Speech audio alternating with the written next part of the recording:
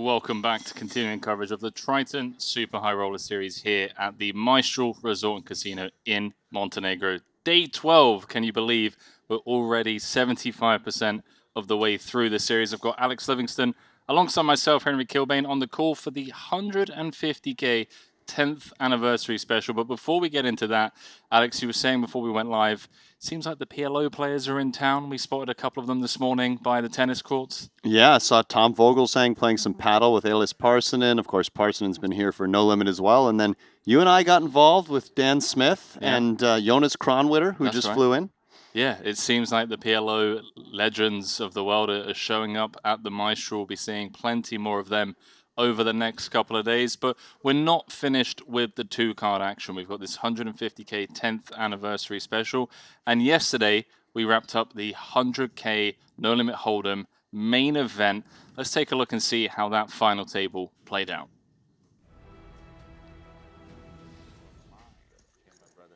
First to go, blind v blind with just 8 bigs, was number 2 on Malaysia's all-time money list, Kiat Lee, who was down to that short stack by proxy of folding 3 of a kind against a savage Leon Stern bluff.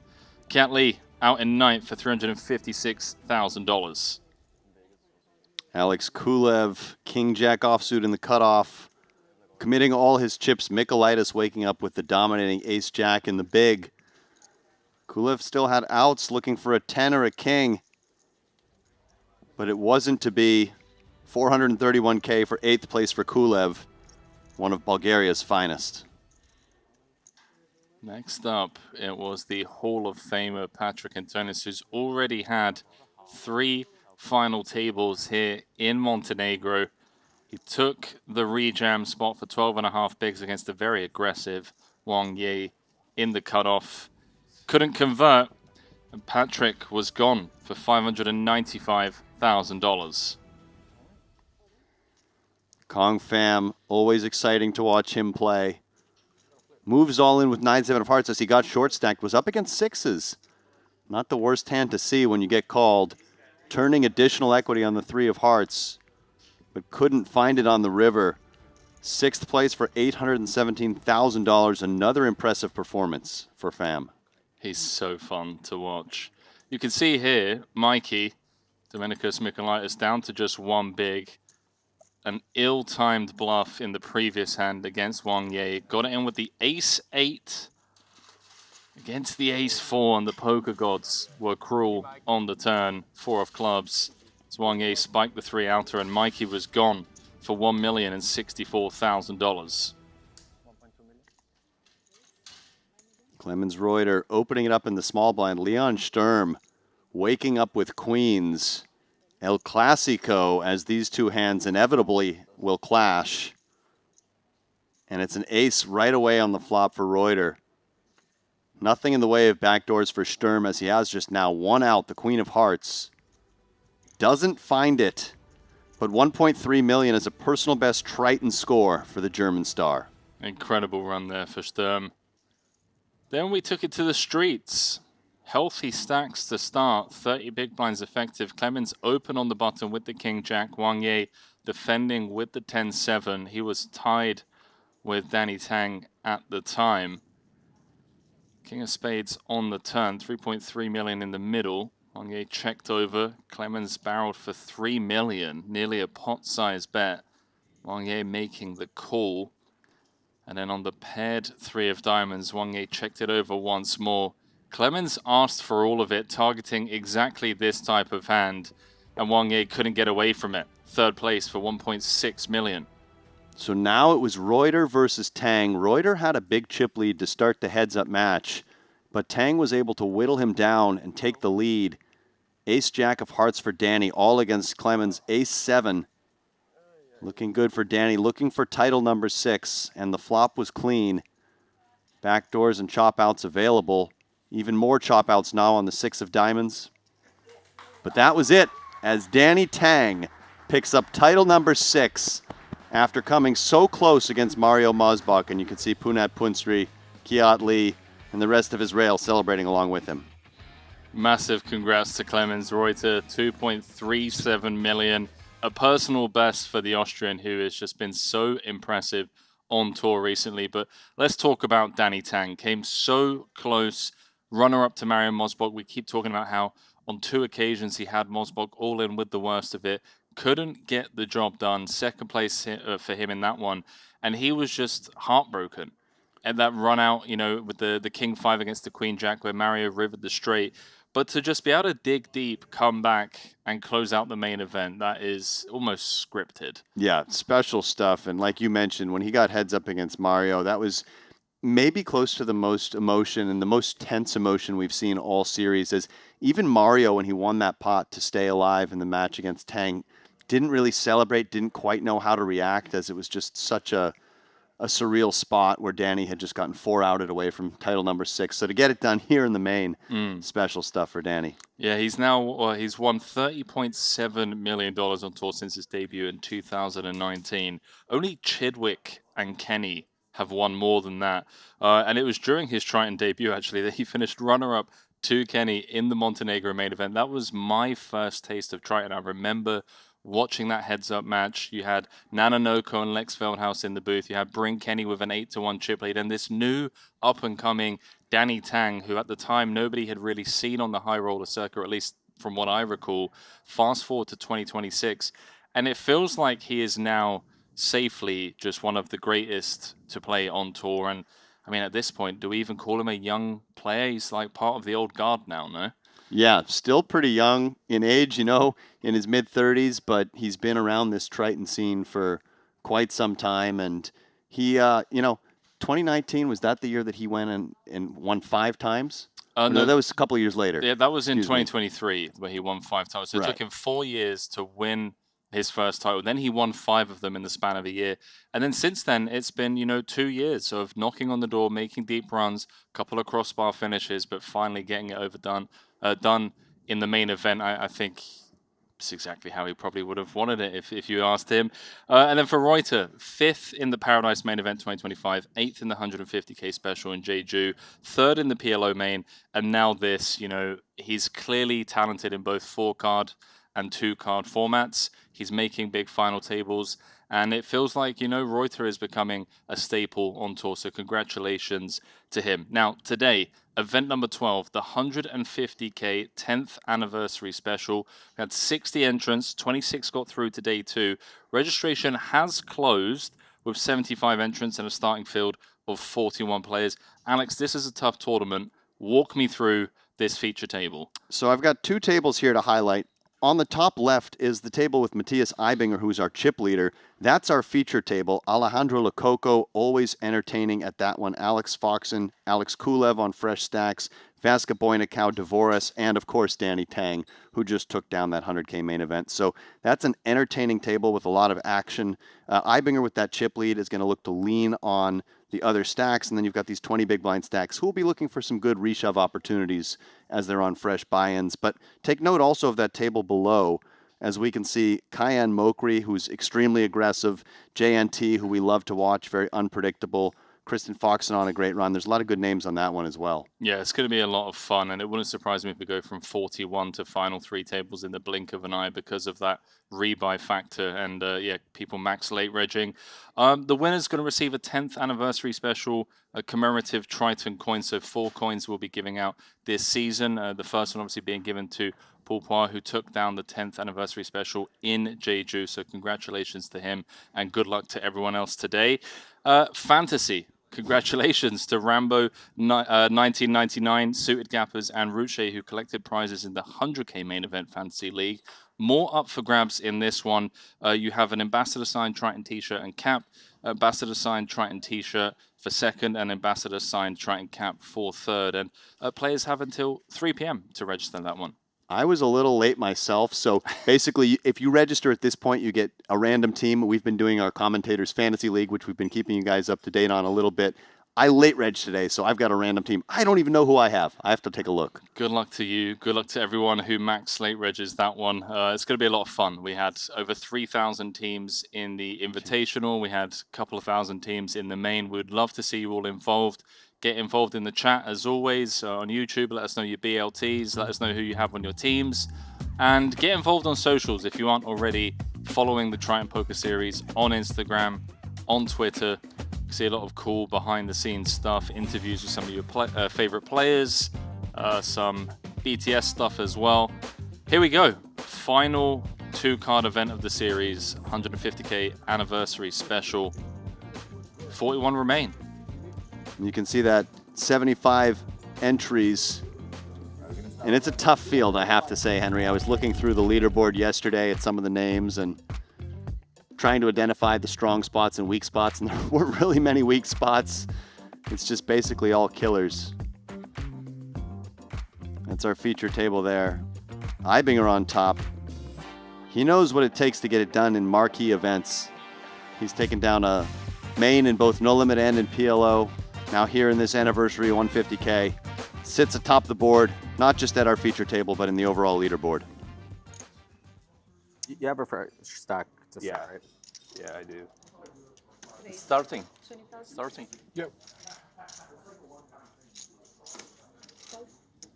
Yeah, so there were 15 max late regs. 26 got through, 41 players to start the day. So a lot of fresh stacks, including Kulev, Lococo, and Alex Foxon at this feature table.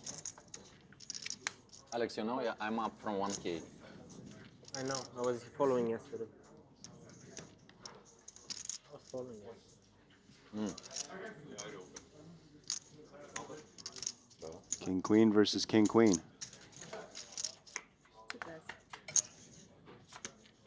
The lads talking about fantasy straight away. Yeah, everyone's been talking about it. It's been great. But I will never fold nines. Oh, that's a bit of a needle to Jesse Alonis, it sounds like. I think so, From yeah. was that the Invitational where Jesse folded nines? Right, yeah. Jesse letting go of those nines on the stone bubble. Curtis Knight was short stacked in that situation. So Curtis, I believe, had about 4 or 5 big blinds. Jesse had 9 or 10 in the big. Faced that shove with the 2 nines. Yeah. The needles are relentless. You make a perceived, blunder on the feature table, everyone's going to let you know. As Foxon digging deep here, King Queen makes the call against the c-bet. This is, I'm a bit surprised. Ace 8-3, Lococo opening from +1. Foxon thinks that Lococo will bet full range for small size on this board, and the King Queen is just ahead enough of the time. I think a lot of the field would have floated with King Queen backdoor flush draw, but folded the rainbow combo. But Foxon trusts his abilities to navigate these post-flop spots. Is he now considering lead on this 8 of spades? Certainly more 8x in the big blind than from +1. Seems like he's thinking about it. Idea being you could get a hand like 7s, 9s, 10s to fold right away. Though for this size, I'm not sure. Even those hands might float, but what's Lococo going to do with the King Queen? Let's defer. I love these. I know you do as well. Like to see if someone can bully the other off of a chop. He digs deep as well. It's always fun to see 2 of the same hand doing battle. 105 in the middle. 4 of clubs on the river changes nothing. Unless Foxon was in there with some sort of like 4-5 that had a backdoor, had a gut shot on the flop and then maybe decided to lead turn.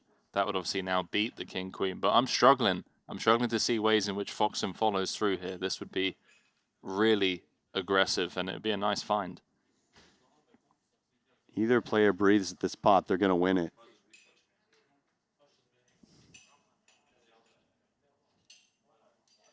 Foxon checks it on over to Lococo. And they are going to chop it up.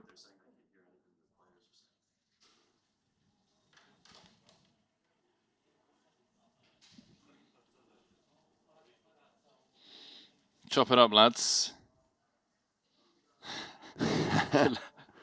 Lococo always animated. He loves it. He's got that scarf.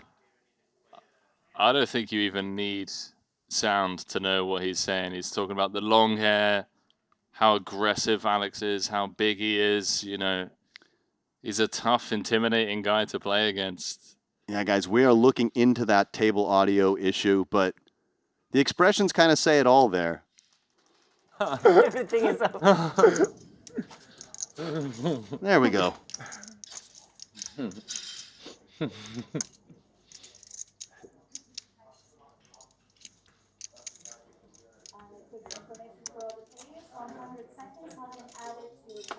Interesting hand.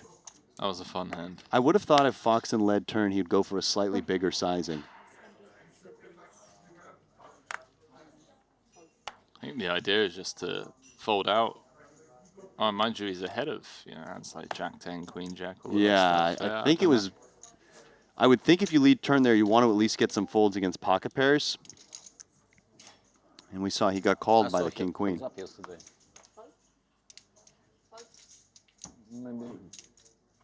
Maybe too many calls with this 5 and 6 all ins, you know.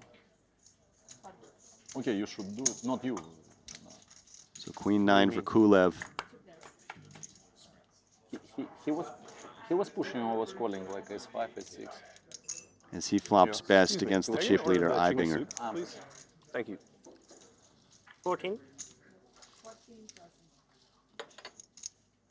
I need to do this. Ah, okay. Yeah. really cool to see That Kulev's family or his mum and dad on the rail of the main event yesterday.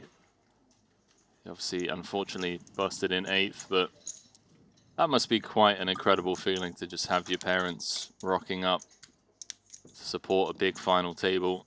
We saw that also for Adrian Mateos in the That's right. Invitational. And it's true. It's not something you see so often in poker as you do in some other sports. So always nice to see that family support. How many players in this tournament do you think have jerked off to you? Have what? Jerked off to you. Wow, thanks, Dan. Yeah, I could probably not. Like just at least once. I was 7 of Hearts pairing the river. Let's see if Ibinger wants to try and represent this. Not like a real question, but like your normal style, like really obscure, unanswerable. No, this is answerable. It's just an opinion thing. I think this is going to work for 28k. You do or don't? I don't think I don't either, no. Yeah, stone bottom of range for Ibinger, basically. I mean, he could have some smaller flush draws, but feels compelled to just try to target ace-high type hands. I don't even think he expects a queen to fold for this size. I don't even know if ace-high is folding for this size. I think you can at least sometimes get ace-high and jack-high to fold here. Maybe even a small pair. With the queen interfering with some of the value range. Kulev doesn't like that he has that 9 of clubs because that blocks hands like 10-9 and also hands like flush draws, but he still makes the call.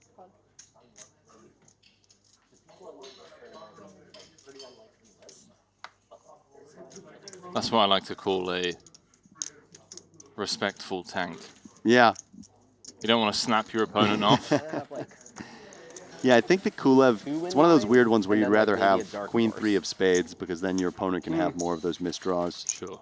But still just too much hand to Two fold in versus mind, that price. And then like a general vague sort of umbrella of possibilities, and then kind of like a dark horse. It's a good thing that the commentators usually speak over these types of conversations.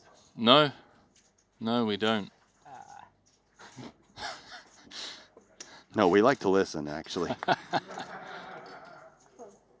Kind of missed some of the beginning of that. But I'm not I gonna heard a repeat couple it. of words that I am not going to repeat it. I like my job. Like I think for sure. You make me uncomfortable now. No, I didn't. No, you're right. For sure, like one of the Lithuanians, but I don't know which one.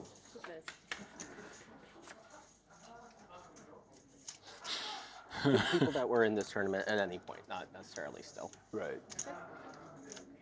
Probably the front runners. Yeah, I think.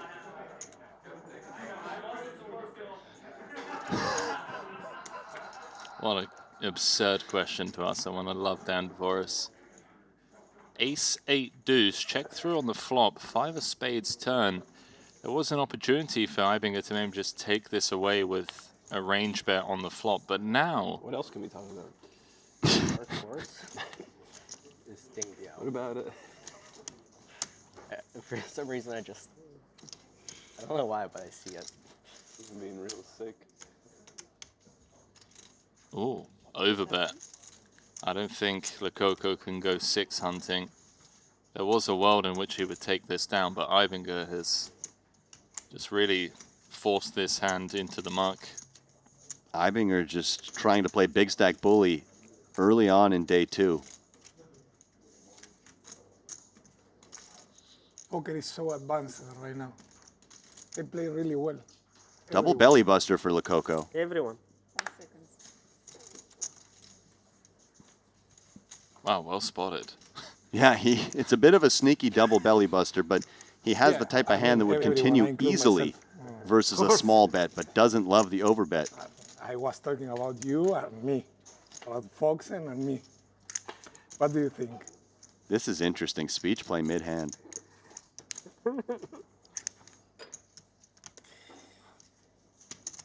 $110 out there.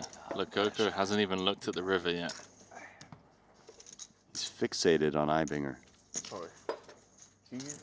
You planning on using Luck Champ or Vega? He's trying to do the Foxen stare down. I don't know if Ibinger's going to find a follow-through. He doesn't. And Lococo now, I'll try to get some trades. surely I have groups. needs to bluff at this one. Yeah, put in. Yeah, I'll put in a group. After this, I'll text you after. Yeah. Credit where credit's So you don't due. have yet.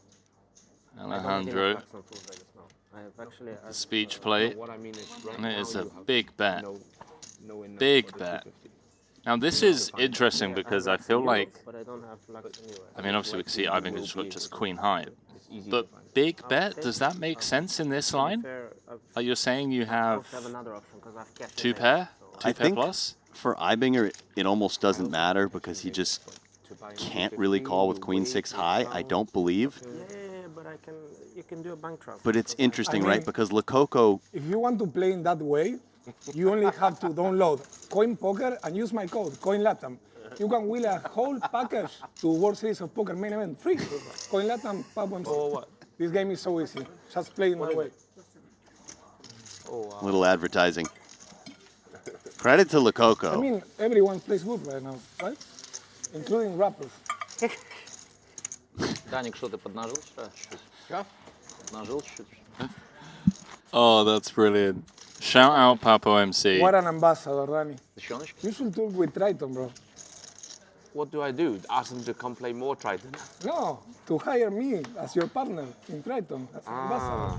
I'd love to have Lococo as a Triton ambassador. For attention players, in the 150K 10th anniversary special, we have just confirmed your prize pool. We got 76 entry, generating a total prize pool of $11.4 million.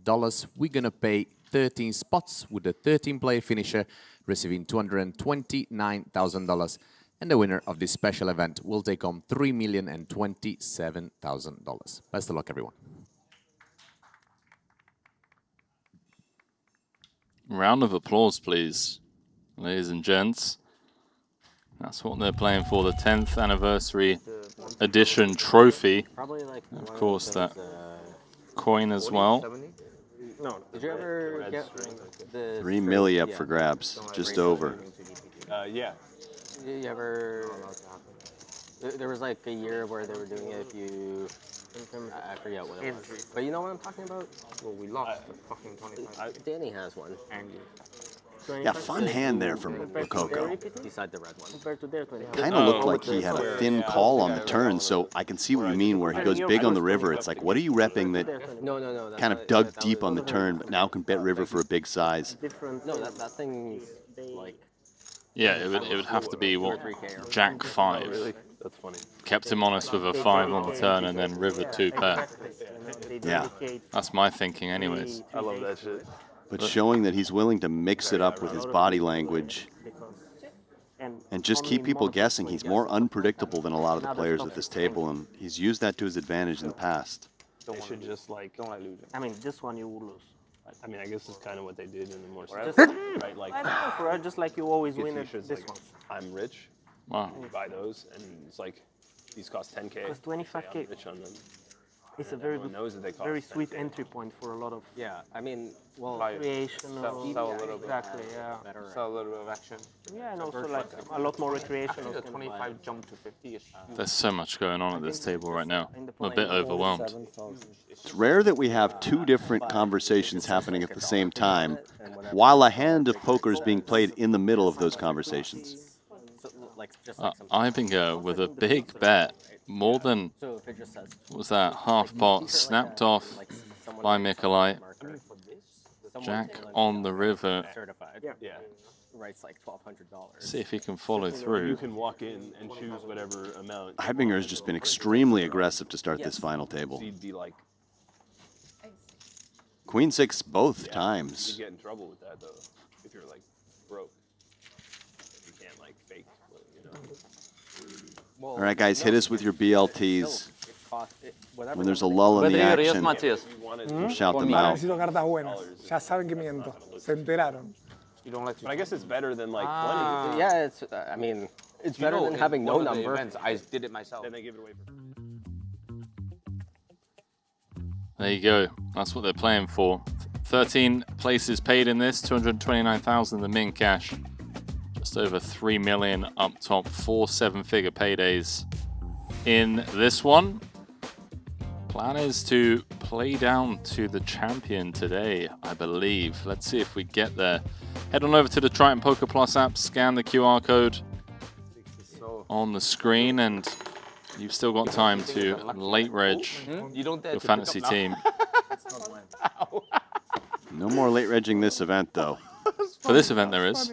No, I Oh, just right. meant for the players. I It's see what you mean. 41 remain of 76. To be correct.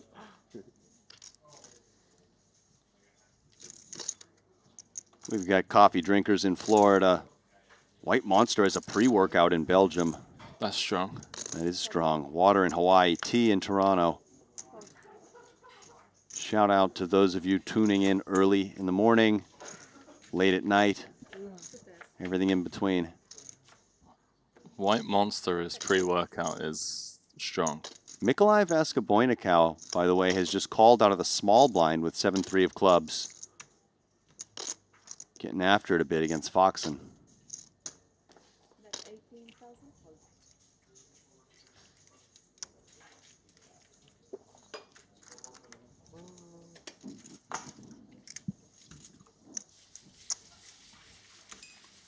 It's surprising you that some players are superstitious. I'm super superstitious. Super superstitious. So everybody has his own. Yes.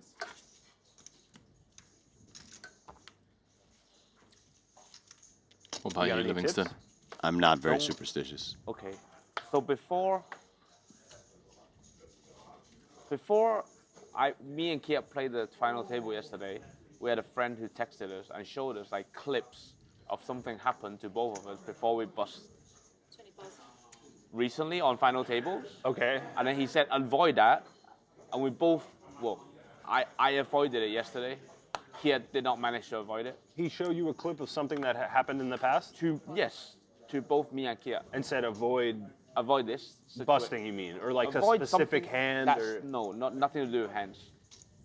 okay. Avoid something happening, and Kia did not fade it. It happened to Kia again on the final table, but I managed to fade it. Was it in his control, or you're just saying, Sometimes it's out of your control. right? So you verbalize it. How many ways do you You have? verbalize it. 77. I'm what? You verbalize it, like you say, like I avoid this. Well, no, I cannot tell anyone because it's something so small that you might think I'm joking and then try to do it anyway. I cannot say anymore because it's so obvious. It's too obvious. I cannot say Tang, anymore. bit of a riddle. But it's for his happened to table me mates. today already, so I'm ready for the worst today. Now I'm really curious. That something's already happened to him that's bad luck. 15. Maybe our audience could go back and try to watch the footage, Henry. Sorry, sir. Yep, sorry. I'm gonna flop a big hand. It could be so many different things, but it sounds like something Yeah, no, at the table. Yeah, So yours, all yours. This is yours. maybe accidentally knocking a stack over or Yeah. the card. I was just thinking something with hitting the a pitch. s- Like right, that's what I was thinking the as dealer well. pitches a card when you're on the button and it hits the button or something. Something like You that. had Yeah. a pair. I don't wear. You had a pair over a 10. Title. I won 6-5 suited. If you didn't, Trophy, I nice won trophy, my hand. trophy. Why you say cup? Cup, winner's cup. Well, Oh, cup. Cup. So you have Jack 10. Yeah. Nice cup. parts. The 10 monster in you is going cup. Your third, like this big one? Second. Second. I have also two. You have two also, right? Or Hello. you also two watch? No, one watch. One. That's probably why he folded. Yeah, what did he When you possibly have have? that, it's, yeah. Alright. Sorry, I ruined your surprise. Sorry. I didn't know they had a surprise for you. Sorry.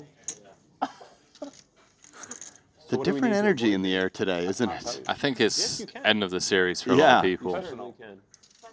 They seem to be existing with the type of delirium that we often I probably won't find avoid it, I ourselves just in am at the curious. tail end of our shift, I'm only a which is little concerning, it's not considering they have a full day of cards yet to play. It doesn't affect you. Only affects us. All of them, Us. really, are Yeah, just... I can't say anymore. I say anymore. It's too big of a giveaway. Is this a racial thing? You say us?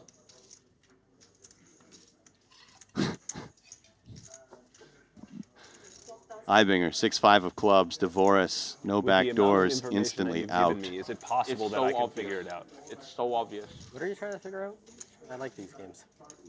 A friend wrote him and Kiat showing him a clip of them at a prior final table where they were busting, and he said you have to avoid Them doing and Kiat. X. Danny and Kiat. You have to avoid overplaying your ace king offsuited all the time. No, nothing to do with hands.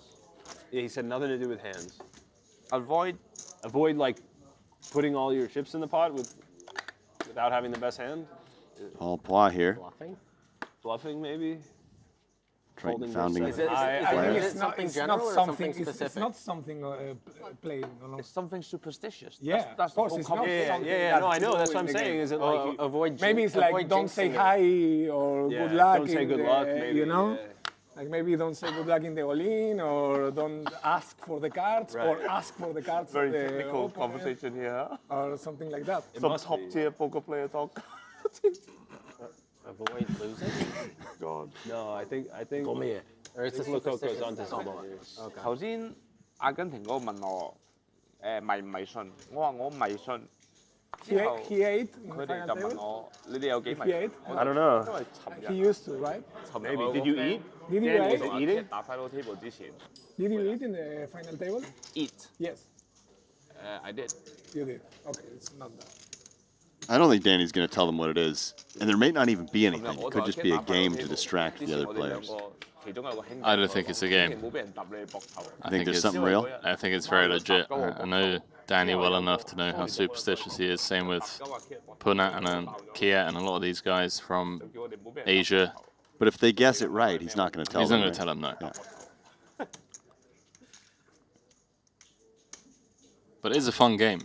It's a very fun game. Foxen defended, kind of just gets the C-bet. But yeah, I think you and I are on the right path. It sounded like Papo was also on like the right kind of path. It could be, you know, someone fist bumps you in an all-in or, Yeah. you know, something like that. I need to check your social media to realize. I think You already did it. You already did it to me today. okay. Understand. Is it enough? Yeah. Yep. Ah, the Holy. greeting. The Coco already did it to him today. Okay, maybe we can go back and look at the tape and figure it out then. I told him already. With the right price, I would do. The right price. Everything is the business. That is what you don't have to do, or what you. I have think to I saw like a 3 of diamonds or something in that neighborhood. Don't be done on. Sure, I guess it's in that neighborhood. It's like a low red card. Yeah. Yeah, but it happened already. It's Okay. extremely in the neighborhood. At least it wasn't like the jack of So clubs. the I've table had is that happen broken, which before is where why I'm Paul like, Pois has found himself seated here. saw a red jack, and it's like 3 of spades. So 20 and a call?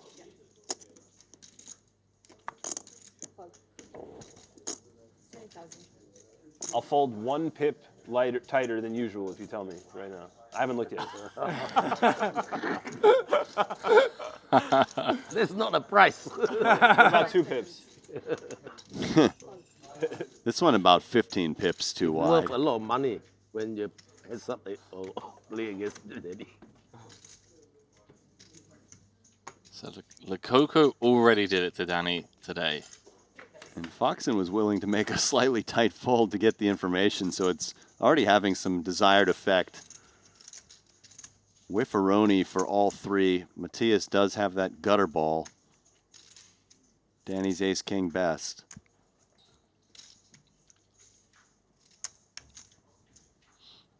That's been a really fun feature so far. Now I want to know. I was kind of like, you know, whatever. But that little clue there. Lococo's already done it. 7 of clubs turn. Ibinger turning the best hand. Maybe chat has ideas of what this is that Danny Tang needs to avoid doing as part of a superstition that was texted to him by a mutual friend of himself and Kiat. Yeah, and Kiat couldn't fade it yesterday, so then Kiat busted 9th. But Danny could, and then he went on to win, whereas today he hasn't been able to fade it already. Right. And Lococo already did it to him. So interesting. Ibinger. It's got to be a greeting thing, right? It's got to be something. It's nothing to do with the cards, so it's something to do with the interaction between the players. Correct. Or something on the more technical side, I suppose. Ibinger correctly identifying his 7s are best, but Paul Paw has turned a club draw to go with his 2 overcards.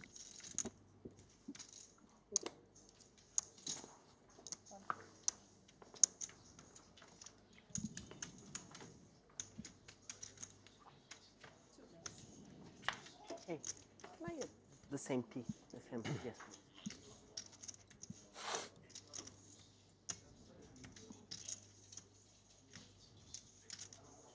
4 of hearts river. Changes nothing. Ibinger's got the best hand. Options to maybe check and give Paul some rope. Seems more than reasonable. All the draws missing, the Jack 10s, the 10-8s, clubs. 22,000. But he just goes for block. Targeting 5x, 6s, or a stubborn ace high. All right, we need a petition for Danny to be on the feature table Queen 6 of hearts. every time he's in the tournament. And Papo MC. It's a good lineup. Oh, yeah.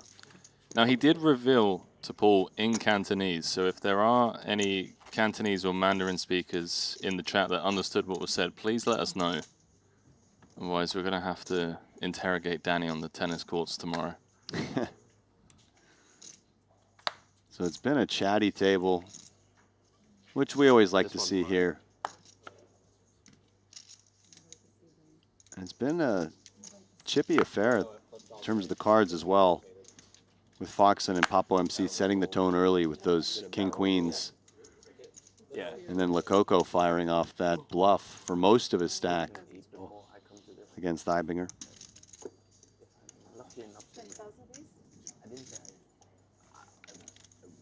Lococo is one of my favorite players to have at any feature table. Have you done it before? Never. Very entertaining. Remember that savage bluff he tried running against Curtis Knight? I want to say in the 25K event number 2. Yeah, that's right. It didn't get through. It was a mystery hand, but Knight was really deep in the tank with top pair. It was just absurd. I don't know what an alt Yeah. Alt is when you promise something. I got it for the first time yesterday. I wish I had. It's like Like off a plate. menu. I wish I knew about it. Two yesterday, but you have to wait like 15 minutes before you can eat it. It's so Yeah, it's so hot. I wouldn't mind. I'm trying to take little sips, but it's really good. But what is the point of saying it? You know what I mean? Like, you said, I wouldn't mind if I win this. To do that, I go. Paul I'm just flopping saying, like, top pair and a gut shot. It's a very scary board to play 3 ways Yeah, it's immediately a bit uncomfortable as Dvoris with middle pair top kicker multi-way.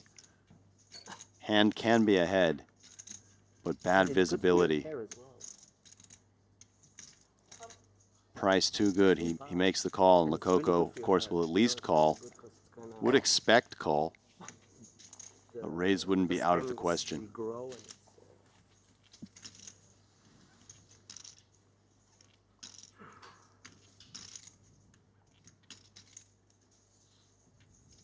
Lococo is more willing than a lot of other players to take what I would call old school aggressive lines. Agreed. You do see a lot more passivity with flush draws just in general from population these days, both on monotone boards and two-tone. I like with this combo to just play it aggressively, just immediately putting pressure on both hands, by the way. I mean, Queen Jack struggling to do anything here. Yeah, Paul's going to get out of there, and I'm assuming Dan will as well. Yeah, I think, you know, Paul could have at least considered continuing, as sure that he did with the gut shot top pair, but for Dan, I don't really see how we can continue without an excellent read. He's just far enough down in his range. He has enough combos with a spade in them. Coco thrilled to get that one through. Wow. Coco with all the moves today, huh? And he has been making moves today. As Lococo vaulting up the leaderboard.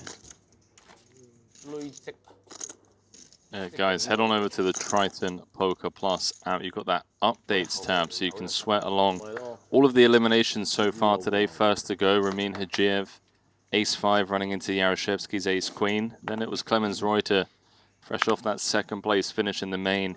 His ace-queen no good against Ding Biao's pocket sixes for a 48 big blind pot. Then Kong Pham, busting to Paul Poit. And most recently, Michael Soiser out to the hands of Adrian Mateos. So get involved over on Triton Poker Plus app. Uh-oh. Uh-oh. The blades for Nikolai Vaskaboynikau. Trouble for Foxen. Start with 198. Slow playing here, more than reasonable. Non-all-in 3-bet, another option. He goes with the latter. And for Foxen, it's just a question of, do we think that Vaskaboynikau has a good chunk of bluffs here for this out-of-position small 3-bet off 20 effective? If so, his hand makes a very reasonable jam. If not, perhaps we take a more passive option and flat. Folding feels almost out of the question at this price. It would be a tremendous fold, but I don't think it would be a good one against range. I like the decision to call, as I don't feel Vaskaboynikau is necessarily the type of player who has enough 3-bet folds that we'd want to jam. Jack 4 deuce. Gut shot acquired for Alex. Surely we don't see a turn. I mean, no club on board. We can't continue. Let's see what Vaskaboynikau comes with. If he goes small enough, perhaps Foxen can peel. 33K, kind of right on the border, because Foxen probably feels his ace is good the vast majority of the time. Feels he has implied odds if he hits the tray. I would expect he calls.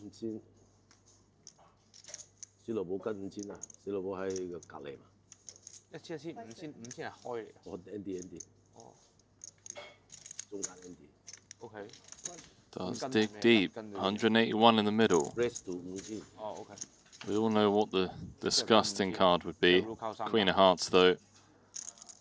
And now, surely Vaskaboynikau asked for it all. Yeah, stack's a bit awkward to do anything else. If he were a touch deeper, he could try to make this a 3-street hand. Oh, but he checks. This is coy. And might this actually work against Foxen? Will Foxen take any sort of stab here?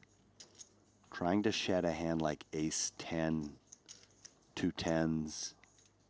Ace King. The problem is he doesn't have much room to maneuver. And just moving in feels very dangerous. 個 pot 而家講緊30幾啊，32再加埋個 CPS 40萬啦。冇30出萬啦，因為 River 搭 pot 係32萬啊。你四隻你個 blank 啊。 How about this option? 15%. Yeah, it felt like it was either going to be a check back or something like this. As I think moving in would have just been too risky, but Vasco Boynikau is playing this to perfection. But now I think Foxen has just picked up enough showdown value to check back and beat Ace King and Ace 10, those sorts of hands. Aces are good, Vasco Boynikau. Just aces. 過唔過啊？咁都要知道 Ruka 咩牌啊？ Foxen a bit fortunate to catch that 5 on the river, as it's possible he would have blasted off on something like a 6 river. Any sort of brick, really. 冇雞。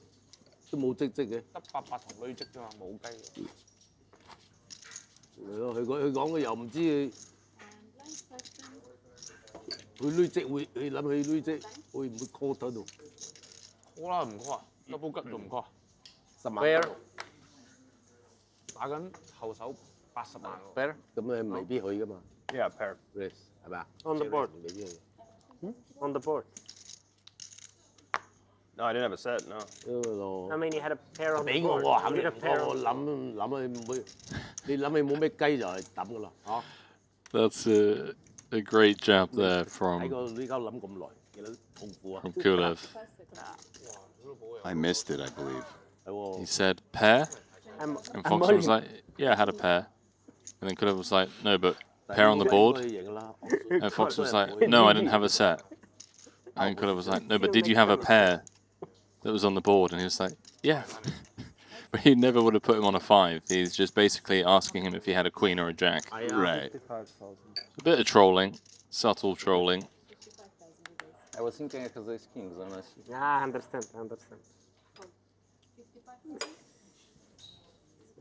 Ace King here for Vasco Boynikau, and he's quite deep with Ibinger. This could be a big one. Let's see how Mikolai wants to play this. And if he 4-bets, I would assume Ibinger just flats this deep with Mikolai. Come on. 120. 20. So there is the 4-bet. This is going to get rid of Danny Tang, Dan Dvoris. Won't be getting rid of Ibinger. The question is, Yeah, they're hard to how see does over here. Ibinger want to continue? I think we just call.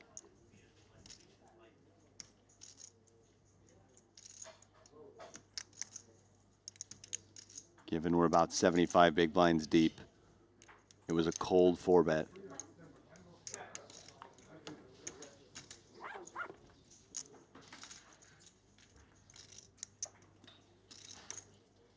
Five betting is on the table. Of course, you would have to 5-bet to call the shove. So it's a question of how wide he thinks Vasco Boynikau can be. 要講英文。 They're just so incredibly deep. Start of the chip leader against the 2024 main event champion, Vasco Boynikau.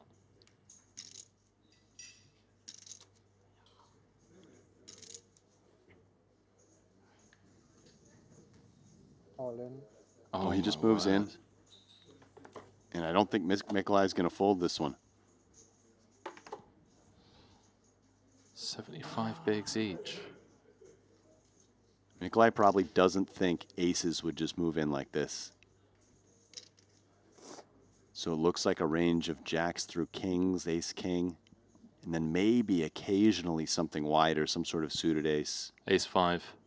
Ace 5 or ace queen suited, I don't know. I mean, possible. Even 2 10s can do this if it feels that Vasco Boynikau actually has Daniel, enough what 4-bet should I do with bluffs. this king on 75 bigs? What do you think? Huh?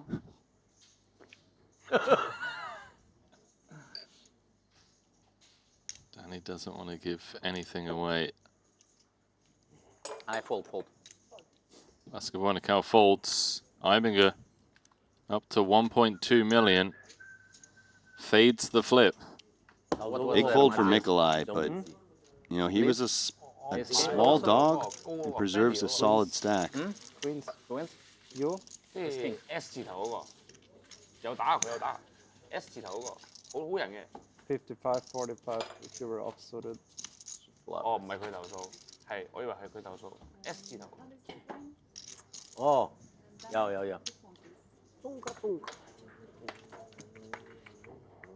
哦，佢投訴咁多。係咯，咁多職業啊。等喺度。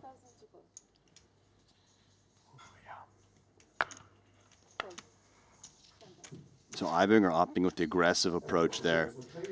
Something I think that would have been just the default a few years ago, and now it feels like more players like to flat there. But you can see the merit of the shove. Sometimes you just get a hand you're flipping against a fold. I'm not trying to mess with you. Did we just get a deck change? Did we get a deck change? I didn't notice. Do you want one? No. I think my cards, like, letters of the cards look smaller than they have previously. I'm not messing with you. Danny has a tempting shove here from the small. It's 25 bigs. Take anything this morning? Does he feel it's a little too much? Lococo, a wide opener. To be honest. I am. I would tell you if I did. Okay. No. It's not like I'm my wits. Just calls. I was like I feel the cards just look different. Gulev in the big blind, King 3-0. Have my nose in hand Just histories. almost the worst type of hand you can have here. Fingers crossed. Big card, little card, offsuit, multi-way. Figure that one out.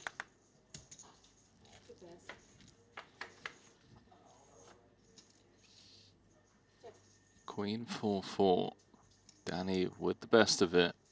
Lococo with the aggression, as we've seen already. Several occasions today. Elsewhere in the room, Vadziakowski's out. Kristen Foxen lost a huge pot against Jonathan Jaffe. 92 big blind pot, actually. Wow.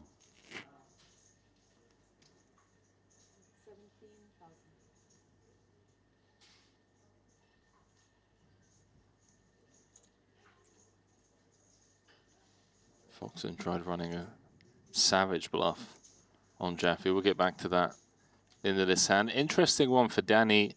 Five's kind of way ahead, way behind. Do we want to check raise now and kind of figure out where we are versus playing a guessing game? Yeah, there you go.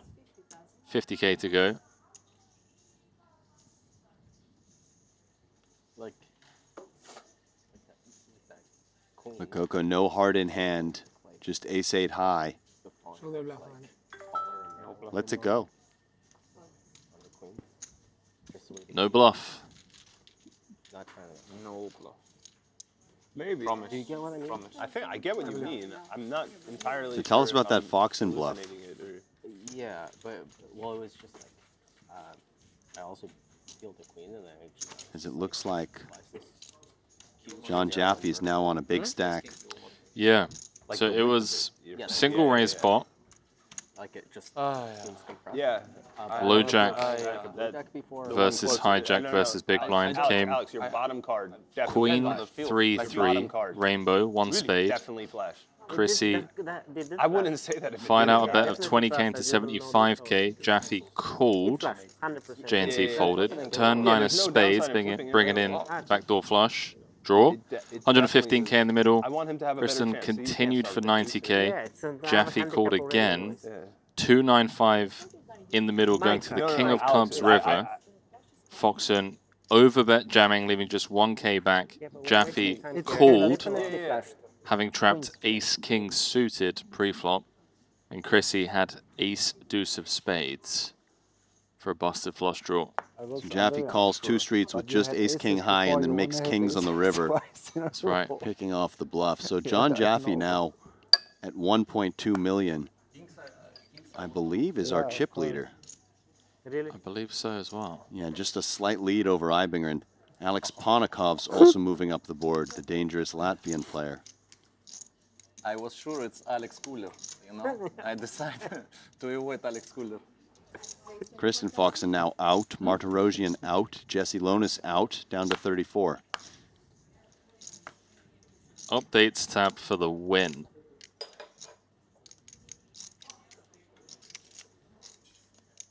Really is goated. Nikolai, you asked your wrong friend because he would never fold anything against me. Who? Igor.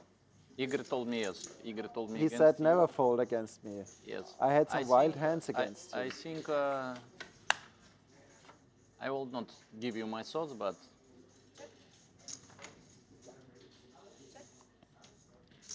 Got Yeah, tab Igor seen me 9470 can the five Triton there, producers so add he doesn't average stack wanna fold. feature with the I online think he will blinds, against Ace-5. field, pot size, etc. So Oh, you mean on the yes. graphics you would like to know what the Yeah, average yeah. stack is? I actually like that. That's a pretty good okay, shout. okay. That would be a fun thing to have Yeah. on the stream. We can maybe make a bit of space No, where it says I have blinds and offsuit. filled. I have suit type. Have like average stack. Hating your sizing Not right a now. bad idea at all. Hating. Hating. Because of I your feel stack. like you have king queen spade. Maybe I should Feeling flat like that. even straight, you know. Just because of the stack. Lococo once again is speech playing Just because mid-hand of your stack Yeah. before making the call. with other Says he has a check bad stacks, feeling that Danny just has the or nuts. With the stack might be flat. You have? And I'm in position, you know. Oh, king, queen, no spade, also straight. Interesting. Maybe king queen with spade. What is Danny going to make of this speech play from Lococo? Will he perceive it as strong Last or time you weak? talk like this, you try. I know you're good at this game. Talking. I mean, I spent 16 years of my life in the battle rap world. Yeah, but you know? that's rapping. Yeah, but it's Rap to me, like baby. facing someone who's talking trash against me and I'm talking trash against him, and they say bad things Okay, about okay, my, scared, you know, okay, my scared. my mom, my everything. So yeah, I mean, So bring it on. Bring on the trash talking.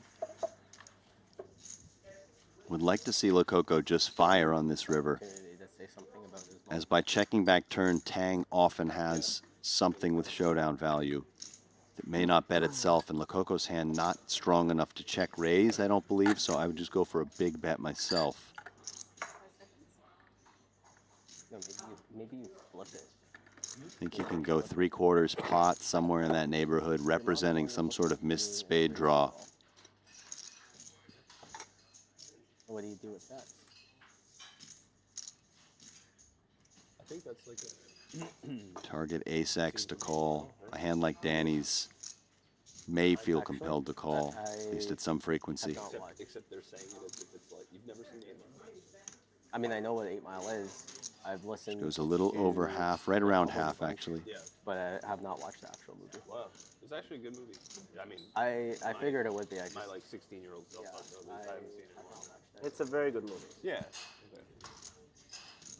I've gone back and watched some movies that I liked at that age Yeah. and been appalled at my own taste, but I think that one was What Appalled. on earth That bad. is that Yeah. in front of That- Some just, Lococo? like, I thought were hilarious. Give me an and I watched example. it and I like can't. Mattis, if you're listening, can you ask the camera guy to get another close-up Maybe from earlier, but on that card protector? I know. Or, I don't even know, talisman, when I was like whatever you want to call 10 or it. 12 or whatever age that How much is it? I thought I'll have the to take movie another was look. badass, and then I went and watched it, not recently, but maybe 20 years ago. Lococo. Yeah, and it was like the stupidest thing I've ever seen in my entire I've life. only seen it once. It wasn't even like funny. Yeah, like, it's not funny. Yeah. You rewatched Dude, Where's My Poker Car? fours, huh? You watched Big Les. Like, This is a long time ago. okay. Danny doesn't believe him. Like if you did this like 2 weeks ago. I feel like Danny's going to fold though once he says that. He was trying to find a hand he could beat, then didn't really buy his own story and lets it go. So credit to Danny. Finds the fold for just half pot. Rabbit Run's probably my favorite rap song. Enjoying the mid-hand speech play from Lococo. It's underutilized in poker in general. Always fun. Guys, we've been talking about it for 10 days straight. If you haven't already downloaded the Triton Poker Plus app to play Triton Fantasy, in the wise words of Brian Rast, what are you doing, people? What is wrong with you? One more hour to get in there, get a random team. Free merchandise up for grabs. Scan the code. Get involved. It's so fun. I'm kind of sad that it's getting towards the end of the series. I just want to keep grinding fantasy. Are you trolling me now? No, I'm not. I was listening. I just threw you 5K. You made it 6 bits, you made it 12 bits. Yeah, because I want to hear. Okay, all right. Now it's a bit different. I have to think, but why did you make it so small? Why not?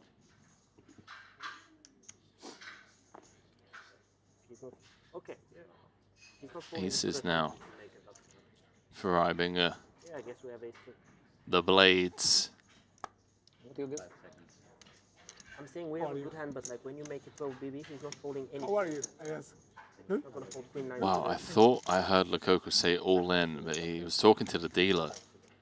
He said, "How are you?" Scared me for a moment there. Let's go with the ace-8 of clubs. Well timed.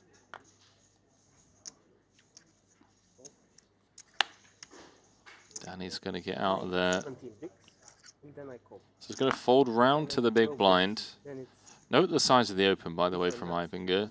2.3x. risk reward. Yeah, I think that's because Alex Foxen is short in the big blind. That's right. Ibinger not wanting to allow him to cheaply realize his equity. And, you know, Paul Poix with 10-8 of spades had a hand that might get tempted versus min raise, but versus the slightly larger bet just gets out of the way. But look who's just arriving, Henry. Well, I'm shocked. It felt like all of 20 minutes ago you were announcing the arrival of Paul Poix because we were down to 40, which meant final 5 tables. But they're dropping like flies out there. Artur Martirosyan, gone. Kristen Foxen, gone. Michael Watson, gone. Paulie P, Jesse Lonis, all out. We're down to 32. And the reason that Paulius Plazonitis is out in 33rd place is he got kings all in against Jason Kuhn's pocket 9s before the flop, and Kuhn flopping a set of 9s in a 1 million chip pot. So kind of a brutal one there for Plazonitis as Kuhn moves into 4th position. Yeah, Plazonitis has had a pretty rough trip. I think it was the 100K main, 1 table away from the money. Ace-King against the Ace-9 of Daniel Rizai, if you recall. Yeah. And 9 came on the river. Right. Yeah, very rough trip. Unfortunately for him, he's bricked the full series. Great player, has not had good fortune in these proceedings. Not good, I think. Little top pair against bottom pair violence.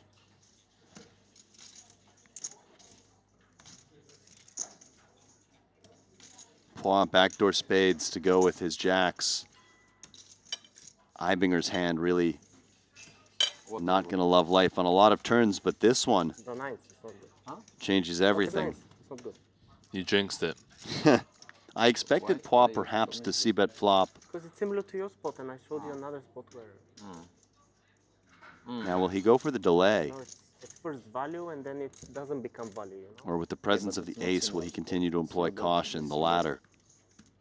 But it's open, 3-bet, cold. Oh, yeah. How have more chips not gone in the middle? Credit to Paul. Cold 5. Now I think Ibinger just gets greedy, right? Just hit him with the pot-sized river probe.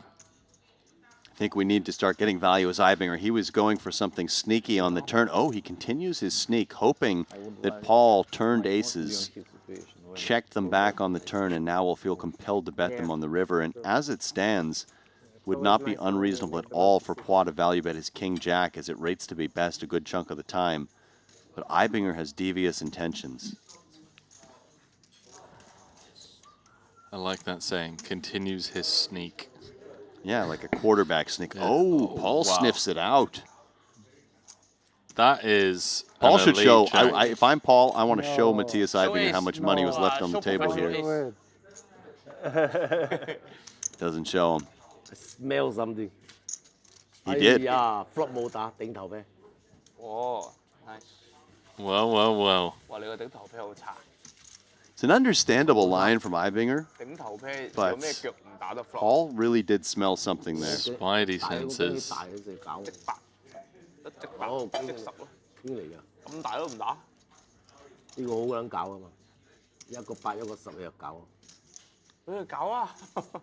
你咁大，不過好輸少咗啦而家。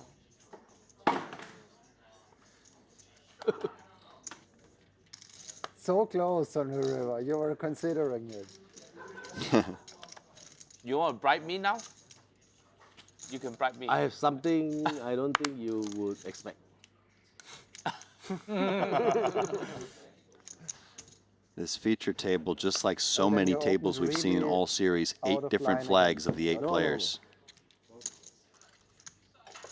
I have those type of hand that can even 3-bet a race. Okay. Such a great feature so far today. Lost the minimum there. See if Lococo keeps his speech play going against Danny Tang. Fresh off of Tang's victory in that main event. Kind of a win for the home team, as he's just been with Triton since the beginning.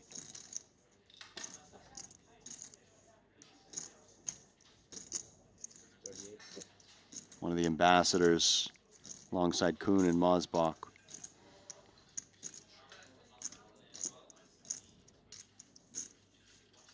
Lococo ace high, 7 of clubs. Couple Yeah. overs, yeah. I like the call. Nice.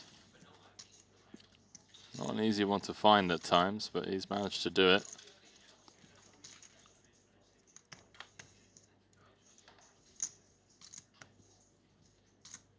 Feels like it will be difficult to proceed if he's faced with additional aggression from Tang, but easier said than done when your opponent's going to have lots of 1 pair plus draw type hands.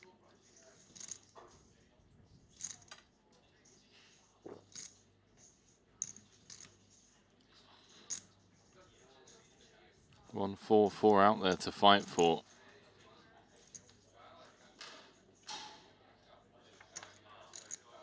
How about we just river top pair, Danny Tang? How's your day going? That'll work.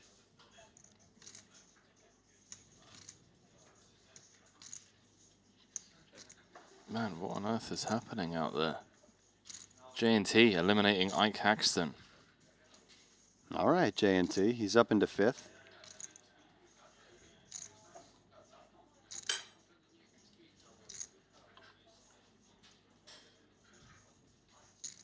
J&T's like, lads, hold my beer.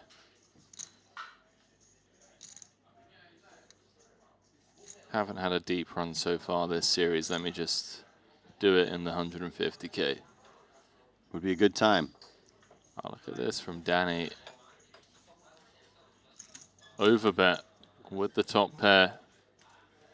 Are you surprised by this? I'm a little bit surprised. A little bit. I think he just feels that Lococo is the type of player who will trust his reads, meaning that Lococo may be more willing to call a big bet than some other players if he just senses weakness. So Danny, by sizing up, is trying to make it look like a nuts or nothing type situation. Lococo more willing than most to put a lot of chips into the pot. Don't see how he can do anything with just ace-7 high.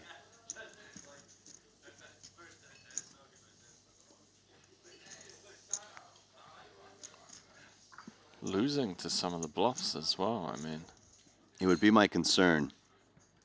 He does have a club which blocks flushes, of course, but when your opponent overbets, you don't need to call at a super high clip.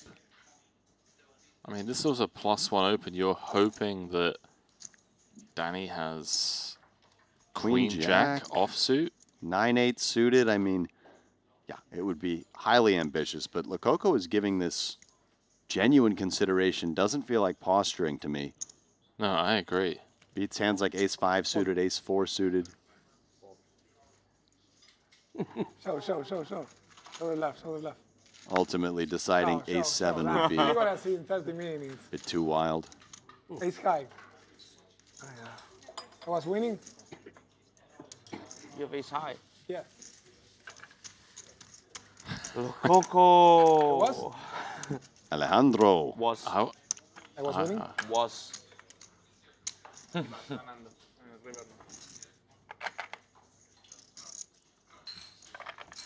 I wouldn't be giving Danny that kind of free information, you know. Down to 30. What is going on? Is today just going to be that day?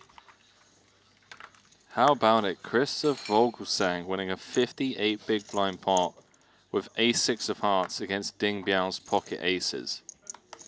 Kyan Mokri is out of here. I doesn't mean... I suppose part of the reason it's going so quickly is that there were so many of those last-minute entries just relative to the total number of entries. That's right. And only 20 big blinds a pop. You can see stacks going in pretty easily. See, I cannot tell you. Now we play another hand already. I'm not a solver. Maybe you have to take care with. You're super. With Matthias. You have to skip Foxen, of course. Yeah. You have to skip. I'm much more less scared of them. I'm much more less scared of them. Much That was more brilliant. less scared. Yeah. Stop! Stop! What happened with that? I think you have a future as an English teacher. Your English might be better than his. We're okay. I mean. Okay, you understand what I mean? I understand what I mean. Yeah. Much We more speak or the less. same language. Yeah. That's great. That's really great. Eventually, you're gonna trap me, right? Huh? Eventually, you're gonna trap me, right? I Yeah, suppose but this is not the case. Foxen, the only native English speaker at this table.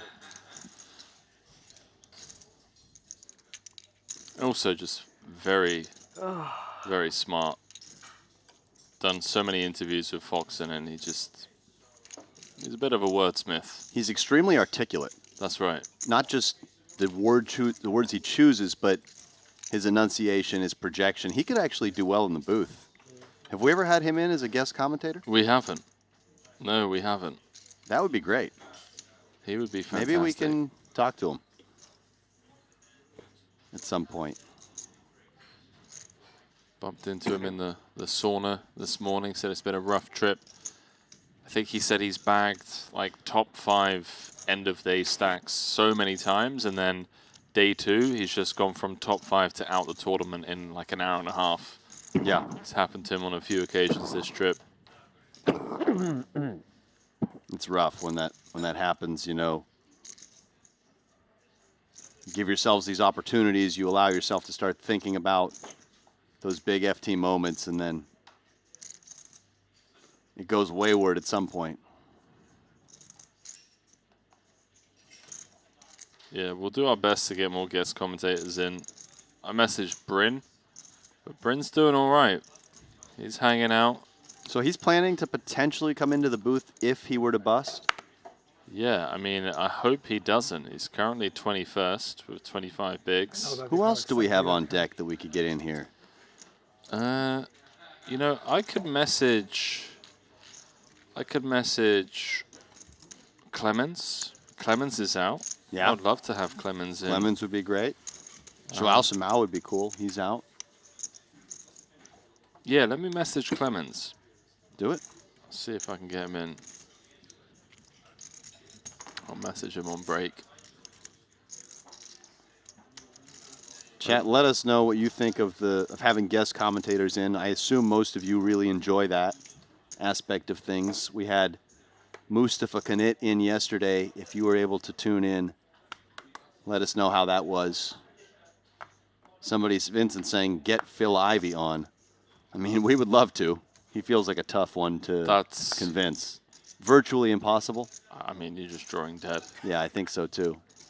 The thing with Clemens, though, is it's 2:15 local time. The 30K half and half is starting in 45 minutes, and given how good he is at both Hold'em and PLO, I think he's going to be in there from the start. That's just got his name all over it. That's a good point, yeah. So it might be, and Joao Samao as well, actually. Same, yeah, Would I be agree. a big favorite to play that one from the get. But we will try, I promise. Back-to-back champion.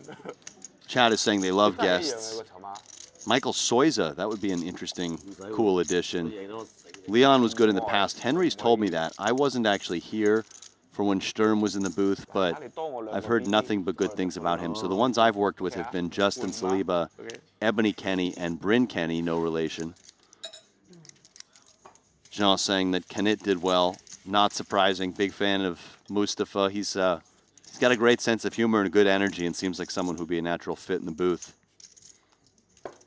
So it seems like pretty much unanimous support for getting a guest speaker in the booth whenever we can. And just like with the mystery hands, you know, we hear your guys' feedback. We always want to make the viewing experience as good as possible for you. So continue to hit us with your feedback, what you want to see more of. Talking with a couple of the guys yesterday, it would be fun if we could show more behind-the-scenes footage in some capacity. Can try to get some of that up on socials as well. Yeah, that's definitely a socials thing. Got to follow us over on IG. Some really cool player interviews, and we sometimes get the players involved in some content creation. Somebody saying Kristen Foxen should come on. She'd be great as well. That's not a bad idea.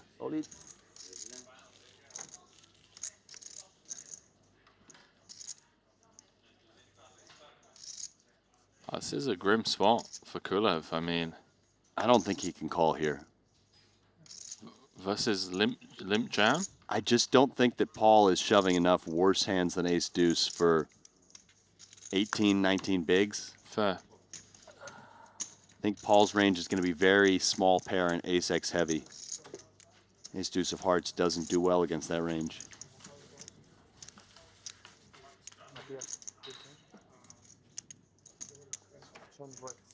Johnny saying Illis during the PLO events would be fun. He'd be great.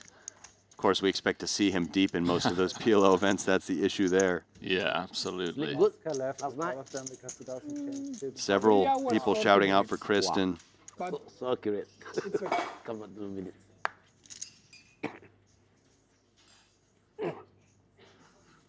Lukaku said he slept 3.5 hours last night. Dude, you got 150K to play. Why? Some people function great on low sleep. Maybe Alejandro is one of them. You included in that. I do think that in some weird way I do better on lower sleep sometimes. Yeah, your whoop stats are scary. Lukaku with 5s, going to try and maybe eliminate Foxen here. Foxen down to just 5 bigs. And also the fact that Foxen would be forced to put in 2 of his 5 big blinds in the next hand. Yeah, Lukaku says run it. 158. Oh, well. GG's, lads. 258. Wow. Yes, we need some more time to think. 2 10s for Paul Poix. Oh, sorry. And Lukaku had an option here just to flat to allow himself to get away if somebody else woke up. We can do it 258 discount So for you you, want Paul. me to call? This discount for Paul. Okay. I don't know, Alex. I think everyone's all in, right? I think folding is the play. I mean, bit results oriented, but you got so many hands behind. With the 2 5s? Yeah. I feel it's close from hijack. Maybe it is just a fold. You're ahead of the under the gun shoving range, but you have to worry about so many players behind. I think if you continue, you can do it with a call, which allows you to get away in a spot like this. But you know, only 22 bigs for Lukaku. Paul in great shape to win a big one here. Oh, there we go. Close up of the whatever that is. It looks like an octopus or something, some sort of Pokemon. 10, 3, 4, 2. No. Or sorry, Jack. No, 3, 4, 5 deuce queen. Okay. El 5 de brinco. How about a jack for Foxen? This one you meant. Yeah, Queen what I Jack meant 7. to Yeah, say, yeah. Understood. I misspoke. Great shape to triple up his Good Foxen. thing that the universe understood Yeah, what I yeah. meant. The words are not as important. King. King of Hearts. Looks like he's Don't trying get greedy, to. Paul. You got the side pot is bigger. He's trying to will it in. Yeah, he is staring at the board, just like. I noticed that. Deep concentration for Alejandro. He needs one of the 2 remaining 5s. Paul needs the case 10. Be an insane way to wrap up this hand. 5 for the major upset. That would scoop the whole pot. Case 10. No. Come earlier, give me a stretch. GG. Lococo out. Fox and triples. Paul makes chips. Yeah, massive side pot there for Paul. He's up to 593,000. I absolutely love the king rolls off on the river, and he says, why didn't it come earlier so it would give me a real sweat?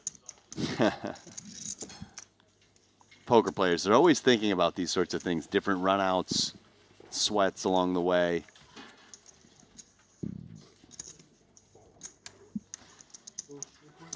Couple of hands elsewhere. Looks like Punat Punsri taking some away from Jason Kuhn. Aces against pocket fives. As Lococo heads out, and I guess we won't be seeing him until the next stop in Jeju. Kind of funny.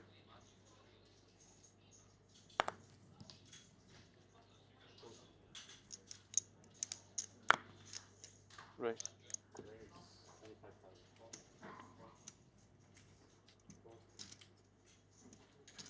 Danny opening it up with the suited broadways.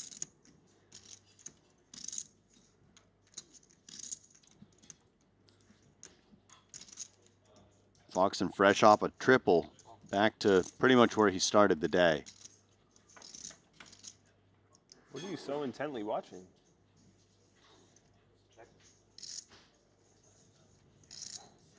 I'm so confused. Did he check? Why is Danny watching? Has he got the football up? Seems possible. What's going on in that sport today? What's the latest? Was it Sunday? Well, Arsenal just won the league, so final match of the season. Doesn't matter. Got it. It's weird the way they do football. Like, it's not like a playoff system, right? It's more just who finishes the regular season. So it can be anticlimactic, no? Yeah. It can be. Yeah. It can be.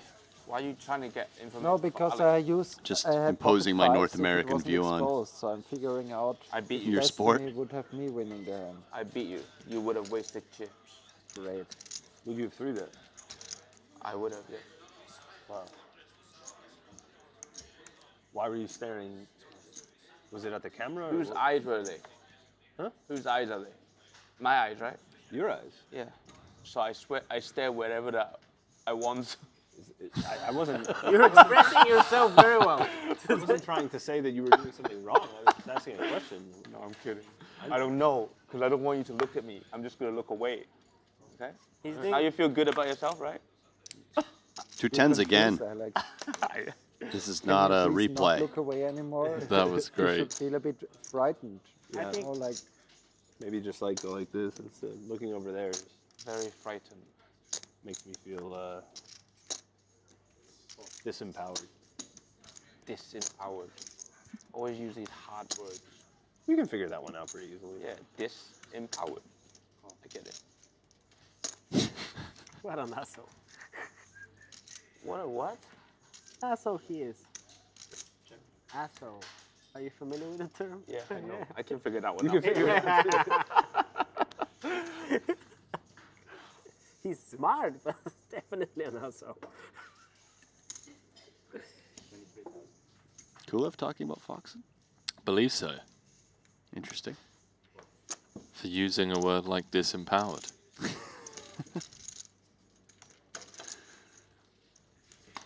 A little chirpy, a little chippy. It's always the case towards this stage of the series, right? Some people are 0 for 10. Yeah, 好耐啊. Yeah, I think after, I don't know, is it No, sorry, let me see. No, but I think after this, does it go to 2 levels of break or still 3? 3. It's still 3? Yeah, 3. Wow, I check already. I check already. Danny, you're not a big blind. It's 2 hours and 15 Wow, minutes. every section is 3. Yeah, so 2 Okay. hours 15 minutes. Every Show our Facebook on Chidwick TV. has arrived. He's got close to 5 bigs, 6 bigs, I okay, believe. okay. Oh, he's coming straight into the big blind as well. He's brutal. Yeah, so it's 2 hours. Not loving life. Oh, so we don't get our money worth. Second shortest in the field. This is just a table balancing. Not down to 3 tables yet. Hi, Stevie.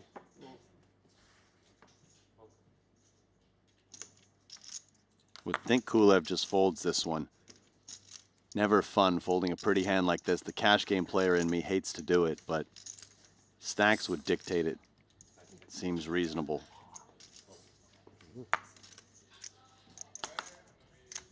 Cool. Edgar in the chat saying, how old is this video? About 45 minutes. 60 minutes old. We're watching the same delayed feed as all of you. But we are live. The commentary is live. Get involved in the conversation. Yeah, it's all as new to you as it is to us. You have 54. Adrian going a little bit bigger than usual here. Again, a function of Chidwick in the big blind. We saw Ibinger employ a very similar size 161. with Fox and short in the big. Ibinger rubbing his hands, trying to will in a big one from the small blind, but there we go. Foxen up to 219. Above starting stack now. Gets the weak ace to fold.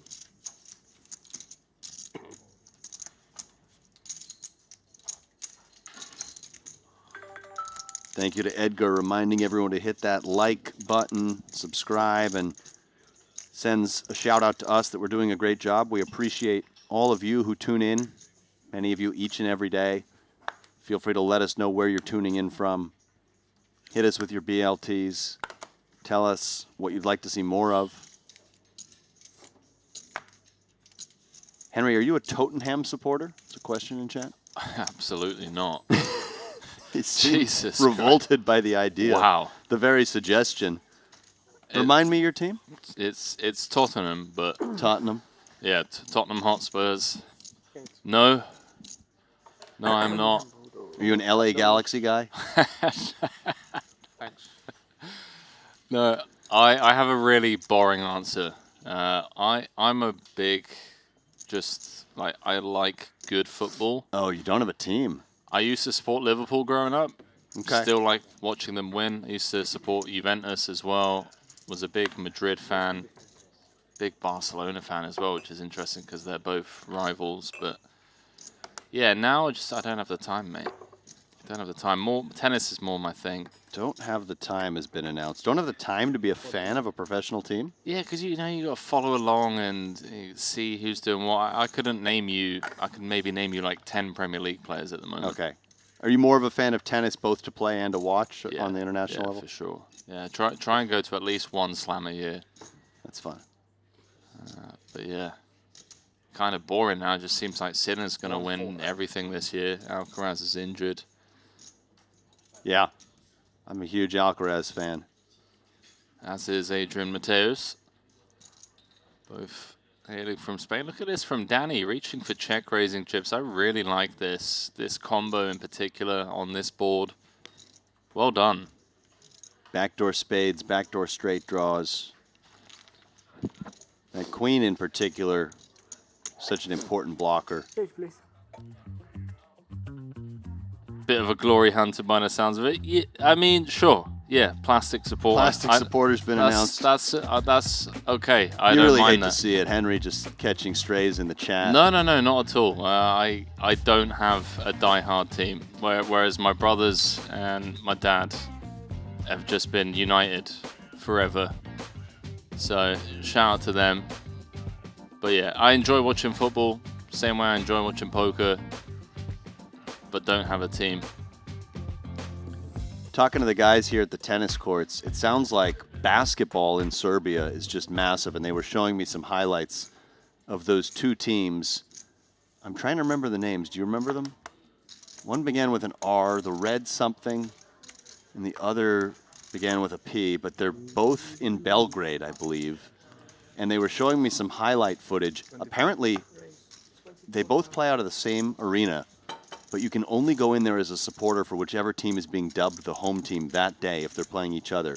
And the atmosphere just looked to be absolutely electric. Definitely better than any NBA atmosphere or anything like that. So next time I find myself in this part of the world, I hope to go to one of those games. It's Red Star. That's right. And Partizan, and I've been to that game. I'll show you some videos when we're on break. It is... Is it amazing? Insane, dude. Yeah, it looked incredible. So which team did you go in support of? Partizan. Which is what the boys said. They're all on that team. I'm not sure. I think so. Is that what they said? But then Next hand or this one? Danilo Vlahovic, he's a Red Star fan. Red Star and Partizan. Okay.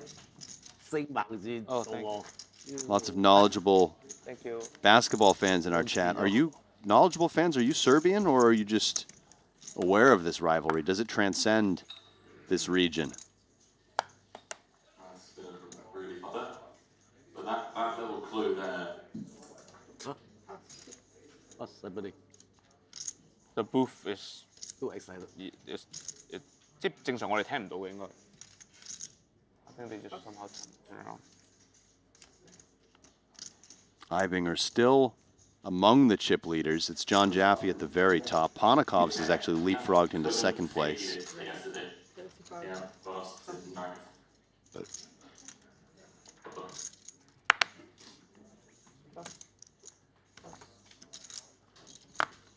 This one's going to be raise and take. Got an update, by the way, on Jonathan Jaffe, who is still in this field.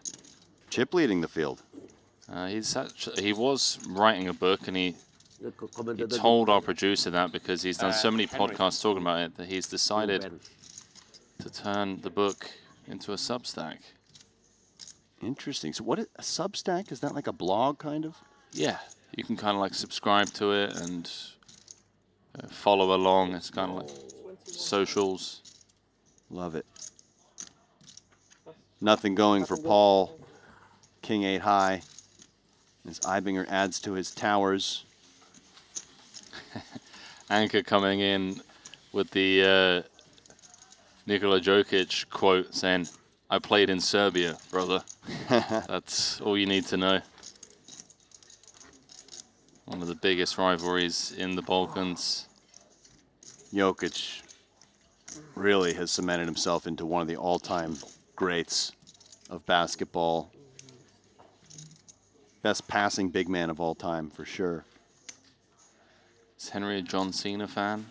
Yeah. I am. Jack 10 hits the muck for Fox, and let's see if Ibinger plays it more aggressively with his chip lead. He does.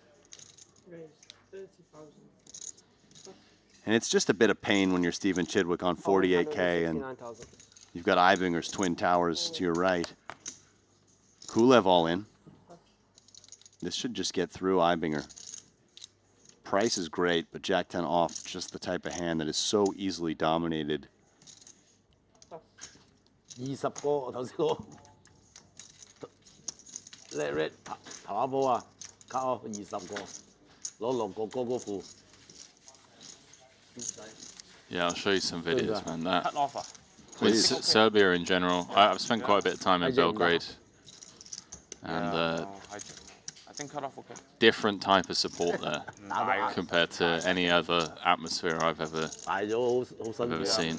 Yeah, the videos I saw, it looked absolutely incredible. Went to a Spanish basketball league game once. That was still fun, but not the same level. In terms of the play, very high level.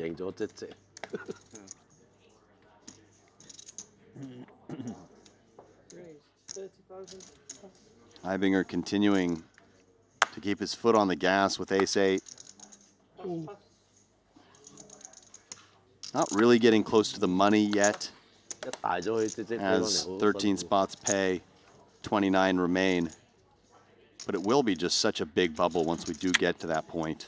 多咗少少。 229K, the min cash. 好複雜啊！佢哋啲計法 Just a 會係 shade over 而家 3 million 究竟 for 呢一 first. 山但係又剩翻，其實又剩翻四40幾個。係咯，剩翻四成，唔係剩翻一半人喺度咁樣，所以究竟有冇 ICM 冇啦，好少啊。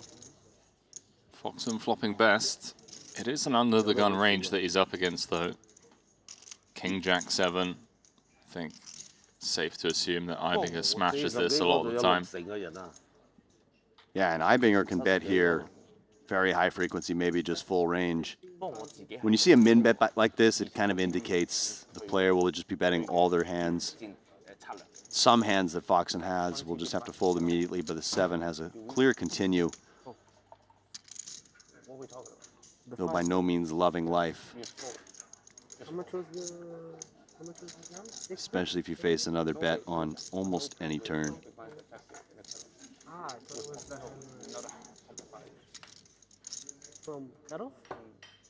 King of Hearts turn makes it less likely that Ibinger has a king, reducing the amount of combos.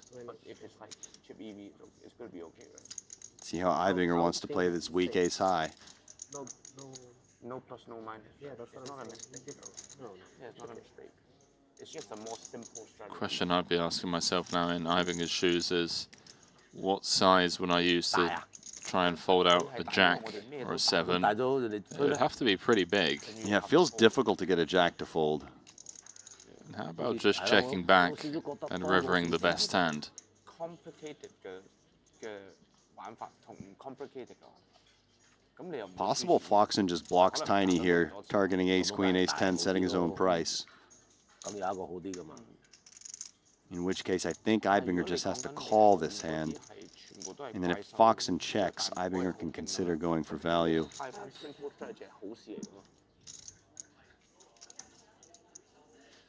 因為本身 simple strategy 就唔輸錢。陣間有啲整6個大盲俾你，大你頭痛。好撚頭痛。 Foxen with the block. 大我6個。 I don't think this is going to work.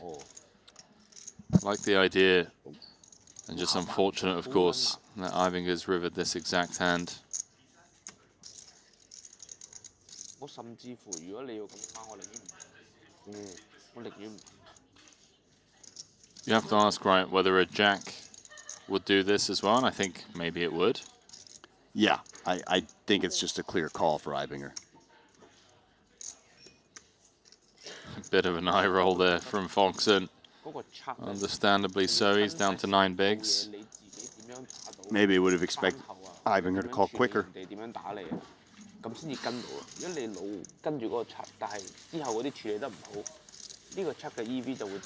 Ibinger maybe was just considering a value raise. Feels like we always just call there. Wow, Ben Tollerine's out. What happened? He had heaps.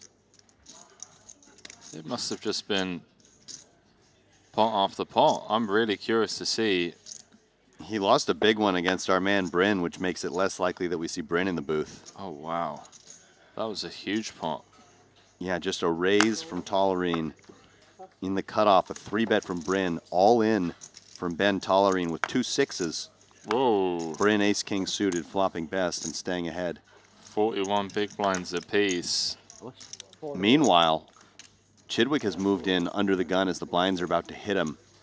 And Triton founding player Paul Poix, the defending champion of this event, took it down in Jeju. He's picked up 2 queens. Comes with call. We can fold, yeah.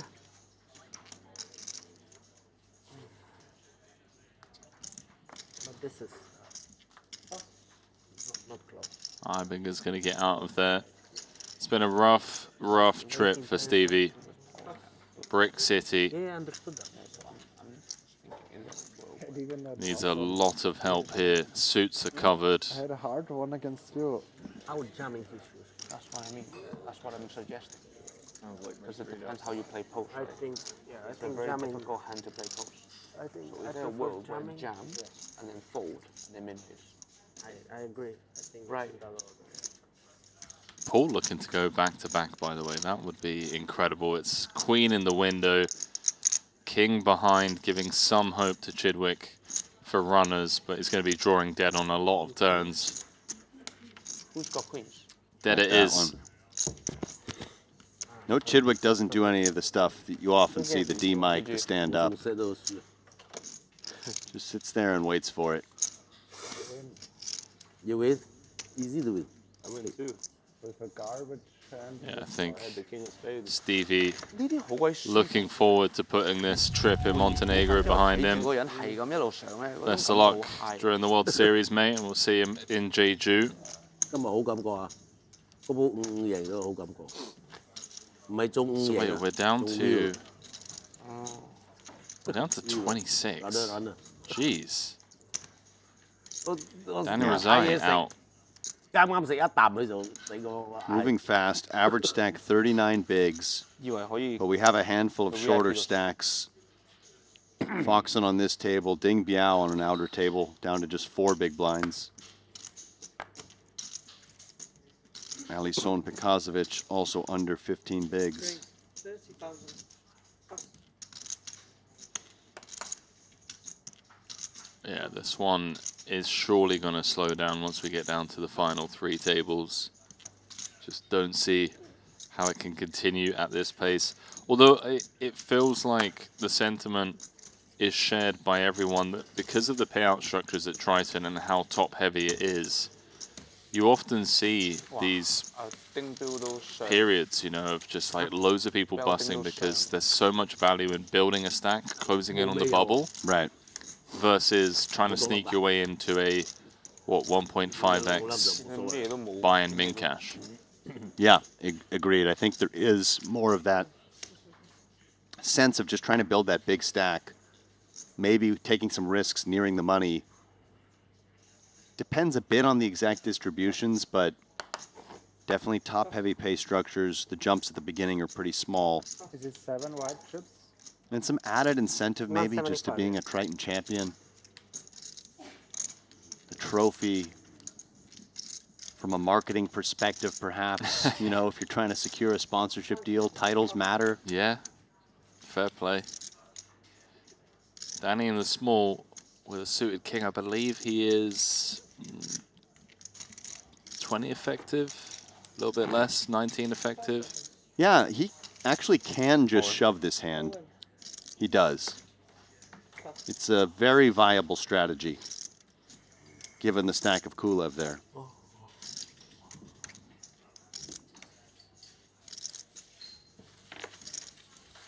Typically, your shoves want to come from hands that feel like they're almost a little too good to want to raise fold, but they would have to fold if they raised. And they're going to have relatively okay equity when called.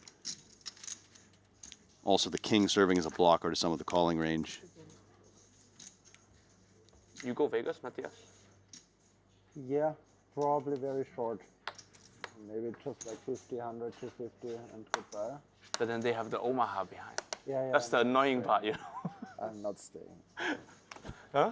I am not so keen on it. I only want to play Tritons. And What? Then the best tournaments that I can't miss. And like the 3 big ones are too good to miss. But just make a Triton every month. WSOP. Yeah. I you think use Luxon too? a Triton every month.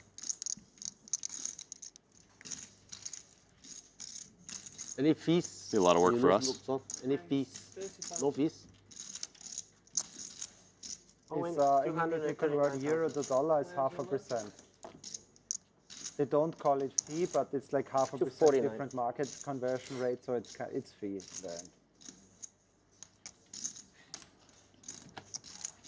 I think Danny Tang might call this. Ace-8 suited against ace 17, right? tray of diamonds. But I think when you ace-8 put suited just a bit too crypto good into here. Coin River, I think that's 1%. I believe. Yeah. I've never done it, but I heard. there's fees. Yeah. When you take out, send out, no fees. I mean, Let's say now you take. You know, in the poker community, you usually help each other. Inside. You trade, like I have T-Wallet, you have Lux, and whatever. But once you have it on Luxon, So you no transfer internally within Luxon, no fees, right? Yeah. Okay. Rob, you 5 hear cards me? to come. Kulev No fees. in rough shape. Advertising. Yeah, this is a great ad that you guys are putting on. Wow. What a What a flop. sweat. Huh? Scary. I'll definitely take that. Scary. Steel wheel Close it, draw man. for Scary, Kulev. scary. I would take 6 of heart. How about 10 of spades? Yeah. I would Kulev still looking take for a 6 of heart. deuce or a diamond. Danny just looking to fade. Top pair, top kicker. Making another run here in a big buy-in event as Kulev So diamond. finds it on the river. He's up to 528,000. Huge double for Kulev. It was not too many outs this Point time. back.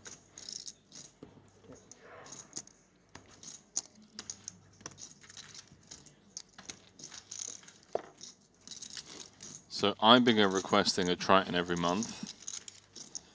What do you think? Would you work a Triton every month, or would they have to get another crew of 4? I think they'd have to alternate us, right? I mean, it depends. Is it like a full 15 days? So it's like 2 weeks on, 2 weeks off? That's tough. It's especially tough for me traveling back and forth to North America. I don't know that I'd ever adjust time zone-wise. Yeah, you just be constantly jet lagged. No, 4 a year is 4 years good. I really enjoy it, but the fact that people like Ibinger and these guys, they don't even want to go to other stops because of the difference in just quality. Yeah, I think that speaks volumes. He's not the first person to say that. I've talked to several of the players, and they say, I've asked some people, are you going to WSOP? And they'll say, maybe for a week or maybe for a couple of events. But it's very clear that once you get spoiled with the Triton experience, it's hard to want to play elsewhere. Yeah, I agree. Danny down to, what, 15 bigs, 17 bigs now. A couple of 7s.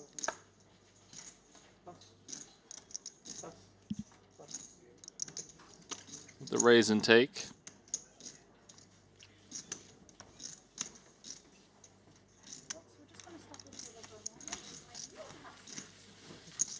Why we go too fast?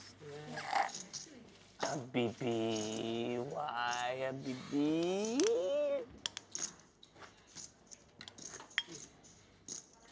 So it seems like we're going to be doing fast action on this table, or did the floor say pause? I believe they said pause, actually.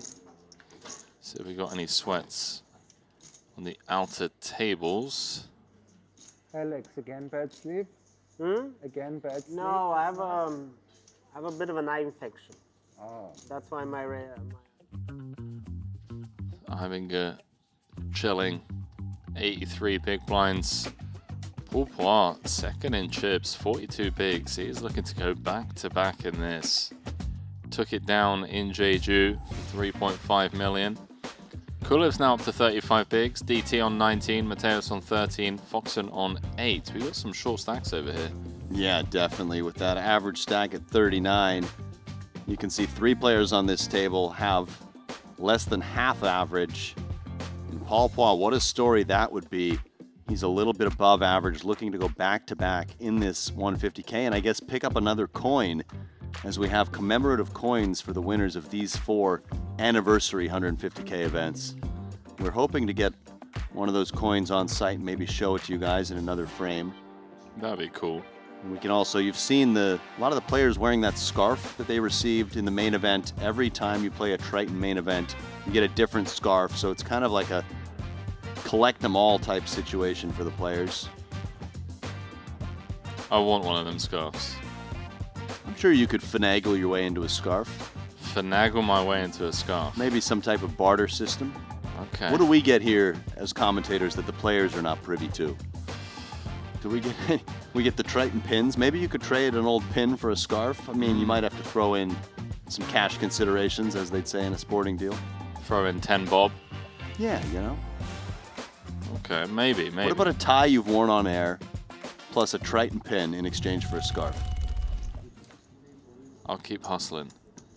Over here, Dan Dvorak looks like he's just eliminated Wang Ye. Don't have the particulars, but now I do. Quad 9s on the flop. Oh, man. For Dan, 9-9 deuce. Wang Ye had king, queen. Just a pre-flop all in. as it was a squeeze shove from Wang Ye. Early open from Dvoris, flat from Ponikov's in the small. Wang Ye's got some swag, though, even just the way he walked out the door. He's a cool cat. He is indeed. There was a 67 big blind pot played between Sensei Bryn Kenny and Alex Ponikovs. It was limped in blind v blind, 1.1 million effective. 45k in the middle came Queen 6-4, 2 hearts, 1 spade. Bryn checked. Ponikovs started betting with 10 of diamonds, 9 of hearts. 23k, Bryn called. 91k in the middle going to the turn. Jack of spades, Bryn checked. Ponikovs bet 70 into 91 with an open ender. Bryn called. And then the river was the 5 of clubs. So both flush draws bricking, 7-8, 7-3, deuce 3 getting there. Bryn decided to then lead 20%, 42k into 2-3-1. Ponikovs made it 395k, and Bryn called with Queen Deuce. Man, Bryn's a savage. Leading as an in-juice, making the call, and now he is the overwhelming chip leader. Ponikovs down to 11th as we see Vaska Boynikau here. Bryn's one of those guys who can be out early, doesn't always cash, but when he does, it feels like so often he makes it count, builds these chip leading type stacks, as he is currently atop the board.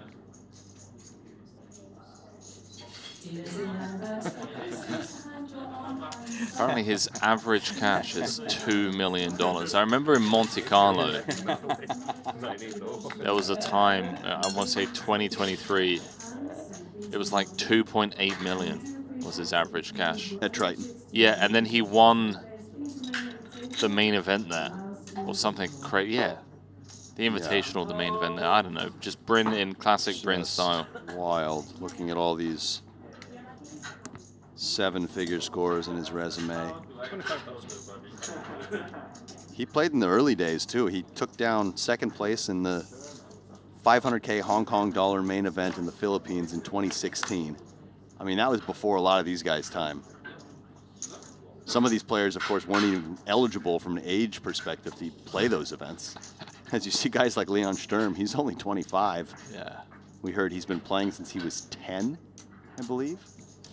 10 years old. Played for 6 months when he was 10, and then kind of got back into it around the age of 13, 14, I believe. Taught by his mom. You know, I think it is a common trend that a lot of these players, at least were playing some type of card game as a kid. For me, it was bridge every summer with my family. Also chess, not a card game, I confess, but... Over here, what we got, Bryn is going to double J&T up. This was a huge pot. J&T taking the chip lead, holding with 10s against Bryn's Ace King. This was a 1.6 million chip pot. Excuse my rambling through this one, as this is a tournament defining pot. J&T now on top. Oh, so Bryn was chip leader for a moment and then losing a huge flip. Shout out J&T, it's been a rough trip for him as well. Could change things here in this 150K. So Bryn won a big flip earlier with Ace King against sixes. The Ace King doing him dirty this time against J&T's 10s. I guess 1-1, but this was a bigger one. So it looks like we are going to be going on break. We're just waiting for all of the tables to catch up and play the same amount of hands. Just keeping it as fair as possible.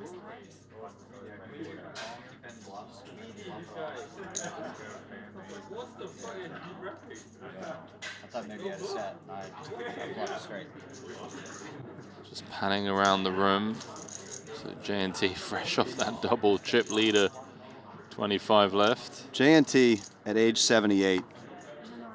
I can say with confidence there is no 78-year-old in the world who can come close to matching J&T in poker ability. As he finds himself on the top in a field comprised of many of the biggest names and biggest killers in the game. Truly, it's hard to overstate what he's doing. Number one on France's all-time money list. Securite Max, his hat of choice today.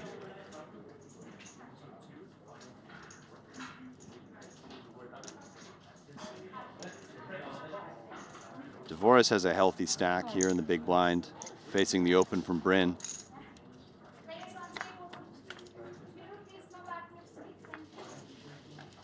Sounds like some players are missing. Trying to sneak out early for a break.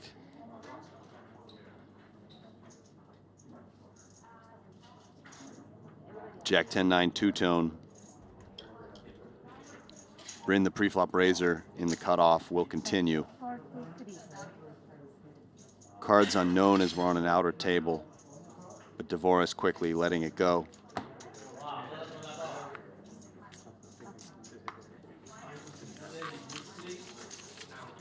So Dan Smith eliminated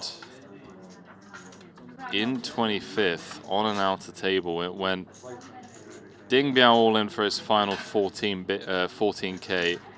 Catley raced to 39,000, and then Smith took a jam spot for 233,000.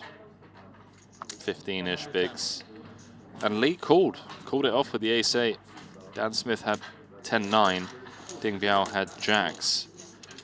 So Ding actually up to 67K. Dan Smith's out of there, and we're down to the final 3 tables. Which is why we're taking a break, as one of those tables is going to break, and I think that is pretty much right in conjunction with a change in the blind levels anyway. Yeah, well, you can see the clock is paused, so what we're going to do is, instead of playing another 20 minutes, sorry, rather than taking a break for the final 3 table redraw, then coming back, playing 21 minutes, and then taking another break, we're just going to pause the clock and take that break now, along with the final 3 table redraw, as we welcome you back to the break desk. J&T pole position, 24 left, 150K buy-in. Why am I not surprised?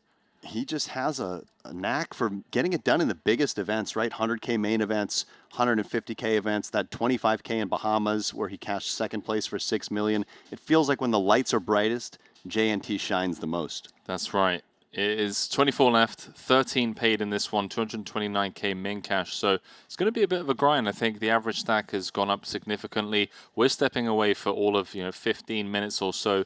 But when we come back, we're going to continue working our way towards the final No Limit Hold'em final table of the series. We'll see you shortly. CoinPoker and Triton are teaming up to give anyone a chance to win a $25,000 seat to the next Triton SHRS Series in Jeju. All you have to do is sign up to CoinPoker using code Triton, play the qualifiers, and the winner is gonna win an all expenses paid trip and a $25,000 buy-in for the next Triton SHRS Series. Hopefully, I see you in September.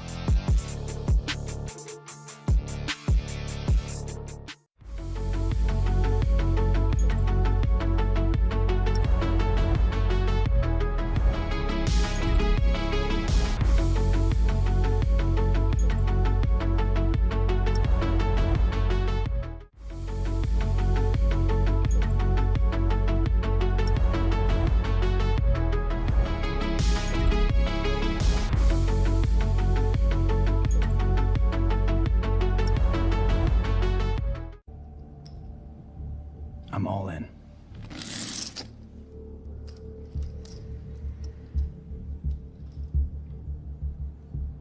Call.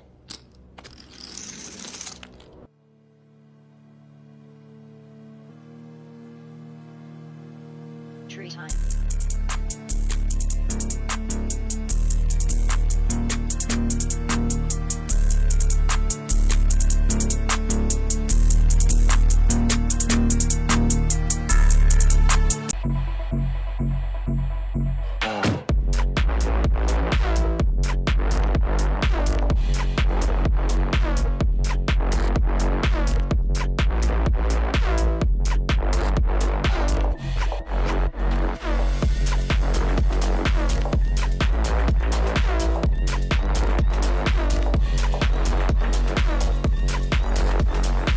5 years ago, we changed Hold'em. Now it is PLO's turn. Study any spot, any flop, turn, or river. We've got them all. Set your own custom sizings, all solved in seconds. Practice against GTO with instant feedback, powered by GTO Wizard AI. Early bird pricing is live. Try it free at gtowizard.com.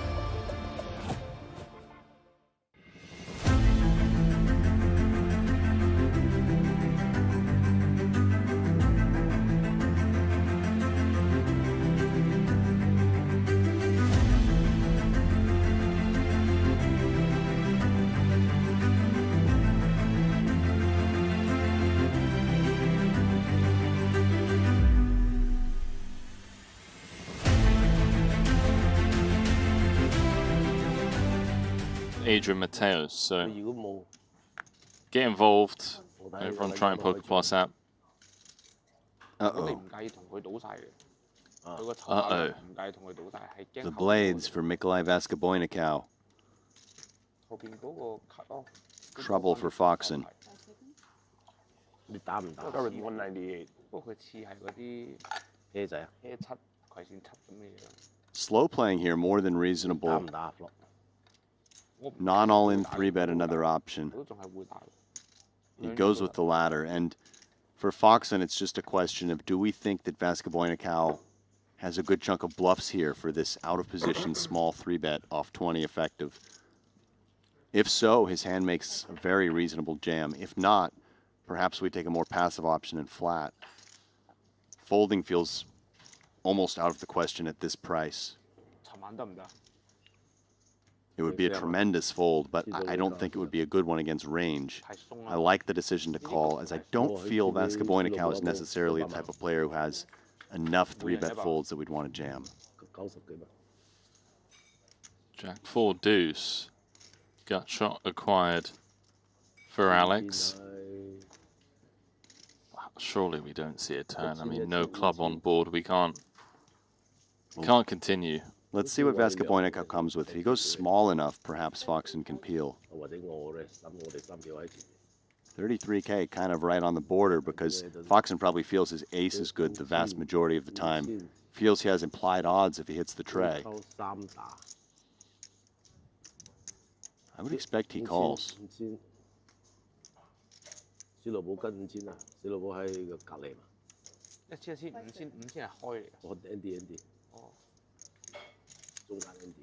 Okay. Does dig deep. 181 in the middle. We all know what the disgusting card would be. Queen of Hearts, though. And now, surely Vaskaboynikau asked for it all. Yeah, stack's a bit awkward to do anything else. If he were a touch deeper, he could try to make this a 3-street hand. Oh, but he checks. This is coy. And might this actually work against Foxen? Will Foxen take any sort of stab here? Trying to shed a hand like ace-10, 2 10s, ace-king. The problem is he doesn't have much room to maneuver. And just moving in feels very dangerous.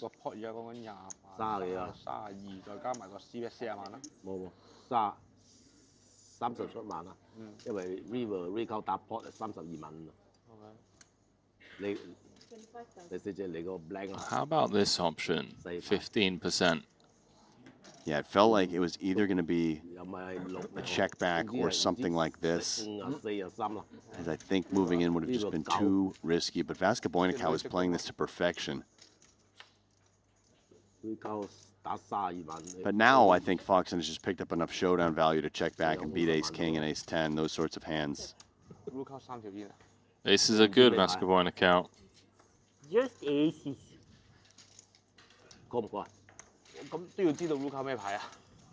Foxen a bit fortunate to catch that 5 on the river, as it's possible he would have blasted it off on something like a 6 river. Any sort of brick, really. Where? Pair? Yeah, pair. On the board. On the board. No, I didn't have a set, no. I mean, you had a pair on the 俾 board. 我，肯 You 定 had a pair 我 on the board. 諗起冇，你諗起冇咩雞就係抌噶啦嚇。 That's a great jab there 睇 from 個呢家諗咁耐，幾多痛苦啊！ Kulev. I missed it, I believe. He said pair, and Fox was like, "Yeah, I had a pair," and then Kulev was like, "No, but pair on the board," and Fox was like, "No, I didn't have a set," and Kulev was like, "No, but did you have a pair that was on the board?" And he was like, "Yeah." But he never would have put him on a 5. He's just basically asking him if he had a queen or a jack. Right. A bit of trolling, subtle trolling. I was thinking it has ace kings, honestly. Yeah, I understand. Ace king here for Vasca Boynicau, and he's quite deep with Ibinger. This could be a big one. Let's see how Mikolai wants to play this. And if he 4-bets, I would assume Ibinger just flats this deep with Mikolai. Come on. 120? 20. So there is the 4-bet. This is going to get rid of Danny Tang, Dan Dvoris. Won't be getting rid of Ibinger. The question is, they're hard to how see does over here. Ibinger want to continue? I think we just call.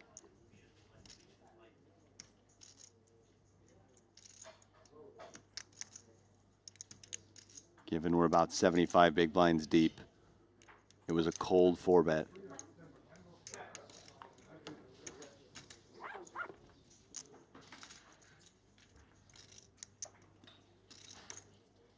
Five betting is on the table. Of course, you would have to 5-bet to call the shove. So it's a question of how wide he thinks Vasca Boynicau can be. They're just so incredibly deep. Start of the chip leader against the 2024 main event champion, Vasca Boynicau.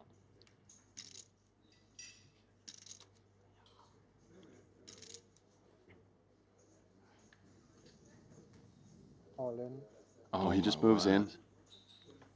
And I don't think Mikolai is going to fold this one. 75 bigs each. Mikolai probably doesn't think aces would just move in like this. So it looks like a range of jacks through kings, ace, king, and then maybe occasionally something wider, some sort of suited ace. Ace 5. Ace 5 or ace queen suited, I don't know. I mean, possible. Even 2 10s can do this if it feels that Vasca Boynicau actually has Daniel, enough what should I 4-bet do with this bluffs. king on 75 bigs? What do you think?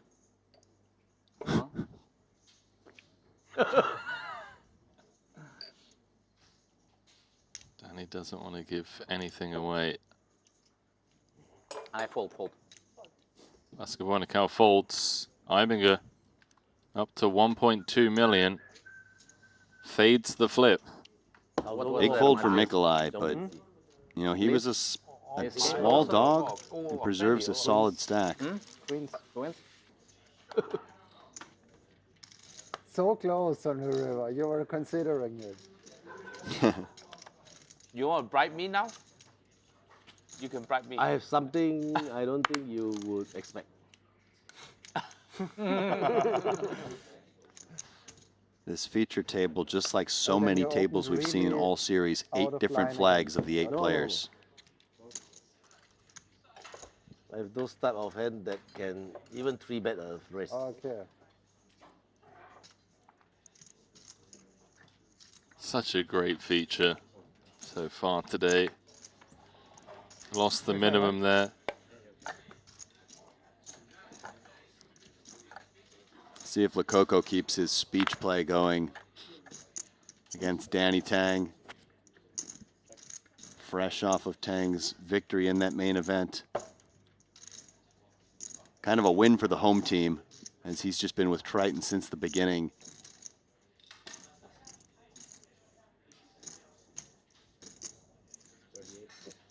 One of the ambassadors alongside Kuhn and Mosbach.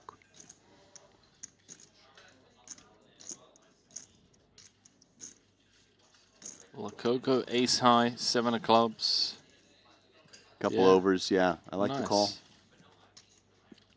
Not an easy one to find at times, but he's managed to do it.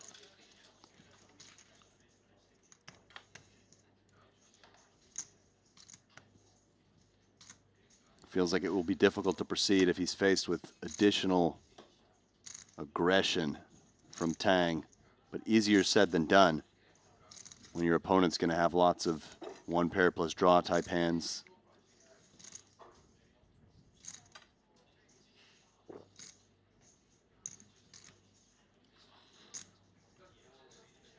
One 4-4 out there to fight for.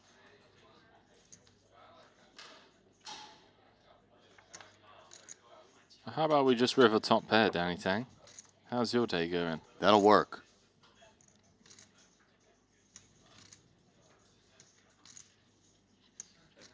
Man, what on earth is happening out there? J&T eliminating Ike Haxton. All right, J&T. He's up into 5th.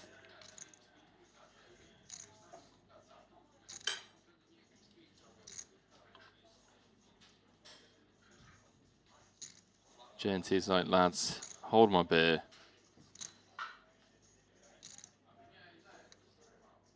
Haven't had a deep run so far this series. Let me just do it in the 150K. Would be a good time. Oh, look at this from Danny. Overbet with the top pair. Are you surprised by this? I'm a little bit surprised. A little bit. I think he just feels that Lococo is the type of player who will trust his reads, meaning that Lococo may be more willing to call a big bet than some other players if he just senses weakness. So Danny, by sizing up, is trying to make it look like a nuts or nothing type situation. Lococo more willing than most to put a lot of chips into the pot. Don't see how he can do anything with just ace-7 high.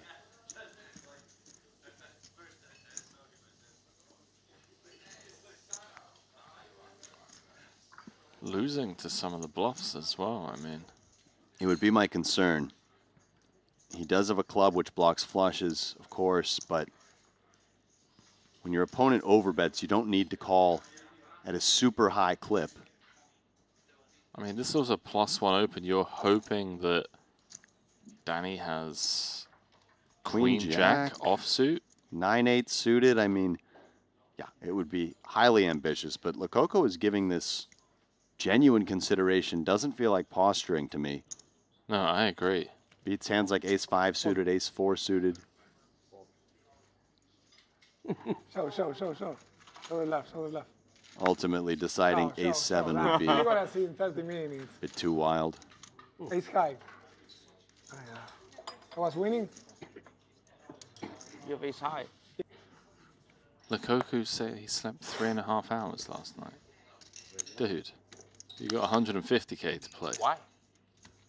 Some people function great on low sleep. Maybe Alejandro is one of them. You included in that. I do think that in some weird way I do better on lower sleep sometimes. Yeah, your whoop stats are scary. Frightening. Lococo with 5s, going to try and maybe eliminate Foxen here. Foxen down to just 5 bigs. And also the fact that Foxen would be forced to put in 2 of his 5 big blinds in the next hand. Yeah, Lococo says run it. 158. Adrian, Else? Oh, well. GG's, lads. 258. Wow. Yes, we need some more time to think. 2 10s for Paul Poix. Oh, sorry.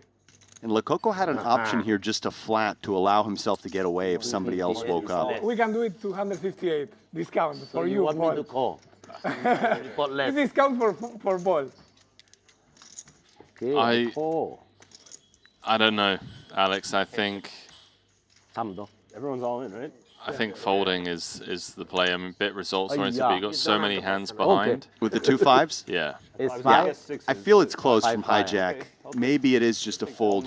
You're ahead of the under the gun shoving range, but you have to worry about so many players behind. I think if you continue, you can do it with a call, which allows you to get away in a spot like this. But you know, only 22 bigs for Lococo. Paul in great shape to win a big one here. Oh, there we go. Close up of the whatever that is. It looks like an octopus or something, some sort of Pokemon. 10, 3, 4, 2. No. Or sorry, Jack No, 3, 4. Sorry, five deuce queen. Okay. El cinco de brinco. How about a jack for Foxen? This one you meant. Yeah, That's Queen what I Jack meant 7. to Yeah, say. yeah. Understood. I misspoke. Great shape to triple up his Good Foxen. thing that the universe understood Yeah, what yeah, I meant. The words are not as important. King.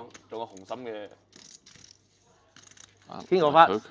Looks like he's Don't trying get greedy, to. Paul. You got the side pot is bigger. He's trying to will it in. Yeah, he is staring at the board, just like. I noticed that. Deep concentration for Alejandro. He needs one of the 2 remaining 5s. Paul needs the case 10.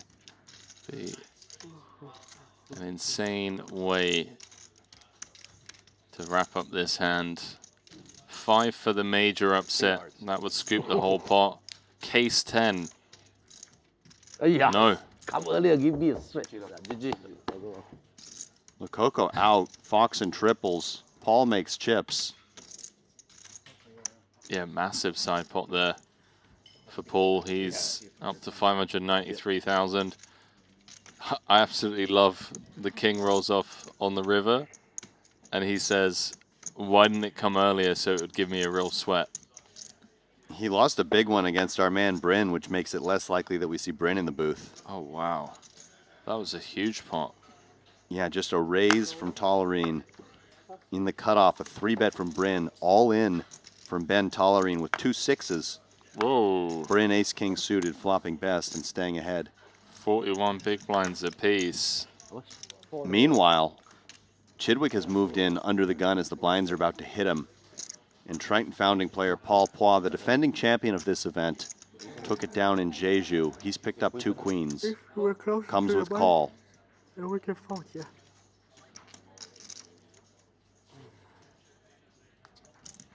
But this is not close. Ibinger's going to get out of there. It's been a rough, rough trip for Stevie. Brick City Yeah, understood that. needs a lot of help here. Suits are covered. I had a hard one against you. I would jam in his shoes. That's what I mean. That's what I'm suggesting. Because it depends how you play post. I think, yeah, I It's a think very jamming. difficult hand to play post. I think So I is there a prefer world where jamming. you jam and then fold and then min his? I agree. I think Right. Paul looking to go back to back, by the way. That would be incredible. It's queen in the window, king behind, giving some hope to Chidwick for runners, but he's going to be drawing dead on a lot of turns. Who's got queens? Dead it That is. one. No, Chidwick doesn't do any of the stuff that you often see the D mic, the stand up. Just sits there and waits for it. You win. Easy to win. I win too. With a garbage.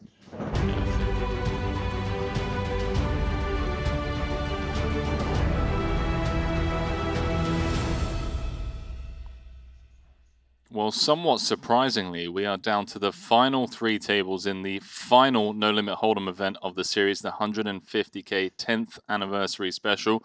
But before we get into the details about who's chip leading in the final 3-table redraw, I've got something on my desk that I wanted to turn everyone's attention to here. You can see the 10th anniversary special collaborative coin. How incredible is that? There's only going to be 4 of them ever awarded by proxy of having 4 events this season.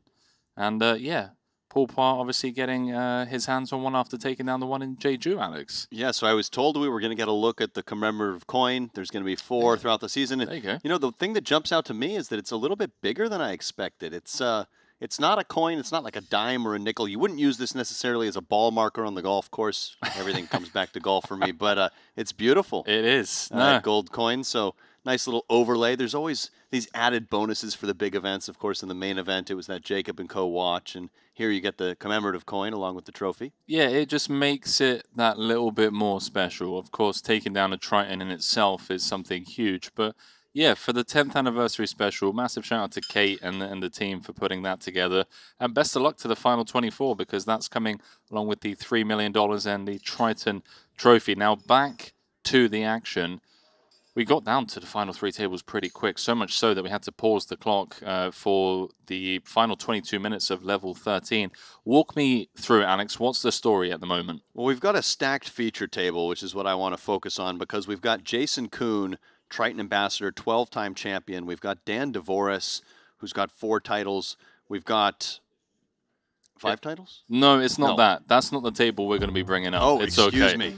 It's all good. We got Danny Tang, Vogelsang, Vasco Boynikau, Pikasowicz, Jaffe, Fuchs, Wakil, and Punsri.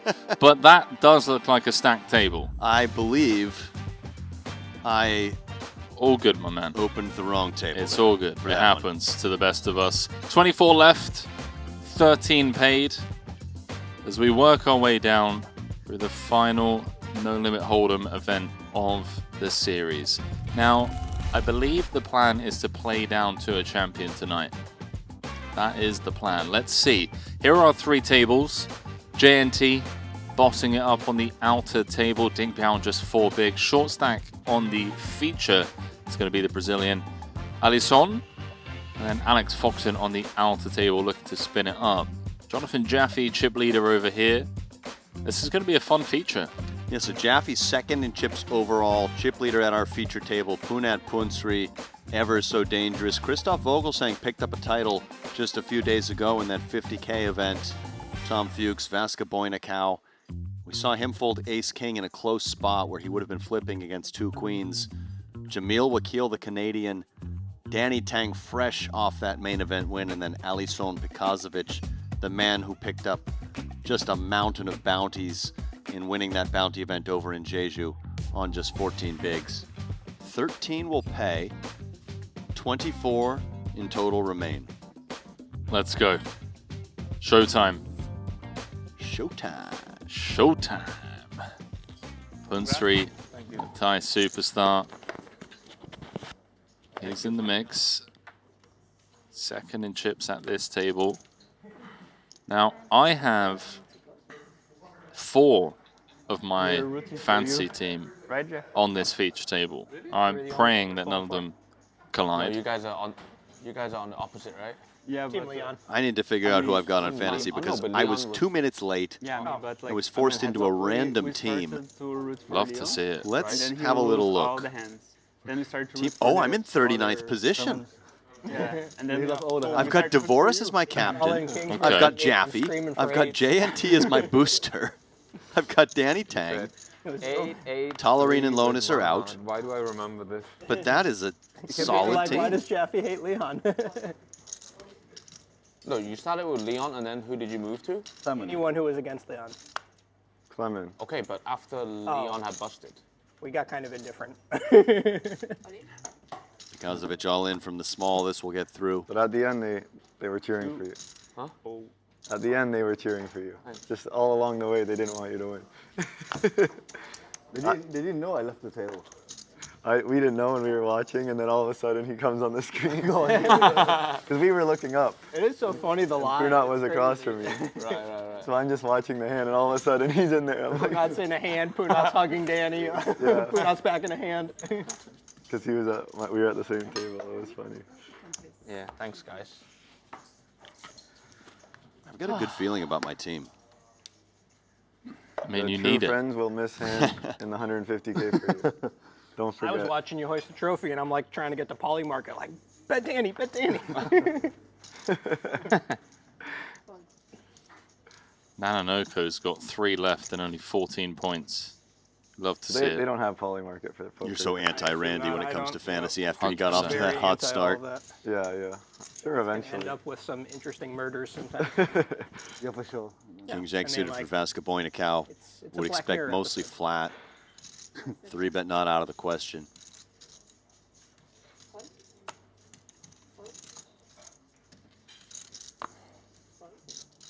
Did you saw that guy who bet about the temperature of Yeah, I cherries? heard that. That's crazy. That's fun. Yeah. That's the innocent version of what's going to get ugly. No. Pretty funny.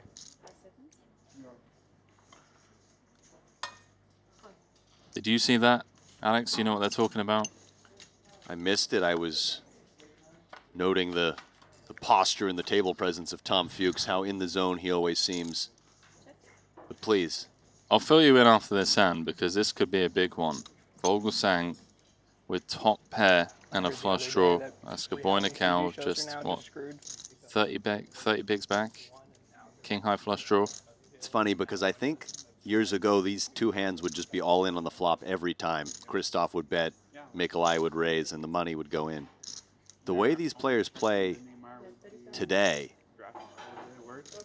it feels less likely.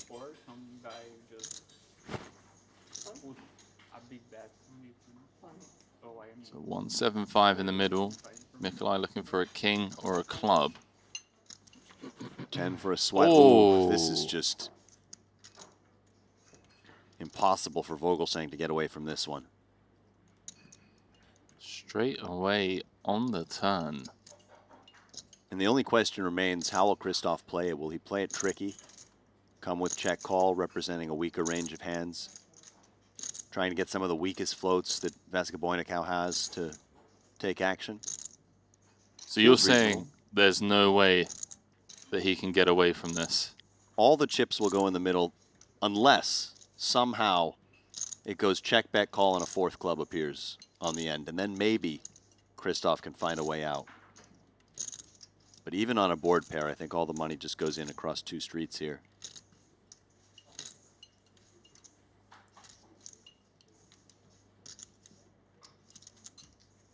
Nikolai's been checked too.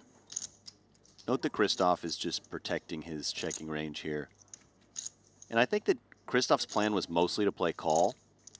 But I wonder if when he sees this tiny bet from Mikolai, he starts to consider raising.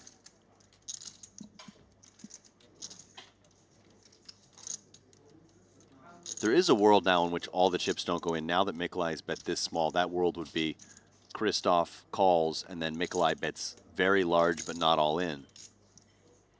In which case maybe Christoph just plays call and preserves a few chips. Though he does cover Mikolai.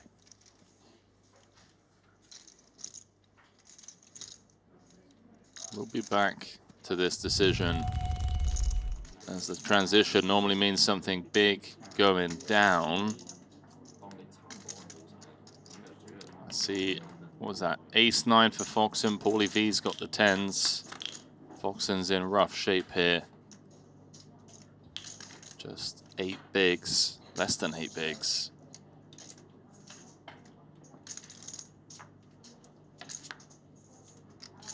Looking pretty grim. It's been a tough trip for Alex Foxen. So many times he's bagged top 5 stack and then come back the next day. Gone inside the first hour and a half, 2 hours. GG, sir. 9 on the river, no help. Paulie V eliminating the ever-threatening Alex Foxen.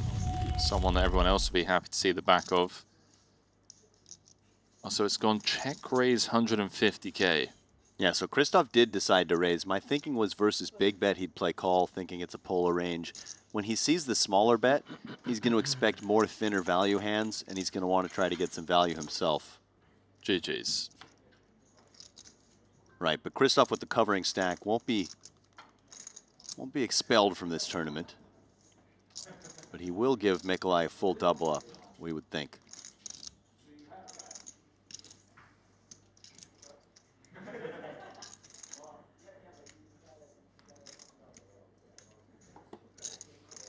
Christoph in the tank. I mean, SPR is what, 0.66? Less than that, 0.6. Surely we ask for all of it. Can beat value.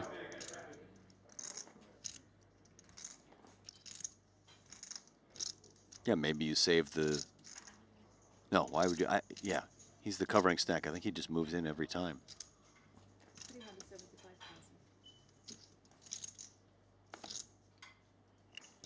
Budva is never folding the second nuts. He's made the call. Christoph may be a little surprised to see he's beat here. Coldest of decks. I mean, yeah, when you get called that quickly, I think you know. I think you just know. Nice and steady. Decent. Decent, decent. Decent. Million chips now for Mikolai Vaskaboynikau, who passed on ace-king earlier. Would have been flipping against 2 queens. Yeah, that was a huge hand. Yeah, he made it 120, but it was a cold 4-bet and then faced a 5-bet shove from Matthias Eibinger, who has been at or near the top of our board all day, still sits in 3rd. Decided to lay it down. Eibinger had queens, would have been a 57-43 favorite. Dun, dun, dun, dun, dun, dun, dun, dun. Love the music, man. Shout out to one of our partners, CoinPoker. You can use code Triton on sign up. And you could be eligible to enter a free roll. Head on over to tritonfreeroll.com. Use that code 25K buy-in to the Triton Super High Roller Series. Such an insane package. Years ago, I want to say maybe 2 years ago, 3 years ago, I was talking about how I would love to have something like this at some point where a viewer, and we're always engaging with the chat and the fans around the world, but how cool would it be, Alex, in Jeju, for someone to come up to us and say, hey guys, I was watching the stream, entered that free roll, won the package, here I am playing a 25K. Yeah, true. It's going to be amazing. And who knows, right? Because the package is for a 25K event, but let's say whoever wins that free roll maybe cashes that 25K event. Yeah. They could parlay that into another entry. You never know, You right? never know. You never know what might happen. Well, is it going to be flush against flush again with the 2 clubs? Alex, hit us with your best Sawadi Cup for the Thai viewers around the world, because whenever Punsri's at the table, there's thousands of Thai nationals watching the show. Sorry, I'm hitting you with my best Sawadi Cup. Sawadi Cup. There we go. Yeah, that's just strong, dude. Sawadi Cup means hello in Thai. It's a very long way of saying hello. Is there a shortened version? No.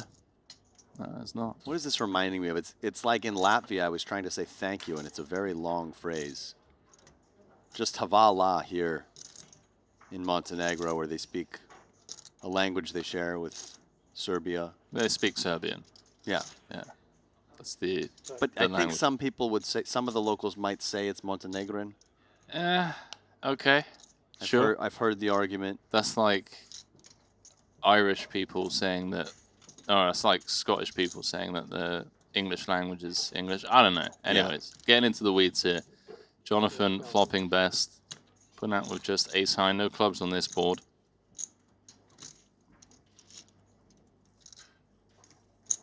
Putting through with ace high, no backup. Not going to see another flush over flush with the 2 clubs this time. Punsri just getting out of the way, respecting the fact that Jaffe has position, covers him, has a hand with poor equity realization. Sawadi Cup. Yeah. Or if you're feeling really confident, you can hit him with the Pummiquam Sukmakrab.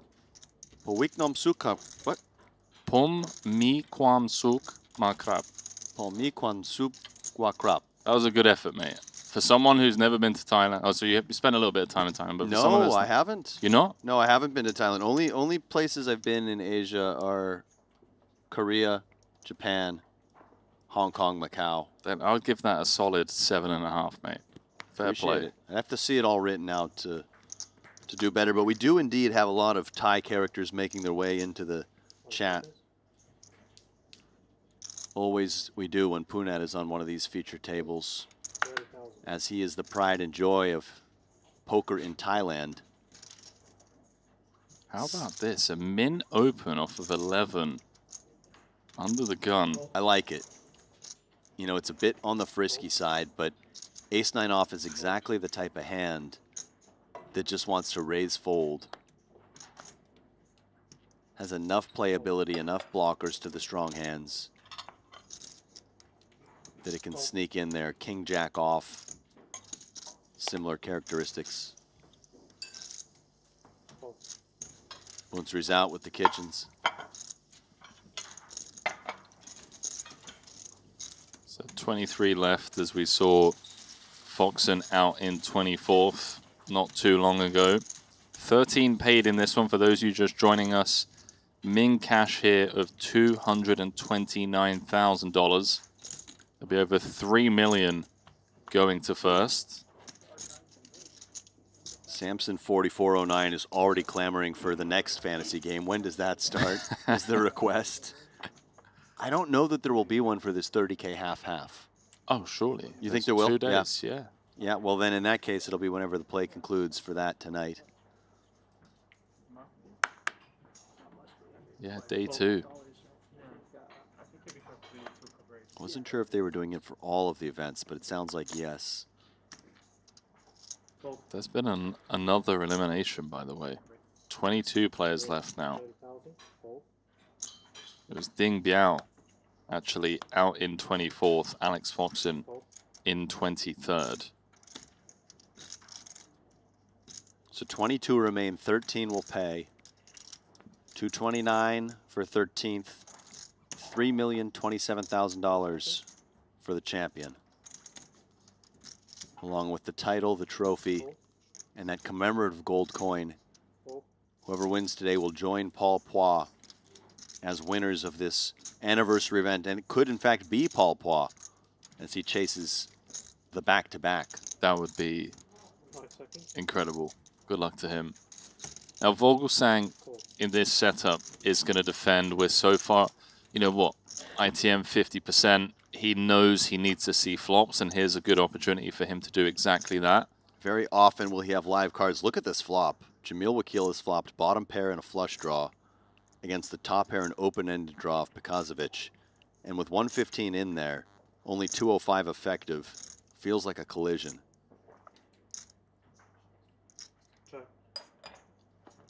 Though you could argue that both Pekazovic and Wakil have the types of hands that might check. Jamil can really play this either way. There's merit to just betting. You can get a hand like Ace-10 to not love life immediately, but he may check for deception, pot control, implied odds, keeping in hands that can bluff when he turns spades. There's merit to both lines. He does check. This is what you expect to see a lot of in modern poker. So somehow no chips have gone in on the flop. 115K out there. Alisson with 205 back. I don't see how Vogelsang can fire at this one with just the 7 working. Does Alisson want to start getting value now? He does. And as played, I feel we just call as Wakil.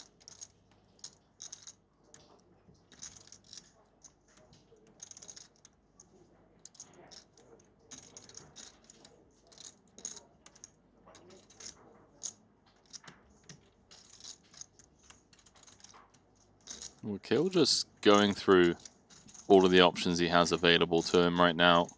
But I definitely agree with you, Alex. I think against delayed c-bet on this board, call makes the most sense. 175 out there. I think the other thing he's doing is just he knows he wants to call this hand balancing with other hands he could have. 4-liner as Pekazovic makes the king high straight. Does he go for value or try to induce something?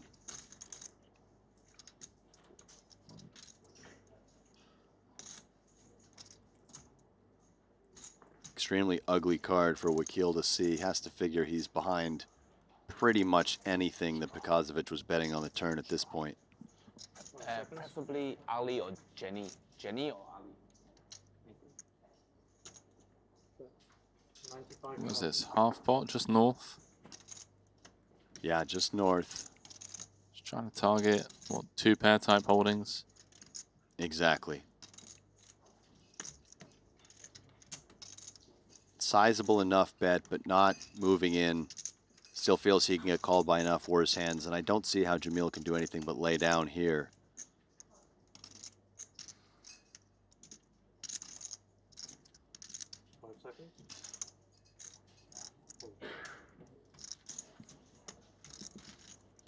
So a decent pot going the Brazilians' way. Up over 20 big blinds. You can see a bit of tension in the air at this table as we near that money bubble. Yeah, it feels like we're now at that stage in the tournament, right, where it's time to lock in.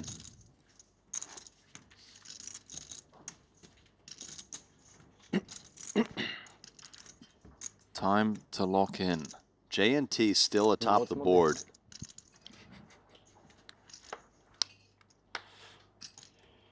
Jaffe second, Ibinger third, Kiat Lee has moved into fourth, and Mikolai Vaskaboynikau, after flush over flushing, Christoph Vogelsang is in fifth position.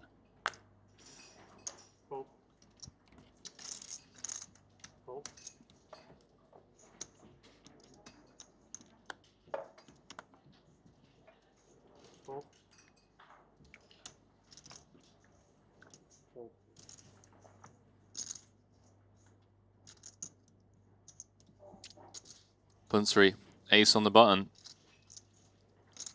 And look at the stack steps behind him. Danny Tang and Christoph Vogelsang. Yeah, he's just going to rip it in. I like it. Vogelsang's out of there. 10 big blinds, 11 big blinds, 12, 13, 14, 15, 16, 17, 18. Fold. Tang doing a little bit of accounting before letting his 7-deuce hit the muck.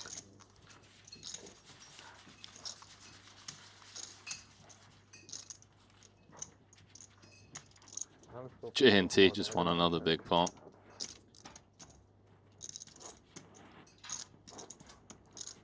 My app is lagging. Looks like he got the better of Bring Kenny again. What a beast. Extending his chip lead. Cause he's JNT. He's dynamite. JNT. He'll win the fight. Be great to see him at a final table like this. Yeah, for this one. How long's it been? It's been an underwhelming series for him so far. That's right. And I can tell you when the last final table he made was. As I pull up his profile, he had a 6th place finish. Okay, he did actually have a final table in this one. It was in the 40K BBB? mystery bounty for 18 6th BBs? place. Or no, less. 17. Also had a 4th in Korea Count again in that 25K Jupiter And event. a cheap limp? Wow. Cheap And an limp. amazing paradise in 2025 as he got 8th in the 100K for 600K and then took down that 25K super main event. Came second in that. Sorry, came second in that for 6 million. Yeah, that's still feels like a takedown when you that catch is it for you 6 know million, what? you know, like a takedown it is. he took down that second prize. 65,000. Just under 10 million in earnings, could get easily over that mark with a reasonable cash in this one. Vaskaboynikau attacking with the 8-deuce off. Well, limp remained cheap. Yeah. Wasn't able to We're see just any. at a different level of poker now where even someone like Vaskaboynikau, who was on that invitee side, by no means a full-time professional, still finding these pretty advanced, nuanced plays like raising the 8-deuce off out of the big blind. A play that pros didn't even know was a theoretically sound move until maybe 8 to 10 years ago. Yeah, the advent of solvers. Yeah, so it's just a different level. And I was talking to another one of the invitees, John Brooks, today. Ran into him at breakfast, and he was telling me he works on his game as well, studies, wants to get better. I think that everyone who comes out and plays these tournaments is a very competitive person and has had success in one field or another. Oh, I have to redo And this now. nobody's coming here just to show up and No, I don't have a know. good time. Everybody wants to win. Everybody wants to compete. Different strategies, different styles, different experience levels for sure. But people aren't just Still showing PLO up all to play. willy-nilly. And my track record, PLO. probably losing at least half of that back. Oh, still have half of it. How many? Christoph might just move in here with 7-8 of hearts. None. From button, I think it would be clear. Okay, he Wait, pitches I here have from a cutoff. EPT Omaha Classic. No, I thought in Triton. Or just short though. I don't. I really don't.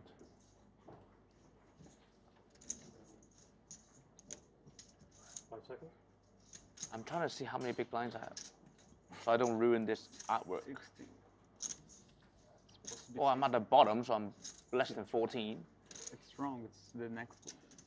You're in 50. It's right now. Oh, it's still 15? It's the yeah. Oh yeah, it's wrong. Oh God. I opened 10, 11, 12, 13. Okay. 30.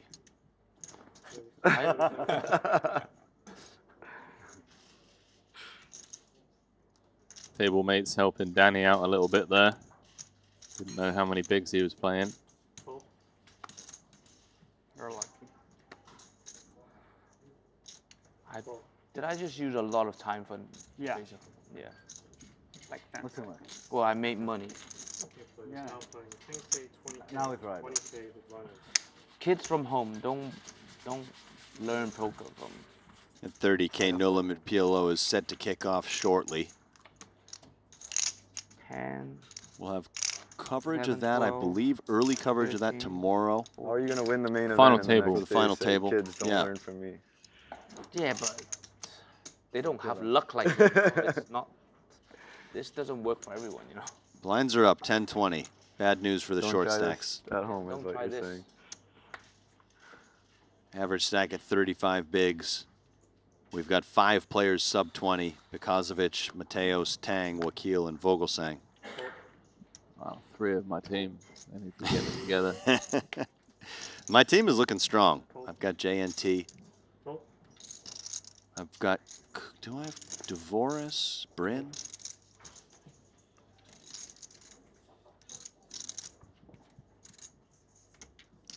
Yeah, this is a fun one to be sweating along with the app. Some prizes up for grabs in this as well. Yeah, if you haven't already, download that Triton Poker Plus app. Get involved in fantasy. Get involved in the leaderboard. We appreciate you tuning in wherever you are in the world. Whether it's on YouTube, Twitch. Look at this defend from Jaffe, by the way. 7-4-0. This Incredibly is deep, of course, but quite loose. Goes without saying.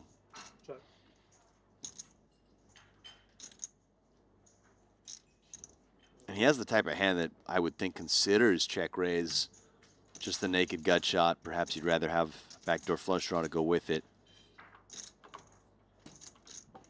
Does Vasca Boynikau c-bet this one?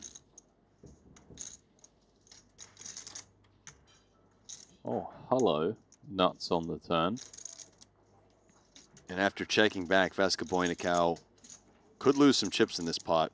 Jaffe has options here. I like just starting out with a healthy bet. There's so many draws out there. So he goes 40. I think his thinking here is he just doesn't want to lose a customer, and he's hoping that Mikolai can float even something like ace-jack. Probably feels like Mikolai is drawing dead a good chunk of the time, which we can see he is. But in doing so, not building as big a pot as he could versus stronger hands in Mikolai's range. Clear call from Vasca Boynikau, who can even beat value bets for this size. Jaffe could have a hand like 5-7 very easily.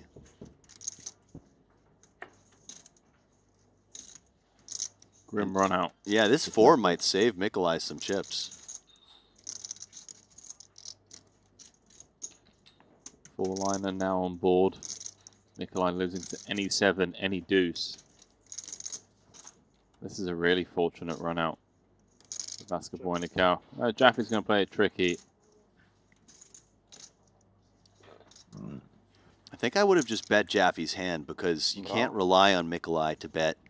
Even some hands like 2-pair may just check back on that run out. Certainly all the 1-pair hands we'd expect to check back. For check to be good, you need your opponent to both have nothing. Well, you need them to be creative enough to turn a really weak pair into a bluff at a high clip, and also to find some extra thin value bets. I don't know that Vascoboynikov's that player type to value bet 2 pair there, and I don't even know that it's necessarily a good value bet, but I think some players who hate missing value, they'll feel like, I can't be seen checking this back, so they'll go for it there. So I would target the super hyper-aggressive players to go for check raise, and then against most players, I would just bet myself with the 7 high straight. I agree.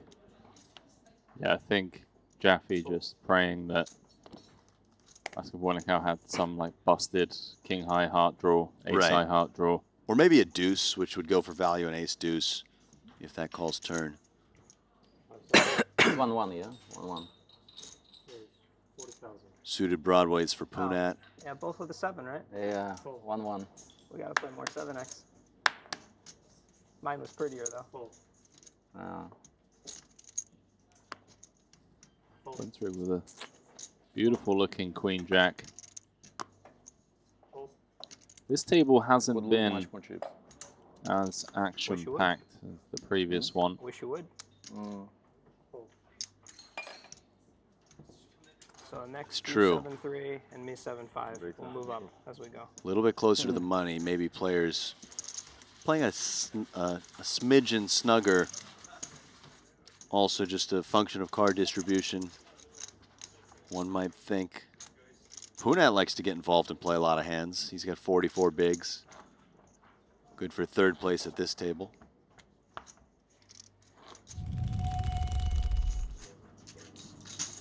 Just saw that Paul won a small one against J&T. Is that Patrick Antonius standing up out of his chair? He's out of here, and it has been a pretty rough trip for Patrick. He's had 4 final tables, but there was some frustration shown in the main event, you know, coming so close to these monster scores, but you know, when you bust 7th, it sounds horrible, but you only get like 2-3 buy-ins, and that could be tough. Yeah, would guess, you know, he's somewhere around even maybe on the trip, but just having been so close with all those final table appearances, you really want to make one count, get a top 3 finish, and he wasn't able to do so. But putting himself in contention, grinding day in and day out, something we didn't see from him, you know, as much over the last 6 or 7 years, but in the last couple of years, he's back at it. Love to see it. Jaffe sizing up slightly, and I think Jamil may just let this one go. 10-6 off.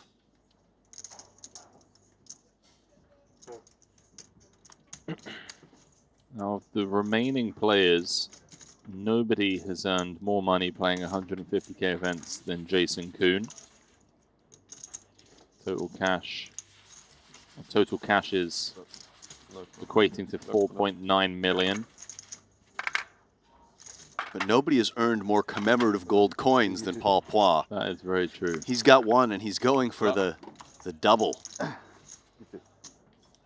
Could he get them all? It would be like a grand slam in golf. If you win all 4 majors in a year, it was actually never done, but Tiger had the Tiger Slam where he won all 4 consecutively. That would be pretty cool if we saw the grand slam of commemorative gold coins. Wait, so nobody's won all 4 majors in a single year? In the same calendar year, but Tiger won the last one in, how did he do it? The last one in 2020, I believe. No, this was, yeah, the last one in 2020 and then the first 3 in 2021. Or it was the last 3 in 2020 and the first one in 2021, something like that. I'm so surprised that it was that late in his career. I would have thought it would have been. Oh, I'm sorry. I meant 2000 and 2001. I thought so. Yeah. No. That was just a. 2000 was his best year ever. That makes sense. Vogelsang on fumes here. Under the gun open. Patrick busted with ace queen against Kulev's pocket kings, by the way. Christoph will defend. He's only got 95k back. And it is not full house on the flop for Danny Tang. It's one of these spots where as Danny, you want to just check back because your hand is so strong, but you also feel like it's a bit suspicious because every other hand wants to bet something. So you probably just min bet. 20,000.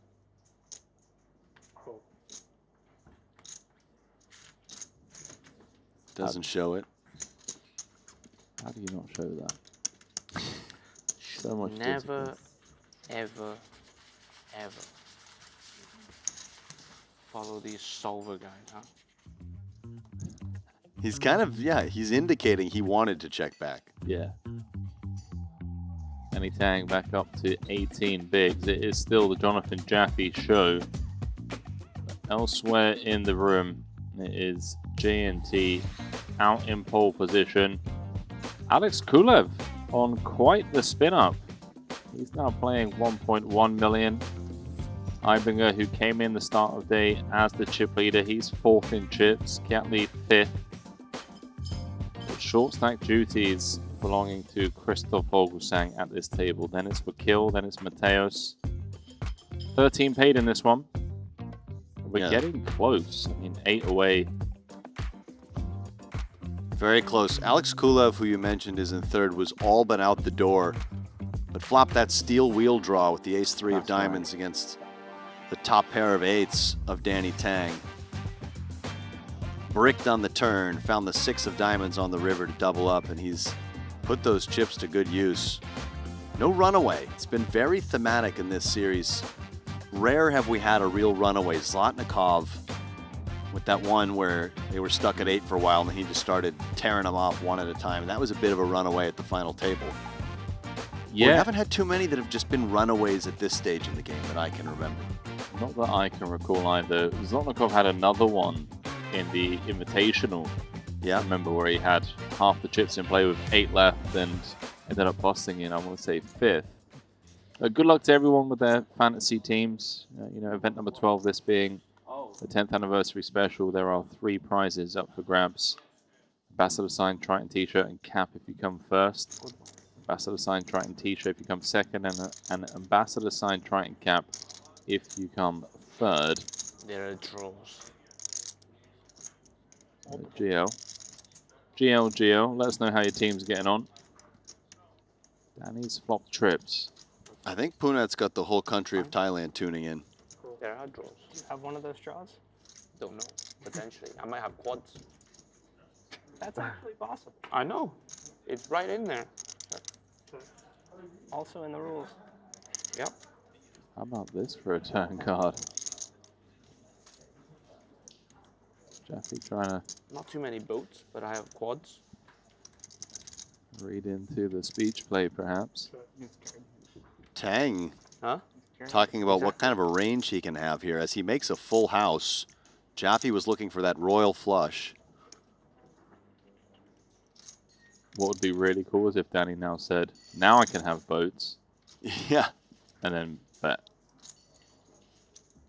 But it's funny what he was saying, right, is he just defended Big Blind versus Jaffe's hijack open. So he's admitting that he can't have pocket queens, pocket jacks, ace queen, ace jack. 5 seconds.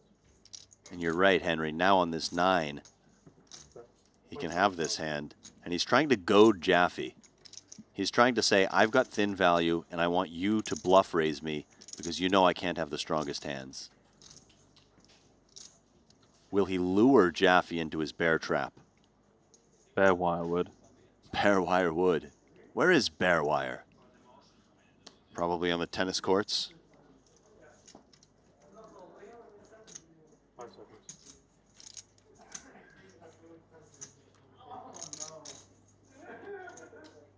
Jaffe contemplating all his options, all 3 on the table here.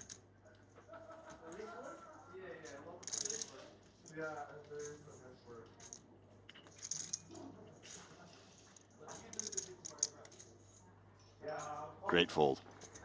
He knew that there was a chance that Danny Tang was just betting with something like trip aces, a weak flush, and that he could have tried to represent something. But he also knows that Tang knows that Jaffe doesn't need to have these things, and Tang can easily just bet call with one of those weak hands, by no means obligated to fold them. That was a really fun hand. The speech play may be weighing into his mind too. 5 high. Quads.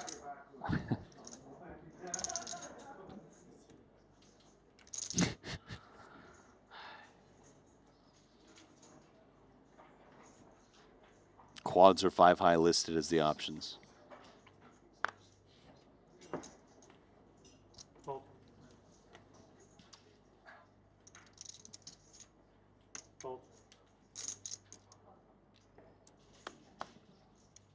Haven't seen much from Tom so far today. Mainly just a byproduct of being dealt trashy hands. Your strategy from yesterday works for me. Just like this amount, just go all in. Oh, look, you gotta not look. It only works for me, you know. Okay, yeah, I thought I shouldn't adopt it, but I was thinking. That's the stack, right? From like 2K. From one. You had like 2K. 1K. On this K. 1K. And then chip. And then you were down again to how much? 10K? Second. 47. Sounds like Nikolai went on a bit of a spin up. That's often the case. People leave themselves with 1K back and then they get a chance of winning the big blind ante. You can have a chance of winning some real cash over on Predict Lab. Turn every stream into an interactive experience. Make sure you check them out on socials before the start of play every day. Get involved, ladies and gents. Check out Predict Lab. Future of interactive live streaming. All in against queens and ace king with 9-8 off blind. Oh yes, yes. This I Four-way, saw. 1 4-way. But ace jack to fold. Yeah, I saw that. It's been a great table move for Punat Punsri, who was at the feature, got moved off. Now moved up to third in chips, playing 1.3 million. That would be good. Jaffe back on top, J&T second.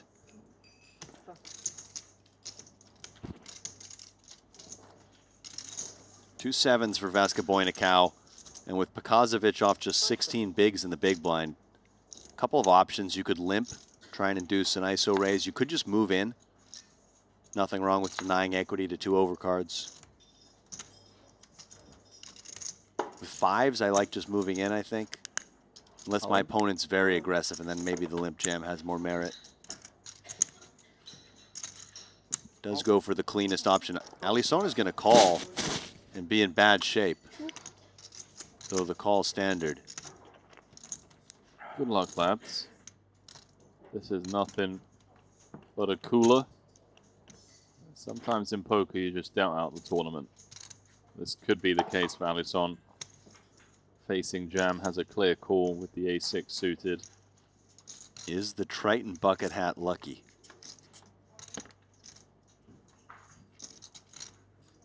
For you or against you?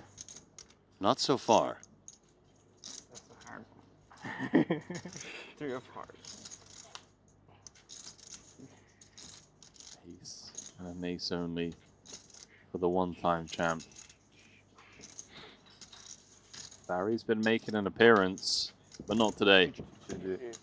We've down seen him 20 from time to time, haven't we? The study of fine arts.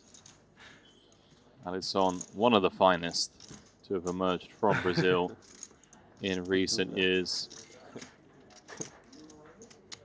And 2 cashes this series. 6th place in the 50K for 353 was his biggest, and also got a min cash in the main.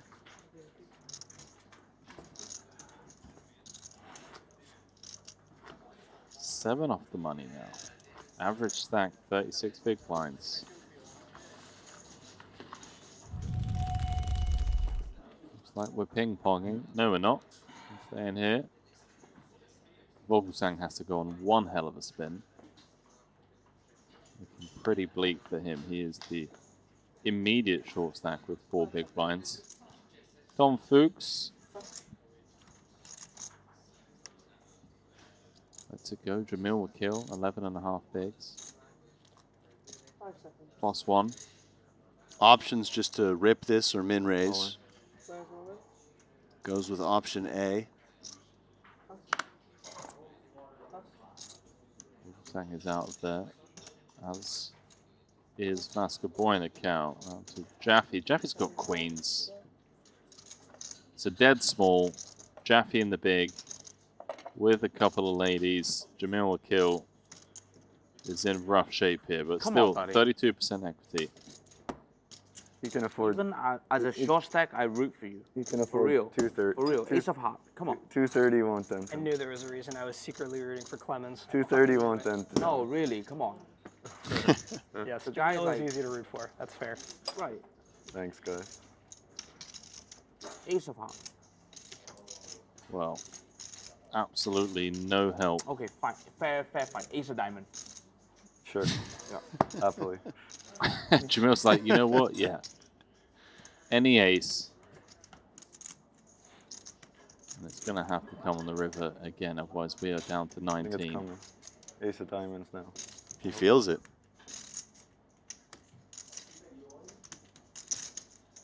One pull.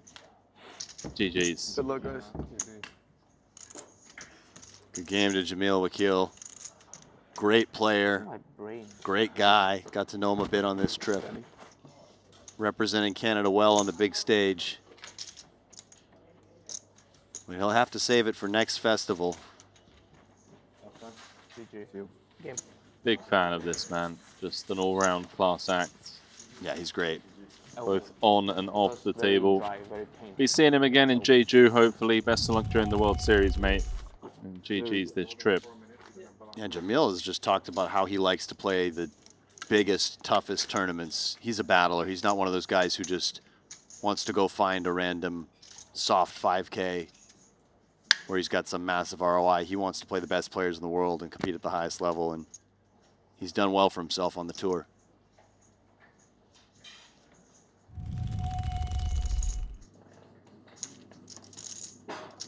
We've got going on over here, I see. Was that 240K in front of Dan Dvoris? So it was a bet, 3-bet on the flop by the looks of it. Dvoris' queens against the 8s and flush draw of Kiat Lee. This one's going to be huge. Deuce of Hearts turn. I don't see how Kiat can get away from this. Even if Dan shows him the Right. queens, I mean, the price he'll be getting, 620 in the middle, 465 the effective stack. Dvoris was the pre-flop opener, Kiat calling in the cutoff. Dvoris going 40, 115, 240 from Dvoris. All on the flop, and I'd expect the rest of it to go in on this street.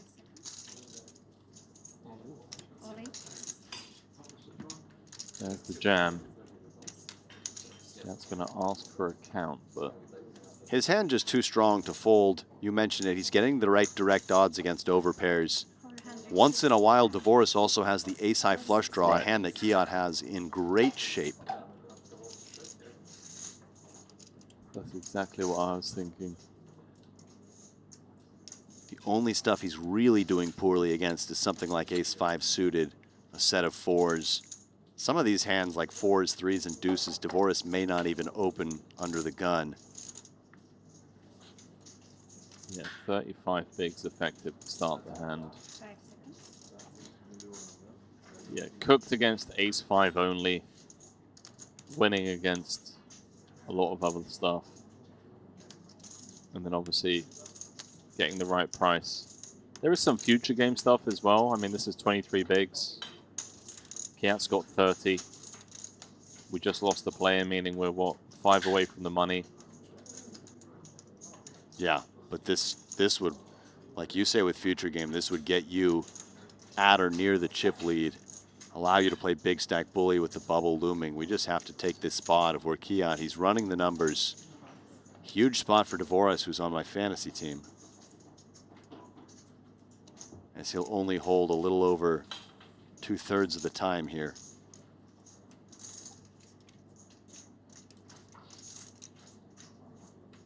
It's funny how much of a role fantasy is playing now when it comes to sweating these all-ins. The fans around the world obviously rooting for whoever they have on their team.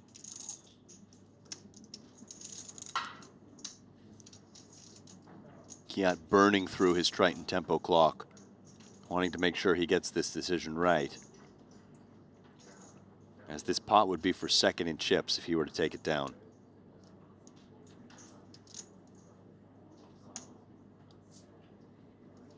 There's the call on their backs. 1.55 million in the middle. If Kiat can convert this 32%, he'll move up to second overall. Dan just looking to hold, needs to fade an 8, 7, or a club. Massive spot. Yeah, good luck calculating how much this one's worth. Oh, it's painful. You have more, right? It's painful. Dan Dvoris downed. Put himself in a great spot to be up to second in chips. 5 off the money.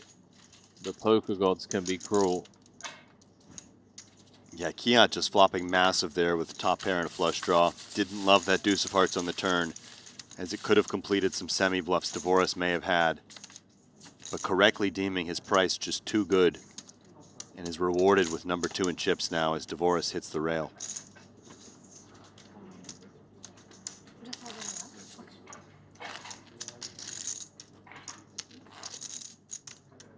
$18 remain, 13 pay. Who's in trouble here? Vogel saying the short is stacked by a good margin. Mateos also short. Then there's a bit of a bunching. Tang, Paulie V, Tom Fuchs, Bryn Kenny, Yaroshevsky, all in that firing zone. Jaffe Lee and JNT, the 3 biggest stacks in the room. It's just lightning pace.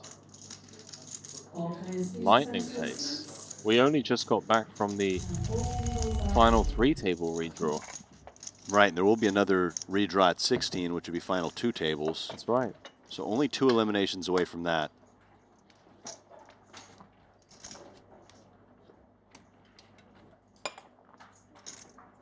I'm using this box, right? I'm C3. No, C2. I was told C3. Ponikov's joining the feature. I've got you 2 in the app. Okay.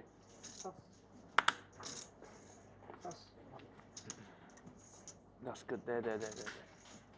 No. Maybe I change chair easier. Better? Yeah, but it's very low. But okay.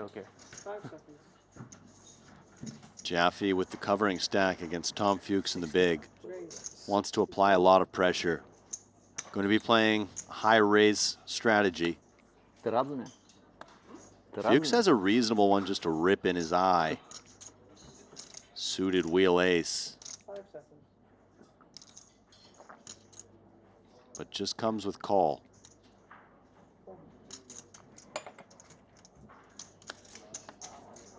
This one kind of surprises me. Perhaps he feels that Jaffe won't raise fold any superior ace-X. So just keeping some of the weak stuff in. But I agree, it's just going to get through a lot. And Jaffe's going to have a lot of hands like this that have 2 overs to the lower card. Decent equity. I guess we are 5 off the money. Taking a lower variance line. 140 in the middle, see if Jaffe can find a C-bet. That king wrapped around the queen 10, but he says no, not on this flop.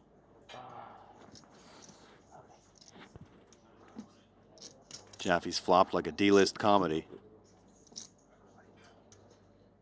Like a what comedy? D-list comedy. Oh, D-list. That was a bit corny. I went with the I like it. old school dad joke on that one. Shout out to all of the D-list comedians. It's a tough gig. Back on over here. Paulie has ripped it in. Blind v blind. Adrian has 13.5 bigs. Made the call. With the ace-4 comes king, jack, 10. Up and down for Paulie V. Deuce hit a would duck. Yeah, I was about to say the deuce dangler. Same page. Adrian 1 card away from the double. Double it is.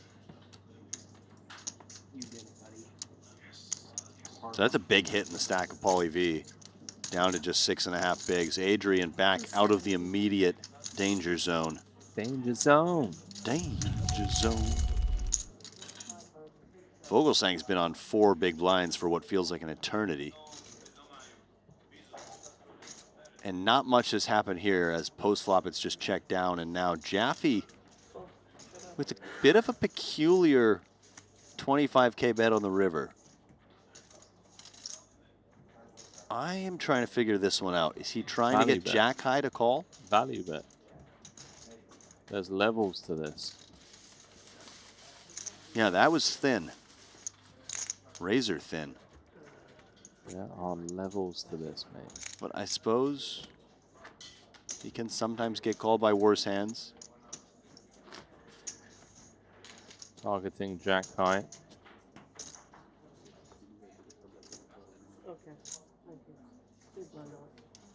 Ponikov's now here. 37 bigs. #1 on Latvia's all-time money list. So many players at the Triton Festival, as you'd imagine, are #1 on their respective countries' money list. Got JNT with France, Alex Kulev with Bulgaria, Alex Ponikovs with Latvia, Adrian Mateos with Spain, Danny Tang, Hong Kong. Mikolai's not because of Badziakuski. Of Ah, course, that's just yeah. such a crazy one. That's a brutal one. Whoa, this looks like a brutal one. Kulev was just 3rd in chips. Hang on a minute. Oh, wow. Kings against Ace King for a 2 million chip pot, and it's come ace high. Kulev is out the door. Kulev had the kings, opened it up in early position. Matthias Eibinger, 5x 3-betting out of the big. Kulev just rips. Eibinger calls, flopping an ace, as Kulev was dead to 1 out. Couldn't find it. That's disgusting. Cut off against big blind. Eibinger with the chip lead. Wow. Back on over here, so down to 17. That's Gaboynikau with the ace king. No ace on the flop for him. Just a single raise pot here. Jaffe flatting the trays in position. Very deep with Vaskaboynikau. Will he stab here?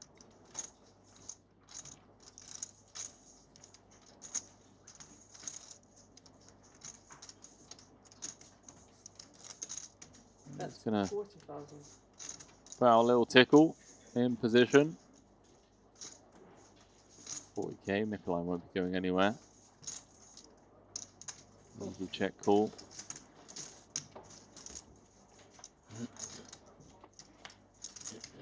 Right, club's turn.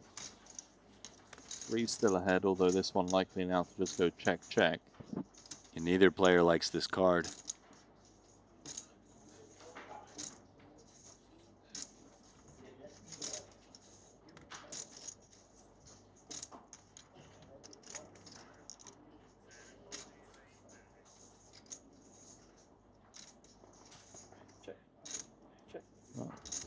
Nikolai taking a really long time there before checking it on over.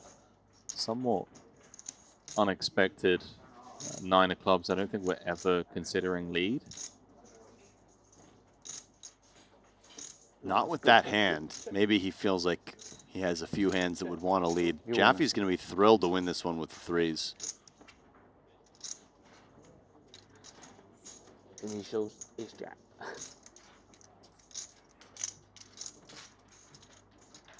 All right, Jaffe. What a day to make a run at it. Final Hold'em event of the series. Eibinger, Lee, Jaffe, JNT, Vaskaboynikau. That's your top 5. Only 6 of the 17 players above chip average being 45 bigs, as there are a lot of stacks between 20 and 35 or so. And then 2 very short stacks. That's Vogelsang and Paulie V. And we're just 1 elimination away from that final 2-table redraw after that shocking elimination of Alex Kulev. Kings against Ace King for a pile of chips. That was wild. JJ's got the AQ. 45,000. And it's fun to be John Jaffe right now. Such a big lead on chips at this table and position on Vaskaboynikau, who's his nearest in chips. Just feels like he can really go ham. Bleak for Christoph, as he's already committed his ante. Has just 45K behind that 20K big blind. I think he needs to just call here and get away on the worst flops. If he folds, he leaves himself only 45K. He agrees. Got 20K back. 120,000 in the middle. Can Christoph find a piece? No. No. This is one of those flops he can just check fold. Even with this price he's getting. This is, I mean, doesn't get much rougher than this. Shout out to our camera team zooming in on his 4 blue chips. What a needle. We've seen that before with when they'll show a player after they lose a big all-in, they have maybe 1 or 2 blue chips left, and it shows 0% of chips in play because it's a rounding error. Yeah. Feels like a similar needle. And zoom to those 4 blue. Just stack cooler. I think Christoph needs to just get away here. Although it's somewhat close in the sense that you can see he has 17% against the ace-queen. But against a pair, he's just near dead. Third times. 5-4. He's got a good sense of humor, does Christoph? I'm a big fan. Yeah, I think people get a little bit deceived the way he covers himself up in hands with the sunglasses and the hoodie and think that he's just a super robotic person with no personality, but he's actually a very colorful character with a good sense of humor. At least eliminate that. Probably eliminate kings. Very good at tennis as well. 5 Is he? 9. Yeah, I haven't seen him on the court yet. But 5 plus 9 is 14. 14. Matthias had ace king or king? No. Matthias ace king. Oh, poor Kulov. King 10 now for Jeff. He's picking up legit hands.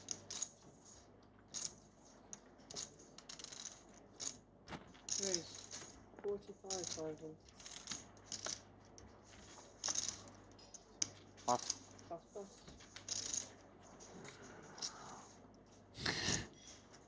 Pain for Christoph. Wow. I mean, how long does this go on? Puts it in. Danny's going to get out of there. Opportunity for Christoph to get up to 80,000. I say opportunity, it's still just so bleak. This would be one hell of a spin up. It's an uphill road for sure. Saw a deuce folded in the big blind.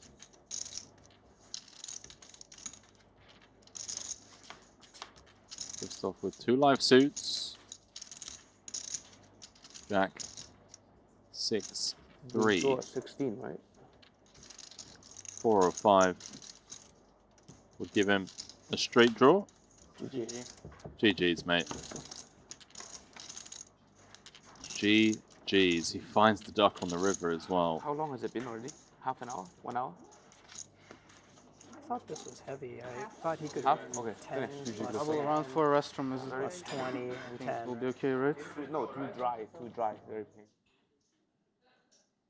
So Christoph out in 17th, unable to spin it up. Really just all boiled down to that flush over flush hand against Mikolaj Vaska-Boynikau. That was the really significant turning point for him, and then yeah, tried spinning it up unsuccessfully. So 3 away from the money. We are going to wait for the outer tables to catch up to keep everything as fair as possible. But then once they have caught up, we'll be going on a final 2-table redraw. Yeah, that's right. So 16 remain, 13 pay. Paulie V, the only sub 10 big blind stack.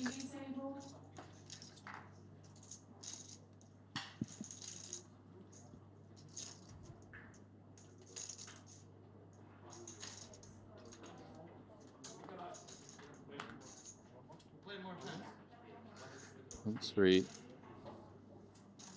Looks like he's ripping it in against Bryn. Wow, Bryn was on a massive stack as well. He had 1.6 million at one point, then lost that massive flip against J&T. Ace King against pocket tens. 5s now against the Ace 9, flopping best is Kenny. Oh, brutal. That is brutal. GG's, Brent. That's rough to see. To go from like 22 left as one of the biggest stacks to then just having multiple big pots not go your way. And Bryn Kenny is gone. Yeah, he was one of the chip leaders and lost that big one against JNT, then just kind of whittled down to about 450, losing another flip here to Punat. It can go quickly, so instead of a 16-player redraw, it'll be a 15-player redraw, table of 8 and table of 7. Unless there's another elimination in these last couple of hands. Yeah, I believe there are more hands to be played on Jason Kuhn's table and on our table. Danny Tang. Oh my word, hang on. This could be something. Mikolai's got 3 of a kind. Danny with the nut flush draw. They're both playing it slow. And now Danny, his flush draw's been downgraded a bit, but he probably doesn't figure Vaskeboinikau for a king or a 5 too often. After flop goes check, check. He could just min bet. Does. And we continue to call, I think, for Vaskeboinikau after slow playing flop. Represent we have some sort of ace or queen high, maybe a draw of some sort.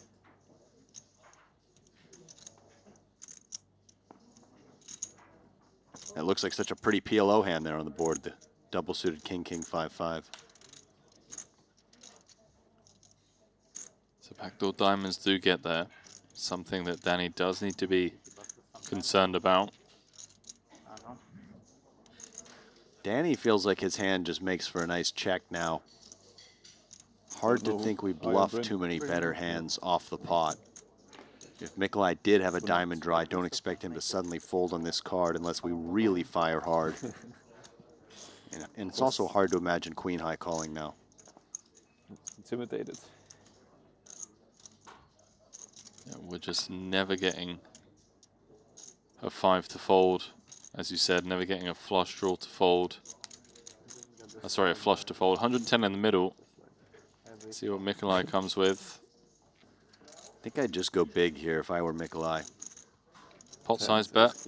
Yeah, somewhere at least 2/3 plus. Pot seems fine. Try to get called by diamonds or a 5 the times that Danny has those. Don't worry as much about the times that he's got bottom of range. For the big one, JNT is ready. Goes 80, I like it. Into 110.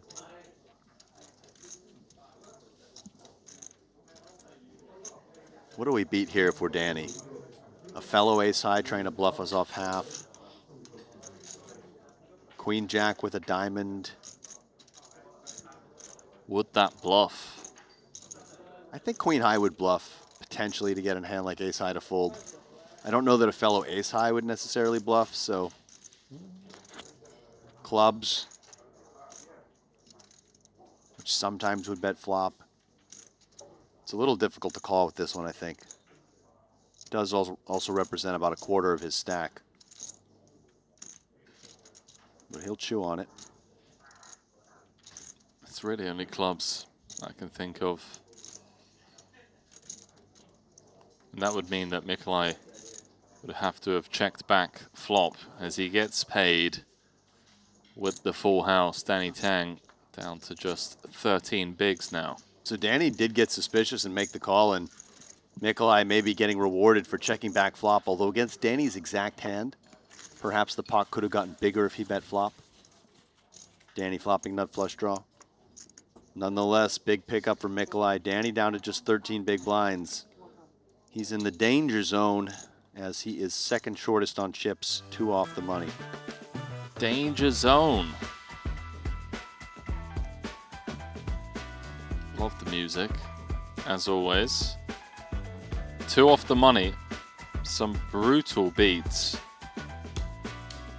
Saw Kulev kings against ace king for 100 big blind pot.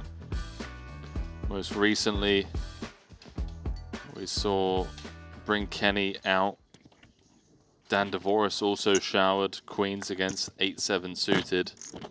All that money went in on the turn. Looks like these players will pay just one more hand before heading on break, as I saw, looked like Ponikov's was already demiking, having exited the hand. Yeah, we're going to be going to a final 2-table redraw. This one a stacked field, as you would expect. Ibinger leading the way, came into today as the chip leader. As Mikolai outflops Jaffe. 10-9-4, quick round of knuckles.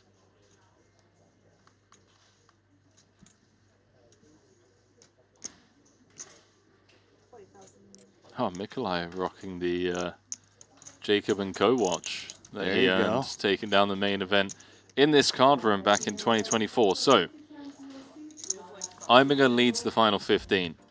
Jaffe second, Kiatley third, Punat Punsri fourth, J&T in fifth, and Mikolai in sixth. They are the only players with more than average. Short stack duties belonging to Paulie V. He's on 7 bigs, and Danny Tang is on 13. So those two are going to need to double, because it's Parsonen who is 13th in chips with 26 big blinds. He can very easily outlast both Danny and Paulie V. So yeah, let's see. We're going to have the final 2-table redraw. And when we come back, we're going to be playing down to the final table. Paul Poir going for back-to-back. Jason Kuhn looking for his 13th title. Adrian Mateo still in the hunt, looking for his second of the series. We'll see you in a few moments' time.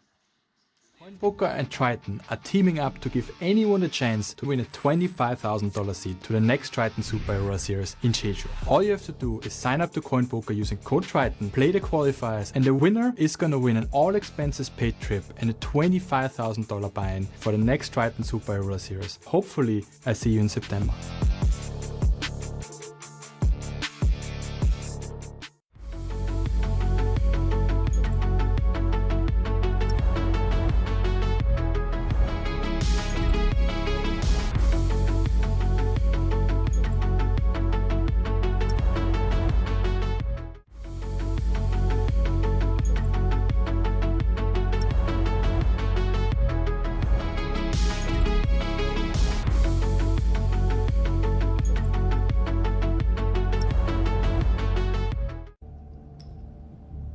I'm all in.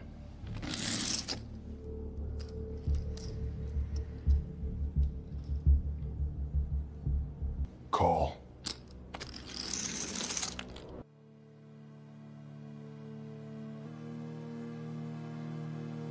Triton.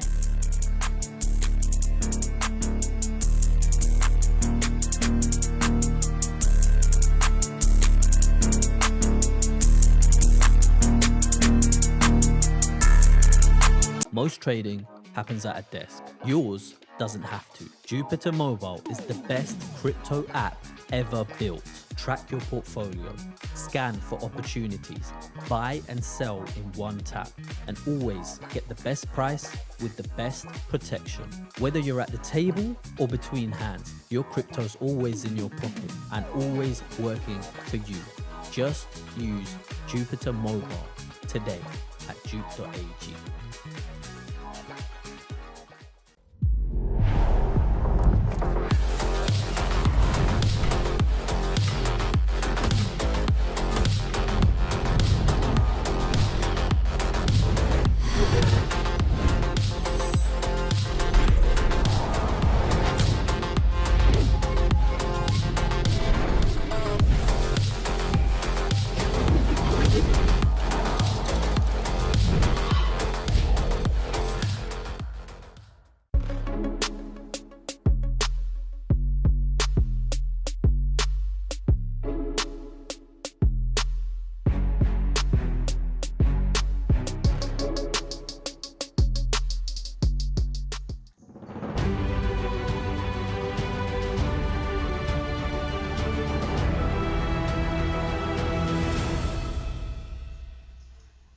Well, very warm welcome back to continuing coverage of the 150K 10th anniversary special here at the Maestral Resort and Casino in Montenegro. We are 2 off the money. Don't ask me how.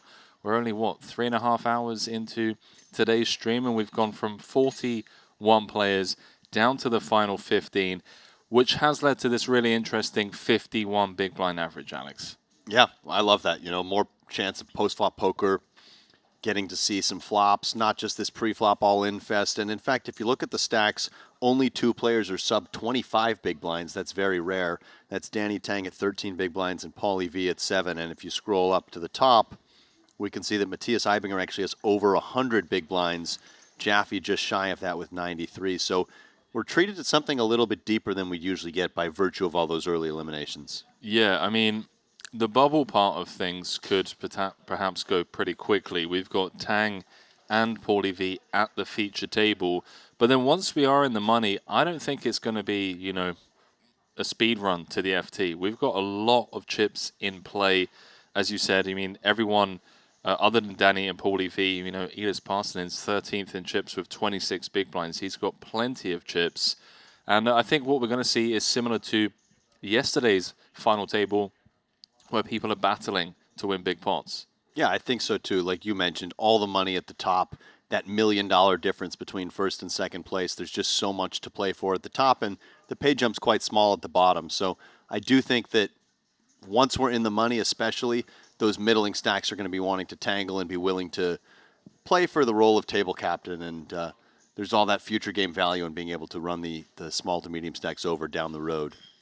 $229,000, the min cash, over $3 million for first, like you said, a near $1 million heads-up match between first and second. Long old ways to go until we get there, but we are playing down to a champion tonight.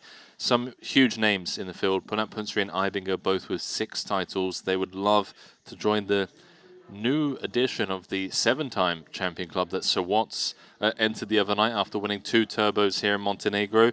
Kiat Lee, looking for another deep run. He obviously made the final table of the main event.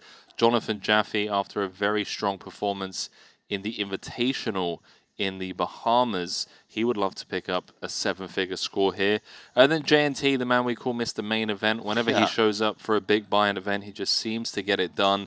But how about Paul Poir looking for his back-to-back, his 3rd title? Yeah, maybe the biggest story of them all is Paul picked up that victory in the 150K anniversary event over in Jeju, picked up that commemorative coin, now looking for the double here in Montenegro, the Maestral Casino. Jason Kuhn is still in the mix. He's looking for title number 13. Adrian Mateos also still in after shipping the Invitational just the other night. If he can win $3 million here, I think he will go up to 6th on the all-time money list, which would just be insane if he can back up the truck for $10 million earned in a single series. Danny Tang, of course, took down the main event yesterday.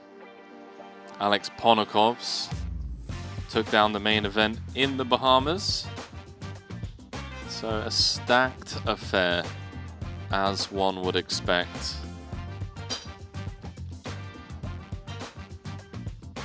Here's a look at your 2 tables. Chip counts brought to you by Predict Lab.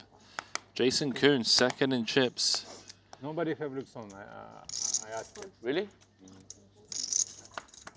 I'm asking for you, but yeah, maybe I wait for one of you guys win the 25K heads up again, and then buy. No, I'm not playing it. You need for WSOP, yeah. Yeah. I will win. No worry. You know But you promised to sell to me.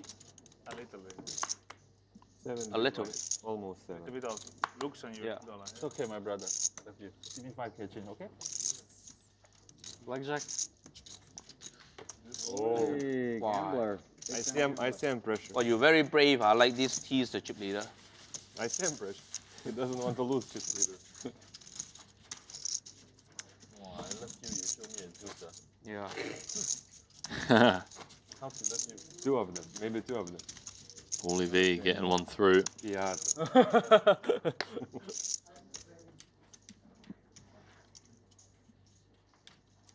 This is the table to watch for sure. 2 off the money, the 2 shortest stacks. Uh-oh. Blinds up on you. Blind's going to be going up shortly as well. That's because you won main event, and I thought like you deserve. Thank you so much. I want to be closer to you. Come on over, hang out with me. Come on, Maestral. I want to be close. Wow. I covered him as well. Okay. Paulie V says run it. Let's keep it this way. Oh my word. So disrespectful. Kiat Lee. Few chip more than my whole stack. Kiat Lee's got aces. We're going to be on the stone bubble here. I have 10. Can we switch the game to short?係咪啊？搞chip leader啦。Someone requesting to switch the game to short neck. Don't bust. Holy shit. Don't bust. How's your day going, Kiat Lee? I'll go Black for- ace. I think I'm winning. Bro. Yeah. 8-9-4. You had your chance to bust me previous and You wait for a better spot. yep. Oh, okay. Always a sweat at the feature table. Jason 7. singing the Not fair. feature table song. Broken. Turn it upside down, he says. Ace or a 9 needed for Paulie V, otherwise we are on the stone bubble. Stone bubble it is. GG, bro. Bad luck. Okay. Now I'm 1 cooler away from ITM. 1 cooler away from ITM. Kiat Lee is up to 1.9 million. Danny saying he's just one They need. They all need. cooler away from making it into the money. Sit. And wait. Huh. And sit. Fishing. No, Sit sit. and wait. Just sit. Wait for a bite. The blinds are 18,000, 25,000. Every tournament he's deep with me. No chance to make a final table. 10, 11, 12, 13, 14. We were once here main event. I'm second in chips. 10 left. He's first in chips and he busts 10. I've done that Wow. at least twice. I've been 1 of 10 in the main here twice in final table bubble. 咁梗係第二最好啊！我諗法。 Pretty fucking. I mean, it's they're so turbo. Ponakov's good friends with Paulie V. 好合理啊！ And just saying, whenever they're 9 of 9 to win though too. Yeah. Yeah.嗰啲柴仔雞識。 Yeah. I had like 6% of the chips to play at final table and won. GG's Paulie V. Stone bubble. Like Brutal our for Paulie celebration V. of 3%. There's Danny Tang, all eyes on him now. Fuck yeah. On screen it was 3%. Maybe someone folded something. Oh. I think one ace was in the fold. No, 1 ace was. Oh, somebody's all in over with that? Yeah, 1 ace flush draw. Yeah. Ah, okay. Yeah. But maybe someone folded. Was pre-flop. Was ace 10 pre-flop. Oh, no, of course, but I have 1 cooler. So hand for hand now, stone bubble. Danny Tang on 9 big blinds. Parsonen and Yaroshevsky, Tom Fuchs all off 21. Folding you.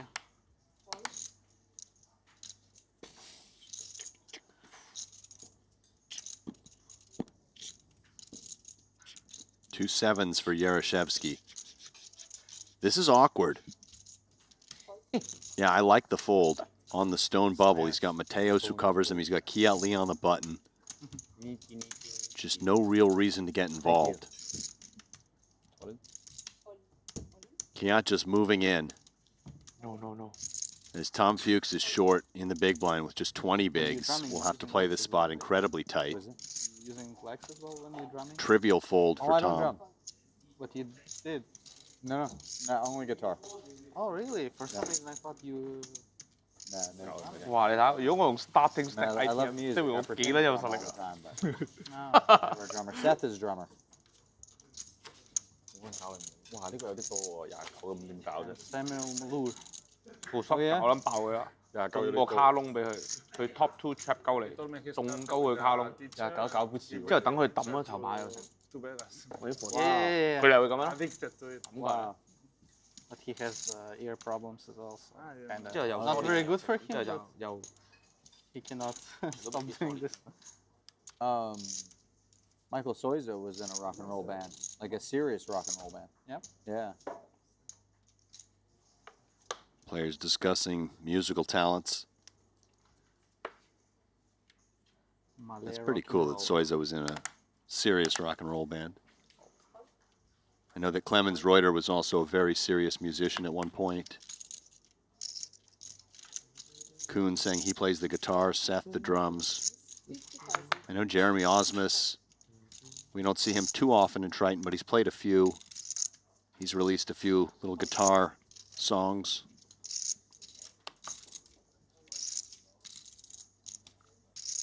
Kiat opening, we expect him to open very wide. What does Kuhn want to do with ace-7 off in the big blind facing the ICM pressure he is?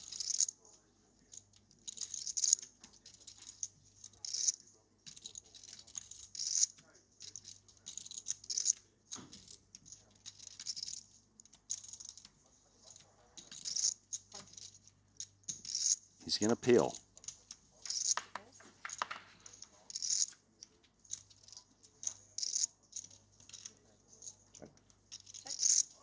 Would expect just a bet from Kiat to take it down here. A lot of incentive for Kuhn not to go too crazy off of his stack with Danny so short. 45. Very small bet, a 1/3 pot actually. Yeah, Kuhn's out. Kiat climbing closer and closer to the chip lead. Pretty much neck and neck with Matthias Eibinger. And more important than that, all the other relatively big stacks are over on that other table. So if you look at this table, the second biggest stack on this table has 27 big blinds. Kiat has 82. He can apply so much pressure to all of these middling stacks, while Eibinger has some fellow big stacks to worry about over there. John Jaffe, JNT, who's not afraid of a confrontation. Well, we talk about variance so often, and something that is overlooked a lot of the time is the table draw variance. Yeah, definitely a big part of the equation, and now he's just rewarded with 2 queens, and Tom Fuchs probably feels that he's well ahead of Kiat's opening range, but bubbling here would be a disaster. Not impossible for Fuchs to come with something like a non-all-in 3-bet. It would look strong. He could go 125 and still have plenty of chips behind. I expect he just leans fold. Okay, he is going to go for that 125. Yeah, I can't believe it. He's like, really? Am I just this lucky today? Yeah, and this is just a very nice find from Tom ordinarily because Kiat's going to be opening so wide, and I think Kiat won't expect Fuchs to be getting super out of line. So if Kiat had something like even Queen 9 suited, he might just raise fold it, but Tom has run into it. Is that a click back from Kiat? I believe he announced 200. He has just re-raised the minimum. That's really cool. Trying to induce something from Tom, and knowing that with this ICM pressure, it's so hard for Tom to play flats, even getting this incredible price with position. And I think Tom's just out of here. There's always this leveling going on in one's mind. Is this guy just trying to punk me? Especially on the feature table. But yeah, ace-10-0. Surely hitting the mark. Just doesn't even have fold equity as well, like you'd have if he was to jam 275 more. Kiat has to call. Oh, my he word. goes for it. Oh, this could be a disaster for Fuchs. It's exactly what Danny was talking about. Kiat has induced something here. But very likely I'm if he doesn't happy with it. So the jam was for an additional 275. Yeah, I think it's possible Kiat could have had a 4-bet folding range there. Something like ace-9 off, king-10 off, these sorts of really dominated holdings. But he was only able to even create that illusion by re-raising the stone minimum. A very creative find. That was a great find, yeah. And Fuchs is in big trouble as Danny Tang is celebrating the possibility of sneaking into the money with a 9 big blind stack. Very clear who Tang is rooting for here. Not just by virtue of his friendship with Kiat Lee, but by virtue of the stacks. Well, hang on, because Tom's still got 29% equity. This one's not over and done with yet. But yeah, Danny desperately trying to sneak in. Needs to fade an ace. And then everyone will be locked up 229,000. If the queens hold here, Alex, this is just a ridiculous pace at which we're getting into the money. Clean flop. Yeah, they're looking good.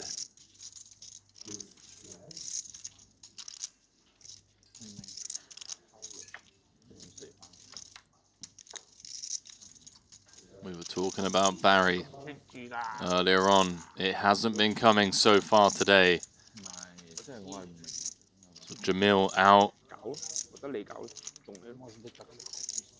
Can Tom Fuchs find an ace? No. We're in the money. And credit to Kiat Lee, because that click back, Alex, the thing that earned him all of those chips. Yeah, that's exactly right. He felt he was up against a polar range. And the only way to make more chips in the hand or to get Tom to do something advantageous was to give him a bit of rope. GG to Fuchs, we're in the money. Sorry. Kiat's having a great series, by the way.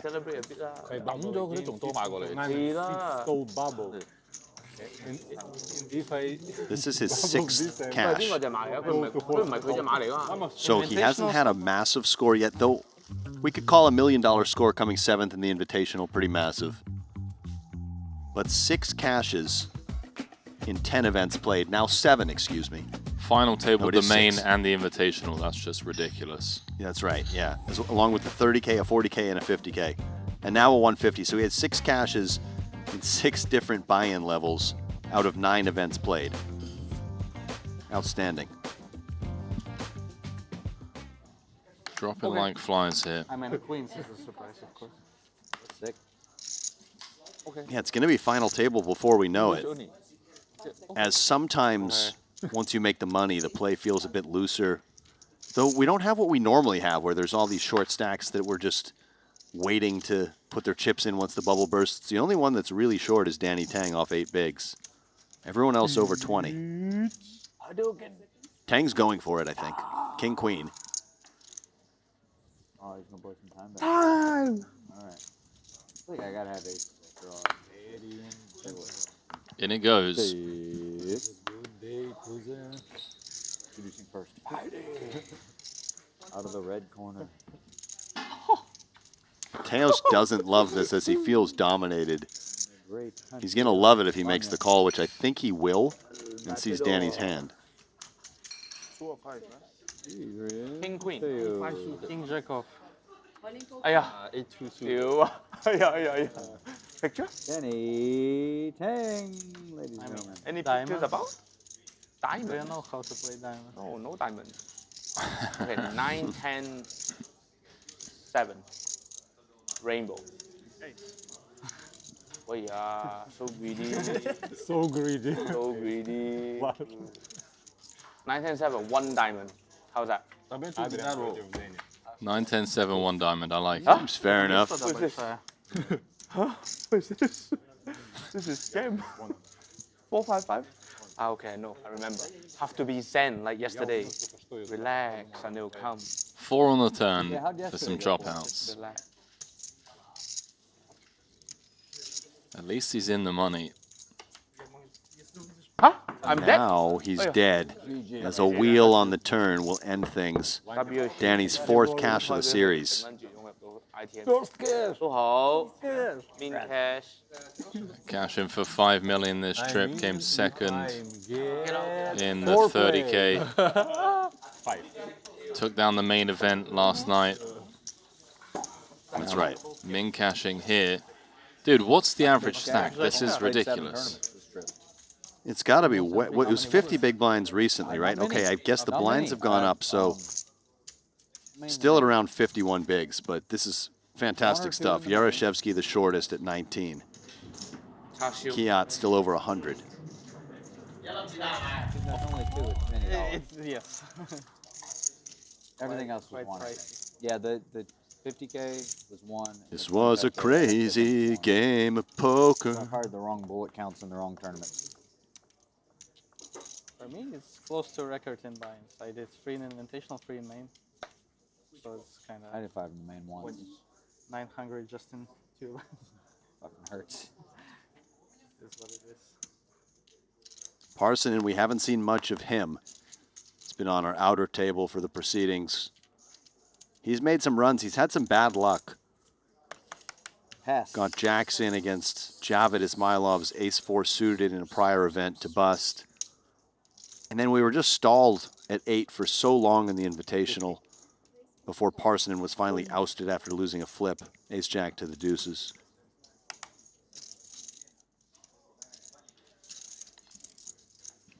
Two tables of 6. Some legends left in the field. Imagine if Adrian just wins Invitational and then wins the 150K for a combined, what was it, 9.5 million. Yeah, that would be quite something. He is still eligible to do so with 12 left, but in a bit of trouble in this hand as he's dominated by the top pair, good kicker of Panakov's. Middle pair, that is. A jack would, of course, be a disaster for Mateos.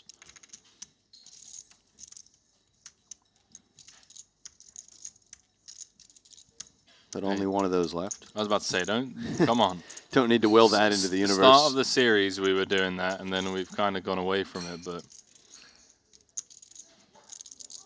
What a roller coaster for Bren. He had ace king to 10s, I think, for 3 million chips. Panakov's will check back 2 here a hours. fair chunk of the time. That's a crazy run. And it happens, but not that many big blinds. Crazy run. Just hear Jason How did you, boss? talking about how crazy it was for Bryn to go from chip lead to out in 2 hours before the money. We all yeah. You on the same table. Yeah. Yeah, lost that big flip to JNT. Whittled down a bit, then lost another flip. To Punsri.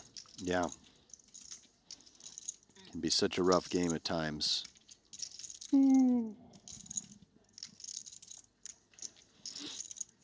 Panakov's making queens and jacks. Mateo's content to just check down his jacks with a trace of showdown value.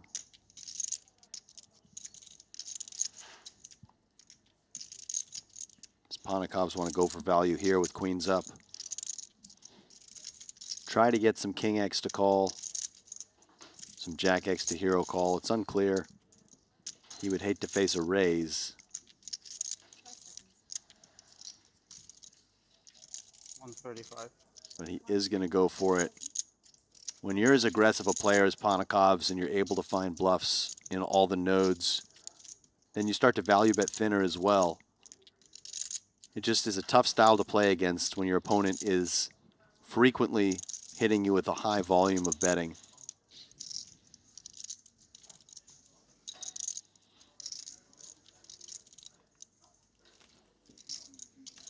One of the things Mateos is wondering is how thin will Panakovs go for value? Sometimes when you're playing an opponent who doesn't go thin enough for value, you can start to look them up with hands even as weak as this, because you just figure them for straights or bluffs,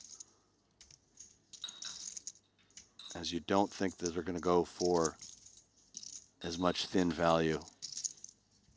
Sometimes it's easier to find the bluffs than it is to find the value bets. Yeah, thanks for breaking that down, because I think to the average viewer, they're probably looking at Mateus's holding here and just thinking, hey, dude, it's a 4-liner on board, such an easy fold. But what you're describing is so spot on about what Ponokov's is capable of, and that's exactly what Mateus is thinking of. It's just always tough playing against players who you know will find the bluffs. Leon Sturm comes to mind as well.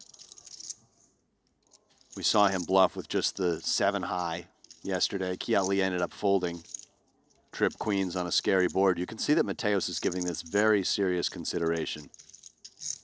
And one thing that might be weighing in his mind is how thin will Ponokov's go? There's bet flop, check, check, turn. And now 65% requested. 60% requested on the river. But don't get too technical, Alex, okay? Don't need that from you. I think he's going to call somehow. Think long, think wrong. It just feels to me like Adrian wants to make a hero call here. We're in a real intricate part of the game tree right now. Not often you see Mateus this deep in the tank over what feels like a pretty trivial spot.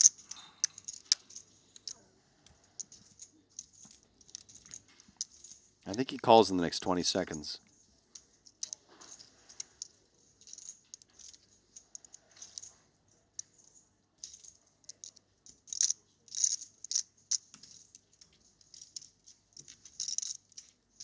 Ponokov's giving nothing away.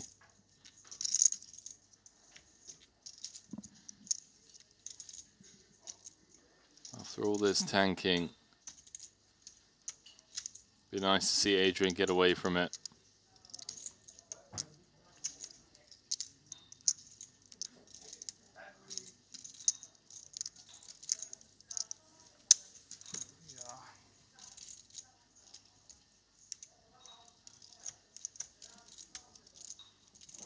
Wow. Oh, he gets away. I'm wrong.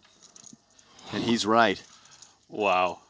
That was a cool hand. I mean, like, it was like a nothing hand on the river, but the tank and just the pain and expressions on Mateus's face, that wasn't posturing. That was a genuine decision about calling and made the right fold. And it's a testament, it's a sign of respect to Ponokov's game from Mateus there. That he knows that Ponokovs can find those bluffs. Chad is saying nobody bluffs this spot. Call would be terrible. But maybe you've never played Alex Ponokovs. Maybe you don't know how tough and relentless he is, how willing he is to fight for every pot, how he can find bluffs in uncomfortable nodes. It's not easy out there, guys. These are two of the best to ever do it. That was a really fun hand. I can't recall the last time I saw Adrian in the blender. Like, we can see, guys, that there's 4 to a straight on the board and that Adrian just has third pair. That part is evident, but it doesn't mean that it's always just an easy fold against somebody like Ponokovs. Now, what maybe makes it an easier fold is that because Ponokovs can value bet some of those 2-pair combos, now maybe you don't need to reach as far into your calling range, but he's also going to find every creative bluff.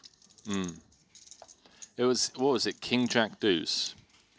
I think having the Jack is kind of really working against him, right? For some of those 2-pair combos, where Mateus is probably thinking, well, hang on, if you can bet as thinly as 2-pair, right? Which 2-pair is it? Because you checked the 9 of spades turn, like, yeah. And I have a Jack myself, so the only thing that really makes sense is Queen Jack. Queen Jack or Queen 9, maybe? Yeah, Queen Jack or Queen 9. That's a great point. King 10, likely to bet turn. King Queen, likely to bet turn. Yeah, no, for sure. We can remove some of the value combos just because of the turn check. Yeah, and probably also feels like Ace 10 maybe barreling. Ace Queen maybe checking, but Ace 10 is a viable candidate for a double barrel. Then I think the other question is just how often do those give-ups on turn follow through on river? Maybe some of them feel we're going to get called here a lot. This is a bad river to bluff, but you need to just fire with some of those give-ups. Oh, Kiat Lee trying to put Ponokov's in the bin. He's saying, hey, listen, dude, you're getting a little bit too cozy over there. Ponokov's has a lot of hand here, ace-10 suited. Just shy of 30 bigs. See a flop in position.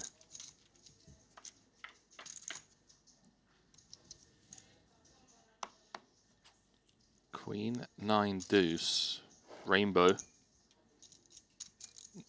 I'm not sure. I mean, firing out a c-bet here seems tough, but no real other way to win the hand. Well, if Kiat fires small, I don't expect Ponokov's to fold, not with those backdoor clubs. Ace high that can still be best, a little bit of backdoor straight action as well. If Kiat bets big, he just wins it. 90K, quarter pot.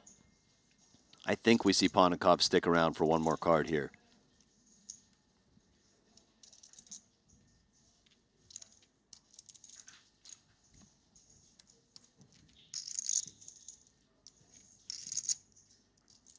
Gonna take his time. Every decision right now, so crucial. In the money, 3 million up top. 215. This was the other option. He just goes for a raise and instantly gets the fold out of Kiat Lee. Credit to Ponokov's. He's a fighter, guys. You can see it. He finds unorthodox bluffs. That was a clear value raise. Come on.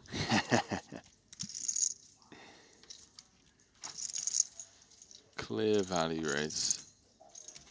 Felt that his hand was towards the bottom of what he'd want to continue in the call line, so turned it into a bluff.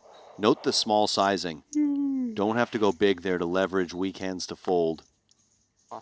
And he has backdoor equity to where he has some natural turn shoves if called.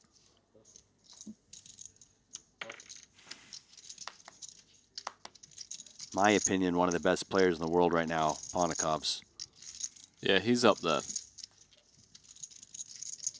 I remember when he first showed up, Madrid 2022, there was like genuine excitement around the man himself, who had done so much online, was so well regarded in the high stakes online poker community. We'll see him there in the flesh, and he final tabled the main event actually, first time round. Did he? He did, yeah. I want to say, yeah, 6th place, something like that. Went on to win that main in Bahamas not too long ago. Yeah, that was a special one because he was in the conversation as, you know, one of the best players without a title. To get that monkey off his back in a main event, that is really special. This one went limp. 90K call. Interesting decision from Kiat. Out of position against the near 4x ISO from JK. Looking like just a value raise from Kuhn at this point. So just a little slippage in the last couple hands from Kiat. But he still remains atop the board. Ibinger not far behind him. JNT continuing to chip up a little bit. No massive pots to report, but he's up over the 2 million chip mark himself on the other table. I mean, that table is insane. We've got Ibinger with 2 million, JNT with 2 million, Punat Puntri with 1.9 million, and Jaffe with 1.7 million. For a combined 160, 240, there's 310 bigs between those four. Yeah, we're deep. We're deep, guys. 51 big blind average. That's why we're seeing so much fun post-flop poker. Ace-10 for Kiat. A little bit awkward. Button versus cutoff. Definitely can go with a 3-bet, but you probably have to 3-bet fold in these positions. Sometimes when you feel like you're 3-bet folding too much equity versus a late position open, you can also play it as flat. 135. but he is going to take that 3-bet line.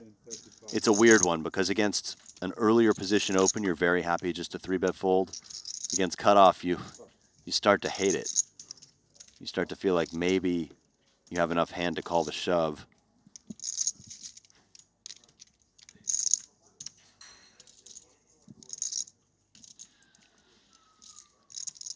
And to that point, Alex, does he then have to call this off? Well, yeah. What I'm thinking is that from an earlier position, it would be a clear fold. I think he still needs to fold here versus Parsonen, but because it's a little less clear, sometimes you'll see players taking a flat line there with the ace-10. For instance, ace-jack off, I think cutoff button, you could argue you just play 3-bet call if you 3-bet it. Ace-10, you probably still need to fold.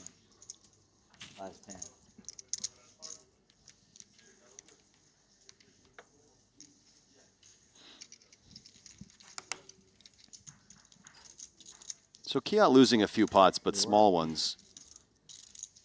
Nothing significant. That's good or bad? I think he probably saved you. They have, I don't know.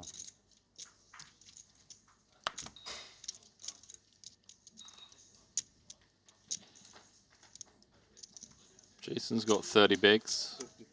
And the puck.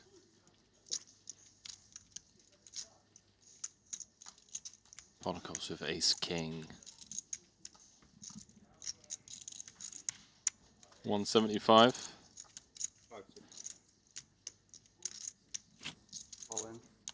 He's just going to rip it in.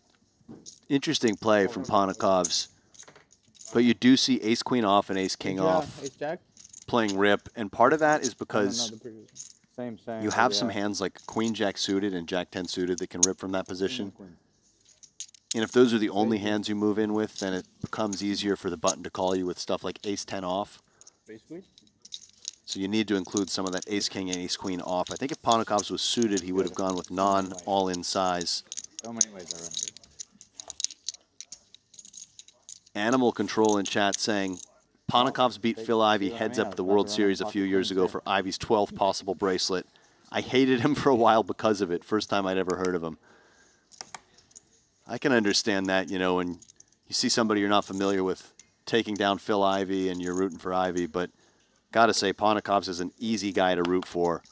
Once you've seen him play or talked to him, gotten to know him, he's very conversational, friendly. He's a real animal on the table and just does everything the right way. On and off the felt. Great paddle player as well. I jousted against him a little bit on day 1 or 2 of the series, and I've stuck to the tennis courts after the beating that Ponakov's put on me. Those Latvians love their paddle. They do. Shout out to our production team. Share hands. A lot of paddle players there. Mateos is getting out of line here. Out of the big. Kiat Lee probably feels like he's just getting picked on at this point. He's just lost so many small pots in a row. What will he come with here? Perhaps a flat. No, he goes for it. Credit to Kiat Lee. He had options to either flat or move in there. Chose the latter and shed Adrian, who actually had the best hand with ace-8. Are you guys going to keep picking on me? Don't forget who the chip leader is. BMOC, you know that term? I don't know if that's a North American term. Big man on campus. Oh, yeah. So, Kiat is the big man of this 150K campus at the moment.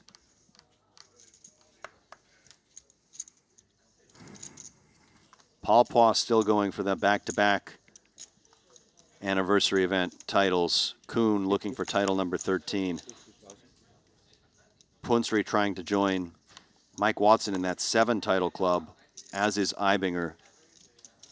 So many storylines here, but it's Kiat Lee at the top.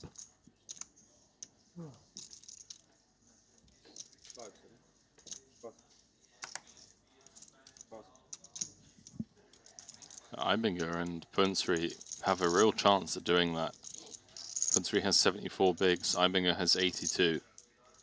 But still a long old ways to go. 600 big blinds in play right now. And I wonder how it's going over at that other table because there's so many big stacks over there. They're just all hanging out. Yeah, they're just chilling, just waiting for that redraw at 9. There doesn't seem to be a whole lot of movement. Although Punsri at 1.8, it feels like he's jumped up a little bit. There was one hand where Vaska Boynikau tried a squeeze bluff and Punsri hit him with a 4-bet. Took down a decent pot pre-flop. He's just been steadily climbing all day. Much to the delight of a good chunk of our chat tuning in from Thailand. Shout out to the Thai contingent.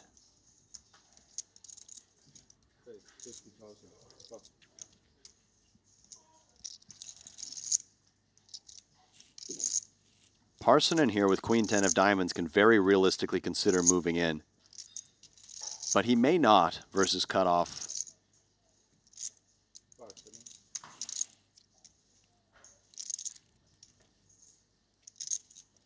If he did, I think Yaroshevsky would have to fold King 10 suited, so he'd shed the dominating hand.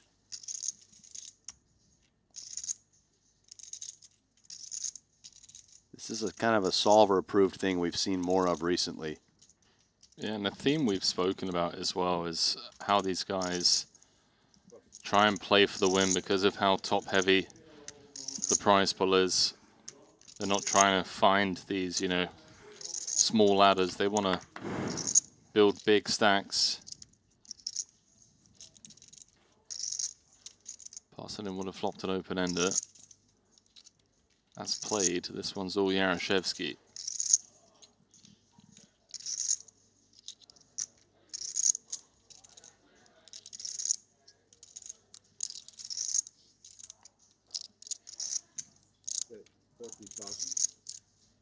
Quarter pot from Igor.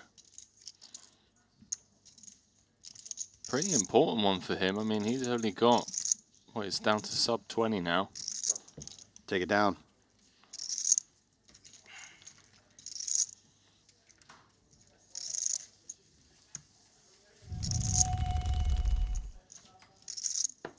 What's going on over here? Whoa, JNT. This is a wild one. What the hell? Jaffe 3-bet, JNT raise calling Queen 9 offsuit from the button versus big blind. Calling Jaffe's flop c-bet and now firing huge on the 3 of spades turn. And it's hard to imagine that Jaffe can proceed here.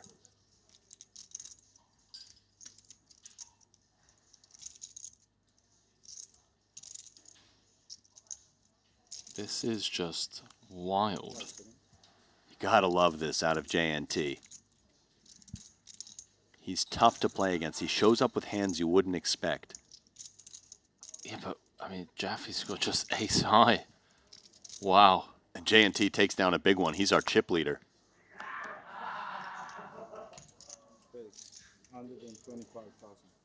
That was incredible. Unbelievable. Well, I can't wait for this final table because that means we'll have no choice but to get JNT at our feature. If he can hang on for another 3 spots, which we think he will with that chip lead. Jaffe was in the tank there for a bit, but ace deuce, what can you do? Jaffe was trying to come up with all the straight draw combos he could beat, perhaps.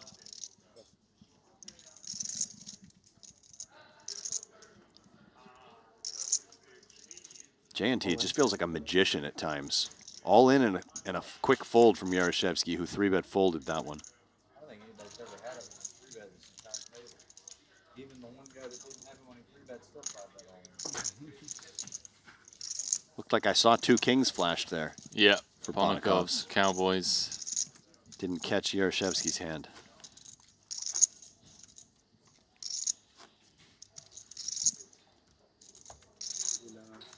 Man, the fans really do love JNT. What a character.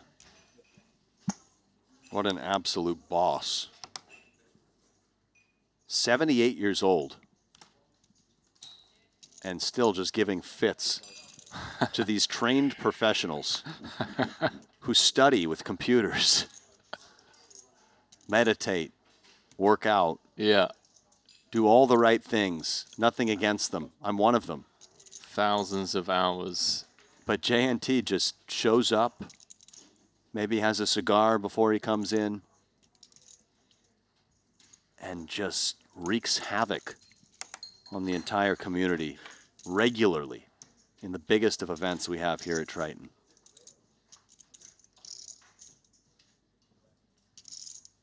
Six-five deuce.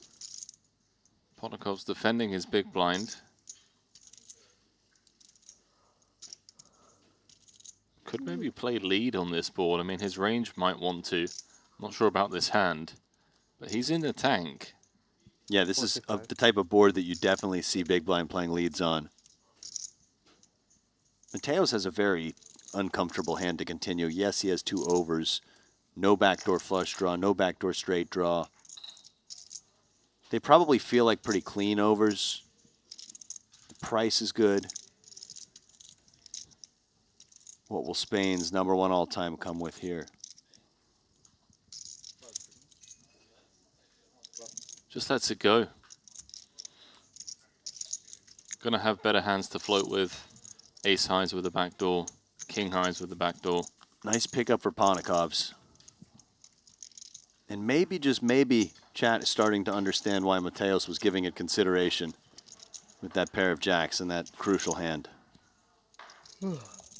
As Ponikovs will fight to find aggressive lines in every part of the game tree.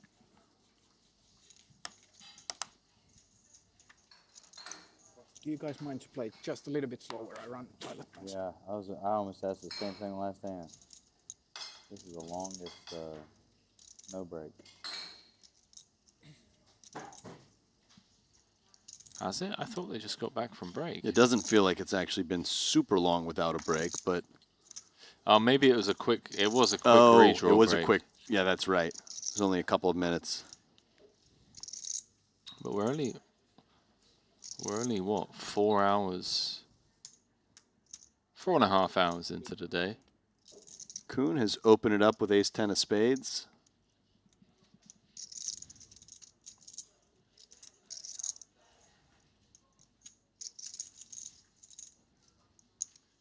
Ponikov's thinking here, suited jack.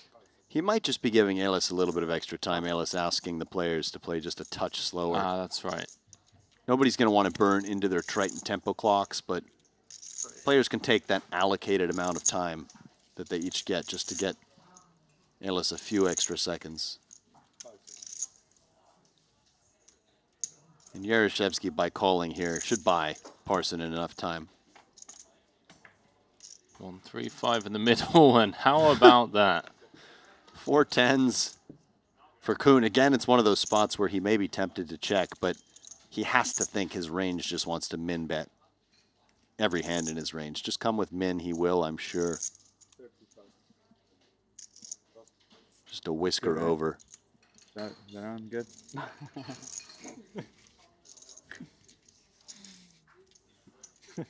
Meanwhile, I was just going to say, he's no longer a 10-time champ. A great chance. He's a 12-time champion now.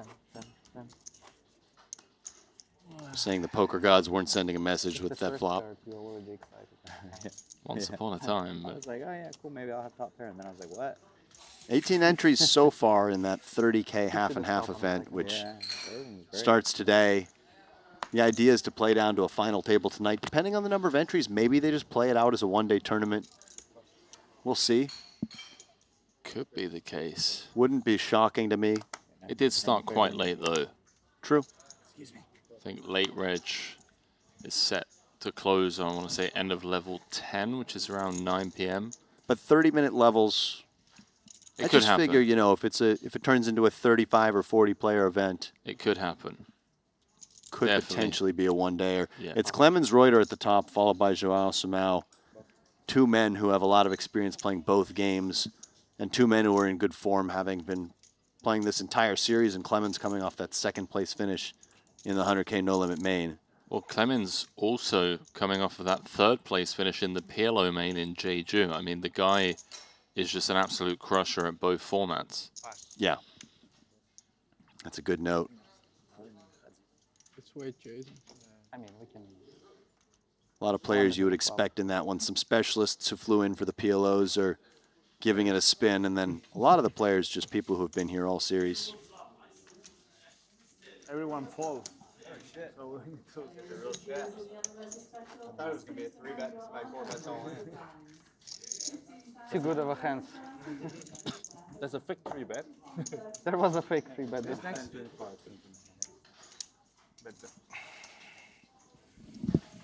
I'm glad I didn't blink. I honestly can't believe how quickly we've gotten down to 12. I mean, the bubble with average stack of like 50 bigs took all of 4 hands. And Danny even said, you know, I'm praying for a cooler, and it wasn't a cooler. It was a 4-bet in-juice from Kiat Lee, who managed to goad Tom Fuchs into just 5-bet jamming, ace-10 offsuit. Kiat had the queens. Yarashevsky, 11 bigs, queen 10 of spades. Does he think that he has fold equity? That's a good fold. That is a good fold. Well done, mate. Seemed very pained by it.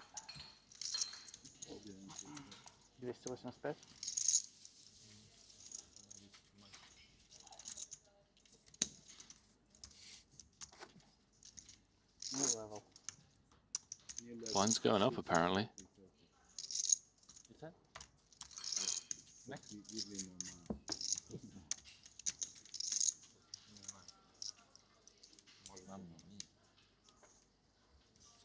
So many potential storylines here. If Adrian could win, that would be nearly 10 million earned by the Spaniard in the span of a week. Jason Kuhn, of course, looking for title number 13. Paul Poir looking to go back-to-back. Ibinger, Punsri, they're both looking to join Sir Watts in that 7-time champion club. They don't have like on Winamax Ascadrian? No. They need that. It's just a go all in button. Same answer every time. Call it. Be great. Ask Adrian. By the way, can we just give Michael Watson some flowers? Yeah, yeah, exactly. Why are you asking me? Yeah, 2-time champ this series, both in turbos. Just in terms of career, so Watts online, before the live tour even kind of came around, he was already regarded as one of the best. As Kiat's going to call it off here with King Queen. Parsonen.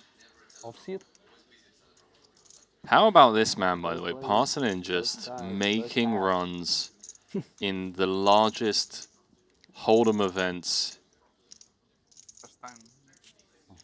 That's pretty wild. Final table, the Invitational. Ace in the window. Never easy. Never easy. Never easy, but we'll take the 80-20. Never if easy. We're Parsonen. Did you just say there's so many 10s in the deck? There are 4. We saw all of them. This would give Kiat the chip lead if he could find one. Yeah, that is what Kiat is looking for. A 10 and a 10 only. Ow. Oh, come on. No. That's just another brutal beat for Elis Parsonen, who's had a few of those. One showed before, all 10s are in a deck. So my God, you have super power. Wow. It's Awesome. been a rough series for Rivers for Parsonen. Out in 12th, 229,000. He was 1 card away from being up to 1.1 million. I'll tell you now, it's not long until we see that man lifting a title in a Hold'em event. It's not going to be this one. Ibinger's up to 2.4 million. Takes a few chips off of JNT.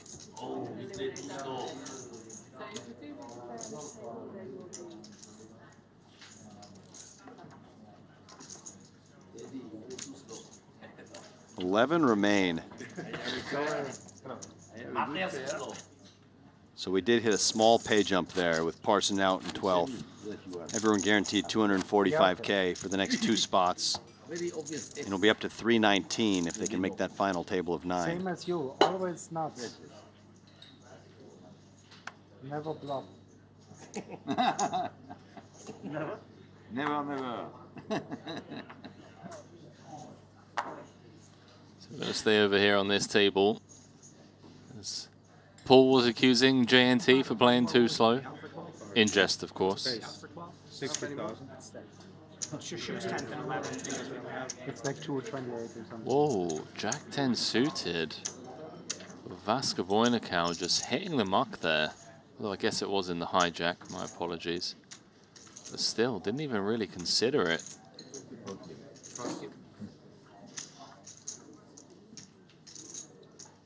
Ibinger in the small. 7-5 suited. See what he wants to do here versus Paul, who's opening off of just 23 bigs. He may not like playing this one, but he does. Well, opens the door for this to become a 3-way affair, but 9-6-0, I'm not sure. Kind of an ugly one here. Can be a little bit more dominated multi-way than it would be heads up. 230. Oh, okay. That was an option. Field player doing field player things. I love it. 230. As in my opinion, sometimes the cards don't matter. If you have a read that Paul maybe is to the bottom of his opening range, you saw the way that Ibinger called out of the small. Didn't look like Ibinger was between call and 3-bet, looked like he was between call and fold. Great recognition from JJ. Gets that squeeze through. This is one of those ones that I think a really well-studied player would say, why is he choosing this combination? Why is he 3-bet squeezing the 9-6 offsuit? He needs to have an ace in his hand. He needs to have a king in his hand. No, you don't. You can trust your read of the timing of the situation. Maybe the way that Ibinger called out of the small. Huh? You showed? Yeah, you showed the aces. That's right. Yeah. Credibility. You got it. You're the tour operator. You got to have credibility.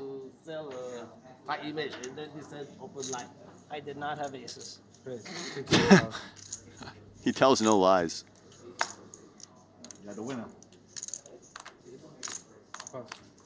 Oh, play to win or play to ladder up? Oh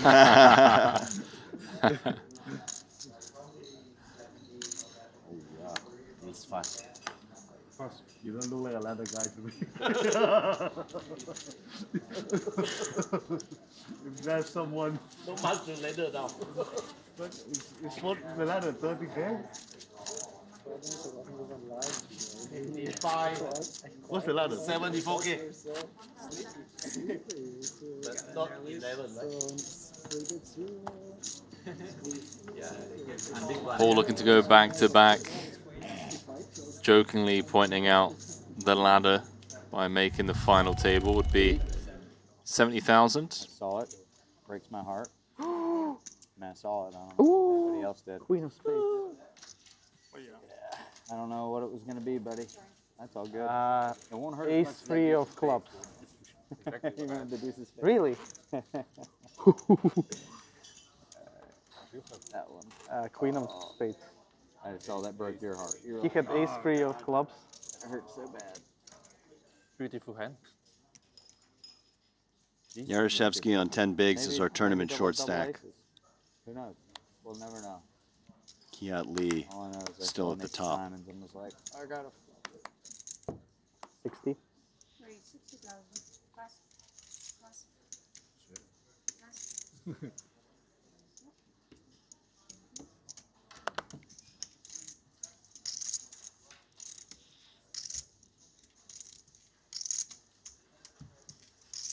Jason just recognizing the ICM jail situation that he finds himself in here, short-handed, not even interested in defending the 8-6-0.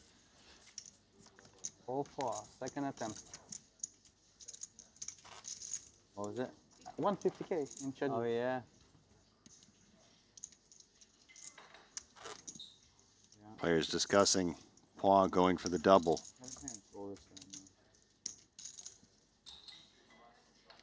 You were there as well, right? Me, I was there. A lot of players missing from this trip, Alex. No Elton, no Guangzhou.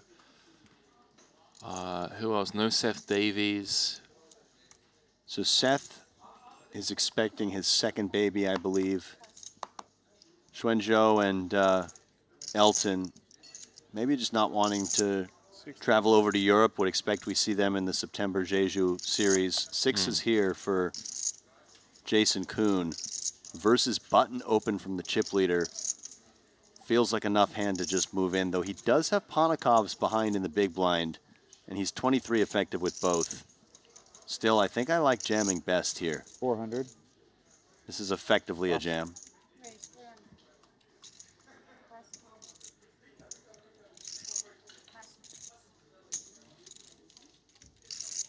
Yeah, certainly some missing names, but it didn't really hurt a lot of our field sizes. Maybe this one a little down, but the 100K main event and the 200K invitational both did really well.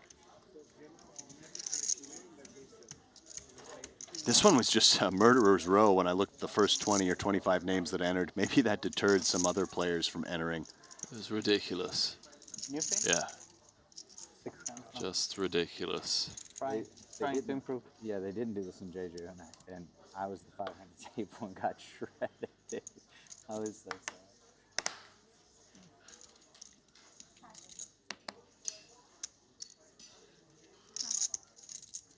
Day 12, can you believe it? I'm This is our last Hold'em event of the series. It is, because this is going to play to a conclusion tonight. Tomorrow we've got that 100K PLO main event starting. We'll have day 2 of the 30K half-half, if it goes to a second day.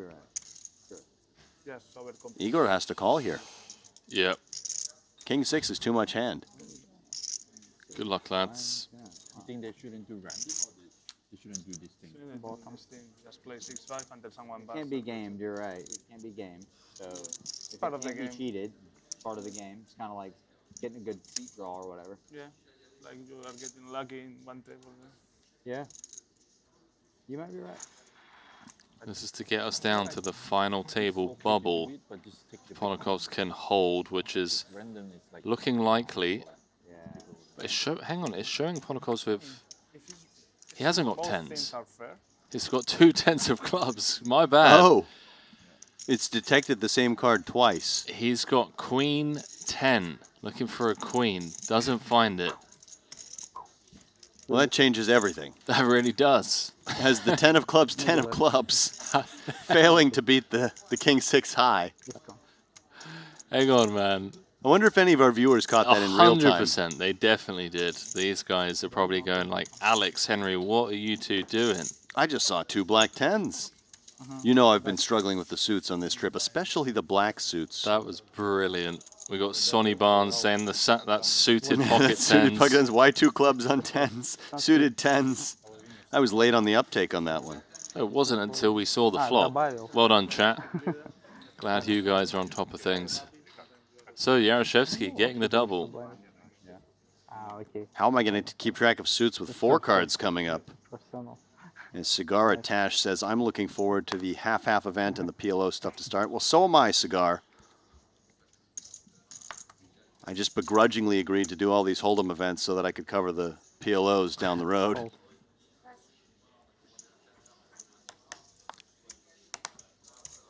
No, just kidding. I love the Hold'em events here, as you have.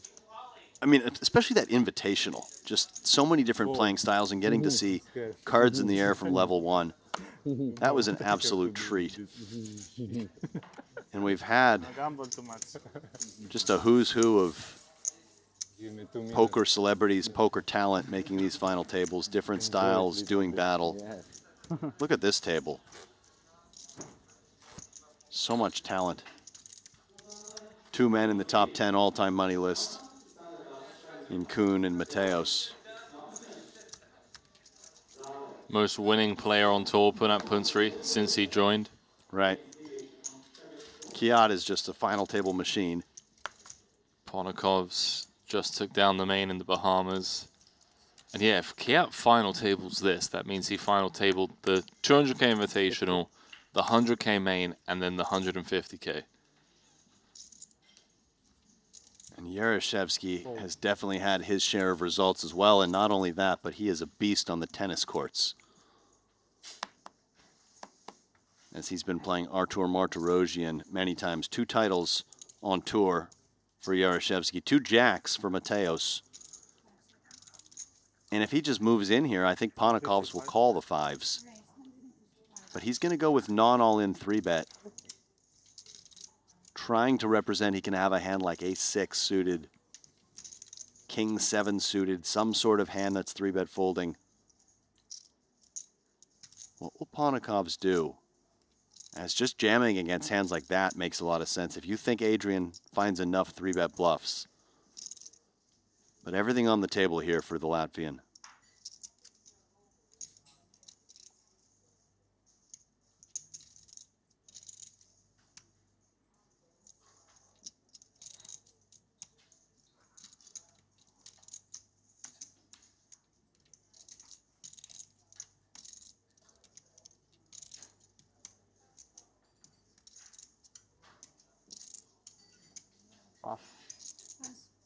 Oh, he makes a great fold. I think a lot of players would have at least flatted there or maybe considered ripping if they felt that Mateos had enough 3-bet bluffs for that size. And Ponakov's able to get away from 5s there. Not that Mateos did anything wrong, but just out of curiosity, I wonder if Ponakov's would have called a shove cutoff versus small blind. Perhaps not. Maybe would feel he needs 6s or 7s. Nonetheless, that's an impressive fold for the Latvian. He's not just a one-trick pony. He's not just relentless aggression. He's measured and calculated, and he gets away from 5s at a great time.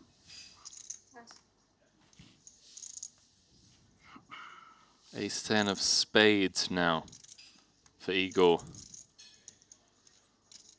17 bigs.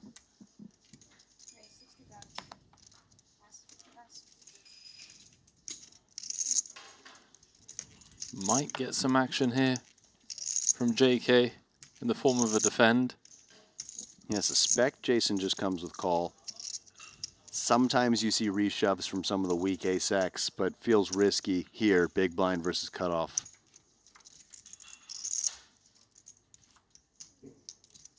Eight, 5-4. Jason flopping best. That 3 dangler. What do you call the danglers in PLO? Lemon. There we go. Dangler also works, but I've always preferred lemon. Well, so you'd call it the 4 lemon? Yeah, well, I would just say my hand has a lemon. King, queen, 10, right. 3. Yeah, double. It's got a lemon. I mean, there's other terms that we'll get to in the PLO, Drugel, and so on. But I'm looking forward to it. I'm really looking forward to it. Ace, Jack, 10, 4. But see, it's not quite as much of a dangler when there's an ace involved, because True. then you can make wheels. Yeah. But I digress, as Yaroshevsky 1/3 pot. Clear continue from Kuhn. 2-7-5 in the middle. What will the turn bring? It's a spicy one. Is indeed, as Yaroshevsky picking up a flush shot. 4-liner appearing. Kuhn could play some leads on this board. I don't know that his hand wants to. Probably want to lead stronger and weaker stuff. He's saying his range wants to. Yeah, so he does go for this. Understandable. Arguing that this is a much better card for him than for his opponent, and he can find leads with a variety of different holdings.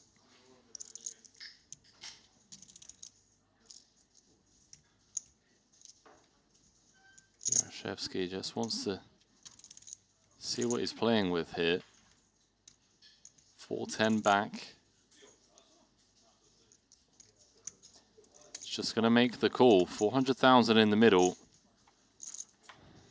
Jaroszewski doesn't find it. 10 would have also worked.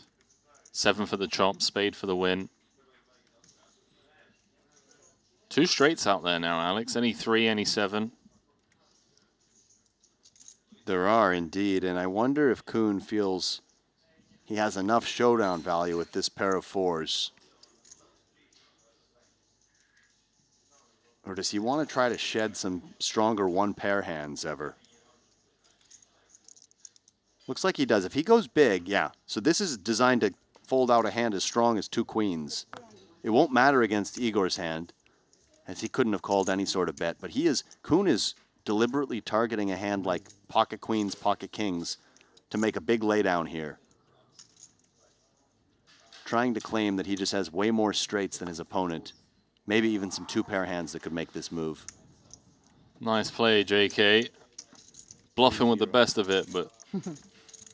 Creative find from Kuhn. Against Jaroszewski's hand, it didn't matter, but I think Jaroszewski would have been hard-pressed with some of those strong one-pair hands. Unbeatable, Jason. Love you, buddy.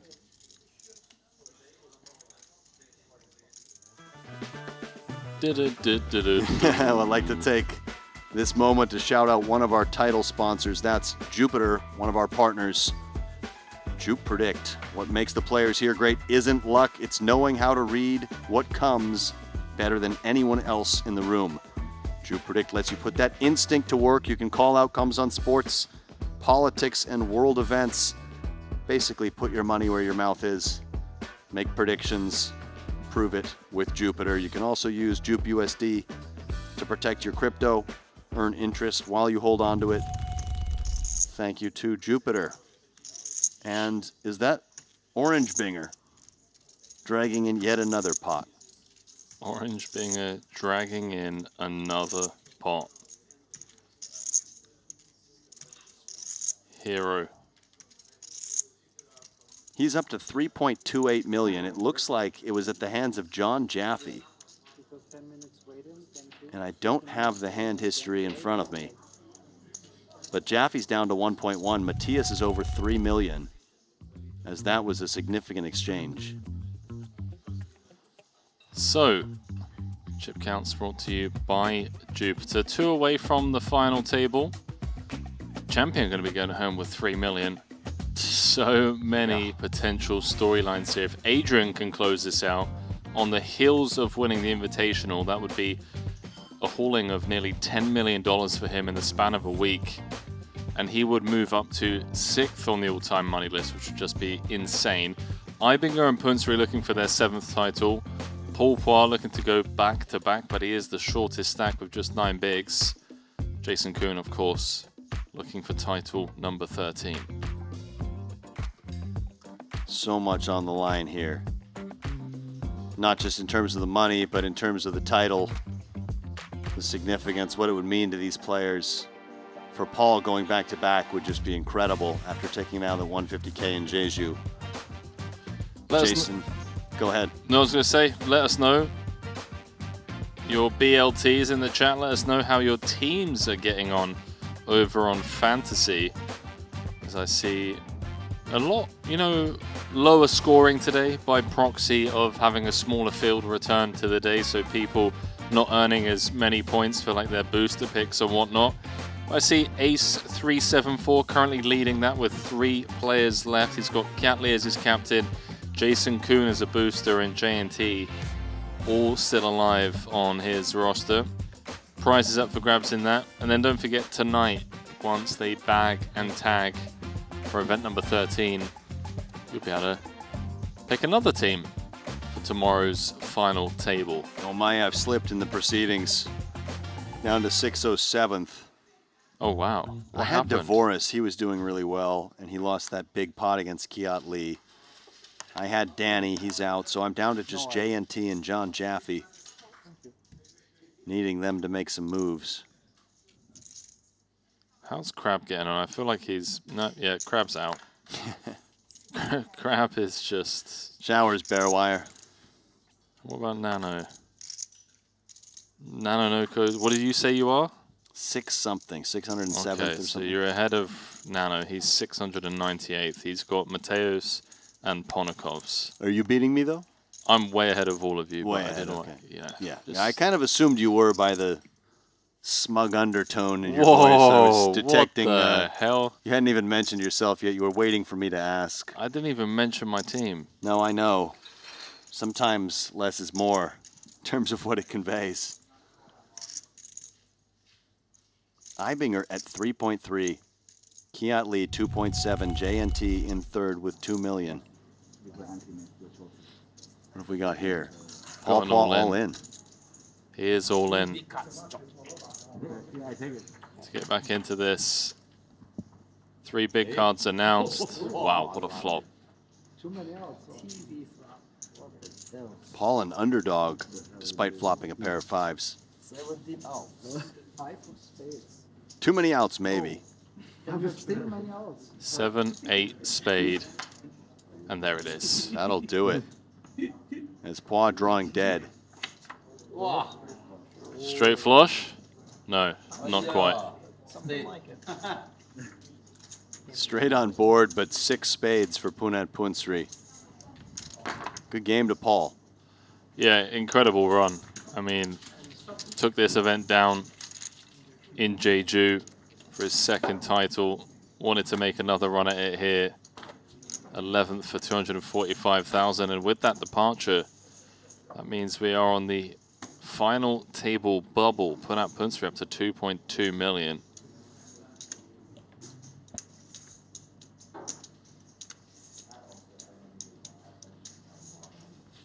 Just always got a stack, hasn't he? Yeah. All or nothing, this man. He's tough. And he's got so many fans in our chat. And once we get one more elimination, we will combine to one table.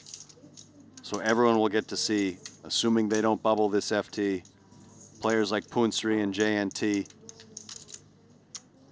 Haven't seen JNT at a feature table yet today, but we've seen some highlights, and he's been entertaining. Punsri looking for title number 7. That would be something. So we are now 10 players remaining. We are going hand for hand to reach our final table of 9. All in and four, freeze the action, keep the cards face down. And if we use 2 players at the same time from different tables, we split the bubble. If we use 2 players at the same time from the same table, the player with the higher amount of chips will get the higher position. There will be a redraw and 9 players in. And fast action is no longer in place. Thailand number 1. Best term in the shop. You actually get to play poker. Yeah. Why? Because people gamble too much, they are stuck and tilting, so they busted more often. I think it's just we get too much. What's the situation in that half and usually. half?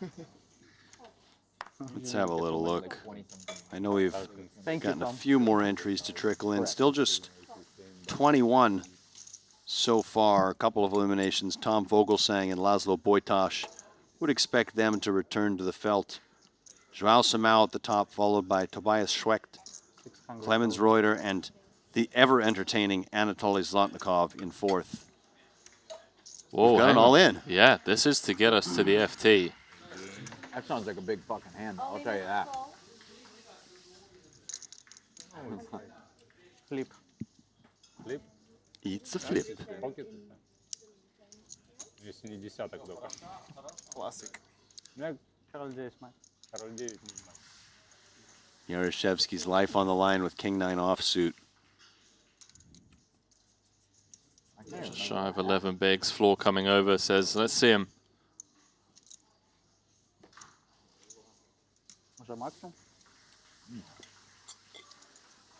Let's see 3 dealer. Big pot for both. If Ponakovs can hold, it's going to be going into the final table. 5th in chips. If he can hold.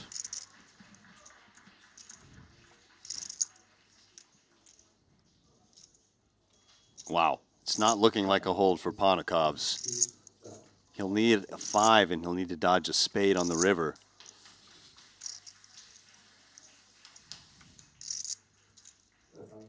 Just the 5 Unnecessary improvement. for the Latvian.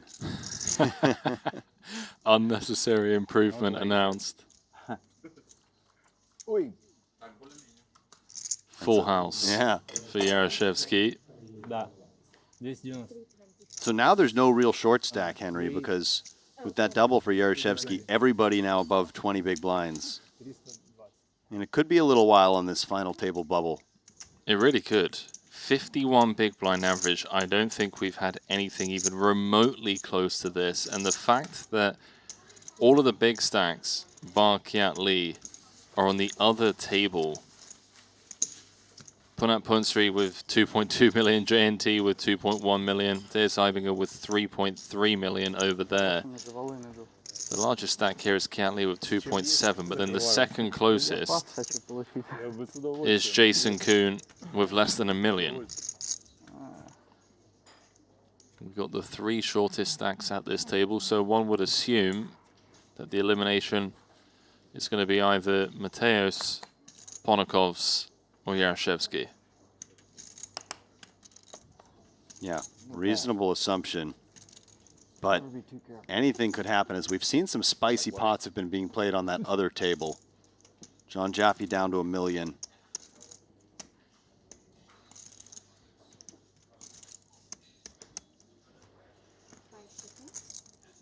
All in.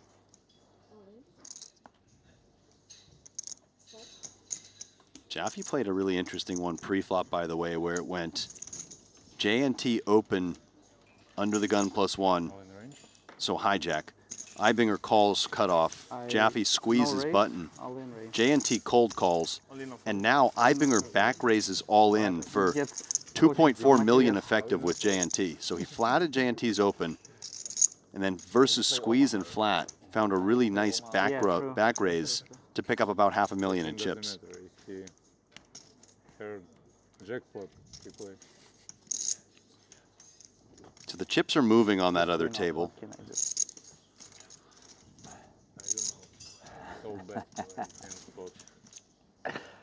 As the 3 shortest stacks on this one, Vaska Boynikau 4th shortest over on the outer table. Livingston, I have to ask. I saw you hitting this morning. You're in fantastic form. We're going to get a match in tonight? I think we should. Yeah. Yeah? Yeah, I'm in for it tonight. Let's do it, dude. Yeah. I should have mentioned my injury before I offered. Oh, okay. Injury talk. I should have done it before. He's challenging me now. He's going to want 2 to 1. Oh my word! I'm such a fish. I saw you on the court today. You were moving. You were spry. It's so fun, man. Everyone's just hanging out over there. It was a good 4-man rotation we had today. Somehow I was able to upset Jonas Kronwitter. I think Vegas was paying about 8 or 9 to 1 on that victory, maybe even more. They were calling it the upset of the series. Upset of the series. Bookies didn't like it. It was just a battle of tenacity over form. As Jonas has that reliable ground stroke. But I was able to hit some corners on him. Keep him guessing. Oh, you did well, mate. Enjoy that victory. Oh, I will. I should have just ended on top. I should have just done a little walkout right after that. Gone and watched the paddle matches down the road. It's certainly been a stop filled with activity. Got in the ocean today. Tennis. Been going for walks every day. Been staying moving. This one going to check down to the Jack of Diamonds river. I wonder if Eagle can find a way to steal this away from Kiat's bottom pair. He might. I mean, this has just been checked down the entire way, but he just continues to check down with a trace of showdown value, and Kiat's going to be happy to take it with 6s.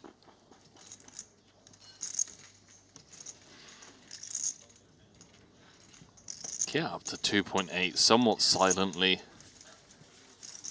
Thank you.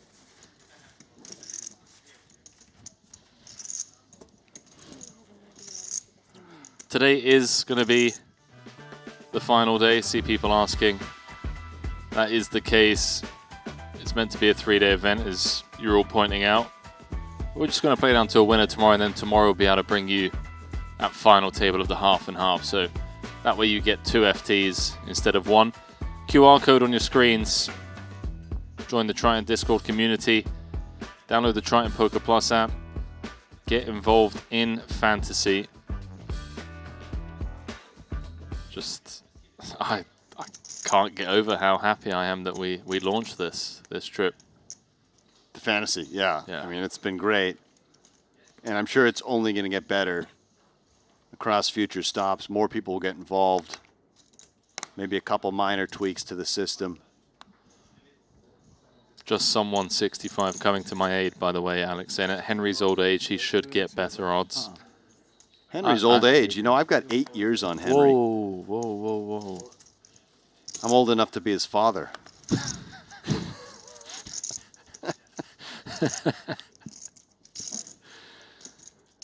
Kuhn may be considering non-all-in 3-bet here with ace-5 out of the big. You see it some non-zero amount of the time, but just plays call.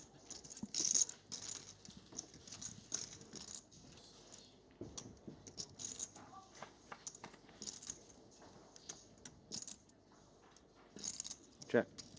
7-4-4. Jason with the best of it.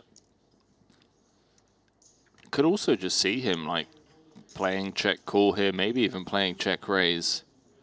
Although I think a lot of the check raises, am I right in saying, Alex, would come from like 5-8, 5-3, whereas ace high just maybe a bit too strong? Yeah, I think 5-3 is a nice one. 8-5 with the over to the 7 maybe would play check call more often.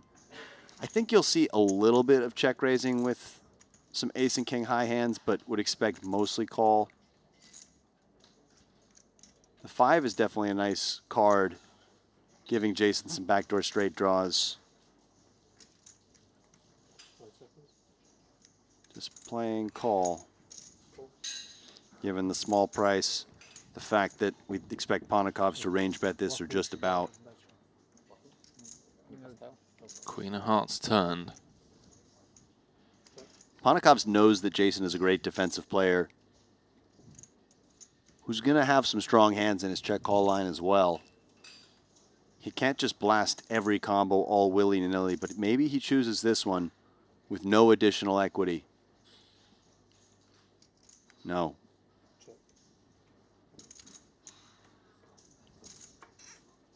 Oh, and you just, you can just check back and river the best hand. It's also allowed. It is indeed. Just an unfortunate run out for Kuhn, who had Ponikovs the whole way, but now finds himself in second place. And I think Alex will go for a value bet here. Hearts did come home, but he'd expect Queen X to bet in Jason's shoes quite a bit. 4X to mix raises on the flop. He can target a 7 or ace high. We saw him go for thin value earlier in this tournament and had Mateos considering a call with just a pair of jacks on a 4-liner.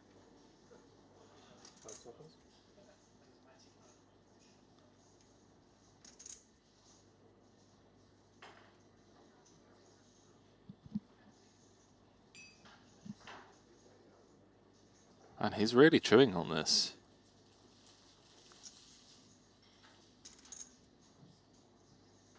Of course, the downside to betting is you can face raise against tough players. But Ponikovs is just such a confident player that he's willing to accept that that will happen from time to time and go for this value bet. Yeah, that's exactly what it felt like he was mulling over. Is how often do I get check raised here? He's just going to get it through with the bet of 140,000. And if you're wondering why you rarely see smallish bets in position, it's because from a theoretical perspective, you just don't want to open the action at the cost of just trying to eke out that tiny bit of value. So you typically need a slightly higher value threshold, which means you use a slightly bigger bet size than you would out of position. Was that too technical, Henry? Yeah, whoa. Yeah, we had some Twitter. Be careful, all right? warnings about getting technical. What is this, a run at once training video with Kevin Well, Rabichow? I'm not Kevin Bearwire Rabichow, but I will be at some point later today as the second crew will take over, I believe, whenever we reach the final table. But yeah, that's right. They're going to have a fun evening calling the action on what is shaping up to be a bit of a historic 150K. I mean, we've got Punsri and Ibinger looking for number 7. Catley looking for number 4. He's second on Malaysia's all-time money list. We've got J&T, the man himself, looking for his first. Jason Kuhn. J&T. Jason Kuhn on the hunt for number 13. Jaffe looking for one. Ponakov's looking for another. Vaskabojnika looking for another. But if Adrian can get it done, I mean, that is just something else. What a week he's had already. A lot of great storylines.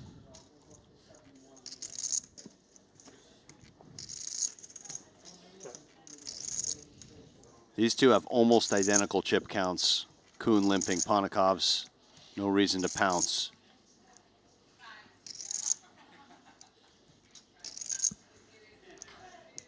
Ace-5-5. Jason's not going to stab just yet.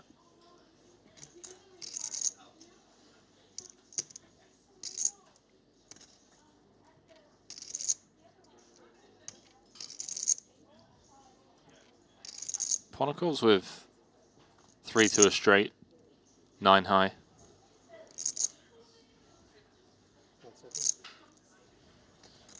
Maybe he gets frisky. It's enough. Hang on, I'm just seeing a rogue bear wire with... He appears to be carrying pizza through the room, and he appears to be hiding it from us. As maybe he's also taking a turn in that sound engineering chair that we saw Randy in. Often occupied by tennis aficionado Gattis. Yeah, he loves it as well. He loves the game. Oh yeah, Gattis has been out there on the tennis courts, sometimes just watching matches. Yeah, he's not very good. Working on his ground strokes. Shirt always off. Basking in the sun.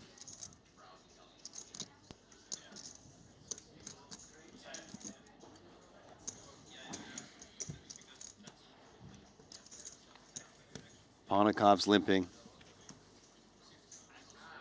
No, Ponakov's just posting his blinds as we await another hand, still playing hand for hand.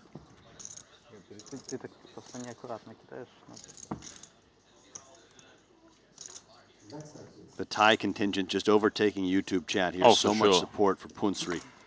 Sawadee Kap. Sawadee Ka. Sawadee Ka? Kopun Kap. Kopun Kap. That means thank you. Sawadee Kap, Kopun Kap.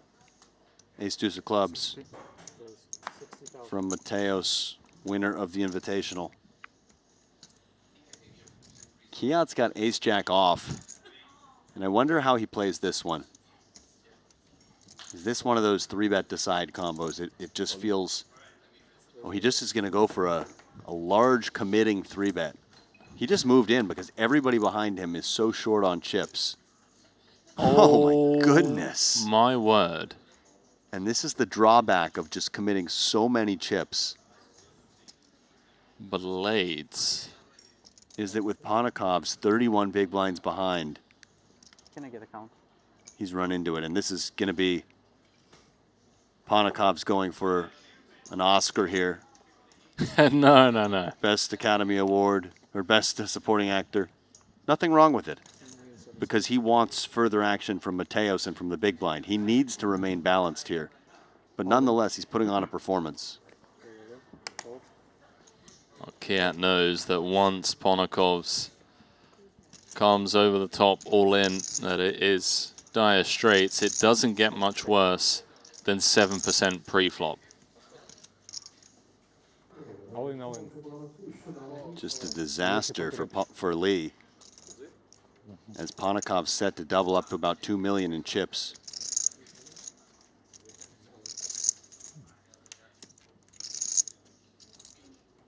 Well, this would be a pretty disgusting way to get to the final table. Hearts alive. Oh, Even just putting it into the universe, Henry. This is huge. This is nearly 70 bigs in the middle. Okay, no hearts. Running jacks or running king 10. Almost as safe as it gets for Ponikovs. 3-5 would chop it up. Other than that, just those runouts you mentioned. Dead. That is safe. Dead on the turn. Ponikov's now playing 1.9 million. And that is not the man you want to see with a big stack at any stage of the tournament, let alone on the final table bubble. Yeah, that's a huge shakeup to the complexion of this table and this entire tournament. And I'm a little surprised that Kiat didn't use a smaller size, just so that if it went crazy behind him, he could consider getting away from ace-jack. But he tried to apply max pressure to the players behind, and instead he doubles up Alex Ponikovs.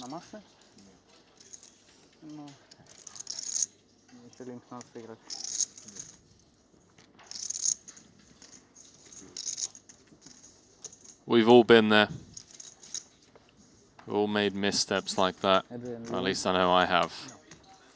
Where afterwards you're like, yeah, maybe there was a way for me to actually avoid that. Sometimes you just get caught up in the moment, right? Final table bubble, bright lights, cameras, biggest stage in poker, and you just think, okay, gonna make my life easy, just rip it in, but... And I'm sure he was thinking it's pretty unlikely that someone wakes up behind with a hand they can call, and they're going to have to fold some hands that they might even shove. Maybe Mateos raised fold sevens, then he would have shoved over a 3-bet, not impossible. Exactly. Nonetheless, still at 10, and with a shakeup in the complexion of the stacks. Ponikov's on the button now. And he's raising into 2 smaller stacks. Well, maybe he rips now. Yeah, it's very reasonable now as both stacks sub 20. Has the type of hand that might want to do so, but Adrian is going to call. Good luck, lads. Adrian Mateos on the back of winning 6.4 million, and his 3rd title is now in great shape to be heading into the FT with 40 big blinds. Yeah, 63% favorite here to double up and be right back in the hunt. As Ponikov's risking about a quarter of those freshly acquired chips. Just over $500,000 at risk for him. King in the window. Whew. What a sweat. Mateos actually the equity favorite here with diamonds and a gut shot. Against top pair. This is a stream flop, as Jason Kuhn likes to call it, whenever they're on the TV table. They get these crazy hands. So top pair for Ponikovs. And of course, it's the 7 of spades on the turn.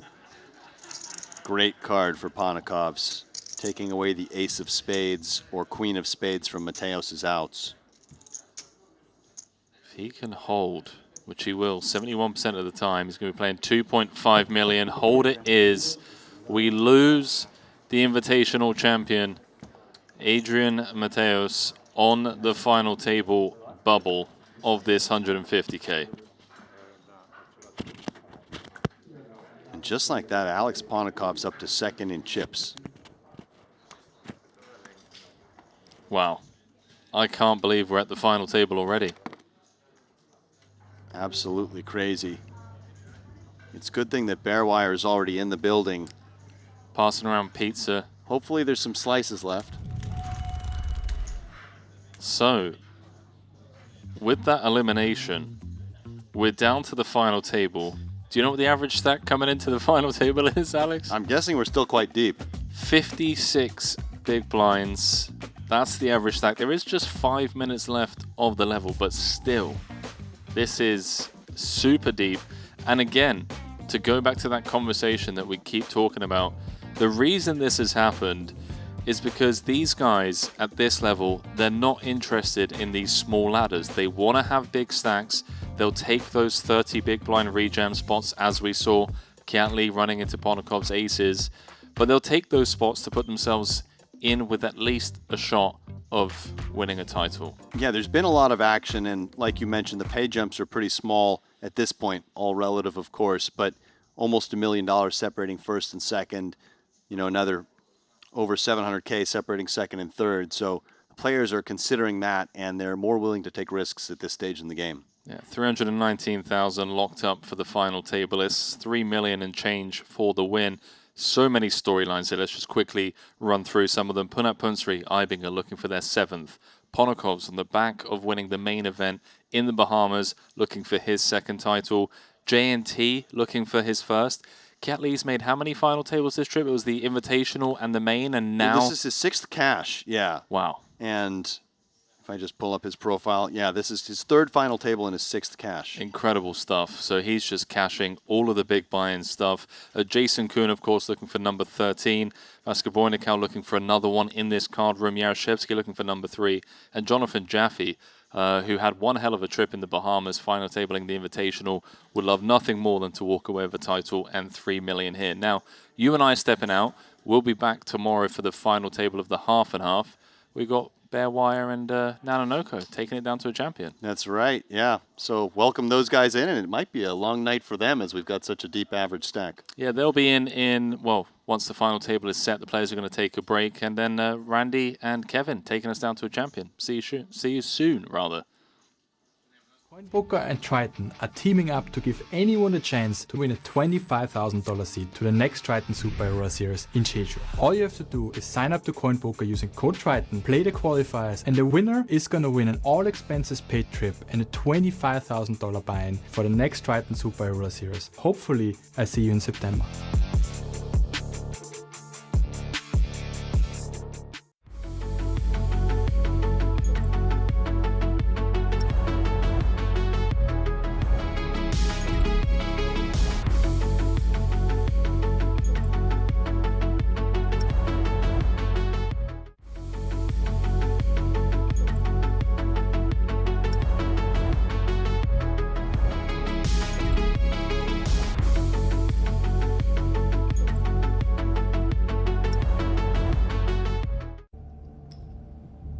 I'm all in.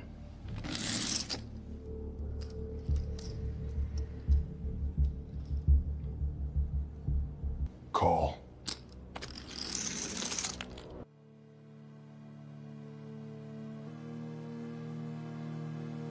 Tree time.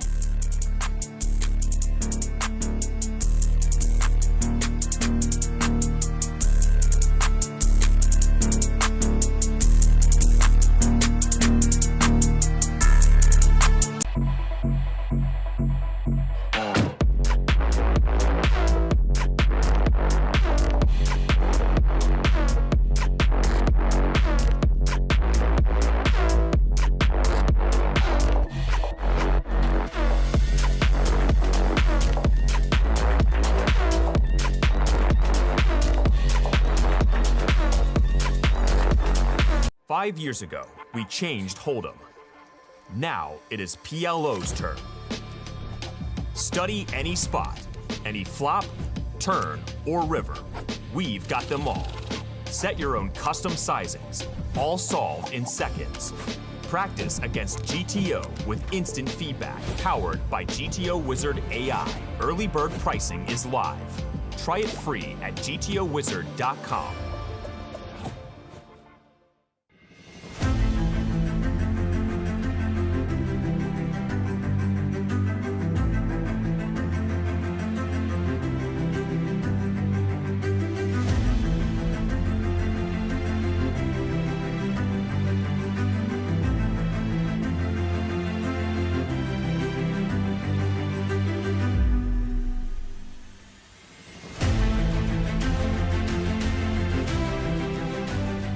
Options, you could limp, try and induce an ISO raise. You could just move in. Nothing wrong with denying equity to 2 overcards. With 5s, I like just moving in, I think. Unless my opponent's very aggressive, and then maybe the limp jam has more merit. Does go for the cleanest option. Alisson is going to call and be in bad shape. So the call standard. Good luck, lads. This is nothing but a cooler. Sometimes in poker, you just doubt out the tournament. This could be the case for Alisson. Facing jam, has a clear call with the A6 suited. Is the Triton bucket hat lucky?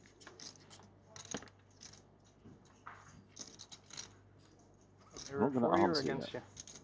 Not so far. That's a hard one. 3 of hearts.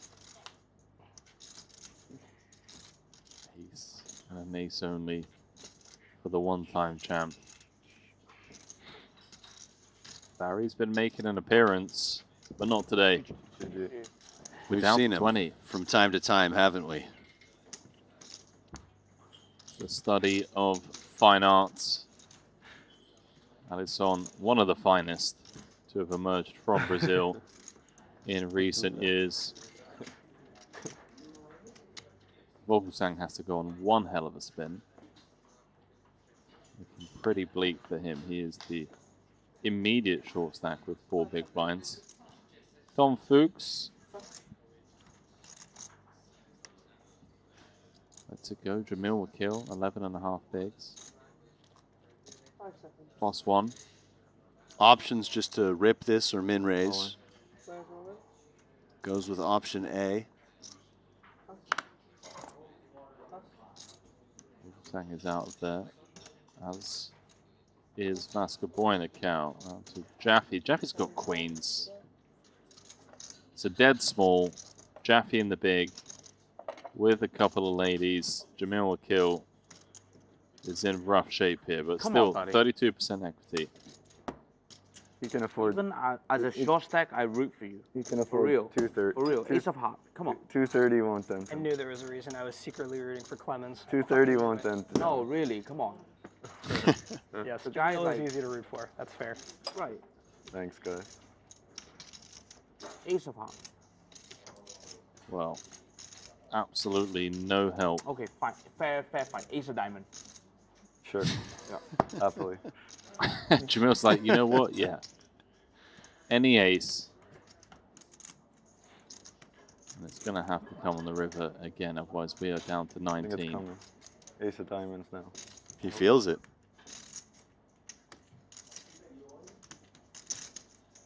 One pull. GG's. Good luck, guys. Good game to Jamil Wakil. Great player. My brain. Great guy. Got to know him a bit on this trip. Representing Canada well on the big stage. Here I see, was that 240K in front of Dan Dvoris. So it was a bet, 3-bet on the flop by the looks of it.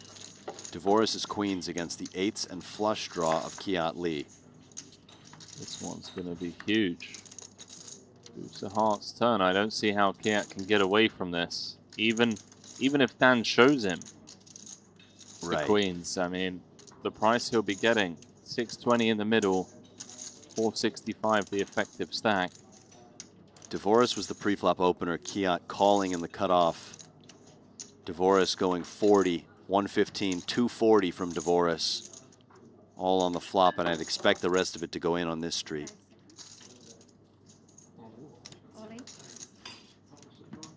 There's the jam. That's going to ask for a count, but His hand just too strong to fold. You mentioned it. He's getting the right direct odds against overpairs. Once in a while, Dvoris also has the ace-high flush draw, a hand that Kiat has in great shape. that's exactly what I was thinking. The only stuff he's really doing poorly against is something like ace-5 suited, a set of 4s. Some of these hands, like 4s, 3s, and deuces, Dvoris may not even open under the gun. Yeah, 35 bigs effective to start the hand. Yeah, cooked against ace-5 only. Winning against a lot of other stuff. And then obviously getting the right price. There is some future game stuff as well. I mean, this is 23 bigs. Kiat's got 30.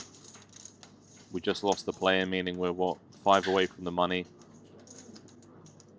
Yeah, but this would, like you say with future game, this would get you at or near the chip lead, allow you to play big stack bully with the bubble looming. We just have to take this spot of where Kiat, he's running the numbers. Huge spot for Dvoris, who's on my fantasy team, as he'll only hold a little over 2/3 of the time here.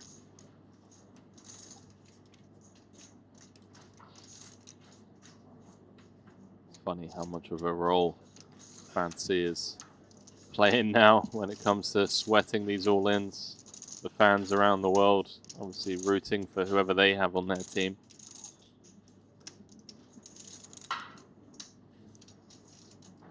Kiat burning through his Triton tempo clock, wanting to make sure he gets this decision right, as this pot would be for second in chips if he were to take it down.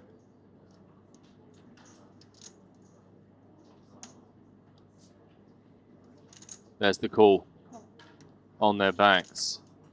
1.55 million in the middle. If Kiat can convert this 32%, he'll move up to second overall. Dan just looking to hold, needs to fade an 8, 7 or a club. Massive spot. Yeah, good luck calculating how much this one's worth. Oh, it's painful. You have more, right? It's painful. Dan Dvoris downed. Put himself in a great spot to be up to second in chips. Is he? Yeah, I haven't seen him on the court yet. But 5 plus 9 is 14. 14. Matthias had ace king or king? 5 seconds. Matthias ace king. Oh, poor Kulak. King 10 now for Jeff. He's picking up legit hands.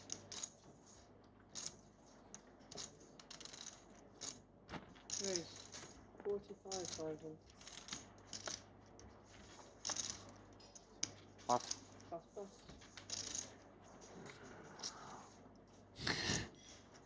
Pain for Christoph. Wow. I mean, how long does this go on? Puts it in. Plays all in. Danny's going to get out of there.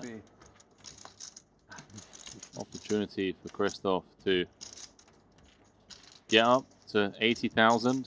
I say opportunity, it's still just so bleak. This would be one hell of a spin up. It's an uphill road for sure. Saw a deuce folded in the big blind.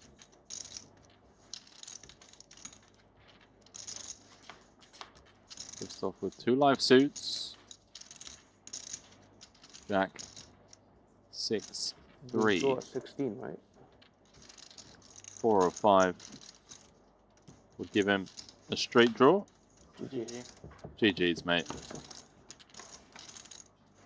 GG's. He finds the duck on the river as well. How long has it been already?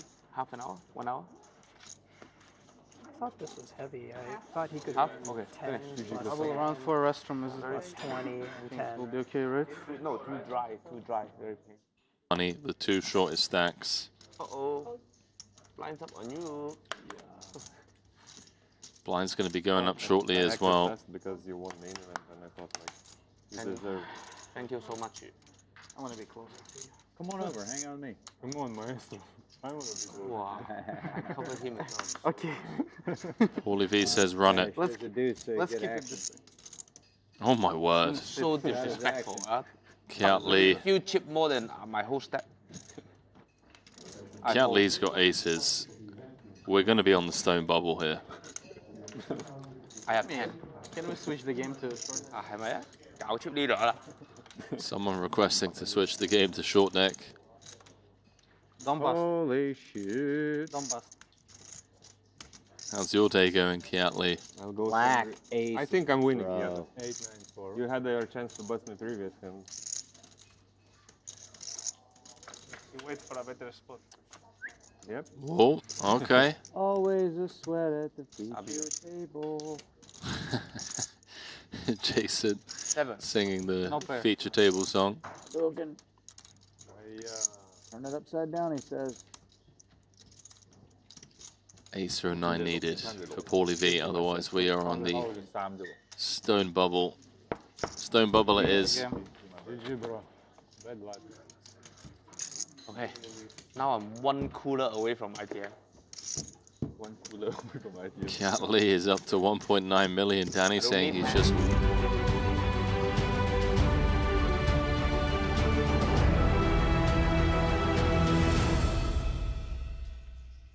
And it's time for the Triton Poker Super High Roller Series in here in Montenegro. It's the $150,000 10th anniversary special, and my name is Randy Liu, and I've got Coach K next to me to walk you through this final table. We've got 9 players remaining, and they're playing for the $3 million up top, and there was a big name that was so close to defending his title, at least getting to that final, Paul Poit, but he will have to settle for 11th, and we also lost Adrian Mateos, the invitational winner.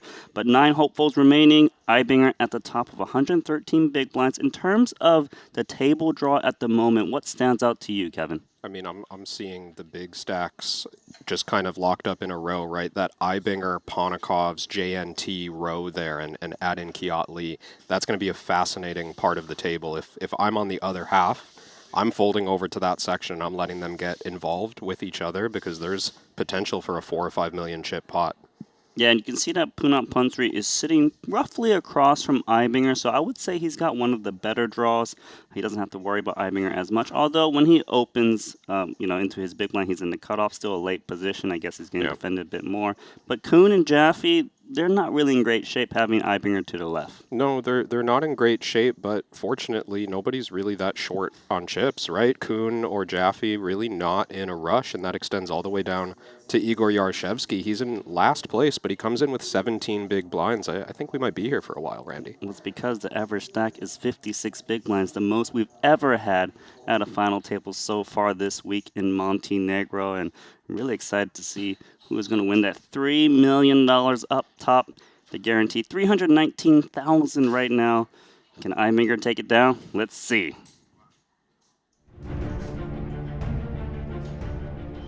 The $150,000 buy-in 10th anniversary special event started with 76 entries. We're down to a final table of 9. It's time to find out who's gonna take the title, glory, this beautiful trophy, and the commemorative token of the 10th year anniversary. It's my pleasure to introduce you to your final table. Seat number 1 from the US with $165,000. Please welcome Jonathan Jaffe. The American Pro is hunting Triton title number 3. He too is the coach. In seat number 2 with $845,000 from the US. Please put your hand together for Jason Kuhn. He won this event 1 year ago in this very room. Jason Kuhn, king of the 150K, is chasing an incredible 13th Triton title. In seat number 3 with our chip leader from Austria with 3.4 million. Please welcome Matthias Ibinger. Oh, he's looking good in that suit. He did win a PLO and Nolan Hold'em main event champion. He would love to take down the 10th anniversary special. In seat number 5 from Latvia with 2.6 million. Please put your hand together for Alex Ponyakov. He's got a 2nd place finish already this festival. And the big buy-in specialist is back at it, chasing another title.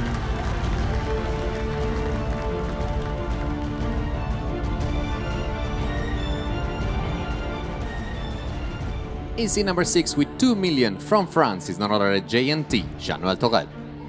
How can you not love this guy, Mr. Main Event? Multiple 2nd place finishes, and he's looking to take down his maiden title here.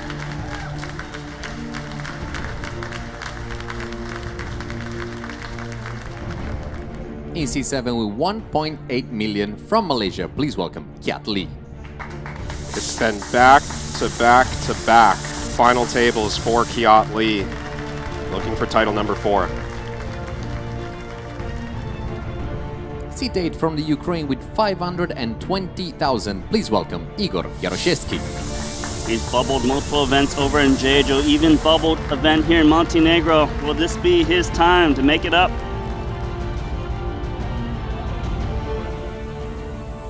From Belarus with 750,000. Please put your hand together for Mikolai Paskabonikov. Paskabonikov picked up his only title here in Montenegro 2 years ago. Capture number 2.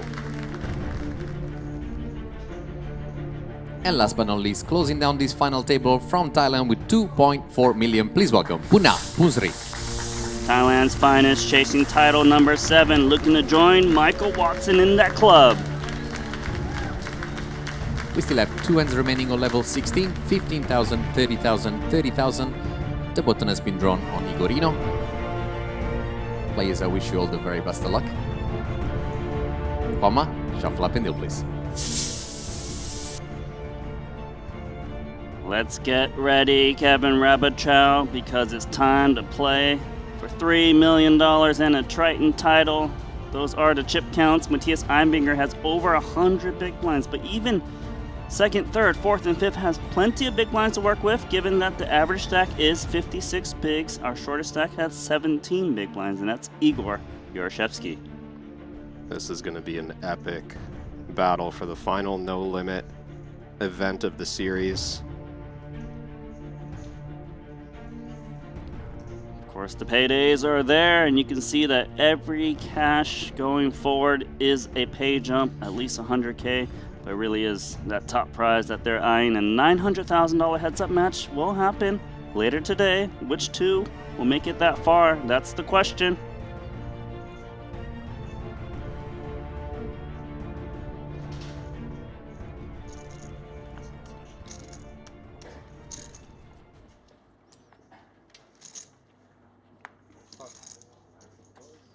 First hand underway. Jason Kuhn will pass. This man is the best dressed at the table. Matthias Einbinger, Jack 10. He always brings a sharp look to the FT. Ponikov's starting off with queens. This is 1 versus 2 in chips. Don't be surprised if you see a flat with this very premium hand. This is not an accident. Ponikov's involved in a pot here against the one man who covers him at the table.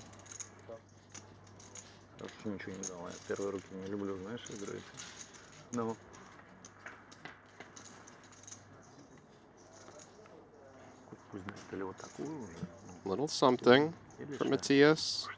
Flops a gutter. Could get him into some trouble against the slow played overpair from Ponikov's. I suspect he often starts with check or maybe a modest bet. Ponikov's has all the sets, maybe not pocket threes. Gets to play very loose pre-flop because of how deep stacked he is.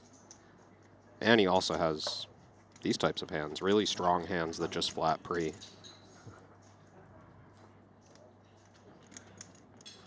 Should see a value bet. Ponikov's thinking of sizing.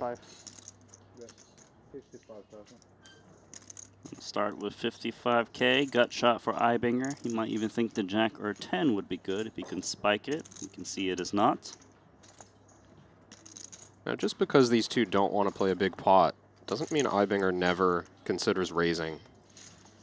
He knows that Ponikov's could have ace-queen high, king-queen high, some stuff that he could force out. He decides this jack-10's good enough to check call. Doesn't make the straight or a pair on the turn. Don't think Ponikov's is too concerned about this card. Pocket fives gets there, but otherwise the straight's probably not opening under the gun +2. I mean, he just always has the best hand, I would think. Almost always, I think. If he's up against kings or aces, I guess he can also be up against jacks or 10s and 9s. Yes. Yeah, I think all the overpairs are in play sometimes. Interesting spot for Einbinger. I don't think he has to continue. Jack 9 would, of course, be stronger at this stage, and maybe he just check folds the gutter. He's allowed to have some check raises. This isn't the one. It always hurts, but mandatory to fold a draw there. In terms of the layout of the final table, nothing has really changed, even with Einbinger losing that pot. Still has a nice chip lead on the table. Yeah, the two of them doing well to just play a modest-sized pot.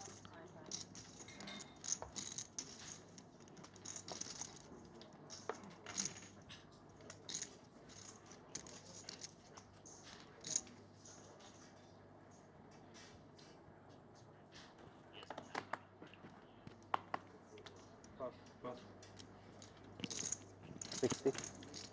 60,000. 8-9 suited for Ponikovs.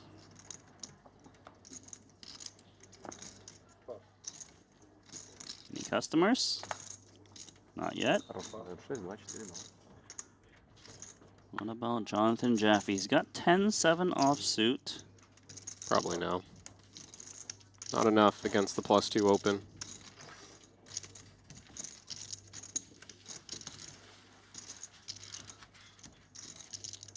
Forget sometimes how many players 9-handed play looks like. We're still pretty far from the title here, Randy. Remember, once upon a time, people used to always complain about 10-handed tables. The 9-handed is as deep as it gets nowadays. Yeah, we're spoiled here at Triton. 7-handed, sometimes 8-handed. I like the coziness, having someone right next to you, you know? No. I guess I don't take much space, so maybe it's not a big deal. Yeah, I cannot relate. I would not describe it as coziness. Bunch of sweaty dudes. Imagine Fox shoulder to huge shoulder. guns. Right? He's like, give me more space. No, thank you. So Ibinger's allowed to open a hand like this under the gun. He's the table chip leader. He knows players are going to mess with him a lot less. Punat's got ace-jack. Interesting spot here.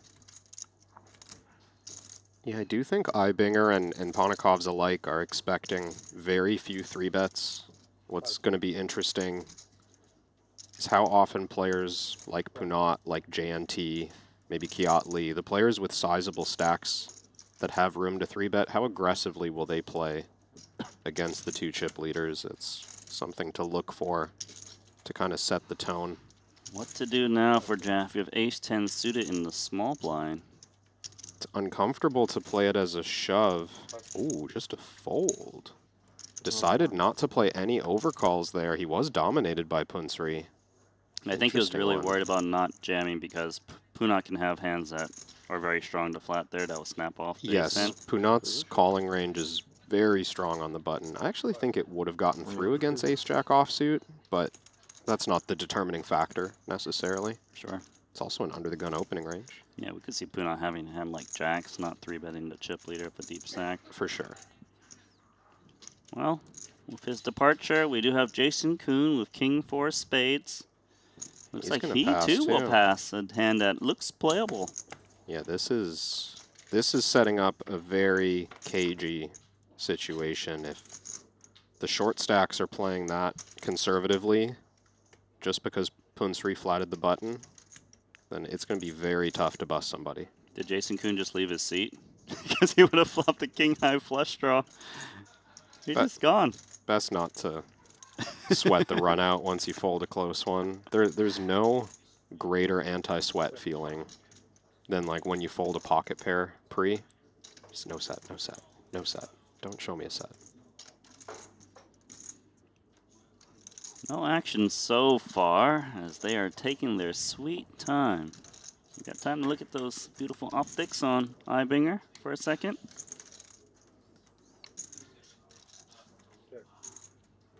Ibinger of top pair, checking over to Punsri, who doesn't take the bait. A lot of outs for Punsri now. 3, ace, or jack will take the lead. And Ibinger probably wants to bet, I would think, to protect against ace-high, get value. Yeah, does he think that Punsri plays 7-6 suited or ace-3 suited in this manner? I'm not sure it's all that significant. Definitely going to be some pocket pairs that connect with this board, although I think they mostly bet the flop. So Matthias goes for a pretty big sizing, just thinking this 8 is quite unlikely to be the worst hand. Punsri has a close decision. He beats any bluff. Ibinger opens extremely wide pre-flop. It's a decent amount of chips being on request here, 175K. It's close to 4 big blinds, a little bit more actually. Looks like he's just out of there. You know, Randy, I got some insight on that figurine that Punat brings to the table. Did you? Not an egg. What was your guess? A dumpling. It's not a dumpling. Come on, it is. No, he says it's an oyster. An oyster? I don't remember from what, but Yeah, aphrodisiac. confirmation. Yeah. Well, I'll take a second while we swap dealers to shout out our partners, GTO Wizard. PLO in GTO Wizard is now live. You can study any PLO spot, set your own sizings and ranges, and even practice against GTO, all in seconds. Be ready when it matters most. Join now at gtowizard.com. PLO portion coming up is very relevant to have this GTO Wizard PLO because that's starting very soon. We actually have the half and half going on to No Limit PLO. Yeah, the PLO players are in the building. So it's an oyster. It's one really clean oysters. Oysters are usually very dirty. I mean, I would expect nothing but the best. Have you ever chucked an oyster before? Shucked? Shucked. What did I say? Chucked? Like you throw in a rubbish bin. I haven't been that upset around oysters. I'm usually in a good mood when there's oysters around. They make me woozy. But I have not shucked an oyster. I watched a barman at an oyster bar just like impale his hand shucking oysters once. It was not a fun sight. It was bloody, eh? It's dangerous work.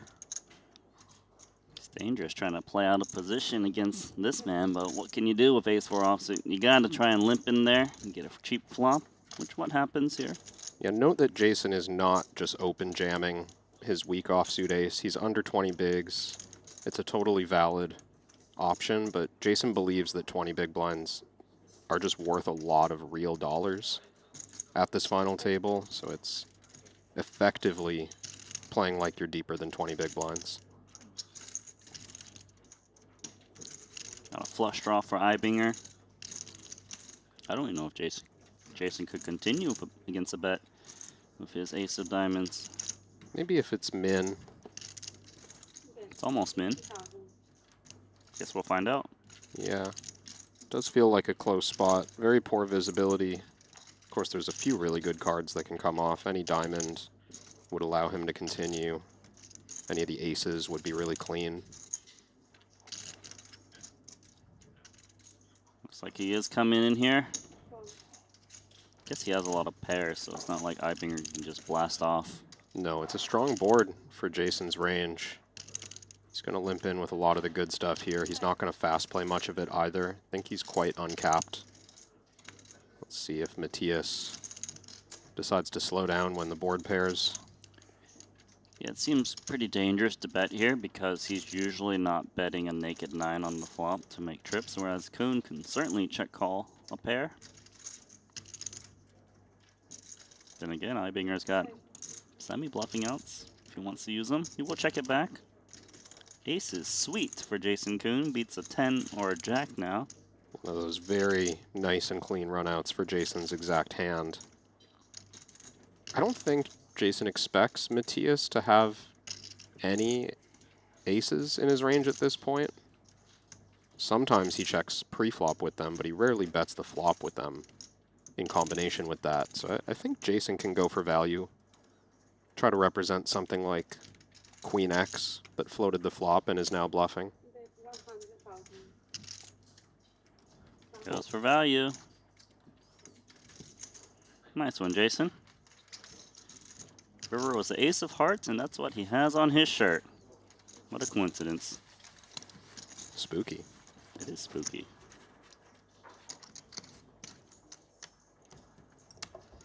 It's a nice brooch on Ibinger.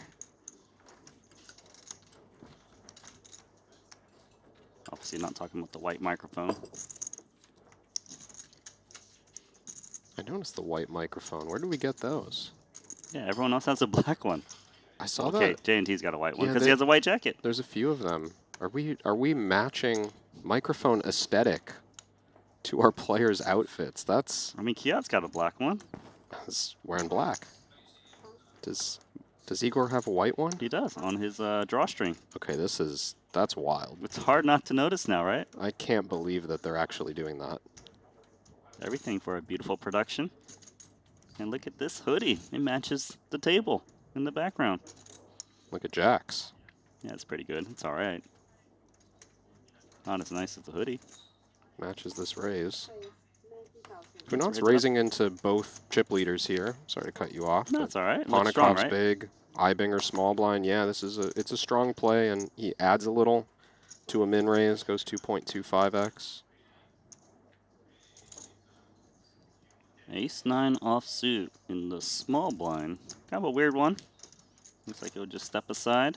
Yeah, I think if we were playing shallow, he'd be all over that hand doing something with it. But playing 60 big blinds deep with Punat, it's not that attractive of a combo. See plenty of Thai support already arriving in our YouTube chat. Let us know who you're rooting for. I have a feeling. We know who they're rooting for. I mean everyone in the YouTube chat. I have a feeling that the folks who have already showed up writing in Thai. Dude, every we know single who you showed person up from for. Thailand is in the chat right now. Literally. The whole Every person. Every person. Do they send like is it like the national emergency system? Like do they send an alert to every cell phone in Thailand when Punat makes a Triton final table? A Punat alert. That's right. That would a PA. I think that matches his status. I think it's that important. It is quite insane that they always start chatting all of a sudden when he shows up to a feature table. And then they don't speak any other times. But pretty cool. There's some other support in the chat. We got JNT fans. We got Ponikov's fans. Kiat Lee, Jason Kuhn. It's a stacked final. I'm not surprised. A lot of lovely chaps here. Okay, so Ponikov's tried to limp, and immediately, once that happened, JNT started touching his chips with King Deuce suited. He's got game. Yeah, this a statement from JNT about willingness to build pots with something marginal. You know, King Deuce suited certainly could have taken a flop. Oh yeah, we should like definitely. I should have brought a couple of my Shambhala bracelets. Full kit. Not sure if I can even close it if they left it. Yeah, I can't do it either. Oh my god. Holy shit. I would help you, but I like watching you try. It's good. Hi, Banger. Come on. You should know how to put on that Epic X Triton main event watch. Wow. Who wore it better, Ibinger or Jason Kuhn? They've got the same watch. Well, only one of them was wearing it when you asked that question. Okay, so who's wearing Ibinger it better? finally getting it together. I don't know. I think it suits Jason's outfit a little bit. But Ibinger's got the suit do on. I have to choose? I mean, you don't have wow, to. is if you Punat want to. rocking it too? So 3 people are rocking the main event Jacob & Co. watch. Is that what you're Yes. saying? That has to be the most we've seen on one table. Who else has one? Ponikov should have one. I think so. At this table.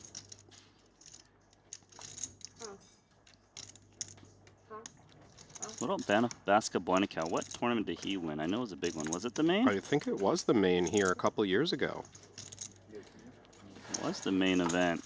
He too could wear a watch. We could have more players with these watches than those without.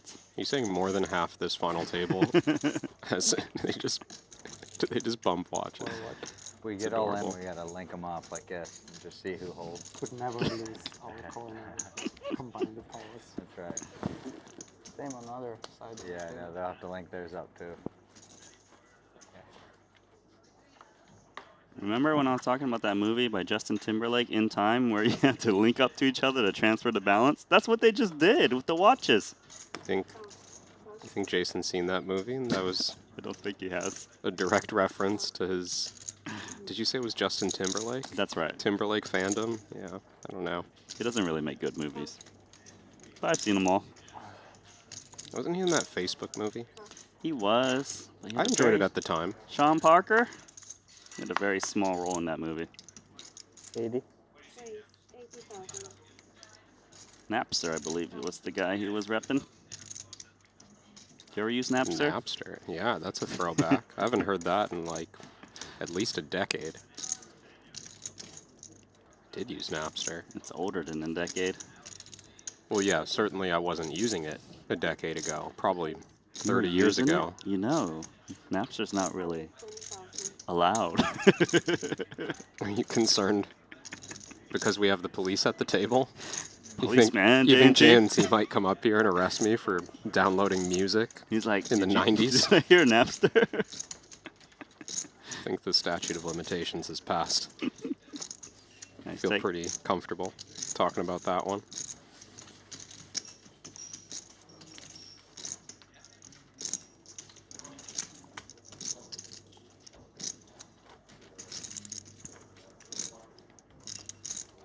Got a lot of players rooting on their fantasy teams watching this final table, and we got someone rooting for Jason Kuhn.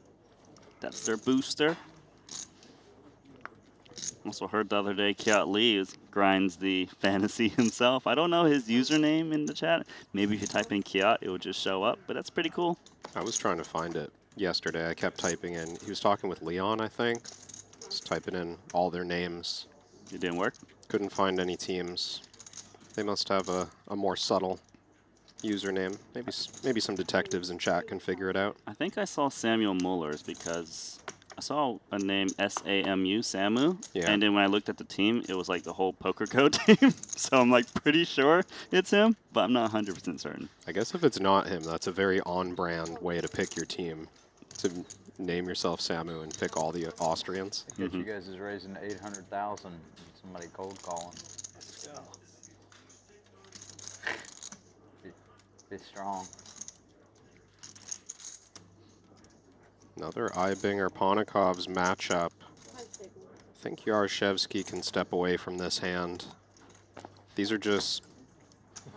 It's a funny kind of situation. It's not the pre-flop raiser that he's worried about. It's Ponikov's calling the open that really presents issues, and Yarshevsky's stack just isn't deep enough to generate that many folds. Yeah, so you can't really speculate with ace, deuce of diamonds, even though he would have flopped the nut flush draw with his stack. As played, we'd see Ponikov's flatting a strong hand once again, just because he's too deep against Ibinger. Yeah, maybe Yarshevsky wants his cards back now. Flopping nut flush draw. Pretty nice spot to spin up. Even just Ponikov's flatting a lot is pesky for Ibinger because he's kind of forced to play every single pot post-flop out of position. It does add up. Yeah, I do wonder actually if Matthias will stop opening like his weakest offsuit hands. Twice now we've seen Jack-10 offsuit and Ace-8 offsuit, which of course are fine kind of ICM adjusted opens. But if Ponikov's is going to keep flatting him in position, he's going to have to keep going post-flop. These hands go way down in value. So he has to check fold, passes the card to Ponikov. They got a PLO hand now. I don't know, ace, queen, ace-8. Would have been decent. I love the disrespect. It's my favorite part of the meta this year. Players just disrespecting each other. Huh? Whatever. I might get a penalty. This might be my own fault. I'll try it out next time. I mean, it looks like an invitation to check your cards. It would have been funny if Ponikov checked Ibinger's whole cards. I agree. You probably can get away with it. I'm not gonna do it. Pass. Another notable Jaffe fold. Jack-10 suited, UTG. Mm-hmm. He sees that Igor is the shortest on 11 big blinds, not looking to get involved at the moment. I guess I'm not gonna do it. How dirty would that be, though? You throw your whole cards at someone after folding, they check and you say, floor, penalty, please. Penalty for who? Maybe both of them. That'd be great for everyone else. I feel like I lost.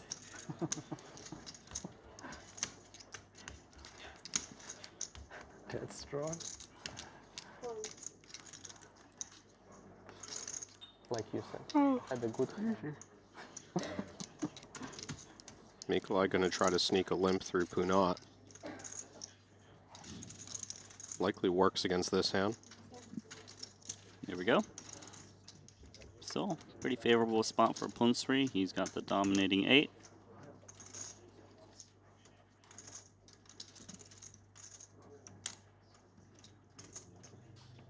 Nada for both. Nikolai's gonna try to steal this pot with a bet. He should do it. That was a little risky because if this doesn't work, his stack and Igor's get a little bit closer, but Punat actually is taking his time. I thought this hand was over. He's still thinking with Jack 8 high, no heart in hand. Yeah, blind versus blind. He's gonna battle. I think he thinks it's weird that Nikolai didn't jam pre, maybe? Wow. Oh, he's raising. He's sick.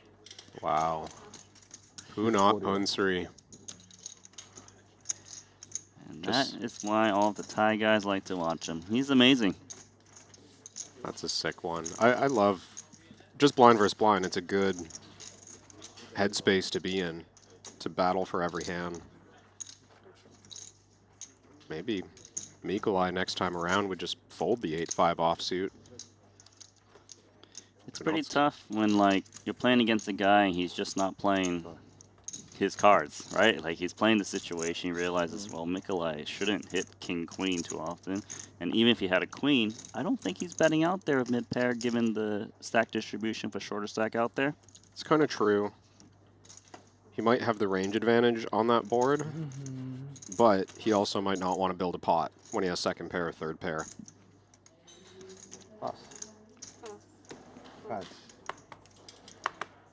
Punat has 6 Triton titles. Winningest player ever since he joined the tour. Igor keeps getting ace-deuce suited. Red ace-deuce suited. Swapping diamonds for hearts. It's a slightly better spot to take, but I still think Igor can pass on this. Just not a lot of fold equity. Kiat not likely to be that light pre. I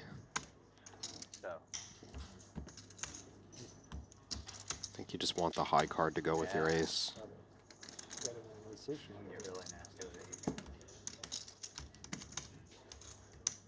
Maybe he's thinking the deuce unblocks all the opens that would fold from the hijack. It's true. That's a fair argument for taking a hand like this.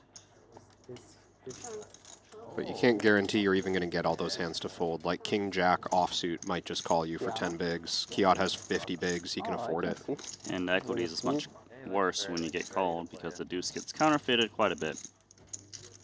Now John, I think, has a hand he needs to defend. We've seen him playing tight to start this final table. This is not a bad spot to get involved, though. Heads up. Very different than multi-way.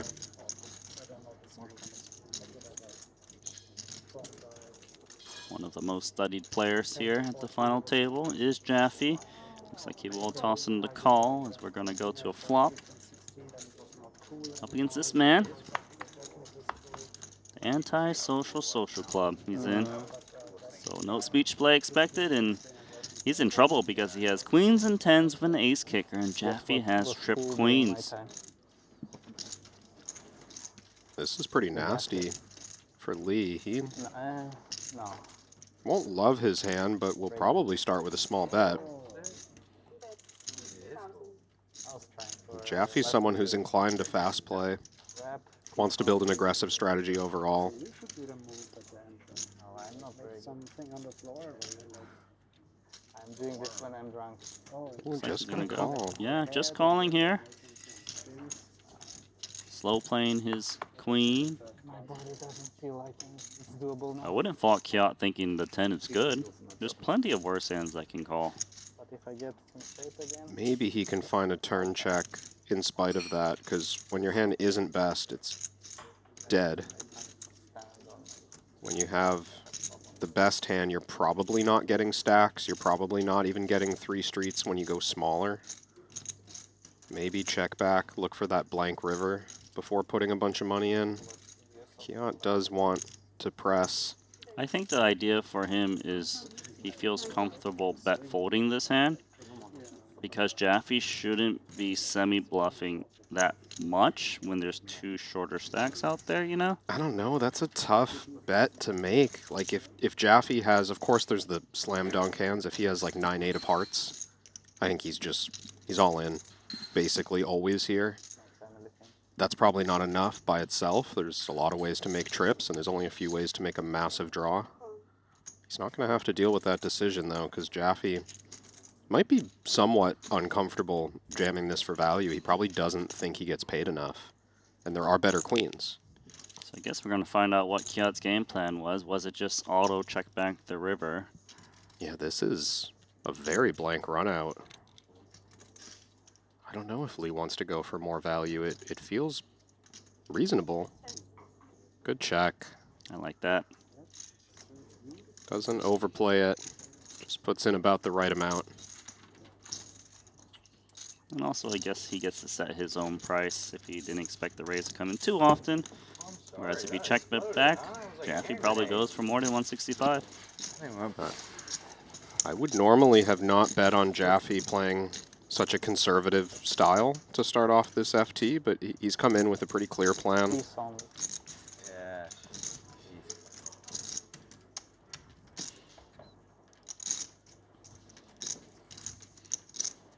Cards been dealt, not anymore.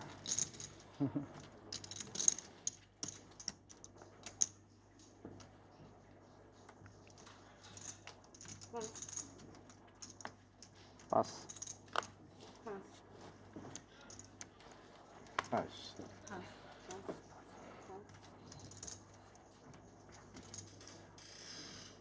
Ask a point account. You know you're going to raise it. Looks like a hand that doesn't want to leave the room to get 3-bet. Probably just commit. Good old jam and pray. Ooh. Punan's got ace-9 suited. Tricky spot. 13 big blinds total is the price.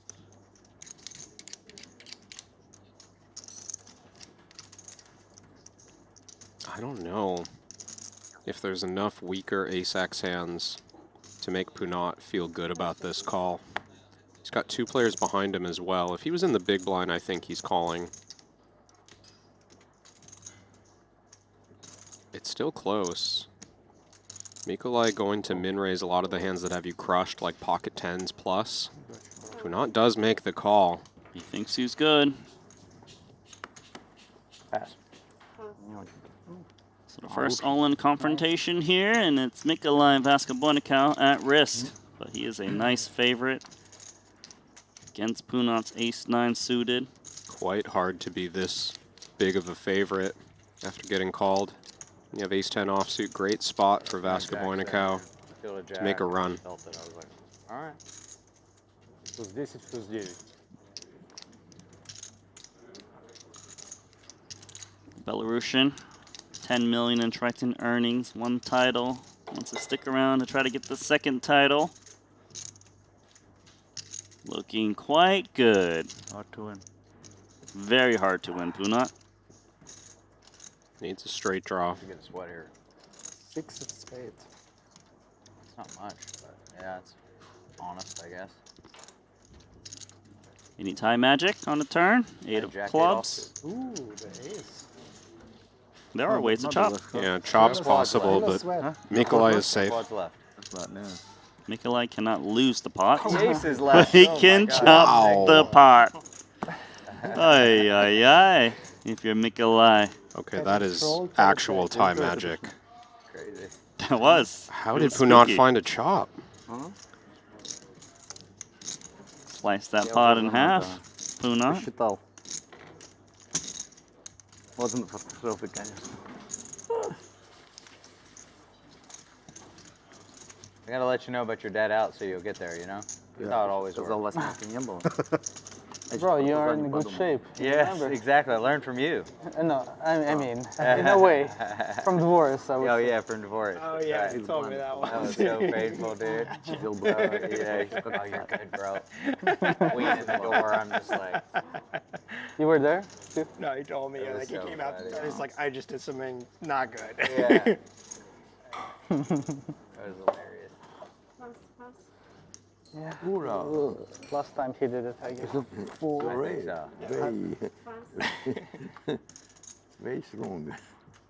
So the best thing that could have happened for the rest of the table was Mikolai busting, as they would have all got pay jumps, but Mikolai didn't double. Even bet was pretty good for him too, because he still remains as one of the shorter stacks.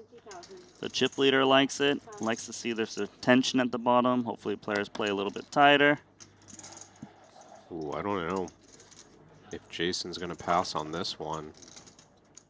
Looks like he will. He will. Suited Broadway attempting one. Notable that Punsri was opening into Ibinger.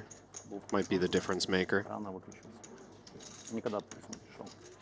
think he's a little bit, not 100% sure, but look, there are short stacks out there. We're playing $150,000 buy-in. Ibinger looks like he's considering a big 3-bet.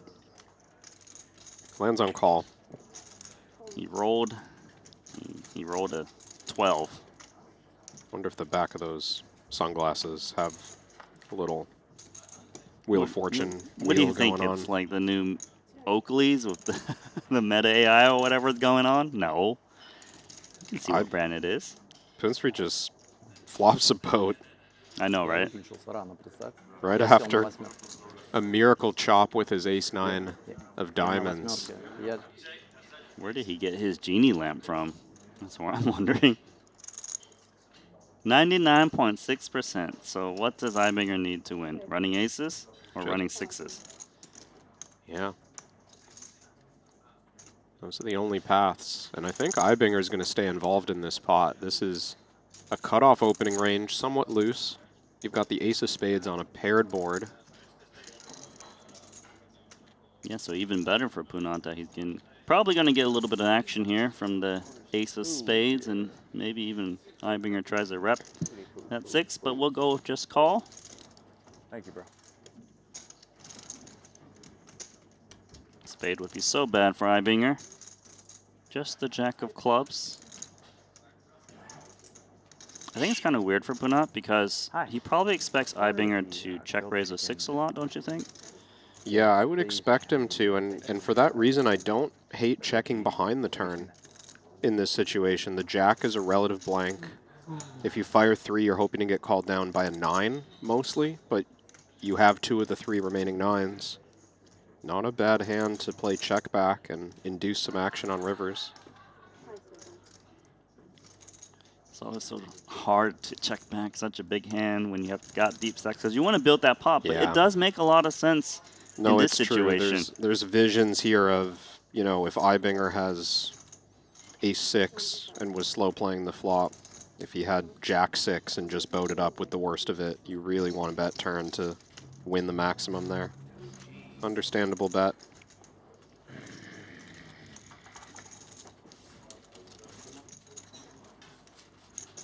Got a question from Nick in the chat if we are going to see some pot limit Omaha events on the stream, and yes, we will. We've got a PLO main event, we've got some side events as well, and we even have a half and half no limit hold'em / pot limit Omaha. That should get underway. Well, the tournament is already underway, but our coverage should get underway from the top of the day tomorrow. Yeah, most likely, unless they somehow magically finish that one tonight. But regardless, there will be some pot limit Omaha starting tomorrow.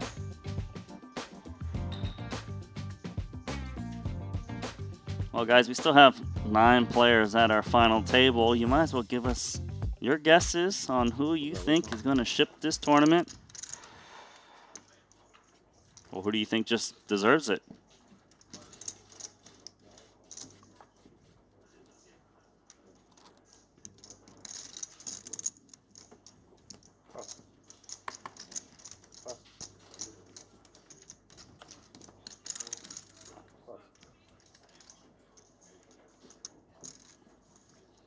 Nikolai still wondering why he doesn't have a million chips. Then he realizes he was up against Punat Punsri.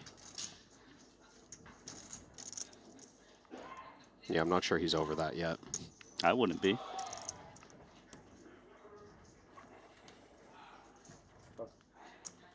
Some more passing. This one too. Ace King for Jason Kuhn.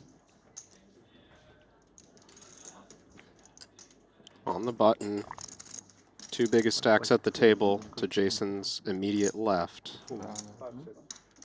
Don't expect an open jam, but maybe a size up button open. 100 straight, 2.5x. Ibinger's got ace-4 offsuit. If Ibinger likes the idea of bluffing at this, it would be small 3-bet, not jam. Probably more difficult to do when his opponent makes it 2.5x on the button. Yeah, I think that 2.5 convinced Ponikovs to fold the 7-5 off. I thought he was going to consider flicking that in and go post-flop. He gets to do some damage on any low board. Yeah, we see that a lot defending against the min-raise or close to it. Perhaps that's why Jason made it a little bit larger. He wants to dissuade getting into some post-flop spots against questionable hands. And these guys are always kind of updating in between festivals. You know, maybe Ponikovs would have flicked in that call before and the big open sizes start getting used more and more. You add that to your list. Oh, I got to prepare big blind strategy against the bigger open sizes with chip lead. I mean, the operating systems do update all the time. It's not like they're still on Windows XP. No, this is Windows 12 plus. Does 12 exist now? I thought we're still on 10. We're living in the future, Randy. Okay, and looks like Jason Kuhn has a time machine because he just got ace-king once again. I think all the money's going in. Like all of it? Or all but one? Probably leaving chips back. I mean, small 3-bet is an option. That's what he's counting Just out, because isn't it? 22 big blinds in the cutoff might be a little bit much to play shoves, but if there's any hand that's going to play shoves, it's this one. 400. There is that effective all-in. He left half of his soldiers behind. They'll come in if they need to. Well, unless JNT wakes up, I think this hand is over.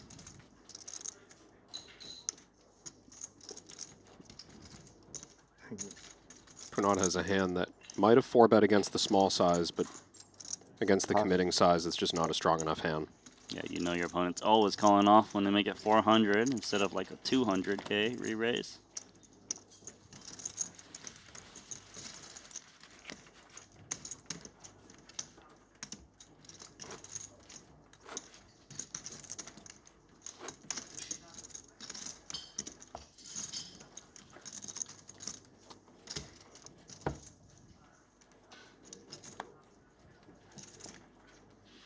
Some love for John Jaffe in the chat, from the coaches at GTO Lab.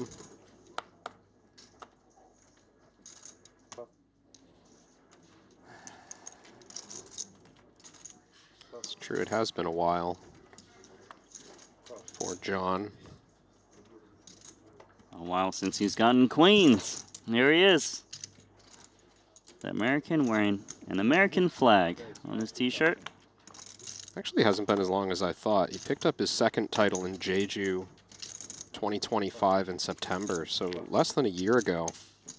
Jaffe secured title number 2. His first one coming back in 2023, though. Monte Carlo. JNT getting in there with the San Francisco 49ers. And Kiat's got the same hand, but he will fold. This is a little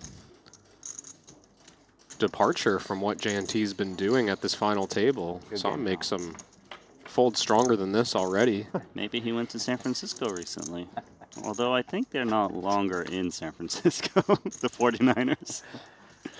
Aren't they? Did it not move, or was that Oakland? I think I you're don't know. mixing them up with the Raiders. Yeah, I'm getting confused.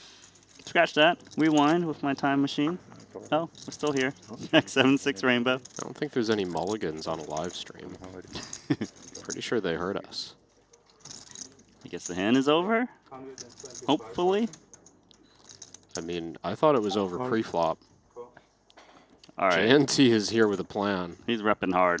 He's just, like, you see this sometimes, and it's, you know, dare I call it old school, but coming into a hand just thinking this is the right time for me to make a move in this situation and basically pre-deciding, not related to the cards he's holding.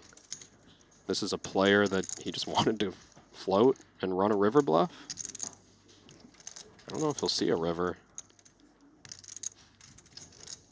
J&T loves to play big pots, and Jaffe knows it. So what's the game plan of queens? It's still an overpair. Yeah, you're concerned about Jack 10 and 9-8. He checks it back. It's going to work out against 9-4, isn't it? Yeah, this might just be exactly what Jaffe needs to continue rising up the counts. Clean river card. J&T announces 400. This was the plan from the start. With the float, any flop, see to check through on the turn and just take it away from hopefully an ace high. So Jaffe with the beautiful check there of the queens is going to pick up another 400,000 here. If he can call. I don't think he he's hasn't folding, right? snapped. I also don't think he's folding. It's because his opponent could be value betting worse, like an ace jack, king jack. That makes sense, right? So there's a call. The reveal. It's like, you got me. Try to pull a fast one on you. He thought he smelt a criminal over there. Looks like he was takes honest. it in stride. I think he said, you got me.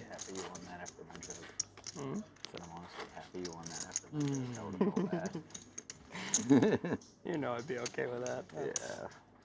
Hilarious. How it goes. Hmm? The percentage was definitely course. increased. Yeah. That's how it goes. Up against a small blind complete range. Like.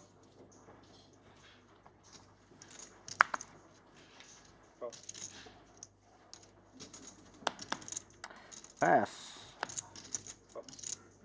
Pretty important pot Like my hand kind of for Jaffe. perfect even before I saw the flop in terms of, yeah, that is exactly the hand that you're going to bust. He's up to 2 million and fourth in chips. You're going to run into the random ass two-pair.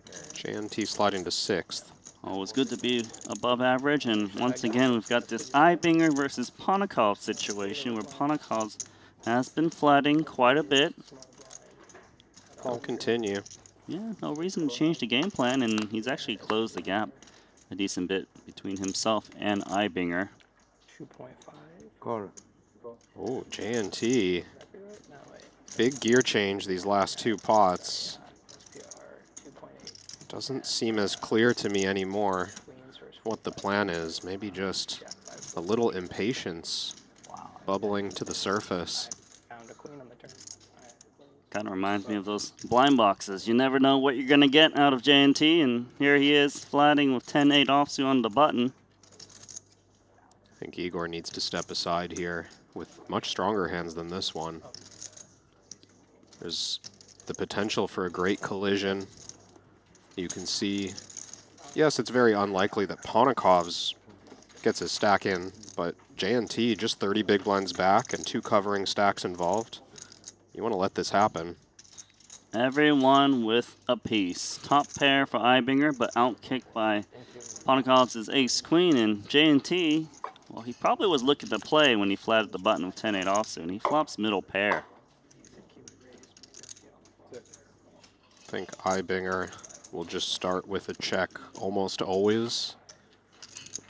Let the Ponakov strong range and the aggressive J&T make their move, and Ponakov slides it over to J&T, maybe based on that recent history. That's going to slow things down. Two players picking up flush draws. Ibinger with the better one. More ways for Ponakov to lose the hand, but Ponakov still in the lead here. I think this pot would have been a lot more interesting had Ponakov stabbed at the flop. Maybe we go 3 ways to this turn and flushes are a more significant part of the equation. Now everyone going to be concerned, well, I should say Ibinger and Ponakovs are going to be concerned that J&T has a lot of suited hands, more small cards, just connects with the 6 of hearts better than they do. More checking, and then we see the 4. There's the board, and ace-queen is certainly the best hand with the action so far. Ponakovs could take over the chip lead this pot. I expect a river bet to go in from either Ibinger value betting or Ponakov's value betting.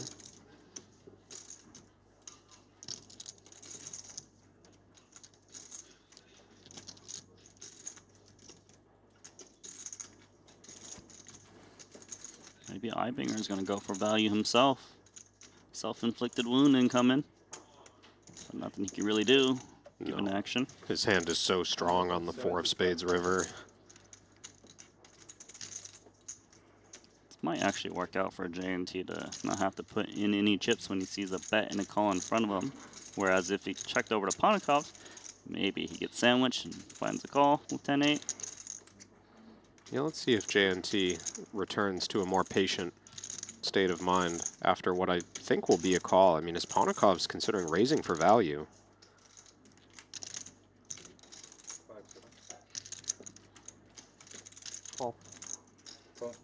Tosses in the call. J&T knows what's up.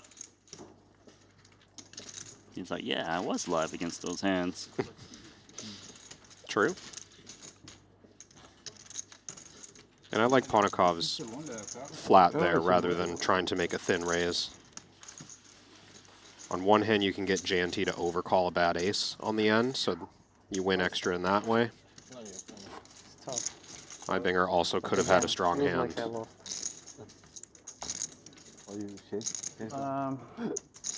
Can you pass to Igor?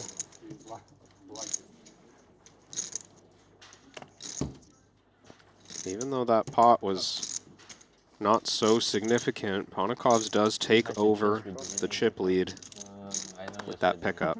I do that too. So theory-wise, Ibinger should open a little bit less. 8-7 suited now. Might be too pretty to pass up, though. He still has a pretty big stack, so it's not like Ponakov can just go after him. But look, things have changed. He's folding this hand now. Yeah, things are changing both with Ponakov's and with Punsri. Punat across the table has just 5-6 big blinds fewer than Ibinger. Ooh, look at this. Igor jamming 340K, and Mikolai's got King 4 suited in the big with a similar stack. This is a tough hand to fold, Randy. This is a lot of hand for 8.5 bigs, blind versus blind. King 4 suited is often ahead. I think he's Not bad. Не густо. Trying to get a read. Yep. Huh? You will fold. Не густо. 4 это call.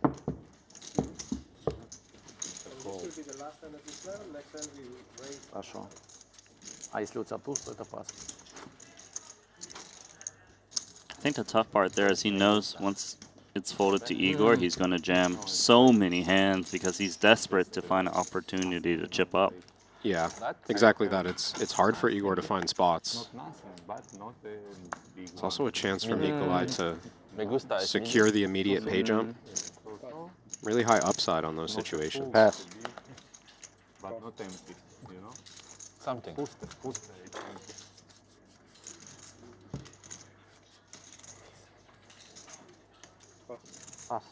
Jack 10 in the muck for Ibinger. Doesn't like being out chipped to his left. J&T. He's got 10-6 suited. Doesn't fancy that. He'll pass. 8s from the man from Malaysia. San is lucky over there. John, last time the blinds increased on your BB or on Jason?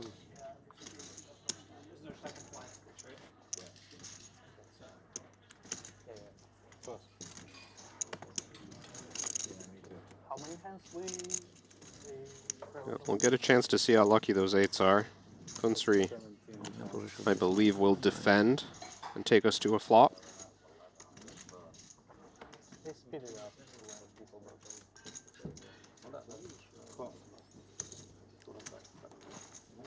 In comes Queen Jack offsuit. Gonna be the best hand on King, Queen, 5, 2 spades. Punat's got 1 heart and 1 spade in hand. You told me 8s were lucky, Randy. They are lucky if they see all 5 cards. Okay. I'm just saying. That's a. I mean, he's got 8% equity. Is that a sign? It is a sign. That's why he's betting. He's gonna bet 80K too. Watch. See? It's a sign. This is too much. Too many 8s. Nothing against Punat, but I would love to see an 8 come. or my story is just moot. Do you think the check call is really the only option for this second pair hand? Kiot basically betting his range on the flop. Put 2 big blinds apiece on the flop. 10 of diamonds. Gives Punat an open-ended straight draw in case he thought he was behind. But now he has a lot more equity to call double barrels if they were to come. No betting. Guess we'll find out the 8s were lucky. Oh my and God. They were lucky. Look at that. How about that, Rabbit-chow? How about that? You gotta be kidding. The 8 actually came. 8% for pocket 8s, bet 80K, 8 on the river. I've got nothing else to say. He hit it. It's the offsuit 8 as well. If the spade had come, Punat maybe less likely to commit chips here. He's thinking of a small value bet, I suspect. A block bet is an option to try and get action from ace 10, 10, 9, pocket jacks, maybe even ace 8. He too is betting 80K. The signs are there. Now it's time. So you think Kiot's going to raise to 880? That would be insane. I think I've pushed my luck enough here in this spot. It's going to raise something. Of course. You don't want to end up with your whole stack in the pot. Punat can have ace jack, jack 9. Makes it 380. Keeps the 8 in there, though. Yeah, 300 more. He figures that Punat most likely has a 1-pair hand and needs to price in that way. You can see that GTO Wizard recommends 55% of the time to fold this hand, but 45% of the time he should be making a call. Yeah, it's important to remember that at the level these guys are playing, Punat can't just decide his hand's no good and always fold. He has to play some defense after block betting the river. Looks like Punat originally was even considering the option of 3-bet jam, but now breaking posture seems to just be wavering between calling and folding. He thinks the line is really weird. Kiot's saying he rivered the 8. That's what it is. Could be king 8 suited. Doesn't have to be pocket 8s, but he is pretty clearly stating, I improved on this card. You don't expect ace jack to check turn. What do you have is what he says. Guess he's wondering, would Kiot ever check back and then raise a naked king on the river? Maybe ace king, king jack? Because if that's true, then queen jack becomes more of a fold.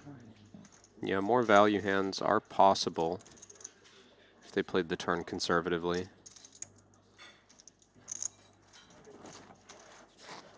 The hand doesn't make sense to Punat, but he also doesn't think Kiot's bluffing, I think. Yeah, that's the interesting part, and that's where history between these two players will come into play. Has he ever seen Kiot run a bluff in this type of way? It's unclear what you're representing. Don't bluff value. I think he said don't bluff. Don't believe he bluffs. Makes the right fold. It's a good fold.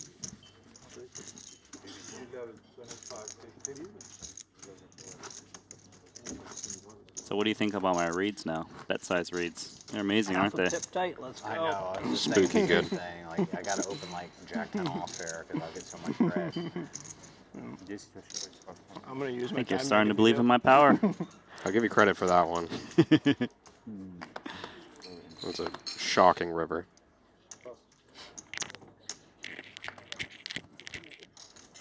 So no elimination so far. Still have the final table of 9.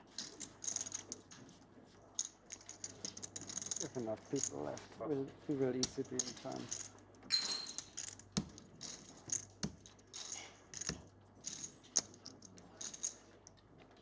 No need to play this one, Ponikovs. No need. I know some Same- players will play it, but you Same really combo that JNT flatted in the small blind a few hands ago. They took his time to fold. Queen 8 suited, that's not bad. Yeah. Ponikov's just imagining the memes. Raise announced. What a spot for Igor Yarshevsky. He's only going to be jamming 420K, and JNT might feel compelled to toss in another 320. Yeah, I'm curious how JNT sees this spot. I think some other players would find this fold. 420. It's still John's turn. John will be folding. And when it gets to JNT, that extra 320 is costly considering his total stack is 1.1 million. Surprised he's wasting time here. Jaffe, that is. You don't exactly know what we're spending the time on. The levels go up per hand. Yeah, that seems really silly. Sometimes in other tournament formats, players will burn clock. We're going to run it. JNT makes the call, and the price was quite good. He thought he had 2 live cards. No hesitation from JNT. Sends a message about what an 8 big blind shove means to him. 28% to convert this Queen 8 of Hearts and eliminate our first player from the final table. We've been seeing a lot of 8s so far, and that's what it's going to take to knock out Yarshevsky. Not on that flop.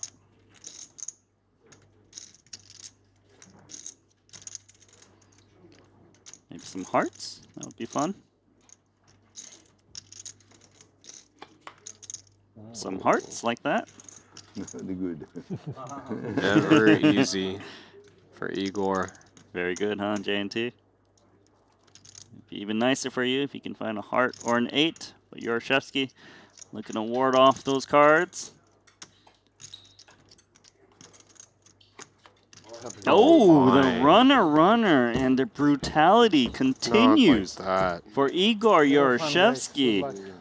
He's got multiple bubbles, a stone cold bubble here in Montenegro, and then makes the final table and gets that. It's unfair. It's been a really rough stretch for Igor this year. Even worse is the table is having a good time as he departs. We'll have to D-Mike. He knows that cards just play themselves sometimes, and sometimes you gotta hold, just not this time.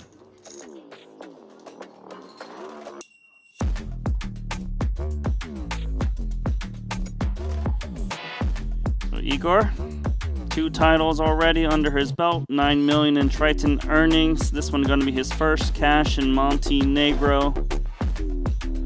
See if he wants to hop into the half and half or just call it a festival here. And now 8 remain. My tie is not bad, right? Very good. Yeah, that makes sense. Looking 8 maybe.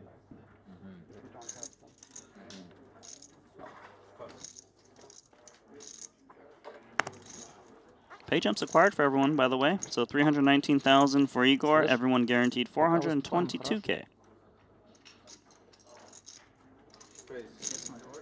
Next pay bump, about 120K more, almost a full buy-in. I ordered 2, then she said I could get a bigger blade, and like, okay. But smaller blade nice. But the bigger one cools out. The smaller one. Oh, on the back. Okay. Not sure, but yeah, if it's high, you guys are 25. To do it for him, Kat. Yeah, thank you. Perfect. Jonathan, you will win consistently. If Igor push you, you will win. No, I mean I was folding. Huh? I was He was folding. folding. He was folding. I was just they were in the bathroom. Oh. Yeah. Oh, I see. He's making him sweat. Little insight into Jaffe's tank there out of the big blind. Last hand, someone made a bathroom run. So Who's the culprit? Gentlemanly stall. That person should give back the time. Give back the time? Yeah. In what form? I don't know. If I was Jaffe, I would ask for chips. And please don't reference Justin Timberlake again in answering my question. You have something against him? You don't like sexy back? That's a song he sung, by the way. Oh. Jesus Christ, you don't know that? You're fooling me, aren't you? Yes.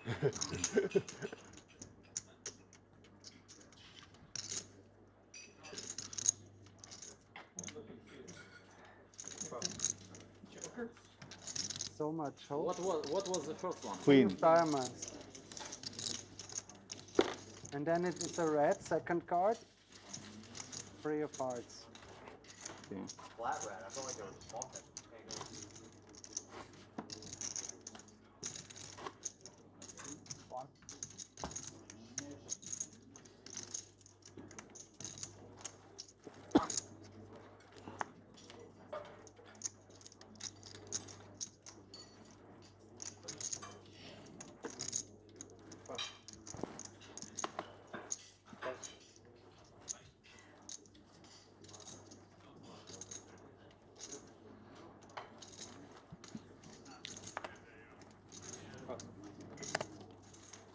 What time is it?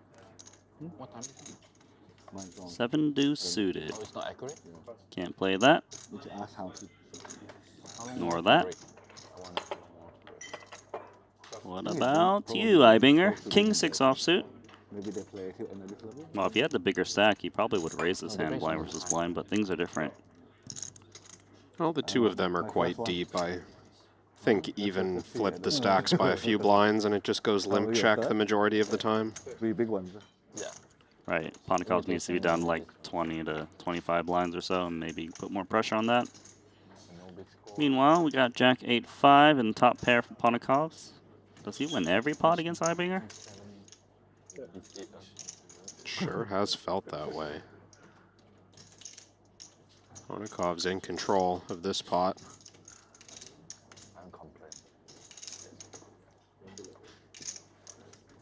Can bet more freely, given he's got the bigger stack. Less pressure of getting check raised. 100. Bet 100,000 plus.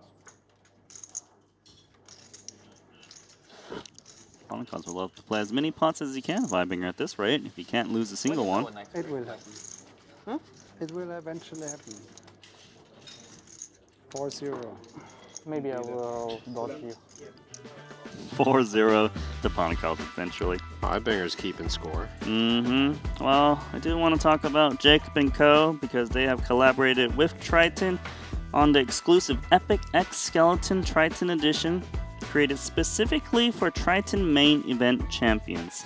With its detailed open-work construction and distinctive Triton branding, it stands out as a unique expression of modern luxury sports watch design, and you can see a lot of the players here rocking it like Matthias Ibinger, Jason Kuhn, and Kunat Punsri, and we actually are going to award one more in the Pot Limit Omaha main event that's to come.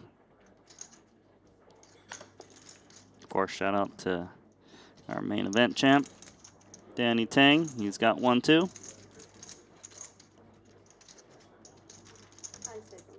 Did Nikolai just break his out?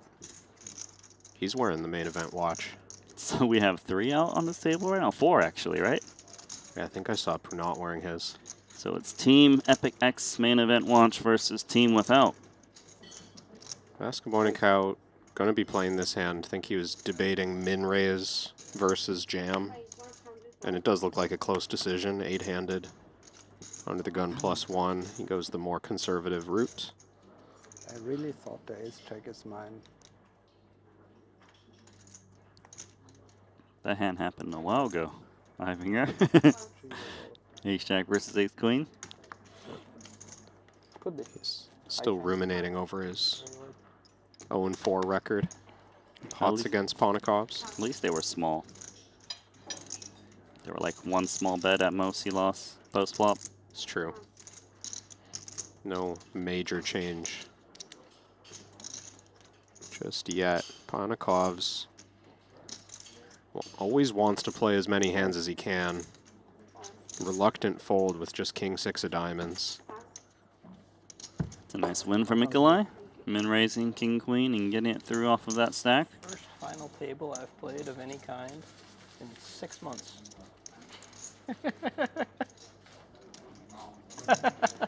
I played Bahamas. I played a 3,500 at Hard Rock, which I did not final table.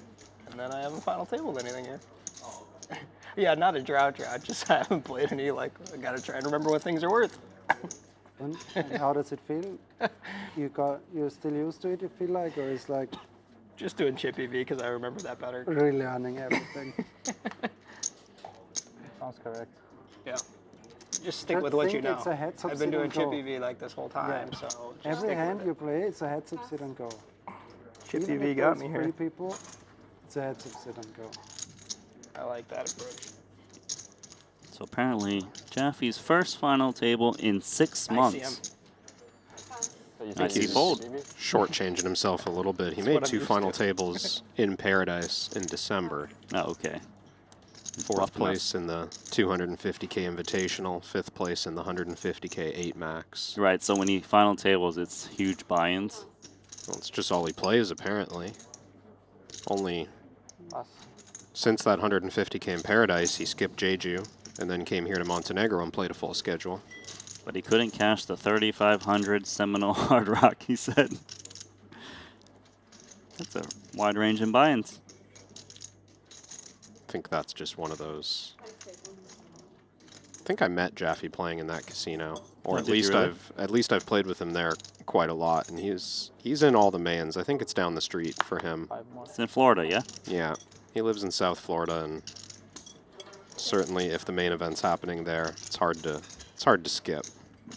Still a lot of money up top. I had a main event next door to me. I skipped it. Over in Aussie millions. But here we are, onto a flop. I guess it's just nothing for both, once again. I like Kiat's hand and his position. I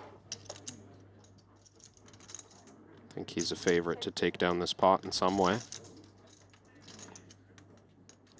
It's a lovely turn card for Kiat. Doesn't make a pair, but picks up a lot of outs.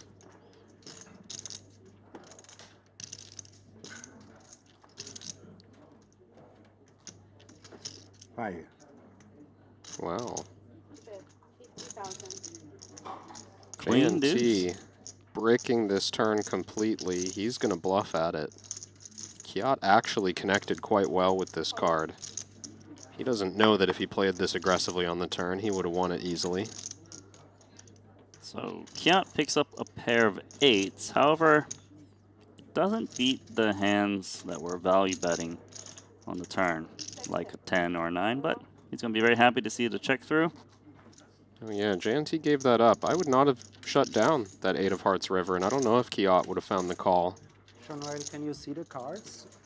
Are they good, or should we put them closer to you? Don't worry, he knows what he's doing. We're just stabbing with Queen Deuce. I think he means Kiat's hand. 30 centimeters more distance. And Ah. But cards are bigger, right? Are they? Yeah.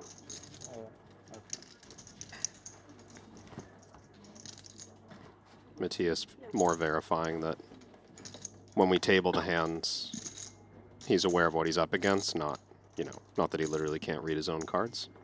I think it's very classy of Matthias to ask that, because, it's very well known that JNT has some vision issues, hence why he's got that light next to him to help him see his whole cards.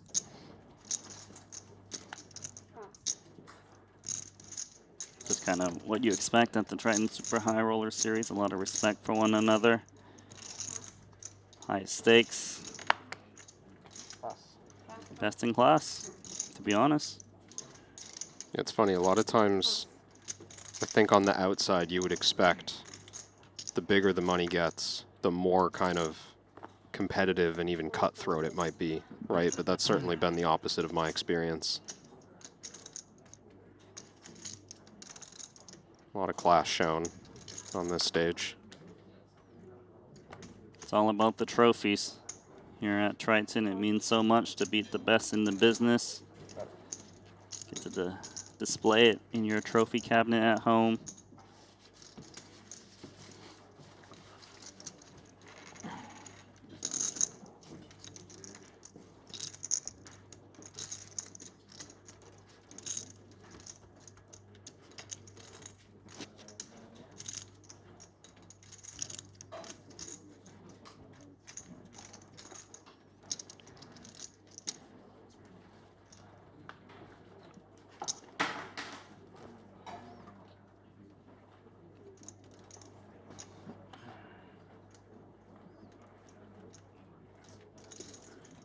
110.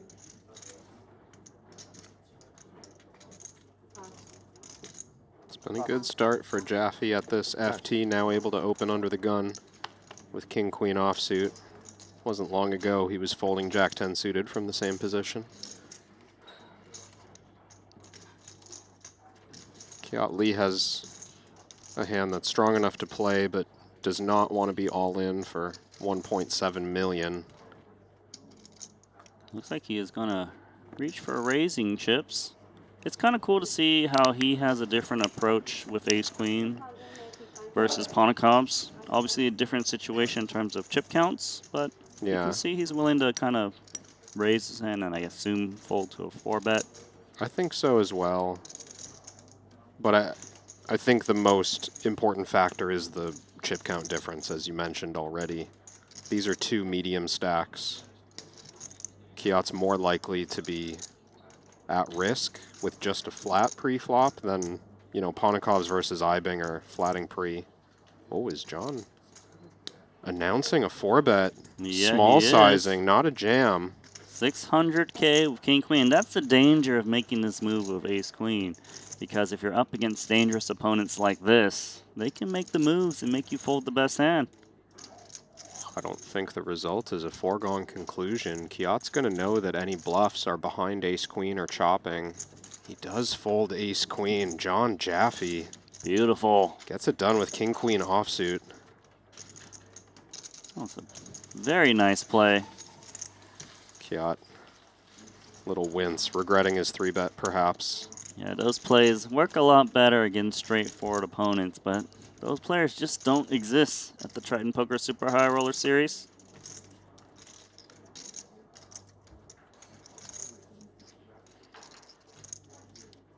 Ridiculous combined resume for this final table. We did already lose Igor Yaroshevsky, who I think added 2 titles to this total count, but 33 titles between the final 9 players, so 31 Triton titles between these 8.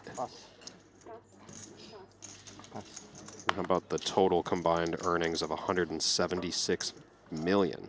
A lot of money. A lot of money won at this final table. Someone says, why did he fold? Good position. Because he thought he was up against ace-king plus. Yeah, that ace-queen is not a standard get it in, continue versus 4-bet type of hand. Just a very well-timed bluff from John Jaffe.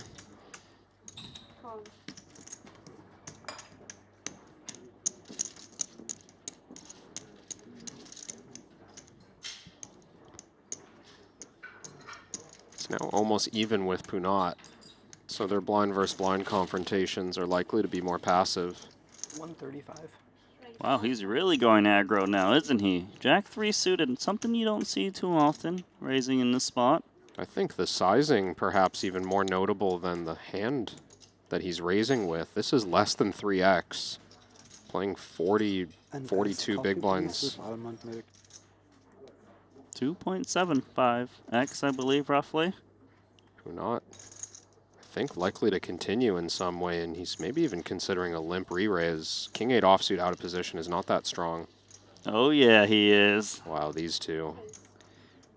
He thought it was so suspicious that Jaffe made it 135. It does seem a little odd to like use this sizing all of a sudden. That is not often utilized. It's like if you had aces, wouldn't you just go with the standard sizing of 4x or so?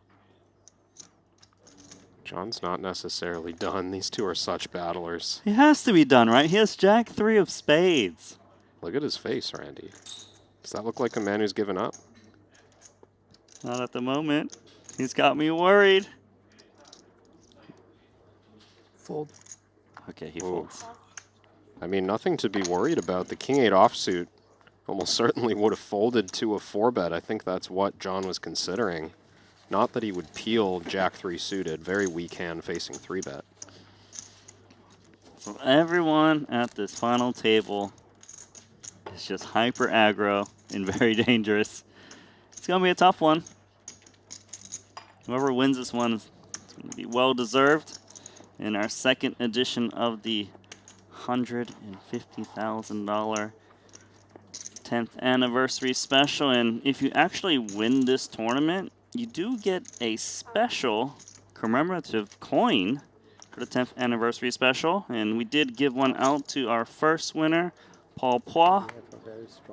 He won the 150K last festival. We're putting a lot of pressure. There's actually going to be 4 of them total given this year, 1 at each stop. This is number 2.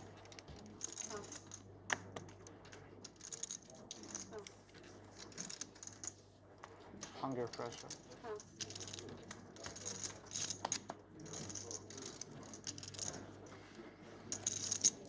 I'll get my 2, and then I will. Close one for Jason in the big blind. And then I'm like a Duracell. JNT's been very active at this final.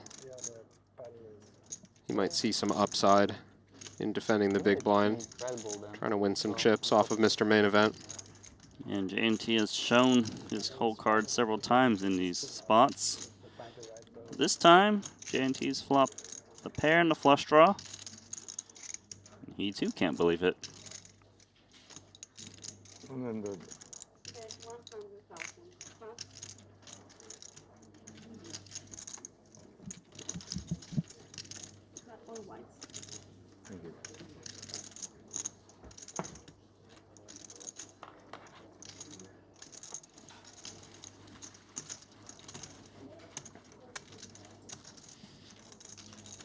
Ace 7 of hearts. Weaker. Diamonds. Oh, that's the coin that I was talking about. Given the 150K 10th anniversary special winners on the left, so you get 2 little tokens if you can win this one. Get judged. Yeah. Don't know that I'd call that trophy little, Randy. Get a nice trophy. It's going to require a second suitcase for anyone who wants to bring it home. The coin, that's very special. Trying to make a straight flush. Seems like big blind free bet is coming. Sit first. Just a coffee, not ice cream, right? Almond milk. JJ's got JJ.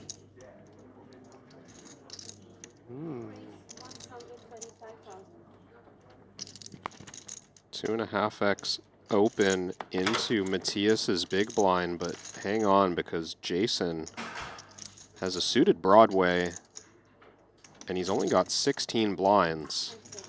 Feels like a very natural rejam, and he takes it. Yes, he does, and he is in trouble as Jaffe is never folding his name. Here comes the call. I would have 3 bet as well. Big pot. And it's Jason's turn to be at risk. But just call. Jonathan Jaffe. Oh, wow. I need King Jack suited to be able to compete with that. Do you have anyone in your family whose name starts with a T? Jason. No. Jason. Is there like a Tyler Kuhn or something like that? I don't think so. Is it too late to apply for a legal name change? It is too late because we need to deal a flop very soon. But just in case, it's 8-10. Ooh, 2 clubs. It's all right. You look like a It's amazing. guy. Keep it going. 7 of hearts. I accept. So king or club for Jason Kuhn, and there's the king of hearts. What a huge card for him. Likely to stay in this tournament. Just needs to dodge the hook.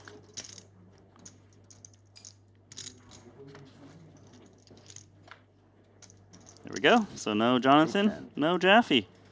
Was it ever in doubt?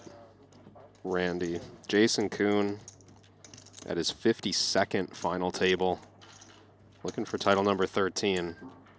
Gets lucky there. Puts a dent into Jaffe's momentum. He was really on a tear. Had a crack at near chip lead if he had held there. Now back to 1.2 million. Jaffe's going to be 7 out of 8. 52 cashes. It's not bad. No, 52 finals. Oh, Randy, this That's is completely Jason's different. 80th cash. That's completely different. Wait, you're telling me he has 80 cashes and 52 of them are final tables? Just only deep runs for Mr. Triton. It's pretty amazing. It's impressive. Oh, I guess I added one by mistake. Producer Lee correcting me. This is cash number 79. Okay, 79, 80, same thing to me. It's a lot.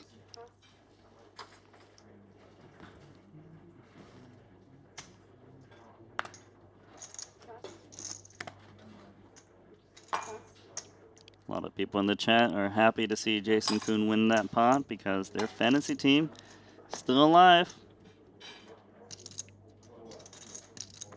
Was he the most picked? Do we know? Most drafted? I don't know the numbers for you on that one, but it wouldn't shock me. Why would you look? It's a negative free roll. I knew. A free roll. Oh. I would always look, Matthias. Would you say that to me too? Huh? I think you might. Thank you. Do you look? Why not?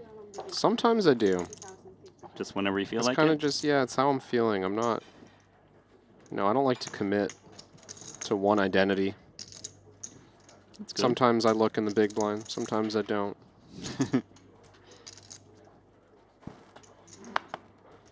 I mean, I mainly just look to see if I get dealt a pocket pair to show my neighbor. It's even better when you look down at trash. No, You could say good fold, and then flash the 9-3. No, because then they raise into you next time. Come on, you must know about these little mind games. Okay, now we're diverging.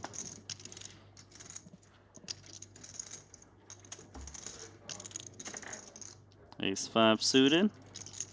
Some say this is the best suited ace. That's on the small end.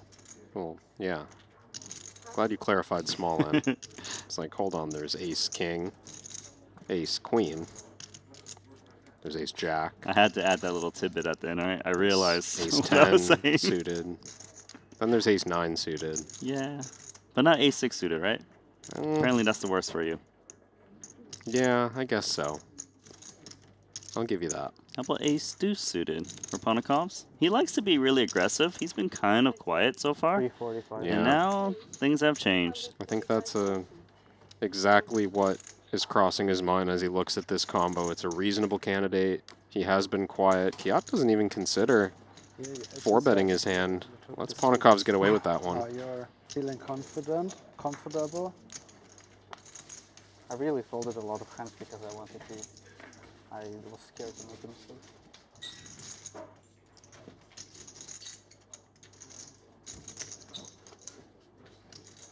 Now my head works fine. That's good.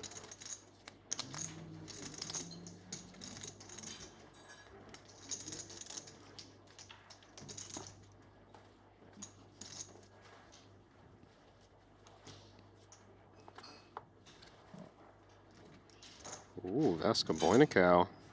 Ooh la la.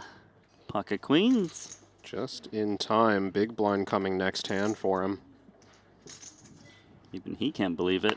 I'd like to see him min raise. We saw him min raise earlier when he had king queen offsuit on this type of stack. I agree. I think it's the best option off of 12 blinds. And the most frequent. Maybe with like 9s, we move all in, even 10s. This hand just looks too strong. Looks like he's between those decisions. Oh, looks like he's just going to mix it up. Jam it this time. I guess sometimes when you take too long, you're like, I can't min raise now, right? It will look like it's cuspy. It's allowed. Yeah, true. Who's to say it can't be strong? Well, didn't matter, given what everyone else had. Yeah, I think that just gets through even if it's a min raise. Same result for Vasca Boinicau. He wins the blinds and antes and then posts them.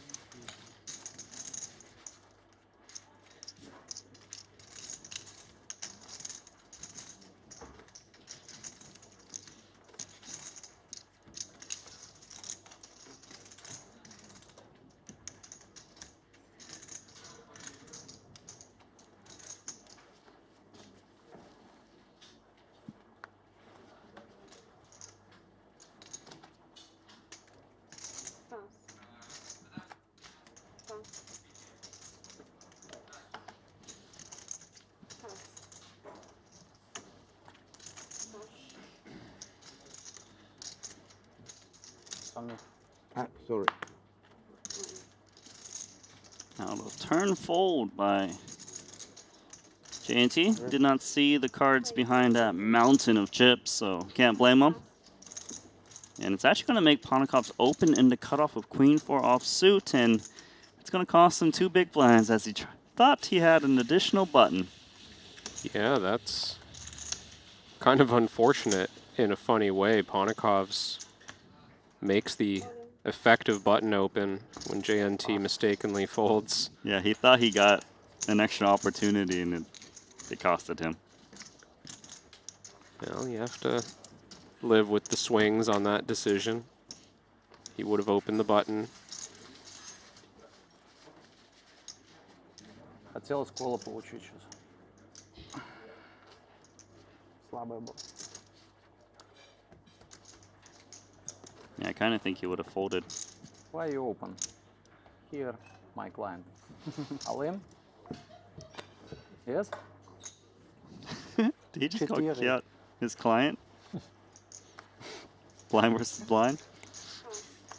You know what you said, right? I think it's a number. Yeah, here.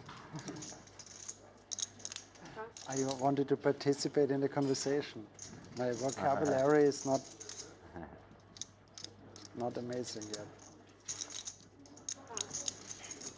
I like that you said yet. It's coming.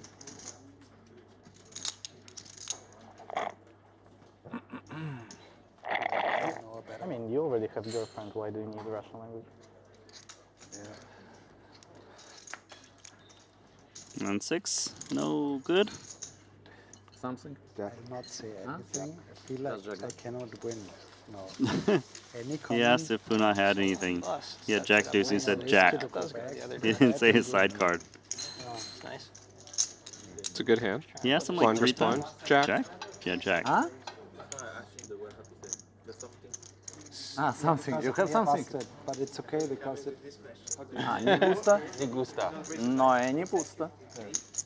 We can keep going back and forth. You can just do every other. You can just do it every other. All right. Whatever. I'm here for you.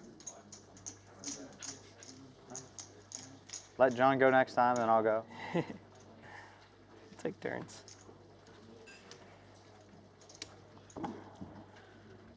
Pass.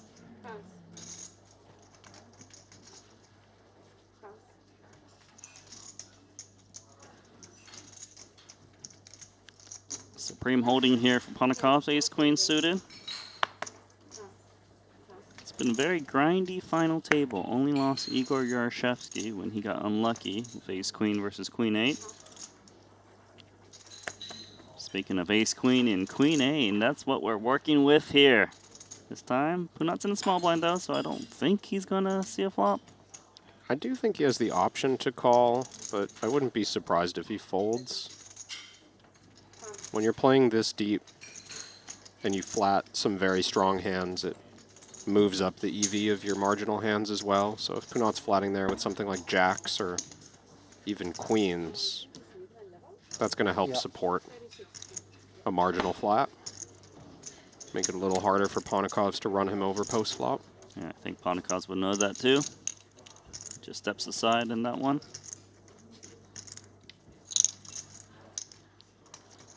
Do have to raise the blinds and antes every so often. This time 30K, 60K. Yeah. Maybe if I bust in this hand, then it could work. Not sure. No.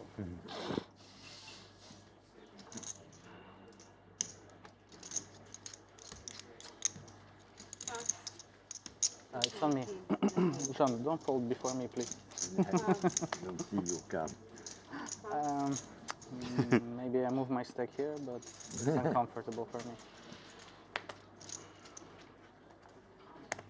You heard JNT tell his buddy. Nah, Couldn't see his cards. Now good? Good. Okay. Oh, not a shoe, no. I will put here. Pays 135,000.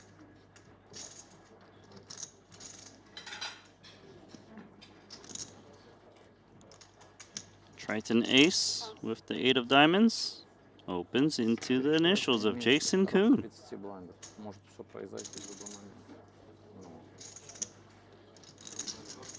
He'll play the JK, but I don't think he'll play it aggressively. His hand is not worthy of all of the chips. Not with this stack depth. 60K big blind now means Jason has 25 blinds behind. Edge to Punat on this flop. Good interaction and the ability to bet with his range. Got that ace high. Depending on bet size, Jason might be interested, but it's kind of a big deal that he doesn't have a spade in his hand. Guess we're going to find out. For now, it's going to be a modest bet of 90,000. Yeah, this could be cheap enough where Jason wants to continue. Still a lot of money behind, about 3 times the pot back if he calls. Might have the best hand. And if not, king or jack would be live most of the time. Yeah, it's somewhat valuable when pairing your hand doesn't complete a straight, although 2 of them would complete a flush. That's another downside of not having the spade. Jason does give that one up.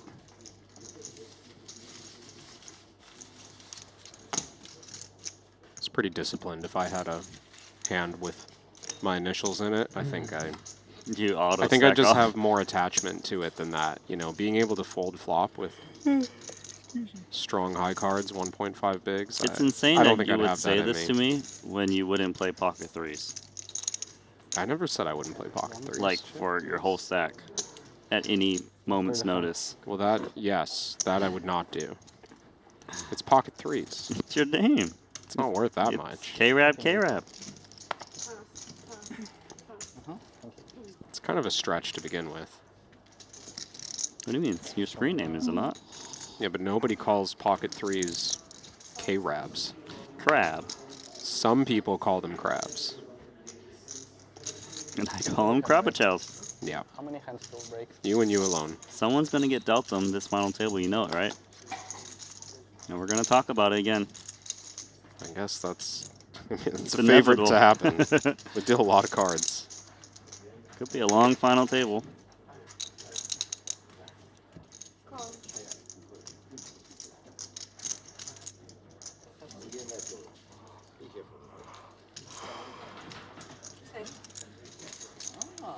That action means check. When you combine the blinds together and push them forward. What do you do? Oh.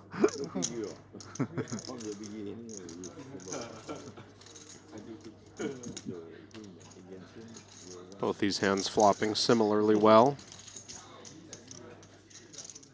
Yeah, it's weird. In blind versus blind, the backdoor draws is considered good these days. It's just, you have to continue with wide ranges, right? Yeah, it's a good hand. Queen deuce of diamonds, starting with a check.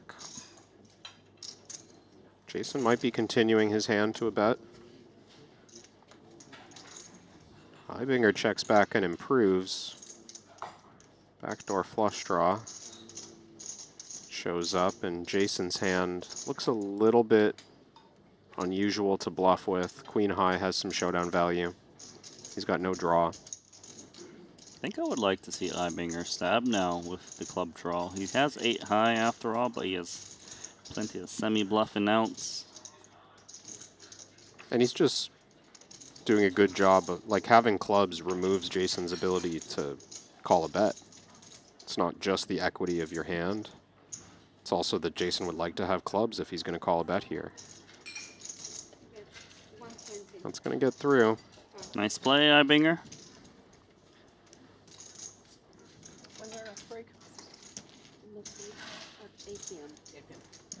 Heibinger has 6 Triton titles. Want to read from mine? It's not turning. I learned this from one of the businessmen. He said he never has his watches turning because we have to turn anyway for the time. Well, guys, if you ever dreamed of playing a Triton Super High Roller Series, this is your shot, as CoinPoker is giving one lucky player a $25,000 buy-in to the Triton Super High Roller Series with business class flights and 5-star luxury all covered. You can head over to tritonfreeroll.com and sign up with that code Triton. Get your chance to play over in Jeju. Thought I heard Ibinger say that businessmen don't wind their watches or something like that. They just kill the battery. Is that what he's alluding to? I was hoping to hear the rest of that so I could learn, because my watch knowledge is near zero, Randy. I don't have much on that. Yeah, I don't know much about watches either.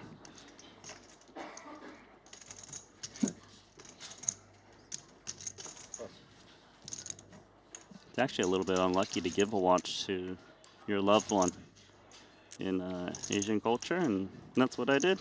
On my birthday, I gave her a watch. It's not a welcome gift. It's unlucky.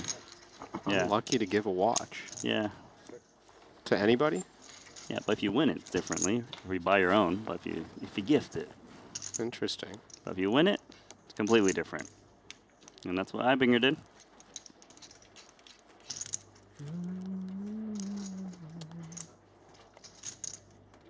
I'm always thinking about the things you're not supposed to do, and then I do just that. It's kind of what I do. So you knew this before? I already knew, yeah. This was a gift for Selena? Yeah, and I still thought it was a good idea. And the was it well received? The in-laws did not appreciate it, I'll tell you that. Just wearing a watch, like why? Why did he get you this? It just means because your time might be up. Just like in time, when your time runs to zero, you're gone in that movie. Interesting. I brought up the movie again. It brings too much attention to the biological clock. It's like you don't want to be thinking about how much time you have left. Kind of funny that you're talking about it, because I remember Bill Perkins talking about a clock that shows you how much time you're left to have on Earth or something like this. Okay. Makes you appreciate your time and live the moment a bit more. This is in Die with Zero, or just something that he spoke about? Maybe a random tweet, can't really remember. But we do have a situation here. Panikov bets 10-3 of clubs on ace, king, 9, gets called by the deuces, and I would say that's a good card for Ibinger. Yeah, Ponikov's is unlikely to bet his king X on the flop. Ibinger is likely to check call his. So if he doesn't want much more money to go in here, which I suspect he doesn't with deuces, I think this is a card that he's hoping for. Doesn't have to play leads, but it looks like he's considering it maybe just for balance with other hands that have to consider leads. No, he's actually going to lead. Thinks the deuces are worth protection. Yeah, and this makes a lot of sense. If his opponent was stabbing, they're just not going to be floating you on this board, and you can deny equity. You know, an ace, a 9 could counterfeit you. Any random card, if your opponent was bluffing, they're live. 3-1. Really? You No, the give blind me a versus walk? blind. No, I check you bet 100K to 150, I fold. So that was the 4-0, now it's 4-1.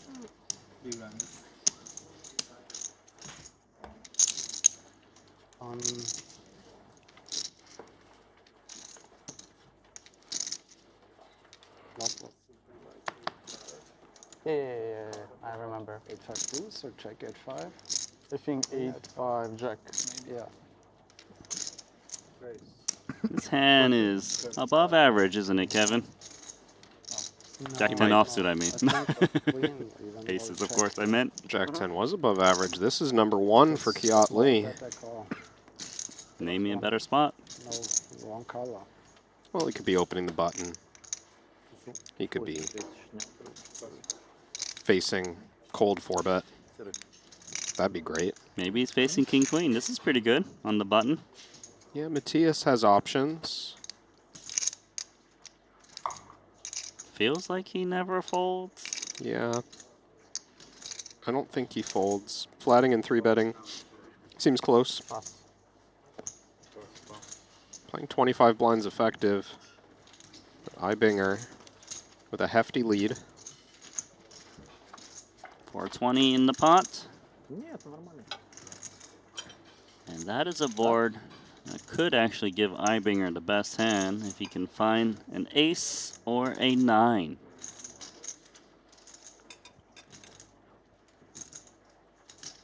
Don't manifest that ace, Randy.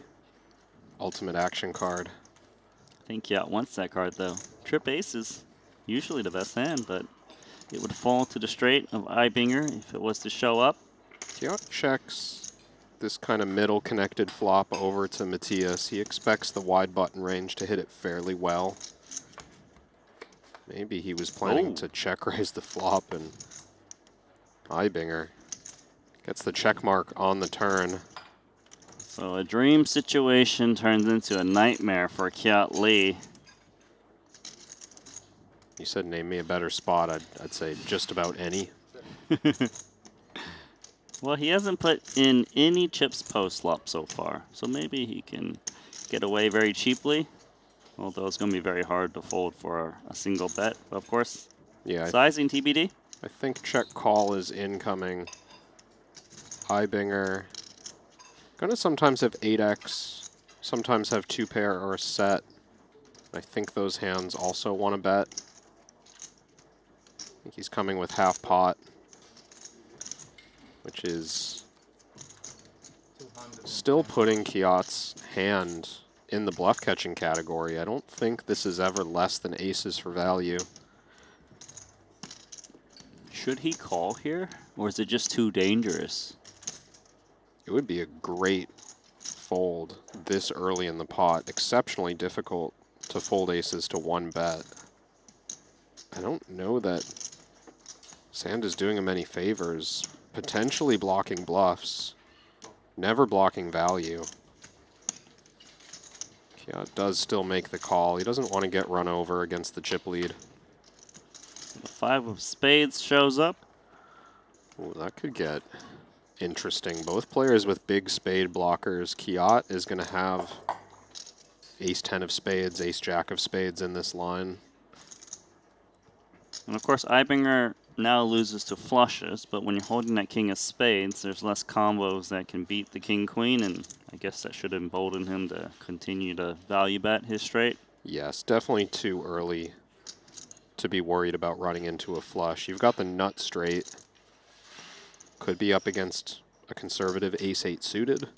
Could be up against a set of jacks or 10s. Very important to go for value. 425,000. Now it's decision time for Kiat Lee. Get a recommendation from GTO Wizard. Pure fold is surprising to me. I thought having the ace of spades would serve some function here as a bluff card. Never bluffing here in this spot. The ace of spades and oh, did he he announced call?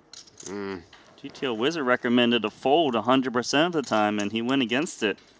Actually a bit surprised and a somewhat hasty call from Kiat. I don't know if he just felt so under-repped that that part of the range, he was like, well, I just can't fold this high up against a capable player. I don't know, on that board, aces is pretty weak. He doesn't seem pleased with himself. I guess with the running spades, he just felt like 2 pair type hands are less likely to value bet thinly. It's a fair point. It's a straight plus on the river. He blocks some of the flushes by having ace of spades. Yeah, Kiat might have just thought it ends up being a pretty good bluff catcher, getting a pretty good price. Those chips are quite important, though. He's now under, excuse me, not under 10 big blinds, but posting the big blind and big blind ante with 10 blinds behind. We're going to call him the tournament short stack now, as Kiat's in 8th place. Posting the big blind in this one. So he would love to take down this pot if he can, but we don't know his whole cards yet. Ibinger's going to open, I would think.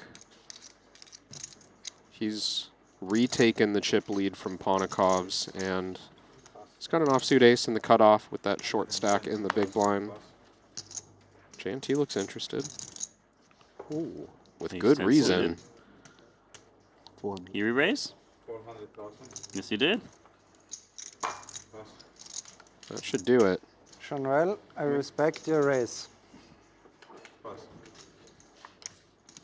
Thank you very much. That's a nice response from J&T. Sounds like pocket six. I think that was a friendly way of saying I'm not showing you, but thanks for showing me. Thank you very much. Appreciate that info. You will Merci. get none. Ivinger sipping down on the latte. Might be a long night. Yeah, it's late for a coffee. Guess when you have tournament chip lead and 8 players left.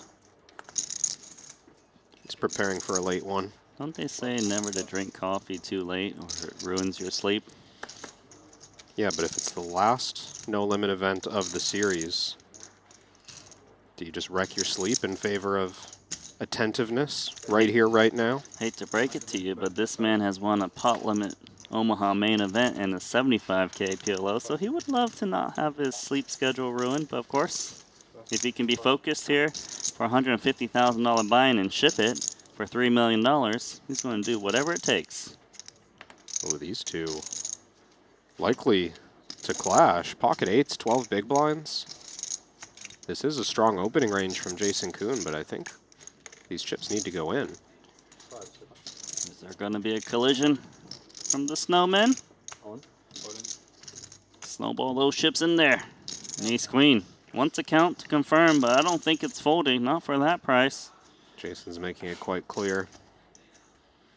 Doesn't want a slow roll, just verifying. There it is. The call and reveal at the same exact time, and Mikolai is on his The feet. power of the watch on both of you. It's gonna be a split pot. Powers combined. Vroom vroom. What'd you say it was? 7 what? 780. 780? Just in case. So both of these players have won Nikolai has a the watch as Triton well. main event.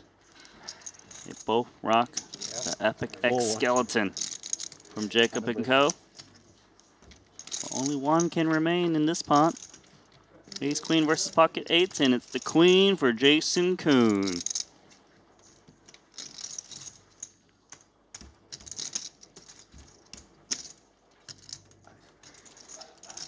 Nikolai needs to do some work, find something. Not that card, so just the 8 to stay alive. Running out of options. Askaboynikau. Got that unlucky chop in his only other opportunity, and he can't find an 8 on the river here. It's eliminated in 8th place. Good game, man. Good game, Mikolai Askaboynikau. He's had some fabulous results in Montenegro in the past. Can you give me 6 more? Going to be the 8th place finisher. $422,000 he'll be taking home, as you can see on the screen. It's a good game for the Belarusian.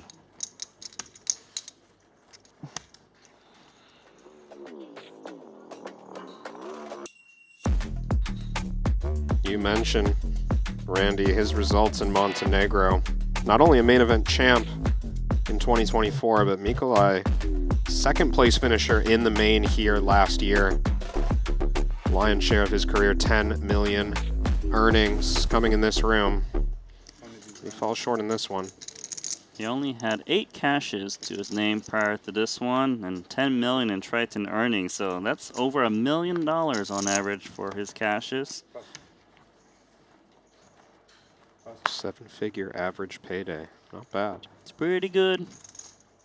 Pretty good. For now, though, we've got 7 players remaining. We'll talk pay jumps once again. Locked up 541,000. Next payday for top 6 is 684K. Maybe he can't see Alex because of the shift. No, actually, I placed it here. I moved chips from. Me?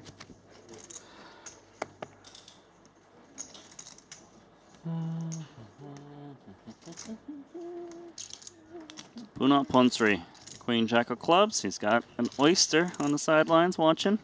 Talking about that little trinket there that looks like a dumpling. Looks like a hard-boiled egg with a bonnet. But it's an oyster, apparently. Thank you for humoring me. That was your line. Deuce, 3, 4. Wheel draw for Matthias.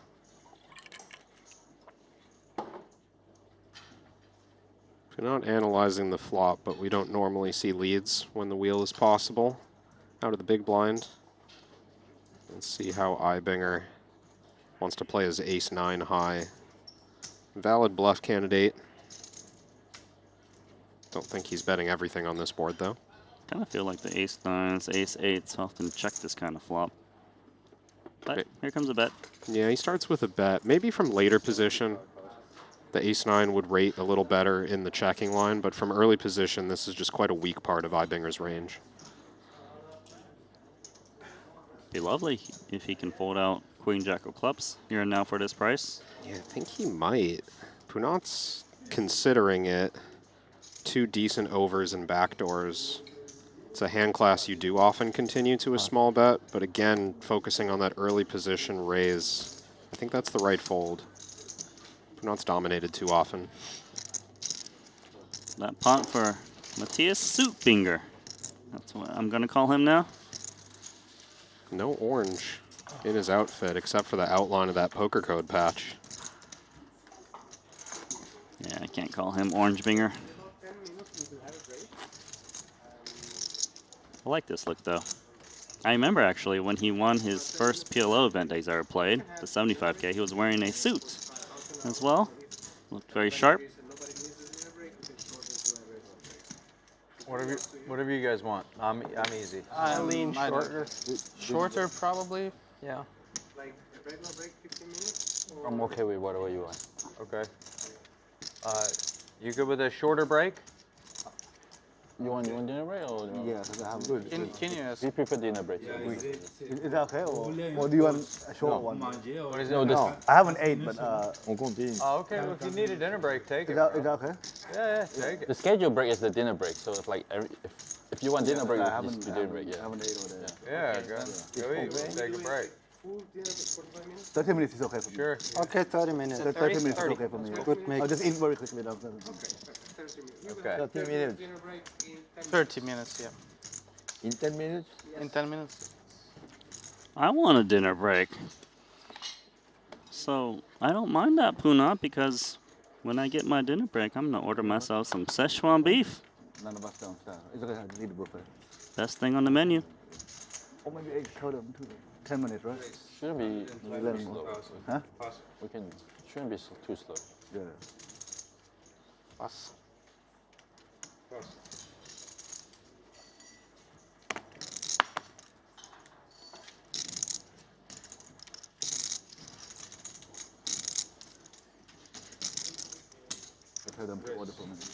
You want anything?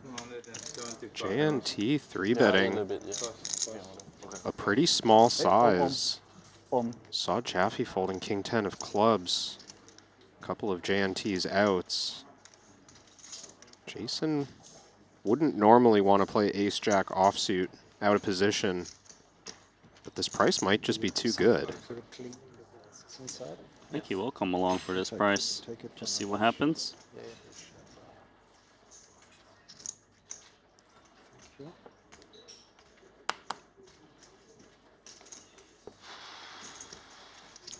He's in a weird spot where if it was a little bit bigger, he probably would just always fold.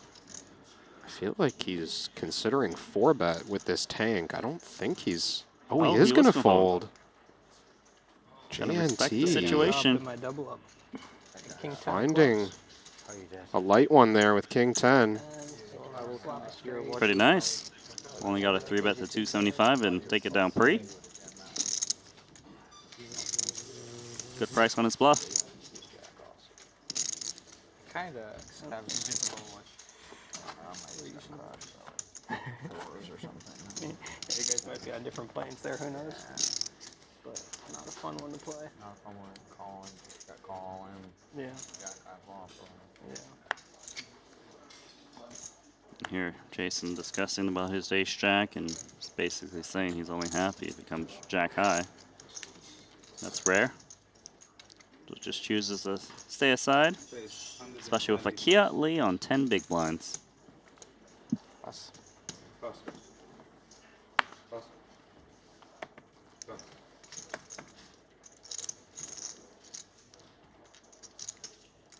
Punat, ace 8. He's getting a little hungry. Don't know if he's going to be trying to snack on Eibinger's chips in this one of ace 8. Doesn't seem like he will.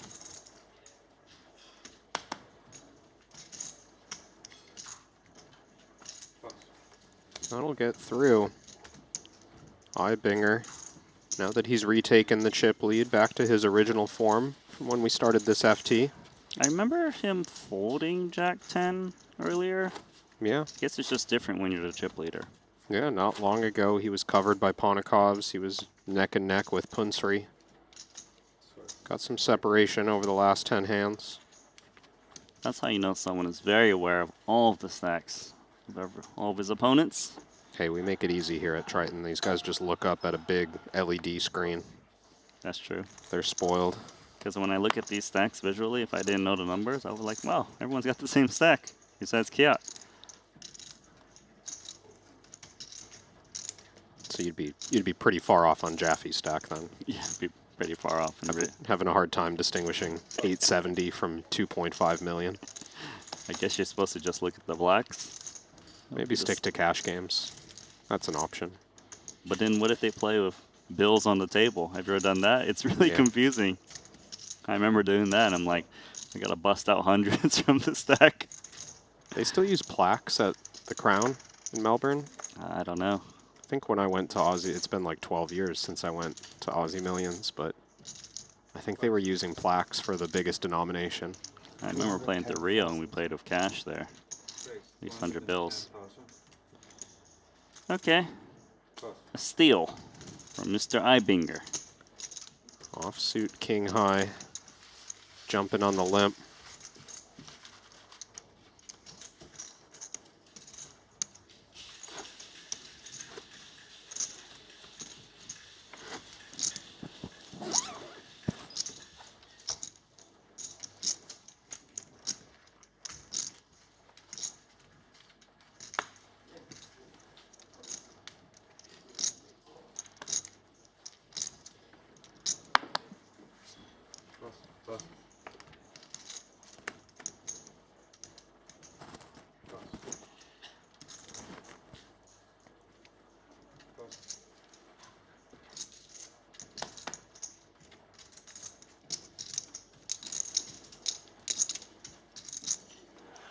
So this is like a power hand, right, for Jason, because he has the ace of hearts on his shirt.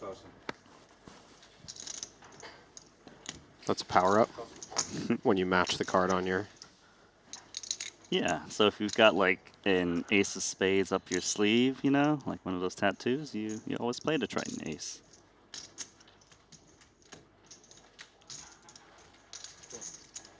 Ponikov's going to defend 2.25x open on the button. A little something for both.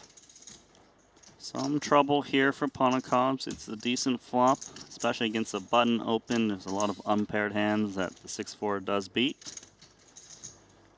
Maybe not mandatory for Jason to see bet the flop.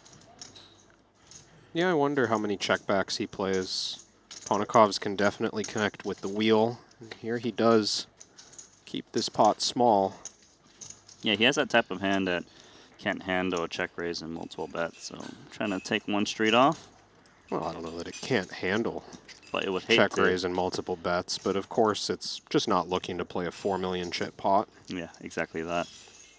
And the best way to not play a 4 million chip pot is taking one street off to reduce the amount of streets that chips can go in. More checking here at the moment for Jason.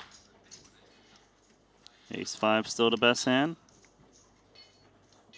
Still, it's nice that Ponikov's got to see all 5 cards and gets to realize his equity. No chips in so far. I think take note of the double check back from Jason, because these players finding enough delayed check raises at a high level where just checking back flop is not enough to contain the size of this pot. Jason wants to check back twice a fair bit of the time, just because Ponikovs could have check turn with 2-pair. Could have check turn with a straight. And even here, Jason not really being greedy with his river bet size. Maybe outside of a final table, he goes for pot or a small overbet on the river, given how under-repped he is. But now there's that threat of Ponikovs having Queen Jack or King 10. Really matters. Disciplined hand from both. Ponikovs doesn't lose anything. Okay. Thank you. Jaffe gone? Does that mean that's the last hand of this level and they are going to go on that dinner break that was requested by Punat Ponsri because he has not eaten all day, but he's taken some chips into his stack as he's sitting in third with 41 big blinds, 2.5 million. But Ibinger, 4 million in chips, and Kiatli is at the bottom, but he did get 2 pay jumps so far. What a nice guy. Punat was just gonna, he was like, oh, let's just play out the final table. It's fine, guys. I don't need food for an entire day. But he did make the request, and there were some nice guys that are going to allow him to take that break. And I don't know, what do you think so far of the final table? What I'm noticing is, in particular, JNT, but there's only a couple of players who are willing to step out of line, right? And that's a major dynamic at a 9-handed final table where, out of the gate, very cagey. Jaffe was avoiding spots. Jason was avoiding spots. It didn't look like we were going to see much movement.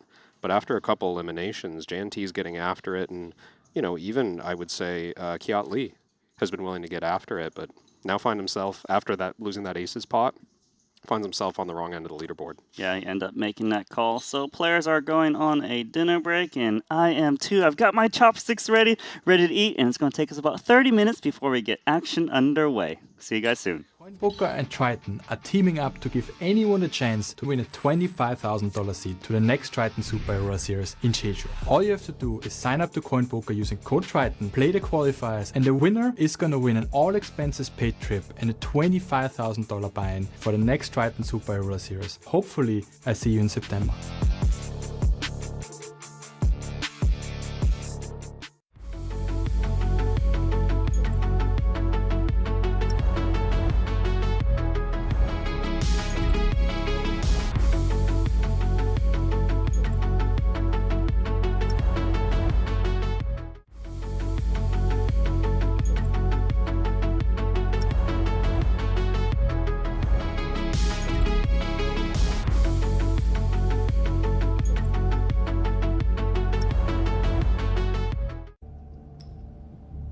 I'm all in.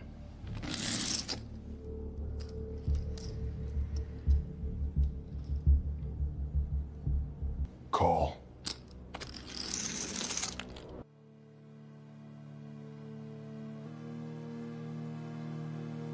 Triton.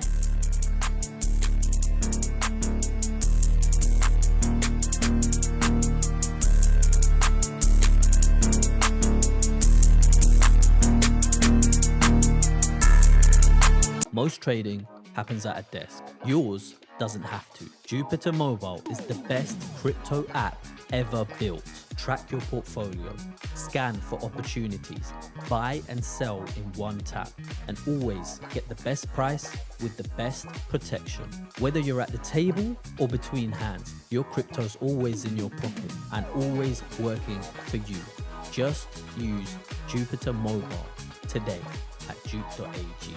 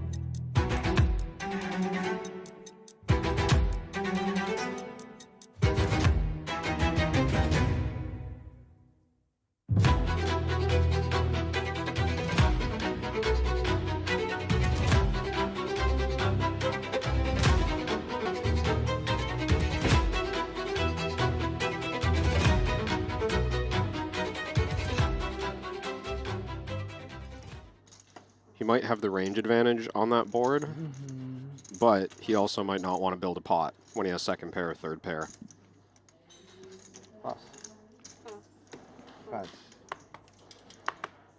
Punat has 6 Triton titles. Winningest player ever since he joined the tour. Igor keeps getting ace-deuce suited. Red ace-deuce suited. Swapping diamonds for hearts. It's a slightly better spot to take, but I still think Igor can pass on this. Just not a lot of fold equity. Kiat not likely to be that light pre. I think you just want the high card to go with your ace.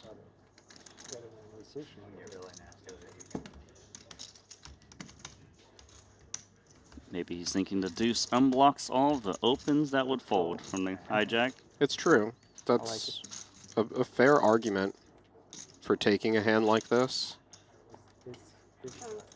But you can't guarantee you're even going to get all those hands to fold. Like King Jack offsuit might just call you for 10 bigs. Kiat has 50 bigs. He can afford it. And the equities is much worse when you get called because the deuce gets counterfeited quite a bit. Now John, I think, has a hand he needs to defend. We've seen him playing tight to start this final table. This is not a bad spot to get involved, though. Heads up. Very different than multi-way.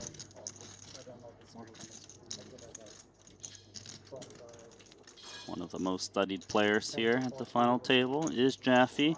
Looks like he will toss in the call as we're going to go to a flop. Up against this man. The Anti-Social Social Club he's in. So no speech play expected, and he's in trouble because he has queens and tens with an ace kicker, and Jaffe has trip queens. This is pretty nasty for Lee. He No.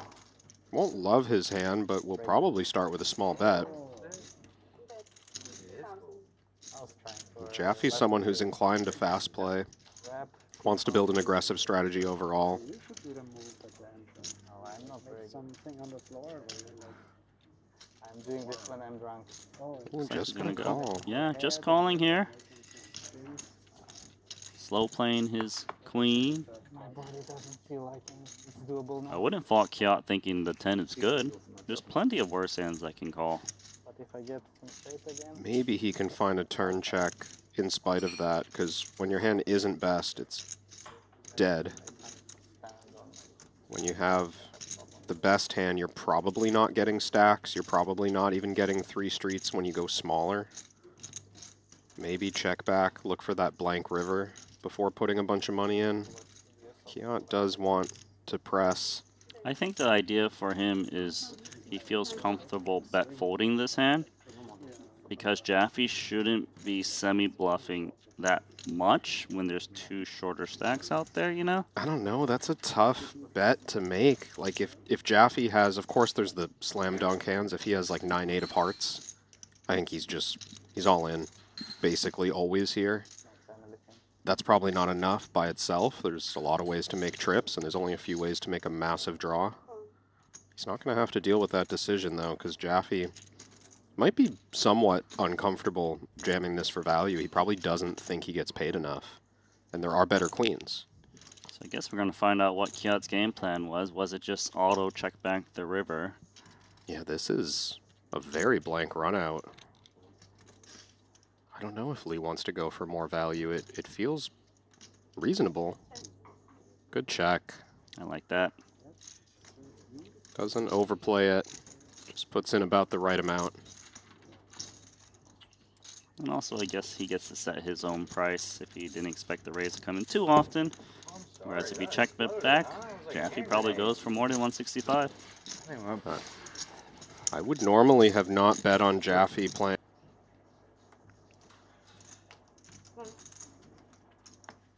Pass. Nice.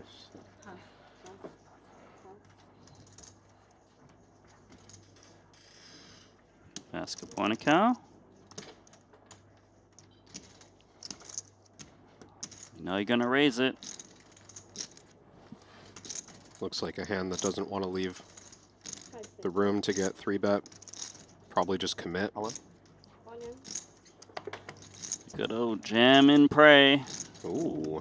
Punat's got ace-9 suited. Tricky spot. 13 big blinds total is the price.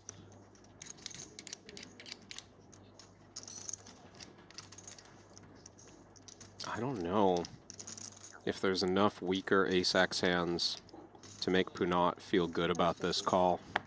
He's got 2 players behind him as well. If he was in the big blind, I think he's calling. It's still close. Mikolai going to min-raise a lot of the hands that have you crushed, like pocket 10s plus. Punat does make the call. He thinks he's good. Pass. So the first all-in confrontation here, and it's Mikolai Vascobonikau at risk. But he is a nice favorite against Punat's ace-9 suited. Quite hard to be this big of a favorite after getting called. You have ace-10 offsuit, great spot for Vascobonikau to make a run. I was like, all right.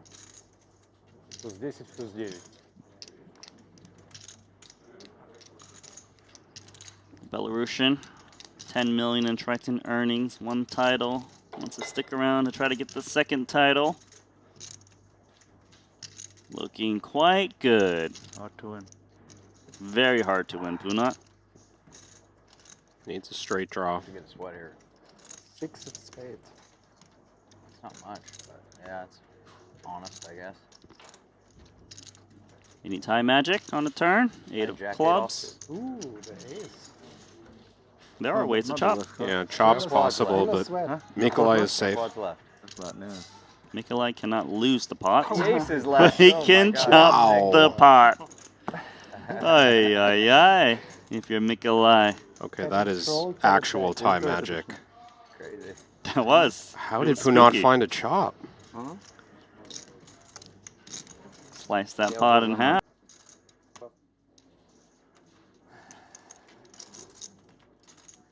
It's true, it has been a while for John. A while since he's gotten queens. Here he is. The American wearing an American flag on his t-shirt. Actually hasn't been as long as I thought. He picked up his 2nd title in Jeju 2025 in September, so less than a year ago. Jaffe secured title number 2. His first one coming back in 2023 though. Monte Carlo. J&T getting in there with the San Francisco 49ers. And Kiat's got the same hand, but he will fold. This is a little departure from what J&T's been doing at this final table. Saw him make some fold stronger than this already. Maybe he went to San Francisco recently. Although I think they're not longer in San Francisco, the 49ers. Aren't they? Did it not move, or was that Oakland? I think I you're don't know. mixing them up with the Raiders. Yeah, I'm getting confused. Scratch that. Rewind with my time machine. Oh, we're still here. X76 Rainbow. I don't think there's any mulligans on a live stream. Pretty sure they heard us. I guess the hand is over? Hopefully. I mean, I thought it was over pre-flop. All right. JNT is here with a plan. He's repping hard. He's just, like, you see this sometimes, and it's, you know, dare I call it old school, but coming into a hand just thinking this is the right time for me to make a move in this situation, and basically pre-deciding, not related to the cards he's holding. This is a player that he just wanted to float and run a river bluff. I don't know if he'll see a river.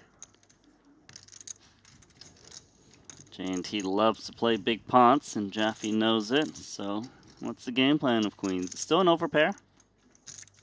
Yeah, you're concerned about Jack-10 and 9-8. He checks it back. It's going to work out against 9-4, isn't it? Yeah, this might just be exactly what Jaffe needs to continue rising up the counts. Clean river card. JNT announces 400. This was the plan from the start. With the float, any flop, see to check through on the turn and just take it away from hopefully an ace high. Jaffe with the beautiful check there of the queens. It's going to pick up another 400,000 here. If he can call. I don't think He he's hasn't folding, right? snapped. I also don't think he's folding. Because his opponent could be value betting worse, like an ace-jack, king-jack. That makes sense, right? So there's a call. The reveal. It's like, you got me. Try to pull a fast one on you. He thought he smelt a criminal over there. Looks like he was takes honest. it in stride. I think he said, you got me. It's also a chance for Nikolai to secure the immediate pay jump. Really high upside on those situations. Pass. But not empty, you know? Something.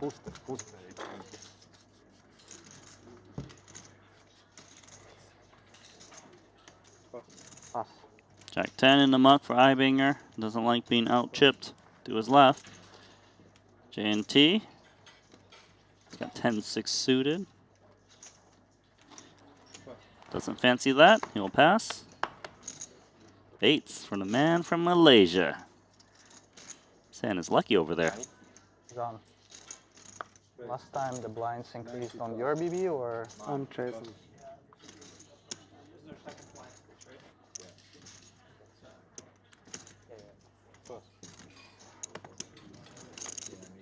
how many hands we Yeah, we'll get a chance to see how lucky those eights are.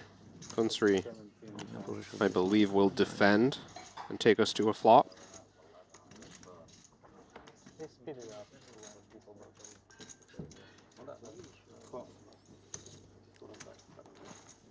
In comes Queen Jack offsuit. Gonna be the best hand on King Queen 5 2 spades. Punat's got one heart and one spade in hand. You told me eights were lucky, Randy. They are lucky if they see all 5 cards. Okay. I'm just saying. That's a. I mean, he's got 8% equity. Is that a sign? It is a sign. That's why he's betting. He's gonna bet 80K too. Watch, see? It's a sign. This is too much. Too many eights.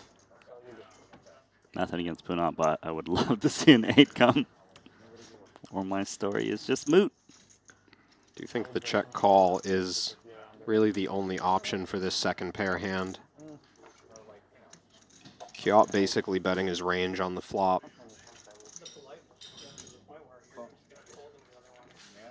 Put 2 big blinds apiece on the flop. 10 of diamonds. Gives Punat an open-ended straight draw in case he thought he was behind. But now he has a lot more equity to call double barrels if they were to come. No betting. Guess we'll find out the 8s were lucky. Oh my and God. they were lucky. Look at that. How about that, Rabachow? How about that? You gotta be kidding. The 8 actually came. 8% for pocket 8s, bet 80K, 8 on the river. I've got nothing else to say. He hit it. It's the offsuit 8 as well. If the spade had come, Punat maybe less likely to commit chips here. He's thinking of a small value bet, I suspect. A block bet is an option to try and get action from ace 10, 10 9, pocket jacks, maybe even ace 8. He too is betting 80K. The signs are there. Now it's time. So you think Kiot's going to raise to 880? That would be insane. I think I've pushed my luck enough here in this spot. It's going to raise something. Of course. You don't want to end up with your whole stack in the pot. Punat can have ace jack, jack 9. Makes it 380. Keeps the 8 in there, though. Yeah, 300 more. He figures that Punat most likely has a 1-pair hand and needs to price in that way. You can see that GTO Wizard recommends 55% of the time to fold this hand, but 45% of the time he should be making a call. Yeah, it's important to remember that at the level these guys are playing, Punat can't just decide his hand's no good and always fold. He has to play some defense after block betting the river. Looks like Punat originally was even considering the option of 3-bet jam, but now breaking posture seems to just be wavering between calling and folding. He thinks the line is really weird. Kiat saying he rivered the 8. That's what it is. Could be king 8 suited. Doesn't have to be pocket 8s, but he is pretty clearly stating, I improved on this card. You don't expect ace jack to check turn. What do you have is what he says. Guess he's wondering, would Kiat ever check back and then raise a naked king on the river? Maybe ace king, king jack? Because if that's true, then queen jack becomes more of a fold. Yeah, more value hands are possible if they played the turn conservatively.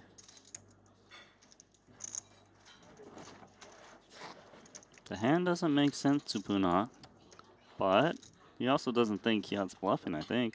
Yeah, that's the interesting part, and that's where history between these two players will come into play. Has he ever seen Kiat run a bluff in this type of way? It's unclear what you're representing.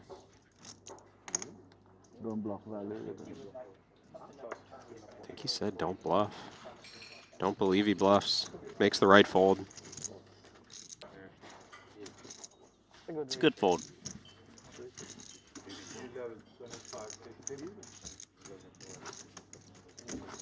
So what do you think about my read so far? Still have the final table of 9. If enough people left, we will ease it in time.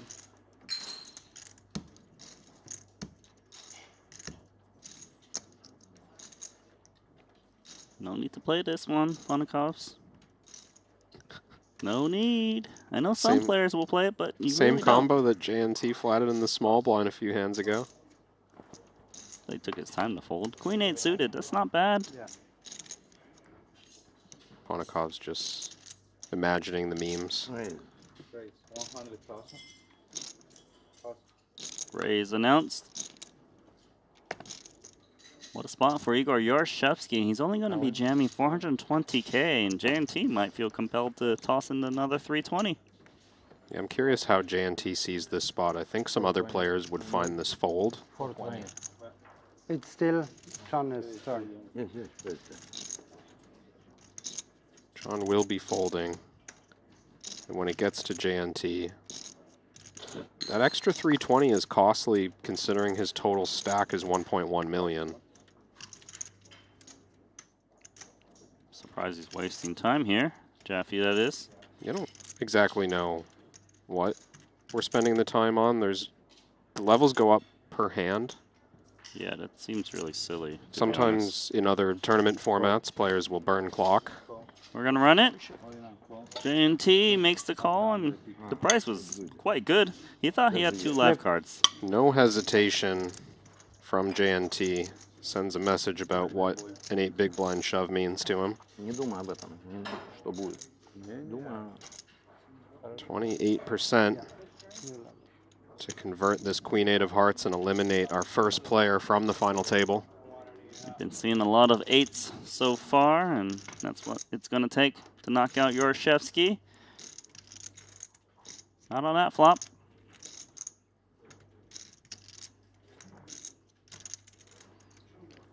Maybe some hearts. That would be fun. Some hearts like that. The good. Never easy for Igor. Very good, huh, JNT? It'd be even nicer for you if you can find a heart or an 8. But Yarshevsky looking to ward off those cards. Oh, the runner, and the brutality continues for Igor Yarshevsky. He's got multiple bubbles, a stone cold bubble here in Montenegro, and then makes the final table and gets that. It's unfair. It's been a really rough stretch for Igor this year. Even worse is the table is having a good time as he departs. We'll have to D-Mike. He knows that Cards just play themselves sometimes, and sometimes you gotta hold, just not this time.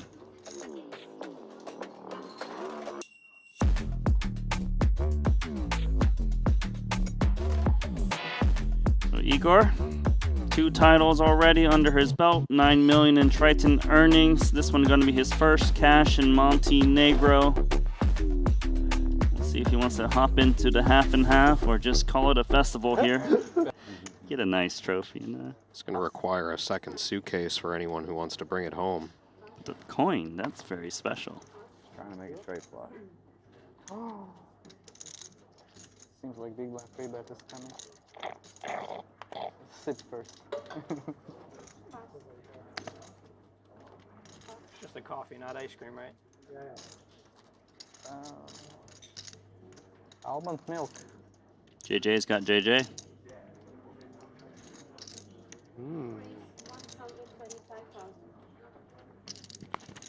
2.5x open into Matthias's big blind, but hang on because Jason has a suited Broadway and he's only got 16 blinds. Feels like a very natural rejam, and he takes it. Yes, he does, and he is in trouble as Jaffe is never folding his name. Here comes the call. I would have 3-bet as well. Big pot. And it's Jason's turn to be at risk. But just call. Jonathan Jaffe. Oh, wow. I need King Jack suited to be able to compete with that. Do you have anyone in your family whose name starts with a T? No. Jason. Is there like a Tyler Kuhn or something like that? I don't think so. Is it too late to apply for a legal name change? It is too late because we need to deal a flop very soon. But just in case, it's 8-10. Ooh, 2 clubs. It's all right. You look like a It's amazing. guy. Keep it going. 7 of hearts. I accept. So king or club for Jason Kuhn, and there's the king of hearts. What a huge card for him. Likely to stay in this tournament. Just needs to dodge the hook.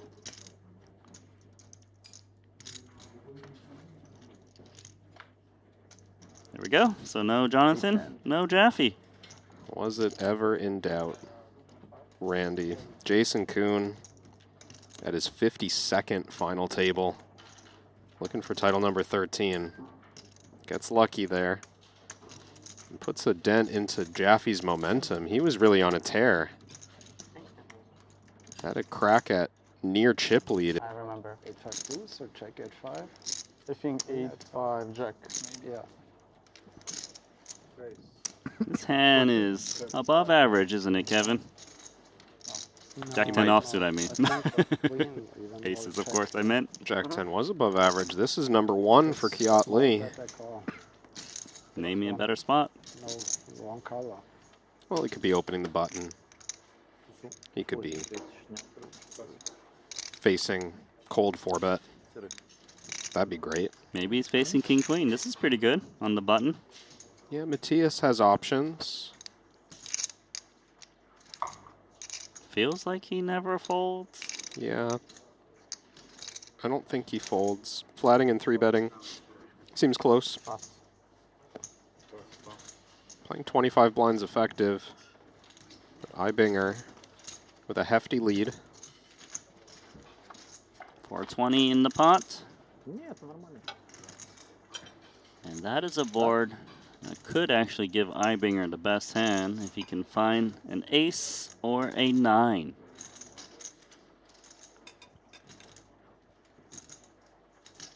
Don't manifest that ace, Randy. Ultimate action card. I think Kiat wants that card, though. Trip ace is usually the best hand, but it would fall to the straight of Ibinger if it was to show up. Kiat checks this kind of middle connected flop over to Matthias. He expects the wide button range to hit it fairly well. Maybe he was planning to check raise the flop, and Ibinger gets the check mark on the turn. So a dream situation turns into a nightmare for Kiat Lee. You said name me a better spot. I'd say just about any. Well, he hasn't put in any chips post-flop so far, so maybe he can get away very cheaply. Although it's going to be very hard to fold for a single bet, of course. Yeah. Sizing TBD? I think check call is incoming. Ibinger. Gonna sometimes have 8x, sometimes have 2 pair or a set. I think those hands also want to bet.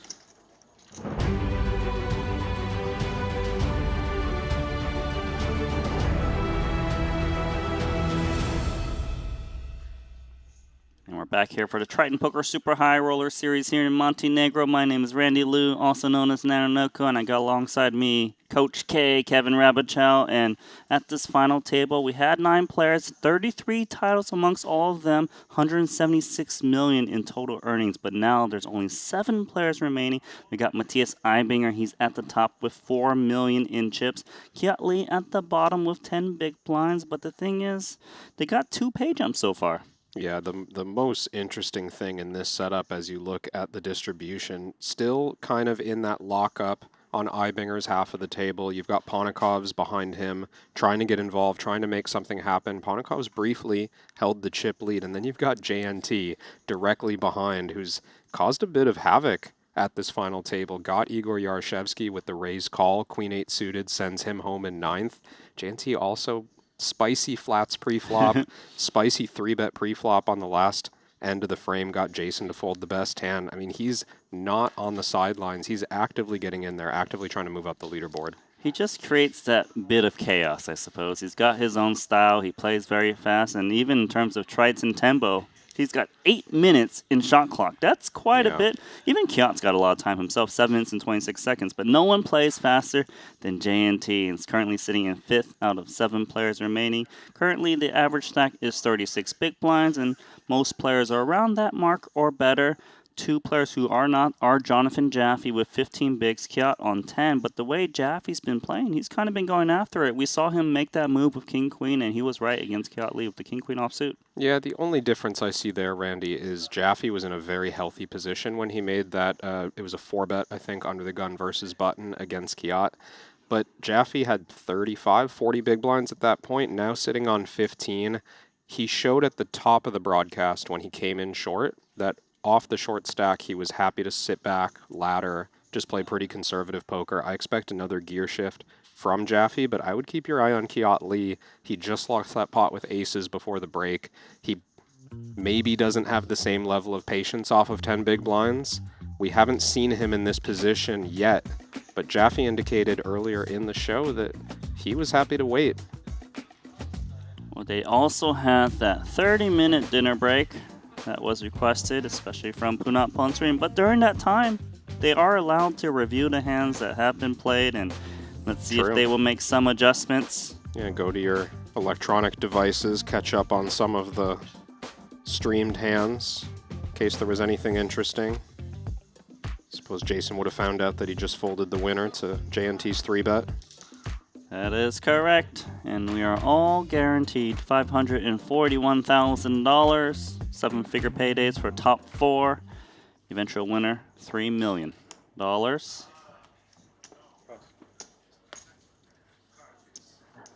Just so cool to see that we've been dealing Triton for 10 years.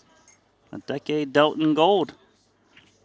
10 years of super high stakes. Did this change to a 150 last year or this year? It was a 150 last year for sure. Okay. I know it was 200 the year before. That's right, I was deep with doing that. Yeah, that was limitless. Oh, that's right, I got like, I got in that. The Americans dropped like flies. I think Nick went like 8th or 9th. I went 1 or 2 after, and you went 1 or 2 after. Yeah, we had a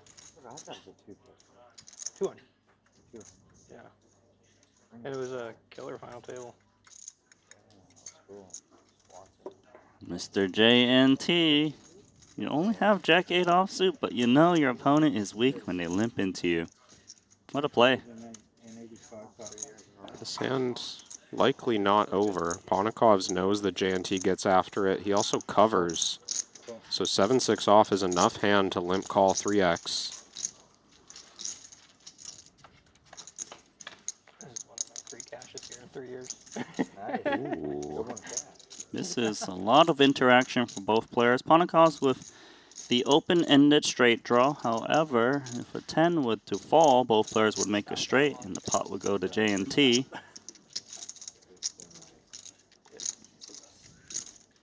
J&T doesn't have to keep building this pot. He might be concerned that Queen 9-8 connects with Alex. Oh. Ponikov's not even going to check over. Starts with a lead. He wants to set his price at that open-ender. He's hoping J&T's got some ace rag that's not looking to call that. But once he gets called, he's got to be suspicious that... I thought that was the 5. 4 of diamonds. Blank turn. You need to check your vision, Kevin? I'm feeling all right about it. But, you know, maybe J&T would let me borrow the light box if I really struggled. You can buy yourself one on Temu. I'm sure it's very cheap. Be here by the time we leave the island. Yeah, it's got very slow delivery, doesn't it? Even with free shipping. 170. Okay, another bet coming in. And J&T is grabbing his chips immediately once he hears the sizing. You can see why his tempo clock is still full. Yeah, I know, right?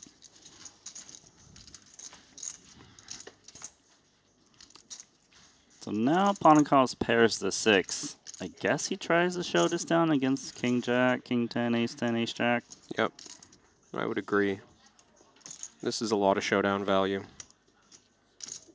Ponikov's plan throughout this hand seemed to just be setting a price out of position and trying to improve.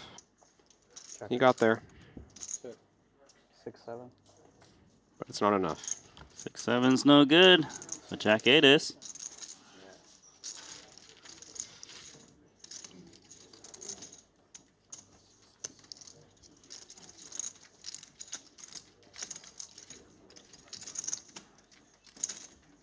Ponikov's is going to take note that he was willing to ISO of Jack 8 offsuit from the big. Might have already seen, wasn't it King Deuce of Spades, I think, earlier in the FT? Might have been like the first J&T opportunity, also raised limp. I don't know if Ponikov's would have honed in on that when he was reviewing stream on dinner break. It's a small little pot to see.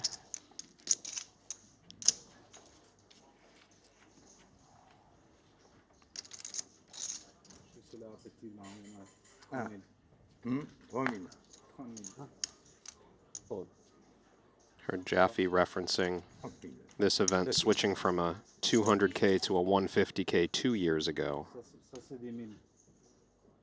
Is that right? He did final table the 200K here in Montenegro in 2024.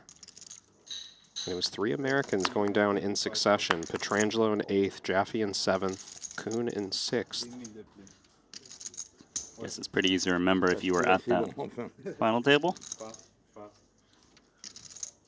Pretty sure that was that legendary heads-up between Adrian Mateos and Victor Malinowski. Oh, the 2-pair fold. Yeah.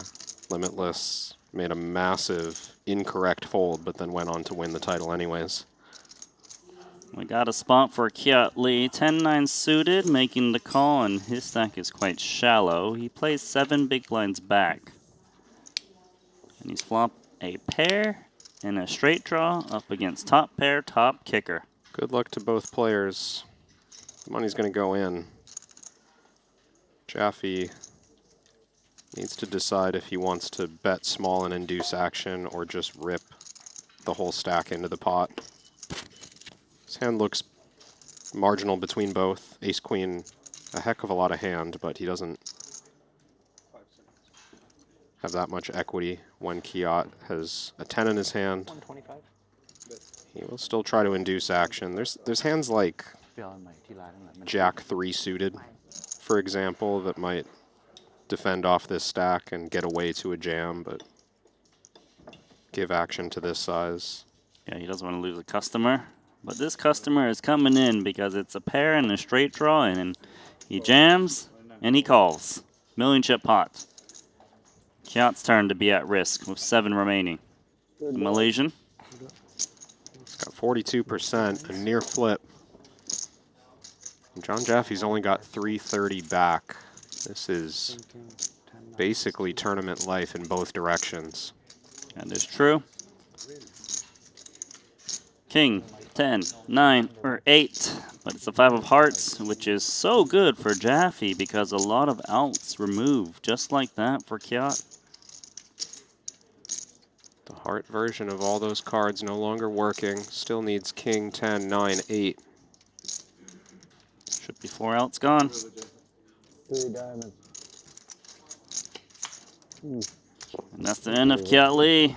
I think I might have had a 3 diamonds there. And just plays itself when you defend off of that stack on that flop. Jaffe moving up to 1.5 million.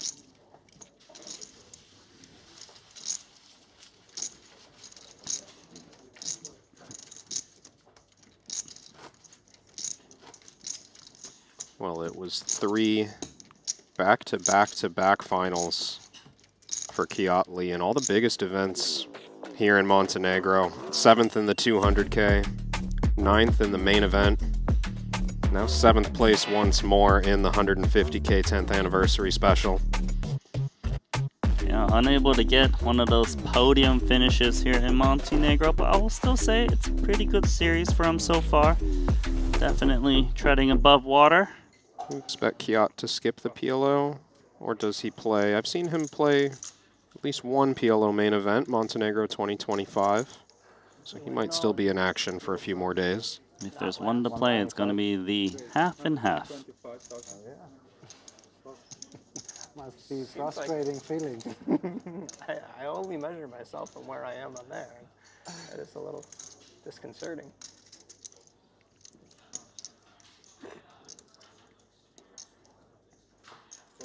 Alright, Ricky Bobby.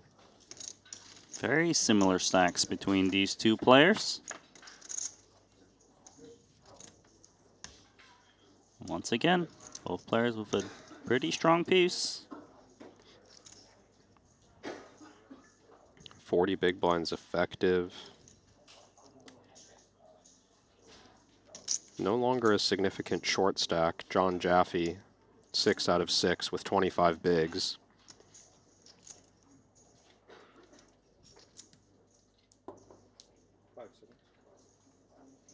110. 110,000. Ponikov's betting on passive responses. I don't think the ace-9 is strong enough to raise on this flop. Yeah, because if you expect check raises to come more often, then you probably wouldn't see that middle pair, but with this current setup, expect a lot less of that.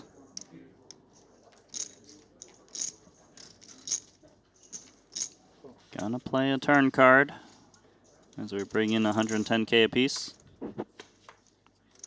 King of spades. Doesn't really change anything. Should lead to a check back from Alex, though. He's ahead of a few hands. 7x or 8x. Straight draws that Punat check calls, but now he's behind some more hands. Yeah, I guess he loses to King X of clubs. That would have got there. I think even just King Queen High calls the flop. King of clubs, 10, that type of thing. Pretty significant amount of hands that the Jack 8 loses to.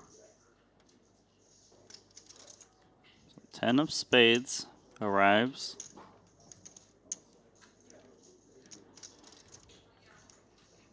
Punat's got bet sizing options. I do expect a bet of some kind. Yeah, his kicker would play against like baby aces. A lot of times, and this is near peak ICM. 6 players left in the tournament. Really, really high risk premium consideration. A lot of players lead to smaller bet sizes, and even a check from Punat. Don't love this. I think he's missing some value. He could bluff 5-6. Ponikov's just going to show down. No tough spot for him. Yeah, it might have been tough to get called by the 8, but Would have missed value against the ace rags or maybe the king X that turned. Thought at least a block bet was coming. Yeah, it's a little strange because also the hand I got there, Queen Jack, probably multi-barrels the turn quite a bit, picking up a gut shot, overcarding the 8 and the 7. I would think so. If it's a misstep, it's very small.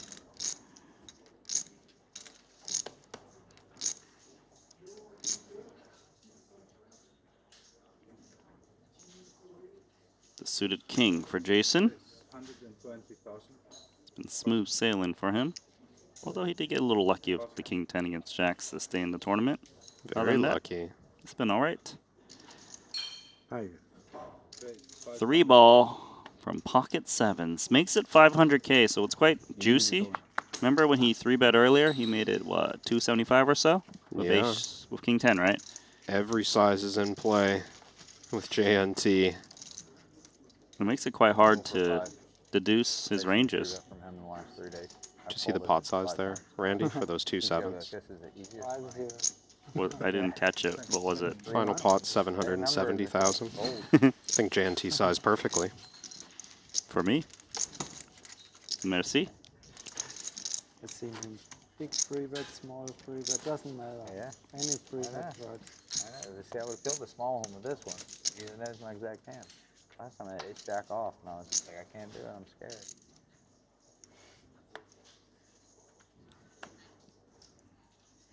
Jason talking about the 3-bet hands from J&T. It's kind of funny. It's like, oh, next time if I get a certain hand, I'm going to call it small 3-bet. And then he makes a 500K. And you're like, all right, got to reevaluate the strategy. He's just changed the gears on me.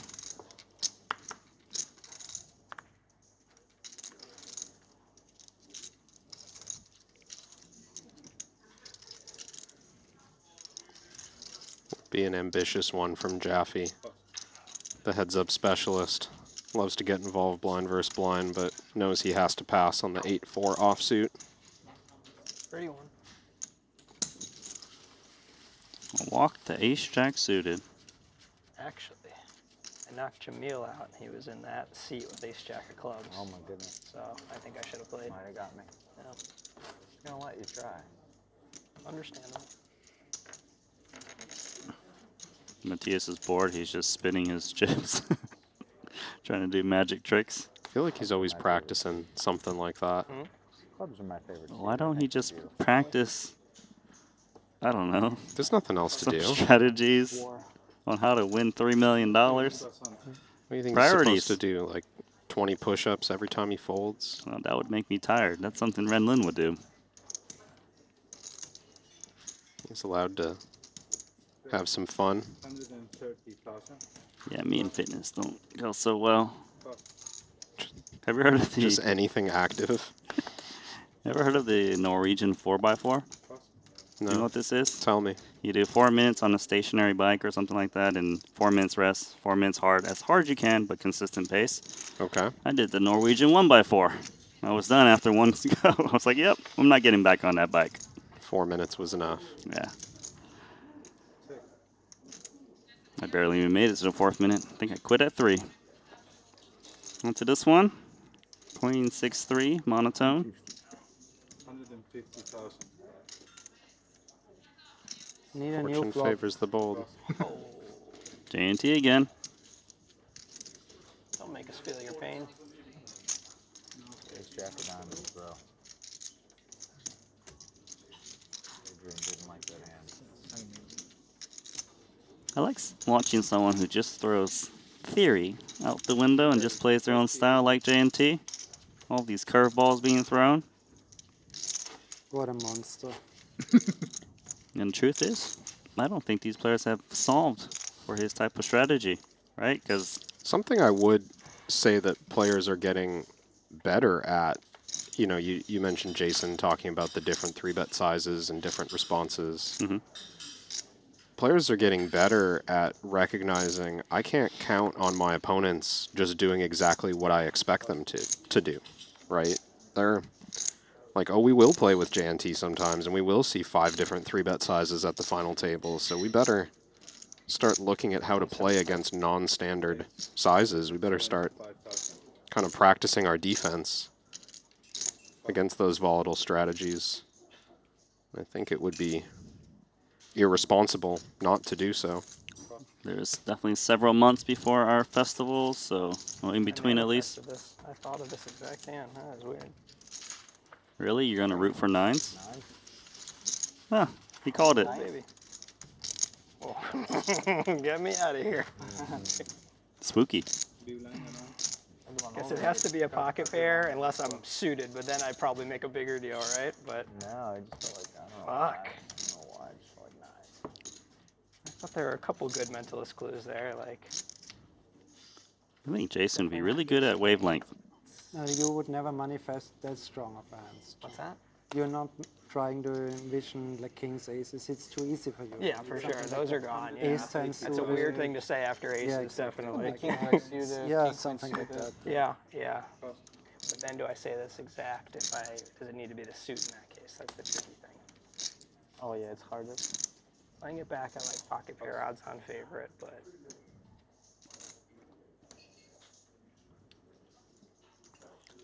So mentalism is an option if poker doesn't work. I guess 10s. That's where I would have gone. I could see John with his own stage. GG. Maybe off-strip Las Vegas. Not a big sellout crowd, you know, but like a really dedicated audience of 200 or 300 fans. He'd be on the not as nice stage as Jason Kuhn, because Jason Kuhn nails that kind of stuff. You're talking about wavelength. I'm a fan of that game. You know about it? Yeah. Never actually played it, but I've seen little tidbits of it.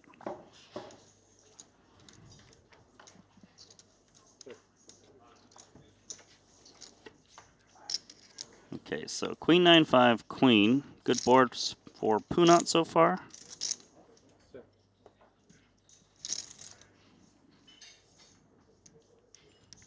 I guess he should go for value at some point. Is it now? I do think when you're playing someone as aggressive as JNT tends to play, seeing 2 checks to you at this point should be kind of a green light for Punat. I think when the very aggressive player shows you multiple passive decision points, it's kind of a safe bet to say, all right, I need to respond here with more aggression. So I would have liked to see a turn bet. Now clearly river value. Must bet. Once the undercard comes, no flush completer, no straight completer. Jack 9's worth a lot. The kicker is very relevant as well. If JNT'd have a bigger 9, probably would do the betting himself. Yeah, I think even from the turn.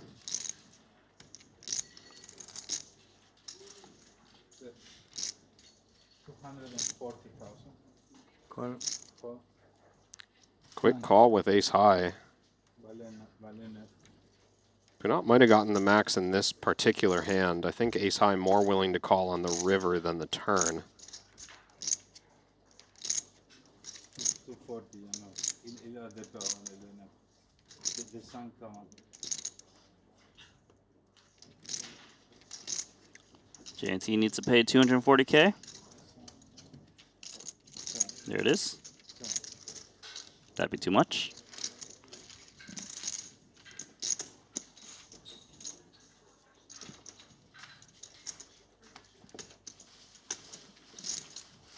Those are all black chips. Yeah, don't mess with those chips.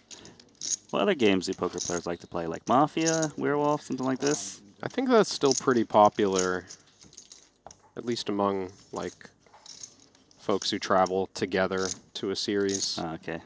But I don't see so much of that on the Triton tour, just because the days are pretty grueling.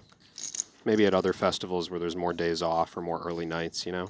They prefer just playing some tennis. Yeah, a little physical activity, a little sunlight, and plenty of rest. Yeah, but you need to be fit for that game. It's a difficult one. All these So guys that's are... why. So Werewolf is more your speed. Yeah, man. No running required. That's right. No sunlight required. Lots of sitting. Just indoors in a chair. 500. 500K from Ponikovs. He actually has been flatting, I think, against Ibinger all the time. Yeah, but look at stack depths. I mean, with blinds up to 80K, Ponikovs hasn't moved that much in the chip counts, but he's only got 26 bigs now. So he's willing to play this for stacks. Doesn't need to be as cautious anymore. Early in the final table, they were 60 big blinds effective with each other, and jacks would not be getting it in. All in. Oh, I'm sorry. He said all in with 5-4 suited? Excuse me? Well, good luck. It's so hard to win this pot now. Wow, Ibinger just didn't believe Ponikovs on the 3-bet. Goes for it with a hand that really did not need to. The reputation of Ponikovs paying off for him. This is not just from one tournament. This is a lot of history that's been built. Jason hiding his reaction from Matthias, but not hiding it from the audience. Is this a huge blow up for Ibinger? Oh my goodness. 8-6-3, 2 spades. What's the score? 4-1. Jason Kuhn's cracking up. Ibinger rubbing his hands. I knew it. Is this too many outs, Randy? Deuce 7 or spade. 4 or 5 for more outs. Let's see. Is it too many outs? Can't be good. I can't believe this flop. Ace of hearts on the turn. Still, all those outs remain. It's really unlucky if I lose now. That's true. Ponikovs is just thinking, don't let 5-4 suited do this to me. 7, deuce, or spade. Hold one time for Ponikovs. That's what he wants. And it's the queen of hearts. What a pot. New chip leader. Alex, I thought you had about 1% on the flop, buddy. About 1%. I mean, how can you win after that? It looked too good. You think so? Same for Adrian. Yeah, you're right. 2,120,000. Easy to say now. But You know pre-flop Ponikovs looked was really sweating. well. Yeah, yeah. 2,120. So I'm not sure. How much was it? 2,120. That was a huge blow up from Ibinger. Did you say sweet? Yeah.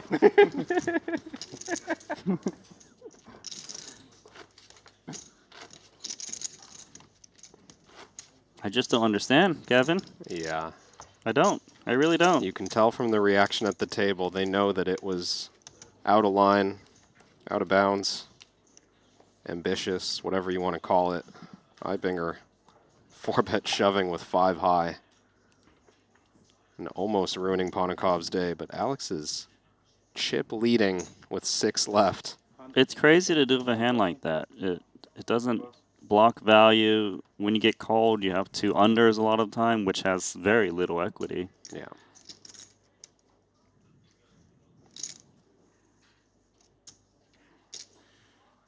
The show goes on. Ibinger will play out of position to the big stack now.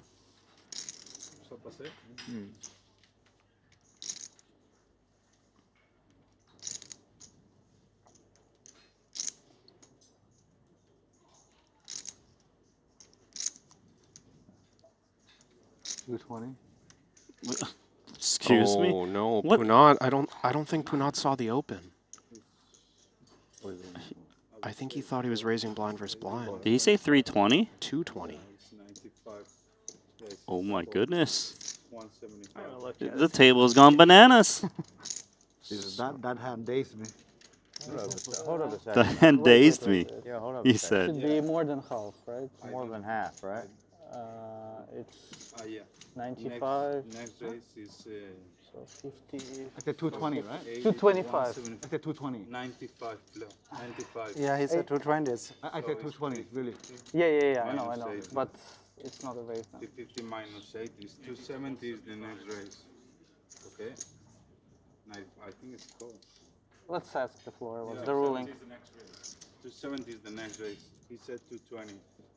Less than 50% is close. So the raise that Punat announced was less than half of a valid raise, which rounds down to a call for verbal action. Would have had to be more than half of a raise to be rounded up to a 3-bet. Punat flatting the small blind by mistake and outflopping Jason for now. Outflopping, what a weird hand. So Punat forced to flat the small blind with this hand, and given he said raise from the small blind, he thought it was up against the big blind only. I would say his range is very polarized. Yeah, Jaffe was on 17 big blinds to Punat's left. So Jason knows that Punat, if we assume that no shenanigans are happening here and this was an honest misclick, which I believe it was, then Punat just has his opening range blind versus blind. A lot of bluffs in that range, but still some top-end stuff. Punat meant to raise, so he could still sometimes have jacks plus, ace-queen, ace-king, some very good hands. It's kind of a strange spot. Maybe because of all the shenanigans, that's why Jason Kuhn is reaching for chips. 235. Here it is, 235K. It's a meteor bet.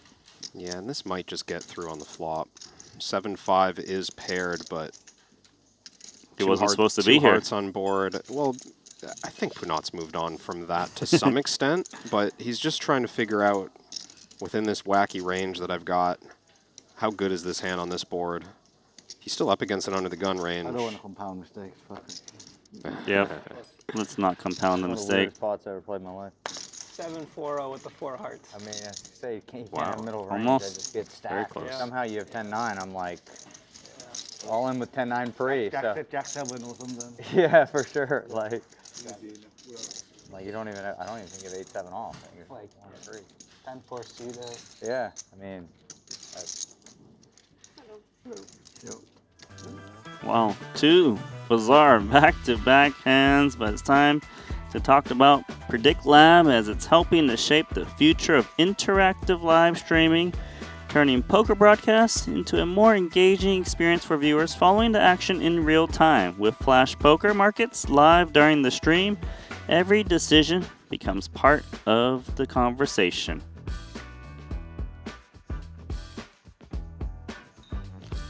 So 5-4 suited makes the move, and then we have a misclick from I normally the great announce. Punat Punsri. I go like it's on me and then 4-4, you know.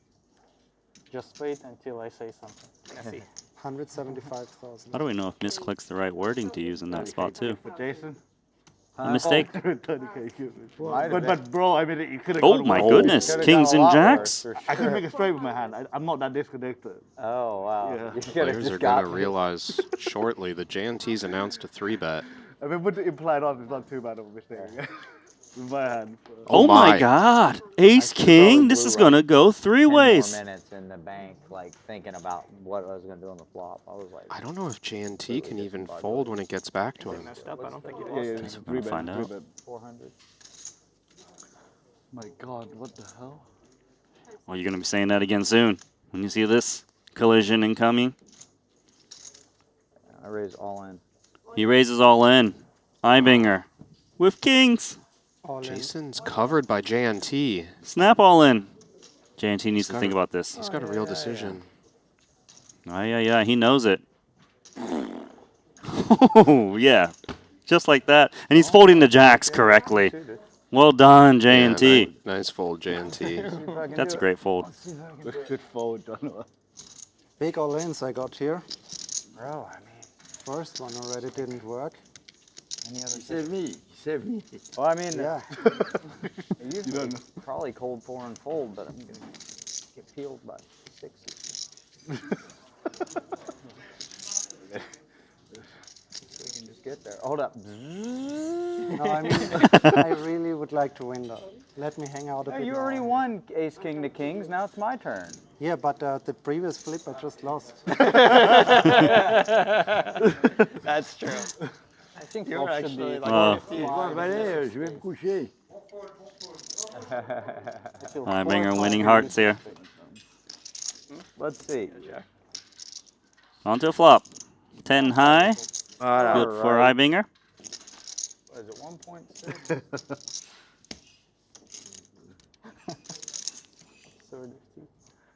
Jason Kuhn cutting out the 1,655,000 at the moment. And it's likely to go Ibinger's way with one card to Good go. fold, John Noel. It really was. Yeah. I protect you. Yes, you protect me. Yeah.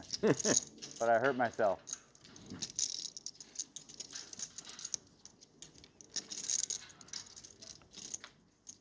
So 6 players remaining. Break it down.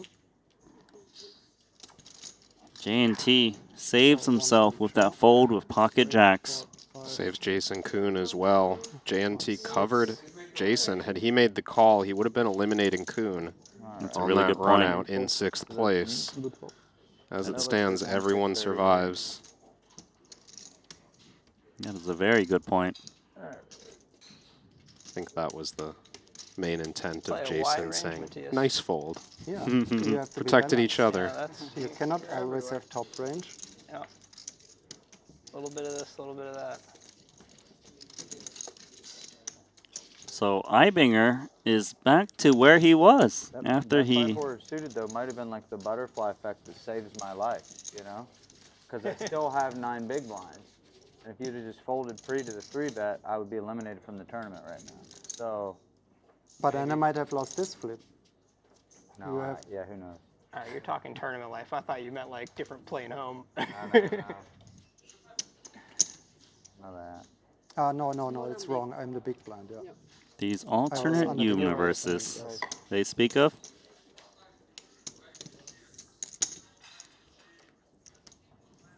Okay. What's the plan 5-1. now? Queen 9-0? Something in the middle? Well, offsuited is kind of out of line, I would say. That's true. That's a good point. So 3 crazy hands from back to back to back. We're going to take one off here. Give us some more time to breathe and dissect what just transpired. Yeah, I need a minute. My heart's still going. I'd like to see Ibinger kind of willing to poke fun at himself. Just a few hands departed from that 5-4 suited. He didn't look. He didn't look. Yeah, he's the one who made fun of Ponikovs for looking. He's I got to know. commit to the bit. Yeah, like he'd be a hypocrite if he looked. He should have looked and then sent him over to Ponikov's way. Like, Look and just stare straight into Ponikov's face. You see it? I tricked you.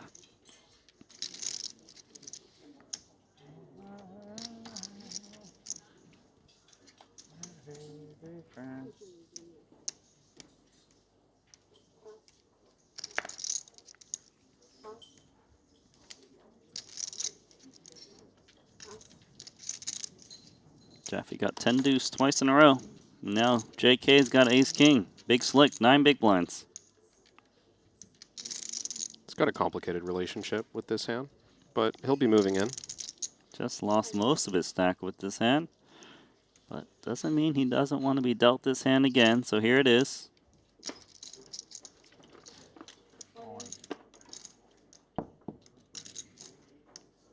Gonna get one pass. We want to count because it's queen 10 offsuit. Awkward one. Alex doesn't dominate many hands that jam on the button. There's a few suited hands and Jack 10 offsuit. Queen 10 still has a good deal of equity. Jason's going to take any pocket pair, any ace. Queen 10 in good shape against hands like ace deuce. Gonna pass. Good one? Yeah, as good as it gets. Almost. Maybe you don't want to see it. Huh? Pocket pair? Then you want to see it. Just kidding. Maybe you don't want to see it. I definitely want to see a call, for sure. Can't lose with it twice in a row, right? Isn't that how it works? Wise man.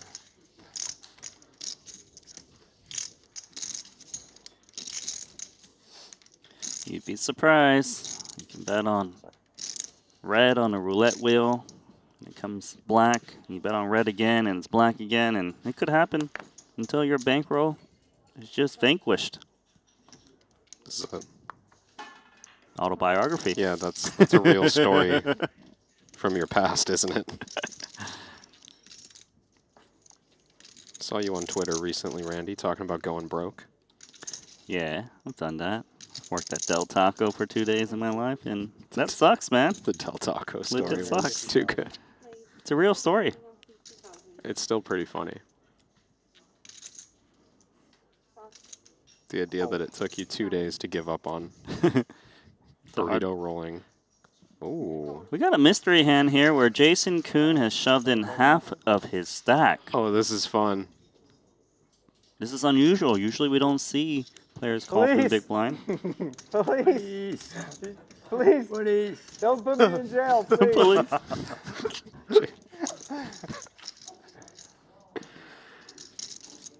Oh my.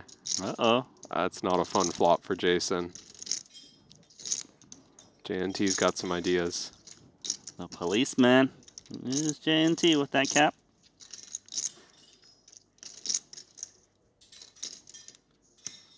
Jason looking on intently. Oh, he would hate for JNT to move in here.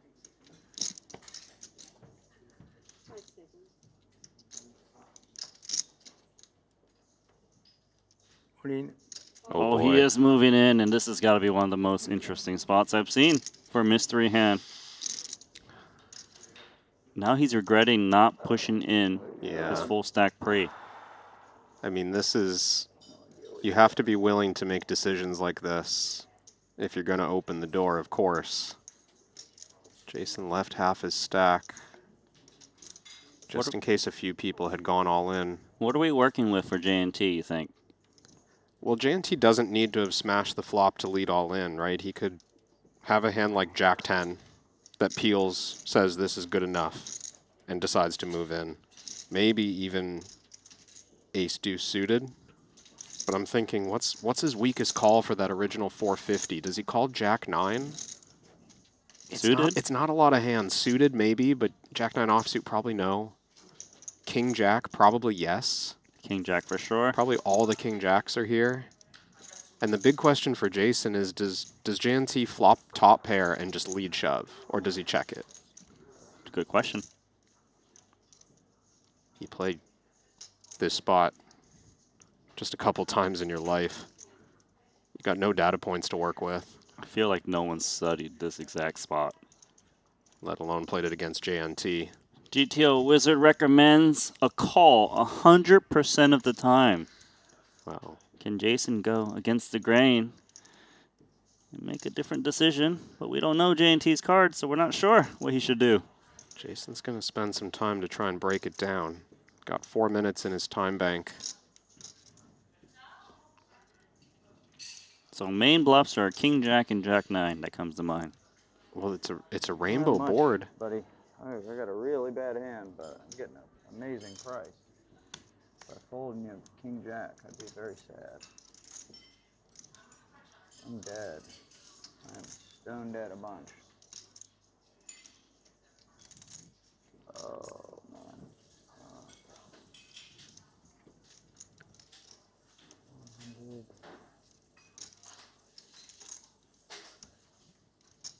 I think Jason gives JNT credit for having top pair. Expects him to play it honest. Or even just a 10. Same difference. Yeah, against Ace-8. Both have him in the same situation. He would need to hit his ace. This is worthy of using all of your time bank to break this one down. It's just King Jack is so likely when you think about the pre-flop calling range. It's not like JNT has Queen 6 offsuit. This isn't a standard big blind spot. He called 6 big blinds. So maybe that makes you more in favor of making a call. I do think it does. It makes it a lot harder to fold. And does JNT do this with pocket pairs that Jason has more outs against? Something like 5s? There was a little bit of hesitation before JNT jammed the flop. Yeah, you think he might snap jam some clear ones? Maybe. There's still a minute of tempo clock remaining for Jason Kuhn. You flicking it in or not, Kevin? I know it's a tough spot, but what do you think? I think I'd be folding, Randy. Okay. 6 big blinds back, couple free hands before the big blind hits you. There's so much upside, though. It's rough. So that means Jason calls and wins. He has 3 million chips. That's true. He's going to fold, and JNT had ace-9 suited. No way. So Jason was actually pretty torched. It's up against ace-8. They could have chopped, though. They could have chopped a lot, right? Ace-9 suited. He didn't snap shove. No, no. So that's why. That's why I almost called it. Why? No, I said the other way. King Jackson snap shove. Okay. It can be 4s, 5s, but I don't think it's good. I mean, I'm never folding. He takes that long. How is possible you have a hand button? Hmm? How is possible you have a hand button versus cutoff?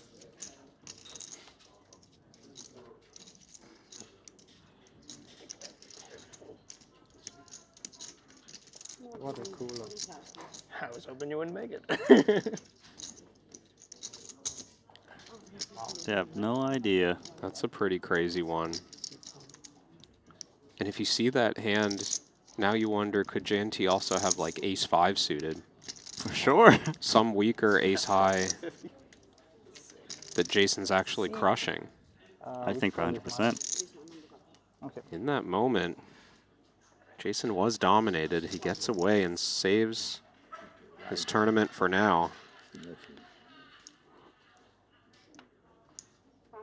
You heard Jaffe and Kuhn talking about what they thought JNT had and assumed if he had an open and a straight draw, he would have instant jammed the flop. Yeah, he picked up on the timing just like you did. But he was still unpaired. On to this one, ace deuce for Jason Kuhn. Maybe a second life. And we'll never know. Undeterred from leaving chips back, he still left the 75K. It's a little different now, of course. Hey, friends. I'm not wrong. Nikita had one of those spots 2 years ago in this tournament. He bunched. It was not fun.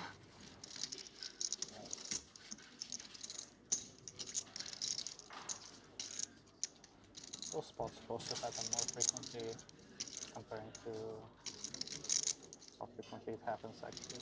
Yeah, this one might be unique, but overall.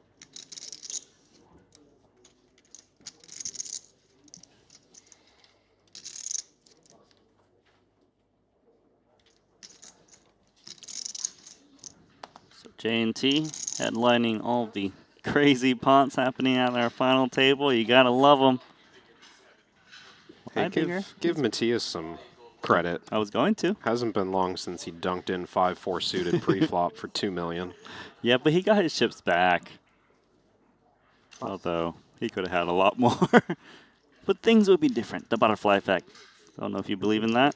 Look at J&T. King 8 suited with a button flat. Oh, Jaffe. Gonna have a squeeze spot here that should get through for 15 bigs. Matthias opening off the big stack. I think this one's pretty clear. All in. The all in and pray. Don't call me, guys.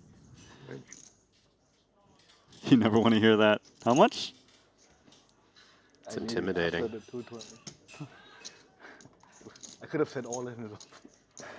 That would have been sick. No, bad, yeah. I feel lucky.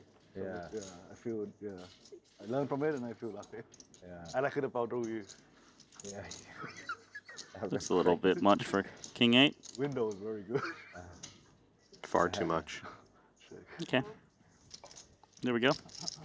Punat's still thinking about that misclick. I know, right? It's funny, he's saying it could have been worse, I could have said all in. But if he says all in, Jason probably doesn't pick up on the misclick. No need to think. And he just thinks it's a real 3-bet shove. A minute ago, I was just like, I'm not playing some crazy flat pot. kicking it in. The Matthias put it in so fast. Oh, I'm dead. Yeah, I can't afford an overcall. Yeah. Doesn't matter. Yeah. Whatever. We have queens, I have kings, I tank, he calls as queen. Yeah. Yeah.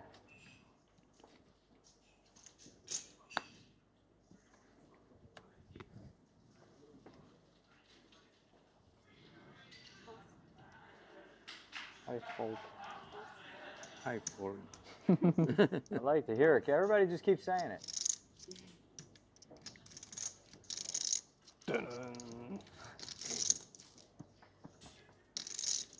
Say it. There you go.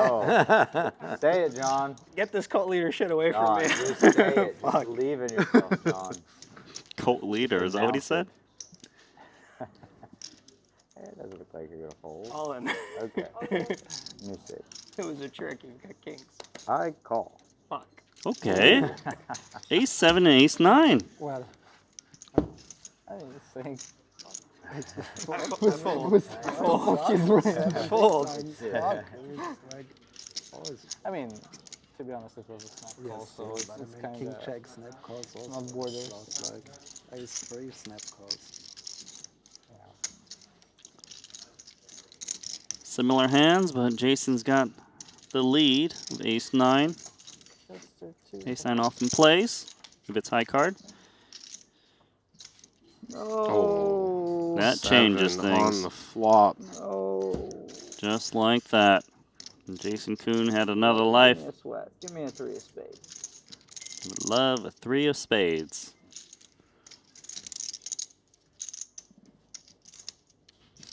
You would prefer 9. Close. Neither. Jason doesn't seem to feel this one. What does the deck have in store for him? As we go to a river card. 1.2 million chip pot, and it's a Jack of Hearts. Good game, guys. Good game, Jason Kuhn.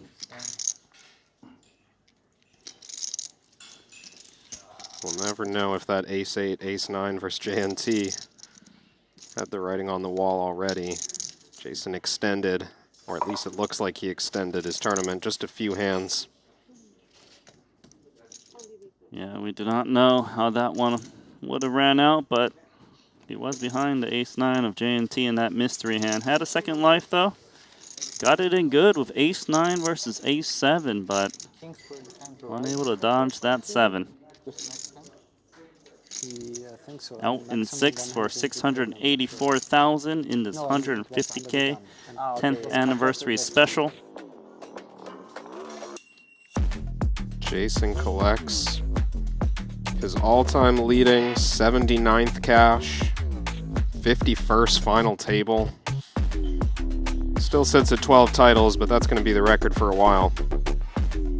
Going to add to his 39 million in Triton earnings. He almost has 40 million. I'm pretty sure he's going to cross that barrier over in this festival, as we still have the Pot Limit Omaha section remaining.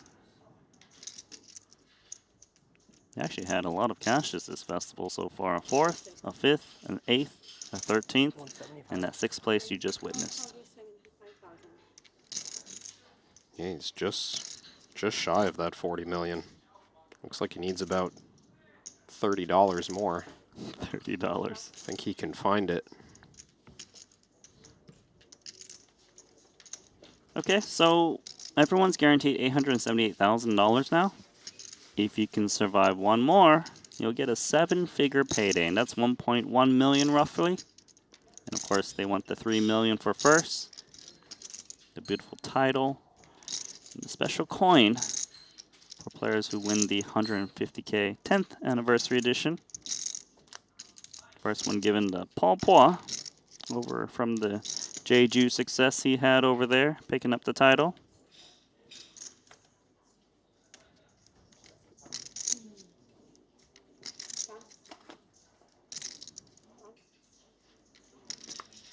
I would say the average stack is still relatively deep with 5 players remaining.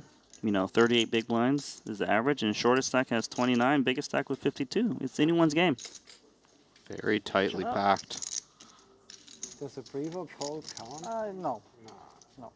I think it almost counts double. You give him a walk, pretty weak. No, it's That's about like the submissive dominance thing. You didn't even give yourself a chance. No, I mean, you're a bit handcuffed against chip leader. I feel like that's not a real loss. It's like when we see a flop. We started when you were a bigger stack, huh? Yeah. Based on recent play, you might think that the chip leader has people more handcuffed than he does. Jeez. No, chip leader and Alexei are two different words. We've got submissive dominance, handcuffs, getting kinky out there. Didn't even make the handcuff connection. Thank you for that, Randy. Jack 10 for Jaffe. 170. 170,000.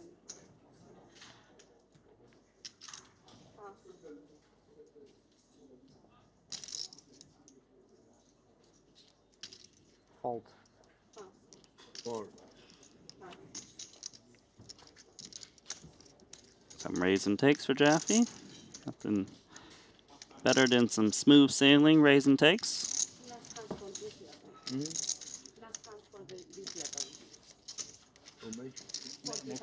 Next hand blinds.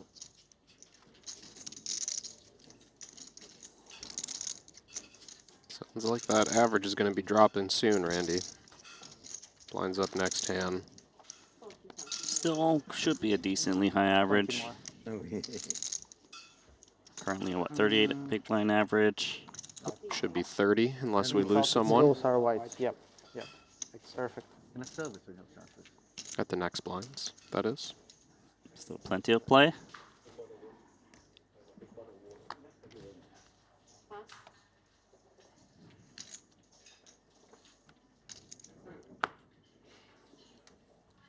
Ace 4 is not aces, so into the muck. Fold. Thought the ace 4 might open. Little conservation. With Smelt it. Alex to his left, or Offsuit though. you think he just read Punat's hand in the big blind? Yeah, you got to look a man in his eyes and see if he looked at him already. That looks like a strong big blind.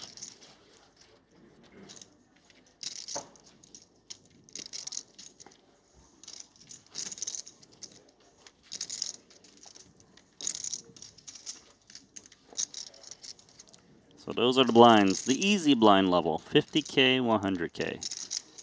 Easy for basic playing? arithmetic. Ah, for math. Yeah, for people who average a C in math.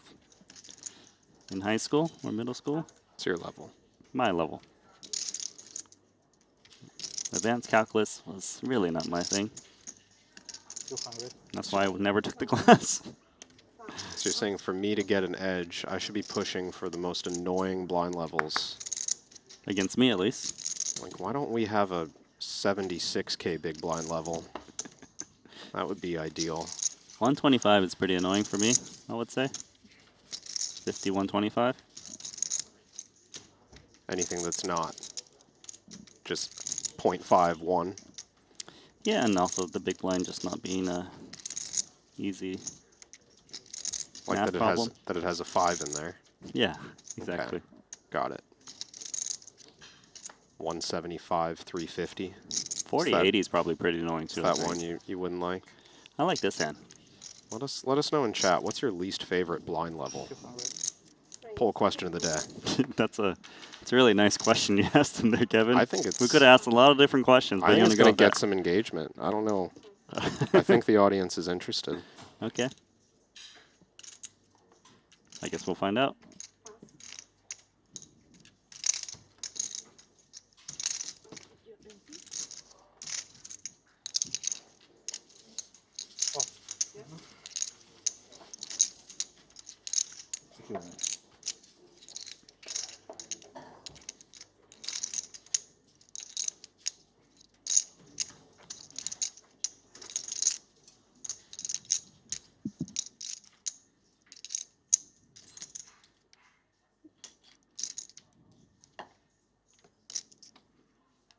There are some opinions in the chat. 8K, 16K is really annoying, I'm not gonna lie. That one, yeah, I'd rather just skip it. Just miss a whole level. 612, 816. Yeah, those are brutal. But here it's so easy. You know, the big blind is 100K. You're playing a 25 big blind stack and you make it 2.3x. I don't even know if you can make it this size at some other levels. Exactly, at least. Ibinger might just pass, yeah. He's not quite deep enough that he wants to flat, but he's too deep to jam. He roasted the ducks, like your favorite Chinese shop in Toronto. Oh, I like that. What's the name of that place called? King's Noodle on Spadina. Spadina, huh? Yeah. Chinatown, Toronto. King's Shout out Diner. to the best Chinese barbecue I found in the city anyways. I didn't investigate Markham, to be fair. There might be a better spot there. At least in city of Toronto proper. Give them some love. I hate roast duck. I legit hate it. But have you ever had roast duck in Beijing? It is never been. Very different. It's a delicacy. The way Like they the- crisp the skin. the style's different? They serve you just the skin alone. Are you talking like Peking duck? Yeah, Peking duck. Oh, it's That's- different than roast duck? I think that's a different preparation entirely. Okay, conversation's over.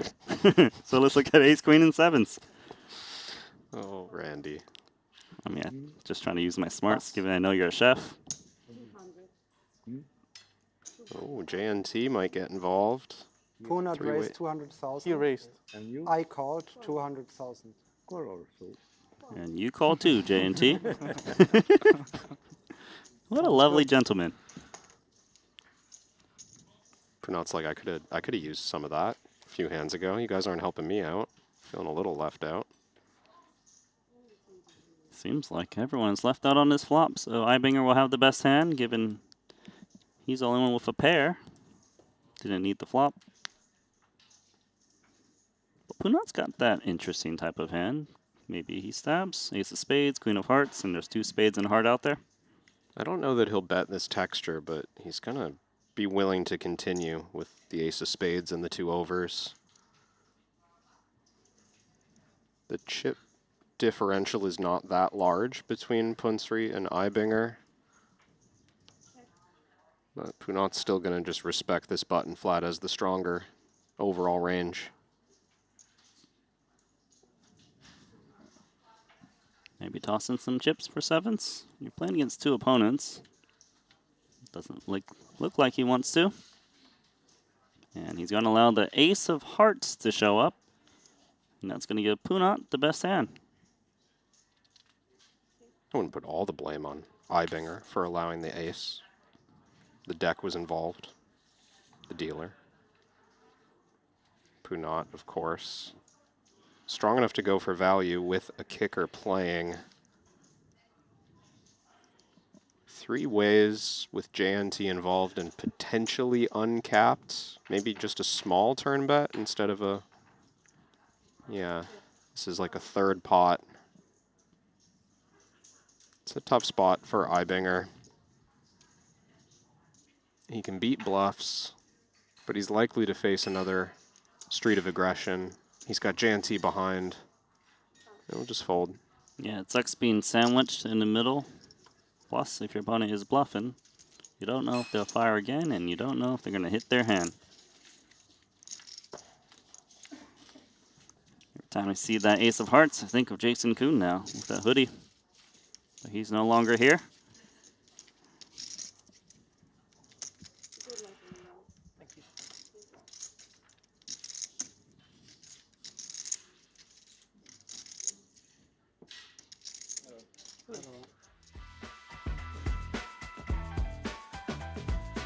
Well, you've heard us talking about it and the players at the table as well. We want to help you get in on the action with Triton Fantasy. Open up the Triton Poker Plus app, build your team, and compete for rewards. If you don't have the app, you can scan the QR code. It's coming. I'm pretty sure there it is. Scan that QR code, download the app,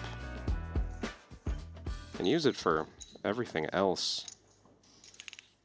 as well. Follow the action in the outer tournaments, outer tables. Of course, this one down to a final, so all the action is right here on your screen.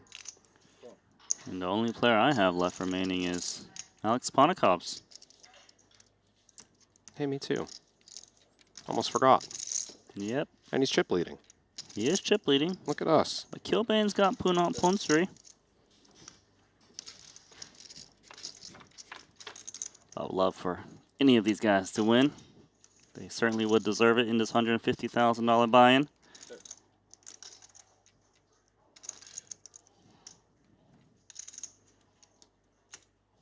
So of the remaining players, only J&T has not won a Triton title.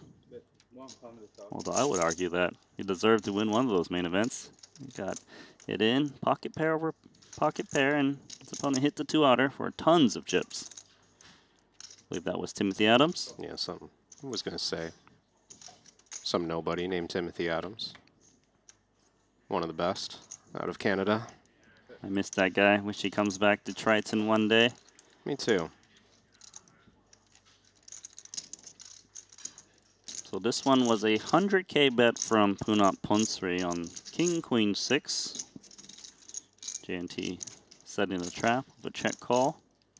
Yeah, limping pre-flop with the offsuit king. I think a pretty good option to start. And Punat's just running a bluff empty here. He thinks J&T will have some light calls on the flop.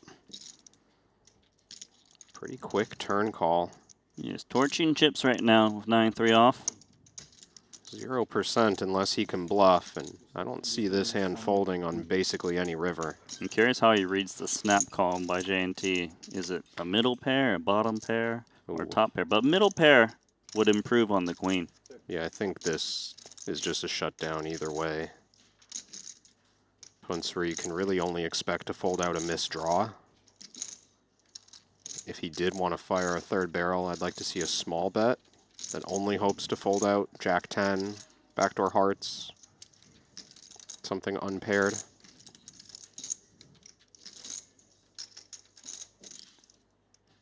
Well, he needs to think about what does the snap call mean. A lot of players do weight it towards draws, or just weakness in general. Well, that's... Yeah, 200K. I think Punat's got his mind on those Jack 10s. Maybe something like 10-9 of hearts is here as well. All those hands beat his 9 high. It makes sense why he's pricing that way, because if it's a pair, they're going to call a bigger bet anyways. But with a small bet, you can down to high cards. Don't need to risk 500K and get the same result. Yeah, it's a cheap bluff attempt. He doesn't risk much, and the upside was there. There's $1 million out there to fight for. Creative find. Doesn't work out this time.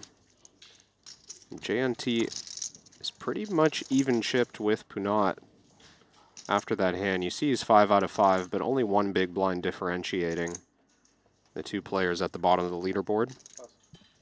Still has 25 big blinds to work with. I think he's going to be all right, even if he's last in chips.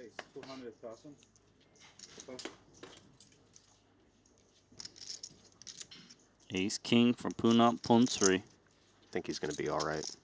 He is going to be all right. Will he jam or will he 3-bet smaller to try to get action from Alex Ponikovs?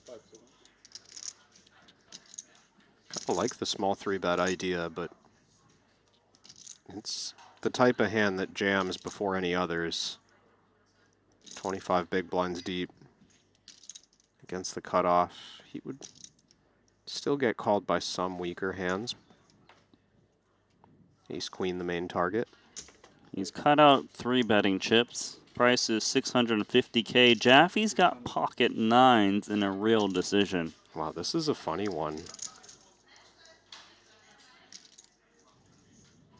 Pocket 9s against the range that gets it in is so far behind. Also the best hand at the moment, a reasonable chunk. But he probably knows that Ponsri is 3-bet bluffing this spot from time to time against Ponikovs. Does he do it with a 9 in his hand ever? Probably no. It's probably Broadway cards for the most part.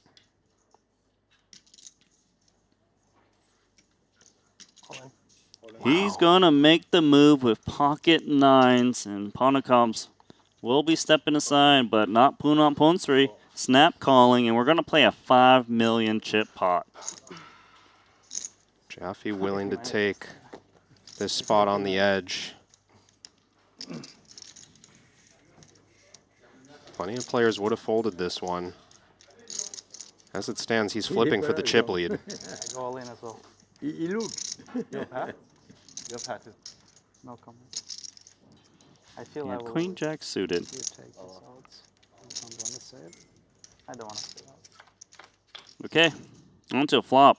And it's an ace-high Oh, flop 9 with a behind it. 9. That one really hurts because you think you pulled ahead, but you're drawing near dead. Backdoor is needed. Jack 10 diamond. The queen is away to victory. That's a good one for Punat. 4 outs now. Queen of diamonds was folded by Ponikov, so 3 in reality. Yeah, you have one of them. One ace. Yeah, He knows it. A few outs remaining. But only one more chance to try to spike it. It's the 8 of clubs. Wow. Goodbye to Thailand's finest, Punat Ponsri, out in 5th. Massive swing. John Jaffe, the short stack from a few hands ago, takes over the chip lead. He eliminates the 6-time champion from Thailand. He's going to collect 878,000. You would bust me. Okay, so 4 players do remain, and $1 million paydays are guaranteed amongst these 4 players, and Jaffe vaulting to the chip lead with the 9s versus Ace-King against Thailand's Punat Ponsri. He's got 54 big blinds. Still tightly packed across the leaderboard. JNT the shortest with 26 bigs, and JNT's been getting after it, Randy. No guarantees that those chips are going to stay in front of him for long. We could see this over in 30 minutes, or we could see them play for another 4 hours. It's quite hard to call. It is very hard to call, especially with a very unpredictable JN2 who is still remaining, but, you know, Punat Ponsri going to need to realize he did make that mistake with the 7-5 offsuit. Didn't compound his mistake against Jason Kuhn, but obviously not something you want to have at your final tables. But he will have some time to reflect, and it's going to take us about 5 minutes to set up the 4-handed play. CoinPoker and Triton are teaming up to give anyone a chance to win a $25,000 seat to the next Triton SHRS Series in Jeju. All you have to do is sign up to CoinPoker using code Triton, play the qualifiers, and the winner is gonna win an all expenses paid trip and a $25,000 buy-in for the next Triton SHRS Series. Hopefully, I see you in September.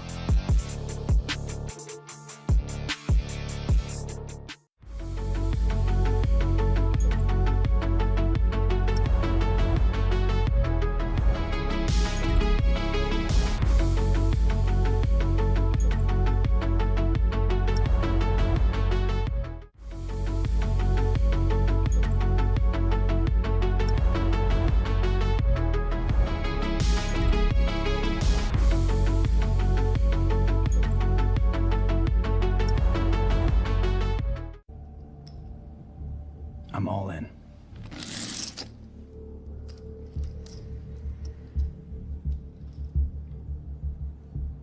Call.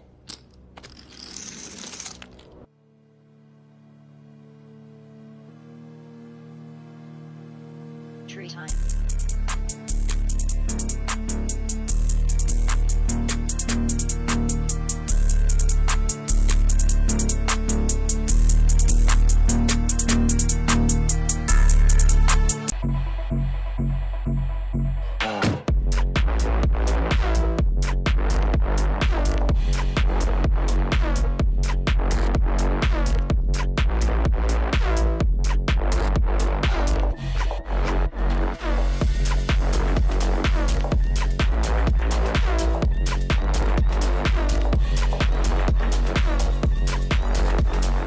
5 years ago, we changed Hold'em. Now it is PLO's turn. Study any spot, any flop, turn, or river. We've got them all. Set your own custom sizings, all solved in seconds. Practice against GTO with instant feedback, powered by GTO Wizard AI. Early bird pricing is live. Try it free at gtowizard.com. CoinPoker and Triton are teaming up to give anyone a chance to win a $25,000 seat to the next Triton SHRS Series in Jeju. All you have to do is sign up to CoinPoker using code Triton, play the qualifiers, and the winner is gonna win an all expenses paid trip and a $25,000 buy-in for the next Triton SHRS Series. Hopefully, I see you in September.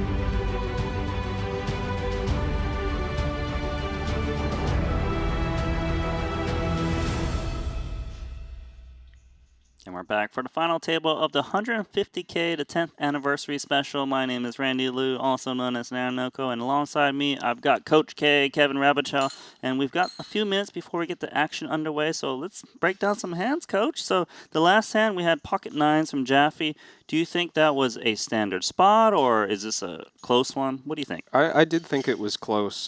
Jaffe's situation entering the pot cold depends a lot on what he thinks about the ranges ahead of him, right? Ponikov's opened in the cutoff. He's chip leading and perceived to be fairly wide, and I think that makes a big impact on what happens from there. You've got Punat 3-betting out of the small blind. One of the shorter stacks, not someone who's necessarily going to be really tight in this spot, although he did have ace-king. So Jaffe, as the third player to enter the pot, is okay taking the spot with nines. I think it's a hand a lot of players would have folded. I think it's a hand Jaffe would have folded if it was two different characters ahead, opening and then 3-betting. This is kind of feeling to me like another example of the Ponikov's effect. We sort of talked about it on the break, but that 5-4 suited hand that Ibinger took, 4-bet jamming against Ponikov's when he was chip leading, is a spot we've never seen Ibinger take against anybody. And I think it's just the evolution of people fighting back against someone who's shown himself to be so aggressive, so capable, fighting even when he's not the chip lead. Ponikov's someone who will go after players who have the chip lead and try to take it for himself. And now he's making other players just get after it even lighter, put themselves at risk to have a chance at winning when he's at the table. I mean, that's how he's able to just build these big stacks and put himself in his podium finishes over and over in these 100K plus binds. It's kind of funny because we talk about the Jaffe hand, the nines, and yes, Ponikov's was in it, but he only put in 2 big blinds, but we still say the Ponikov's effect because players want to attack him, right? And Puna is expected to 3-bet bluff there, and Jaffe decided, well, if I jam nines, I'm probably just going to take it down a lot, and if I don't, I'm up against an ace-king, ace-queen, and I'm slightly ahead. Yeah, we talk about, the success that Ponikov's and Punat both have had since they joined the tour, winningest players since they've joined the tour in the last 4 years. Ponikov's hasn't secured the same number of titles, but he's had a lot of stream time.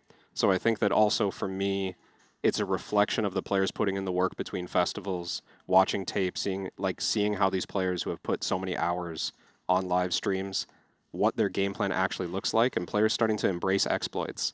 and starting to come up with game plans before they show up here for specific players in specific moments. As you should, right? Because you play against these characters over and over again, especially in the very big buy-ins.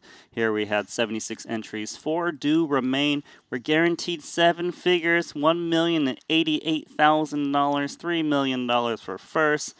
I mean, it's a lot of coin to play for, so let's see who's going to take down this $150,000 buy-in.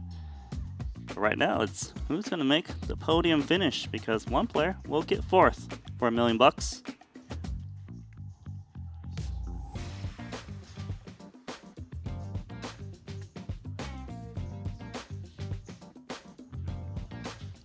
Those are the chip counts. Chip leader, Jonathan Jaffe, the American, up against the Latvian, the Austrian, and the Frenchman JNT. He's rocking the police cap. Still a lot of stack to play for with 4 remaining. Shortest stack has 26 big blinds. Usually when we talk about short stacks, they've got 10 or 12 or 13, but 26 is a lot. Yeah, room for play. Expect more 3-bet not all-ins. Expect more 4-bet jams. These players have room to battle. So this is where the pay jumps are really relevant. $300,000 pay jump from 4th to 3rd. That's 2 bullets into this tournament. And at 1.4 to 2.1, obviously that is a lot of money. But imagine the heads-up match to come. A $900,000 match and a Triton trophy. Very meaningful differences in those pay jumps, and sort of a key moment in the payout structure to shift your focus towards winning the tournament. Most of these players have won a Triton title before. The only man who hasn't is JNT. I will move this stuff and we'll start using it. Yeah. I prefer I see your card. Okay. Yeah, but it's very push me. I will try to make it visible for JNT. Okay, I will stay here. Here. Looks like we've yeah. colored up the blue chips. I fault. Blue chips are gone. Just whites and blacks. So whites are 25K a piece and blacks are 100,000 a piece. As we look at Ace King. Big Slick. Up against Ace 9 suited of Matthias Eibinger. Feels a bit too little to be 3-bet calling this hand. Maybe we just flat. Something like Ace 10 suited. Definitely Ace Jack suited. I think Matthias would have 3-bet called it.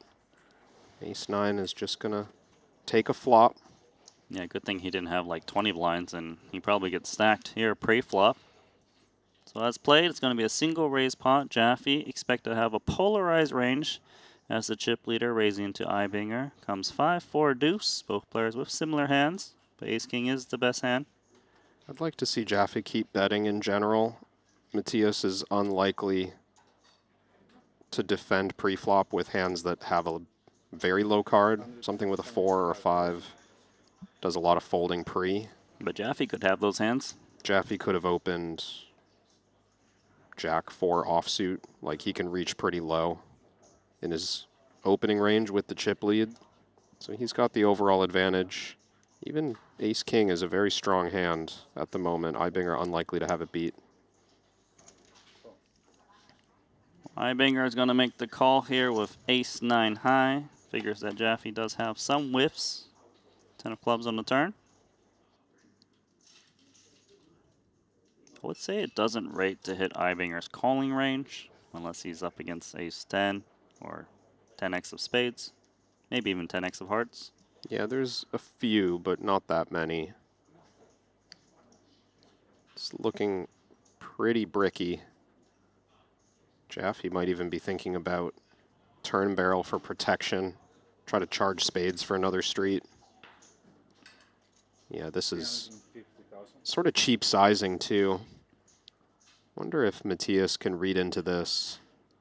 So I feel like if Jaffe was pure bluffing on this card, he might find a different size. Maybe he tries to put pressure on stacks. This is not trying to set up stacks. Matthias might be able to map that to like a weak pair or Ace King high. And even something really strong like 10x plus is unlikely to choose this bet size, I think. Looks like Eibinger is calling once again. Yeah, he gives John credit for bluffing with this size, and Ace-King high remains the winner on the 4-liner. Very complicated river card. What a weird spot. Both players with ace high, and they're both wondering if they need to turn their hands into a bluff. I don't think John wants to. Even if Matthias just had like a flush draw that river to 6, he might not fold it. And Ace-King can be best against miss flush draws. Only point in favor of a bluff is that Matthias can't really have a 3, or at least he's very, very unlikely to. Probably doesn't have 7-8 either. But John checks. He thinks he has showdown value. Matthias does have the interesting spot, but it's so hard to bluff with ace high, blind versus blind, when the flush draw misses. It's almost like your hand is too good to bluff with. It's going to feel that way. Check. Ace king. That's good.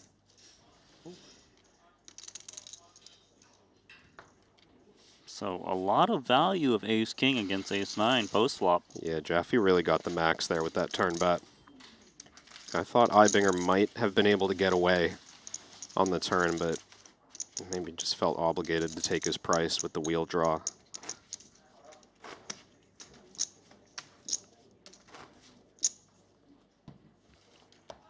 Pretty significant damage done in that pot. Ibinger on 20 blinds now.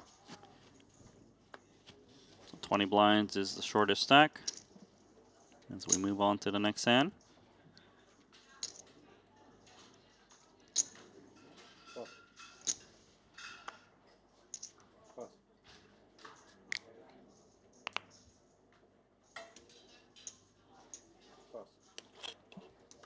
Ace queen with a walk. I assume he looked. They didn't show. 100.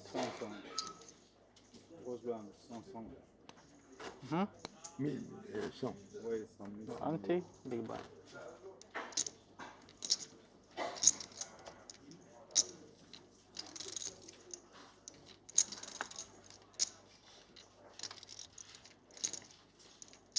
A lot of speculation in the chat that Ibinger is getting married.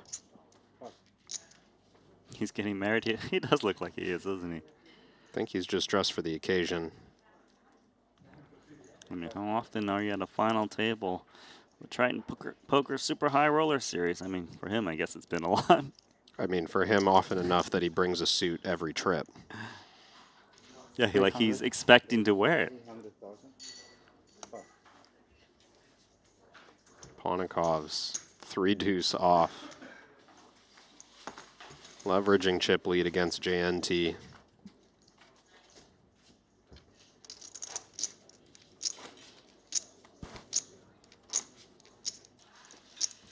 I think it's really just the flower that he's got pinned to his chest. That's to his lapel, I should say. It's not a real flower, though, right? It's not fresh? Maybe it's an oyster. It's definitely not an oyster. Fold. Well, it's not a dumpling. It's not a dumpling. That's right. There's no oil juices trickling down the lapel. I guess we just jam with 3s because he knows about your hand, Rabachow. Well, it's also just a small pocket pair for 25 blinds. I'm sorry. Oh, did he just limp call King-9 offsuit? JNT just taking a stand out of nowhere. He finds a flip. Wow. This could have been Ace-X. He could have been in much worse shape. Maybe he just read Jaffe as a pocket pair. It's a flip. Wow. There's Frederick Delval. Sweaty spot for Jaffe. Can't believe we're all in. Cat sank. Fair fight. I can't believe this. It's for the chip lead, Randy. Uh-huh. It is for the chip lead.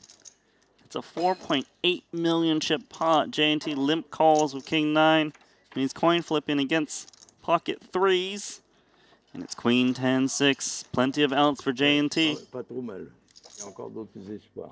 An 8. You need an action card. It's an affection, bro. Scut shot to the 7. He's rooting for his cards, I assume. King, Jack, 9.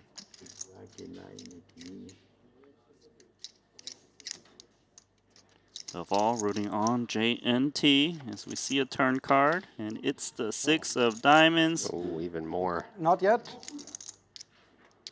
He's gonna get up. Queen or a 10 would now counterfeit Jaffe's 3s. That is right. There's so many outs, we can't fit them on the screen. Add that to the kings, jacks, and 9s. What's that river card? It's the king of spades. JNT celebrates. Delval celebrates. The French are happy. Oh my, Randy, that is what a hand. Massive. For the police. The police are here. I know only one song about police. What a hand. Rabichow, this is a crazy final table. Definitely not 11 pocket 3s if you're John Jaffe after that pot. No, no.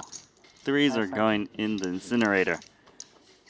And just the volatile response you don't plan for when you're playing these spots. Guaranteed, if Jaffe knew he was getting called that light, he just checks back pre, never puts in all that action. We've got a new tournament chip leader, Kevin, just like that. Oh he was my. the shortest stack. He's got 48 big blinds, 4.8 million. Jaffe falls the third. What's going on? I mean, it's important if you're Jaffe right now not to change your strategy too massively. He's still got 40 big blinds and is in an incredible spot, but it's going to be tough to just move past the fact that he was 1 card away from being overwhelming chip leader with 3 left. Telling you, there's a method to his madness. JNT. He's got queen 7. He's got the chip lead and the button. And he's going to raise this hand.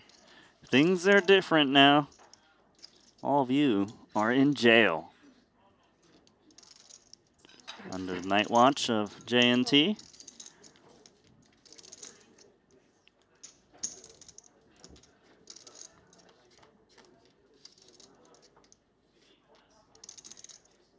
Got some straight draws battling one another. Very good flop for Matthias. Only 20 big blinds effective. And you know JNT can be quite aggressive on early streets. In Matthias's position, does he want to just flat, knowing that multiple barrels could come from a marginal hand, or does he want to shut this down on the flop? He has a hand that's good enough to just run it. Overcard open-ended. You could get ace-king to fold by check jamming flop. All in. I like this from Matthias. I think he found the best option. His hand is good right now, but he just avoids all the potential ugliness that happens on turns where he doesn't improve. He gets to realize all of his equity. That's the right play against a very aggressive player. Keep it simple against a man who's willing to just do some wild things post-flop. Or even pre-flop, as we just saw.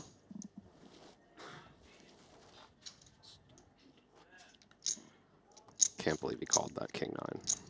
It was great. That was a crazy pot. I think the table couldn't believe it. And they all thought they were going to get a pay jump potentially. But king 9 was flipping against 3s, and he spiked it.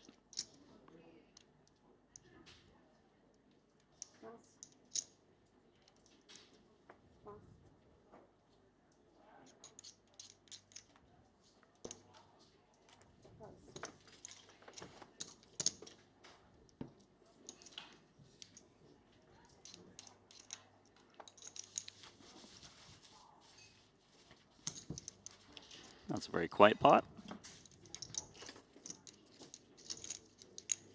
Matthias not wanting to bring attention to the fact that he lost another to Ponikov's. think he said walks don't count to the total. JT just brought out the iPad. What's he looking at? Triton Poker Plus app, extra large edition.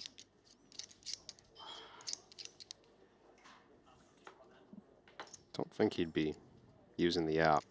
Must be for a different purpose.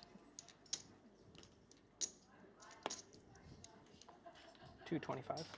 Please, 235,000. Just an open from Jaffe.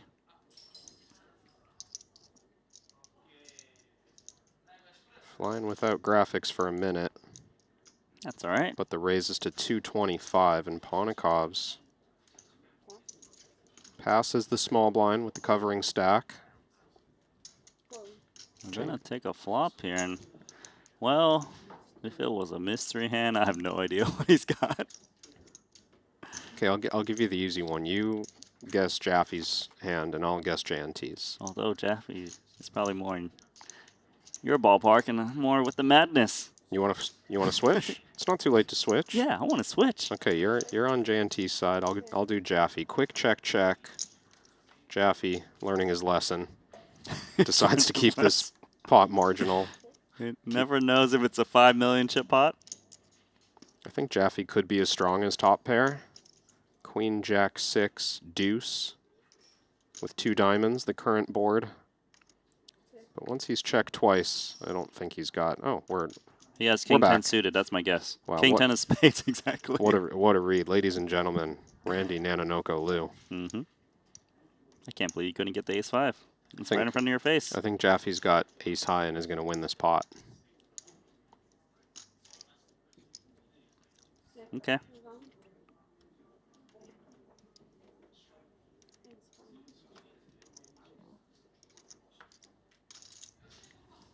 Jaffe can enjoy the chip lead for a little bit. He's got 100,000 more chips. And that's what I meant, you know.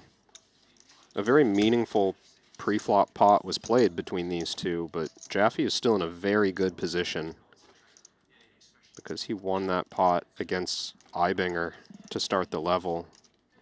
Had about 2 million chip lead on the rest of the table before that hand. Now just back to level. Top 3 stacks all around 40, 45 bigs. Matthias on his own in 4th with 25. Marginal spot in the cutoff. Yeah, 5s. Split or double? Which one's it going to be? Wait, don't both of those bets cost 2x? Yeah, but... So the result would be the same? It's a different path to victory. Ooh. Double for more? Yeah, double for more. I don't think you're allowed to do that. Double for less you are. Only a no-limit hold'em. Ah, is that what we're playing? Alex.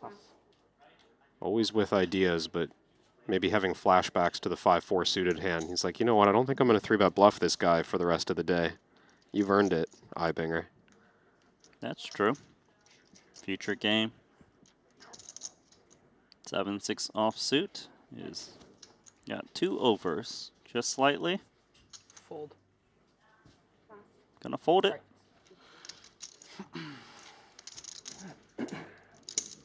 Somewhat surprising. I think the gap between them is large enough that Jaffe can play somewhat loose in the big blind.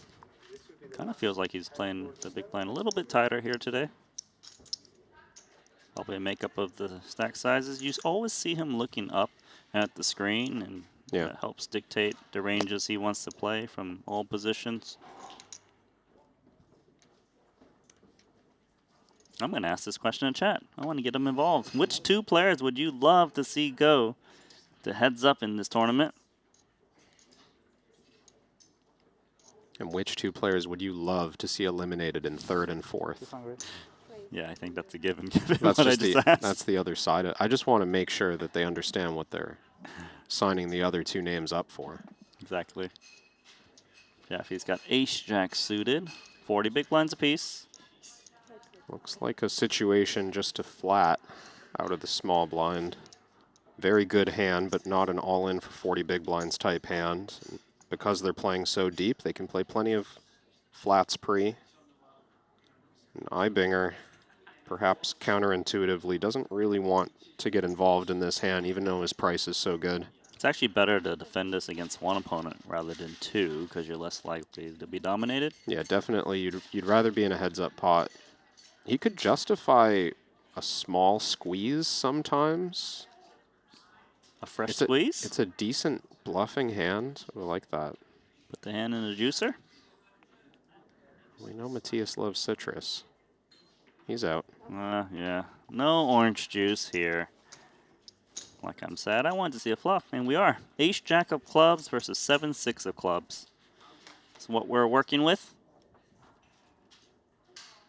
Only one club out there, so better for Jaffe, given he's got Broadway with his hand.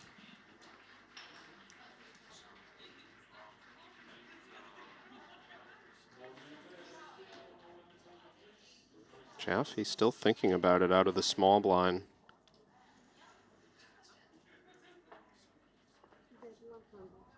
This is different. Small lead on King 10-4. Jaffe just claiming that his small blind flatting range is fairly Broadway heavy. He bet the minimum. I remember you once said sometimes the min bet is just like a check. I guess this spot's a little different. Yeah, I know what you mean. In a bigger pot as well, if it was 10%, but Ponikov's treating his 7-6 high kind of like a c-bet, right? Yeah. It's almost as if he's saying, yeah, you're one big blind, forget about it. I'm just going to c-bet this flop like I wanted to. It's actually funny because this lead has really changed the dynamic of this pot. And it's quite inflated now.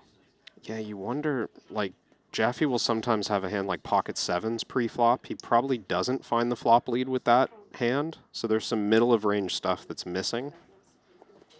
Almost polarizing in a way. That this call's gonna give slight concern to Alex, I think.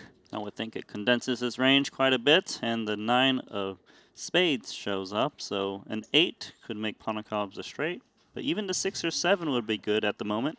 Gotta ahead of myself, thought it was the 9 of clubs for a moment.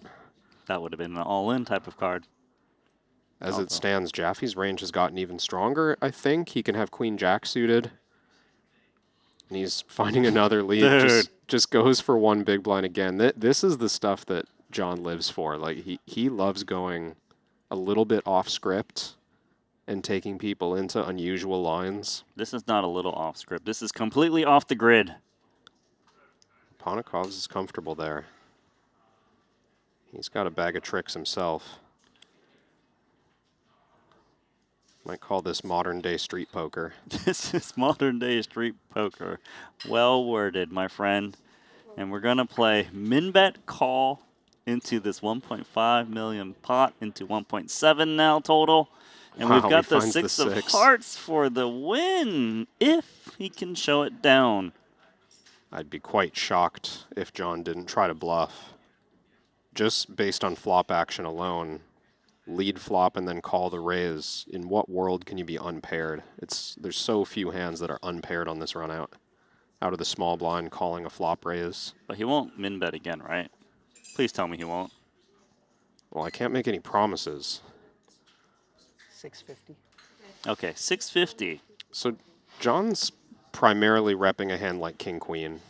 This whole line, like block turn, block river, tracks with a one pair hand. Got a recommendation incoming that is by far mostly fold. Ponikov's hand just so weak given the action.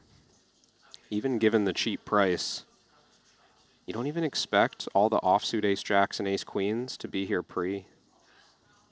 I can't believe GTO Wizard can run a sim on this hand. It's such an insane line that Jaffe is running here, and he gets the 6 to fold. Well played, sir. Ponikov's, as you saw, not making a mistake. No. I actually said 5% call. One guess. Rounds.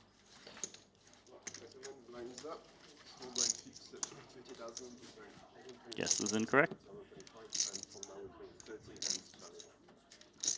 Never feels good when someone immediately asks your hand. It's the kind of thing people do when they were bluffing. sorry.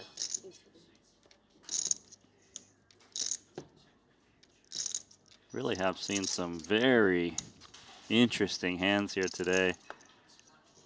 Definitely worth reviewing. This whole final table has been kind of nuts. Phenomenal. Really is. Threes again for Jaffe. Last time he pushes this in. He got it in against King 9 offsuit. But that opponent is out of this hand.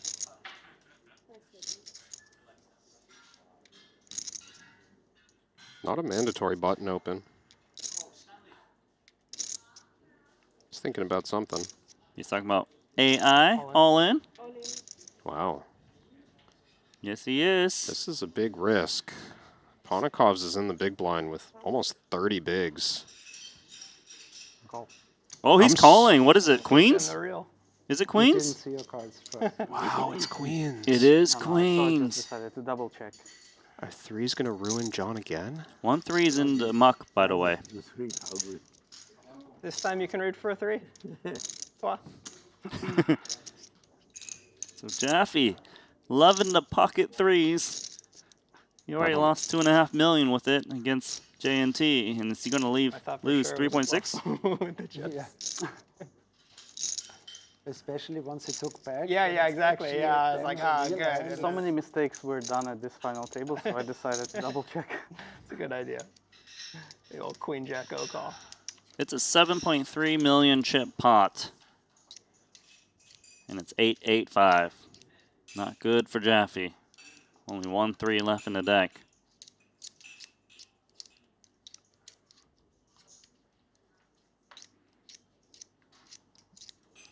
So 5 of hearts. Queen's still ahead. One out for Jaffe. Is there a crab with some pincers?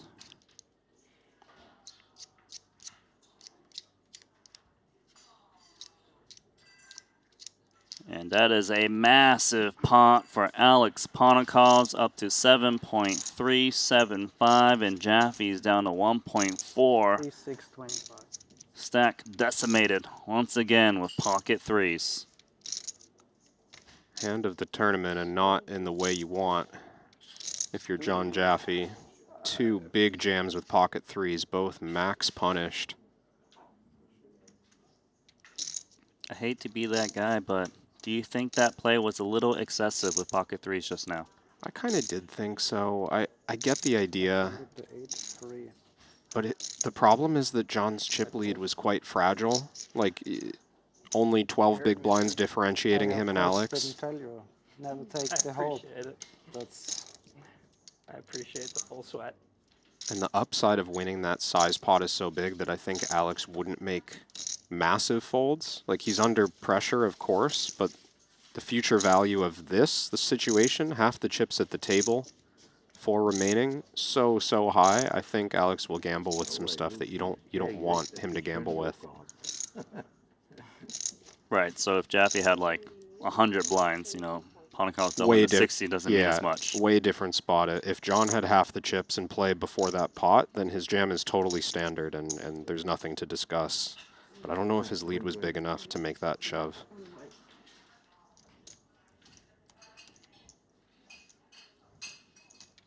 So we're going to send the short stack duties over to Jonathan Jaffe, the American, rocking the American shirt.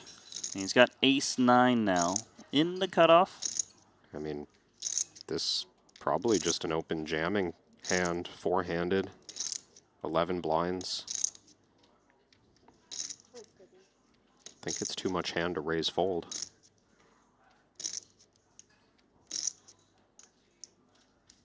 I'm sure he's deciding, should he jam, should he push in half his stack, should he even min-raise? He's going to jam once more.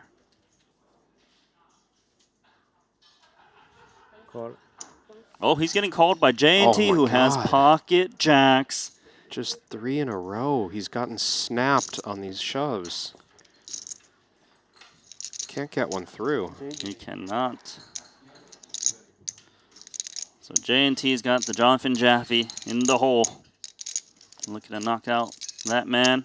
Ace-9 offsuit. That's what he's up against. Delval rooting on JNT once more. His good friend. They spend time over in Bel Air, the estate of JNT. And here comes a flop. And it's ace high, and it's good for Jaffe, but JNT picks up outs.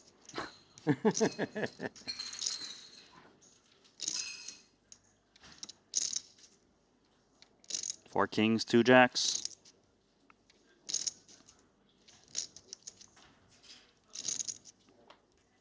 Three of spades. It's mocking. Wow. There it is. Can still joke. Fred, come on. In moments like these. Free subscription, 2 months.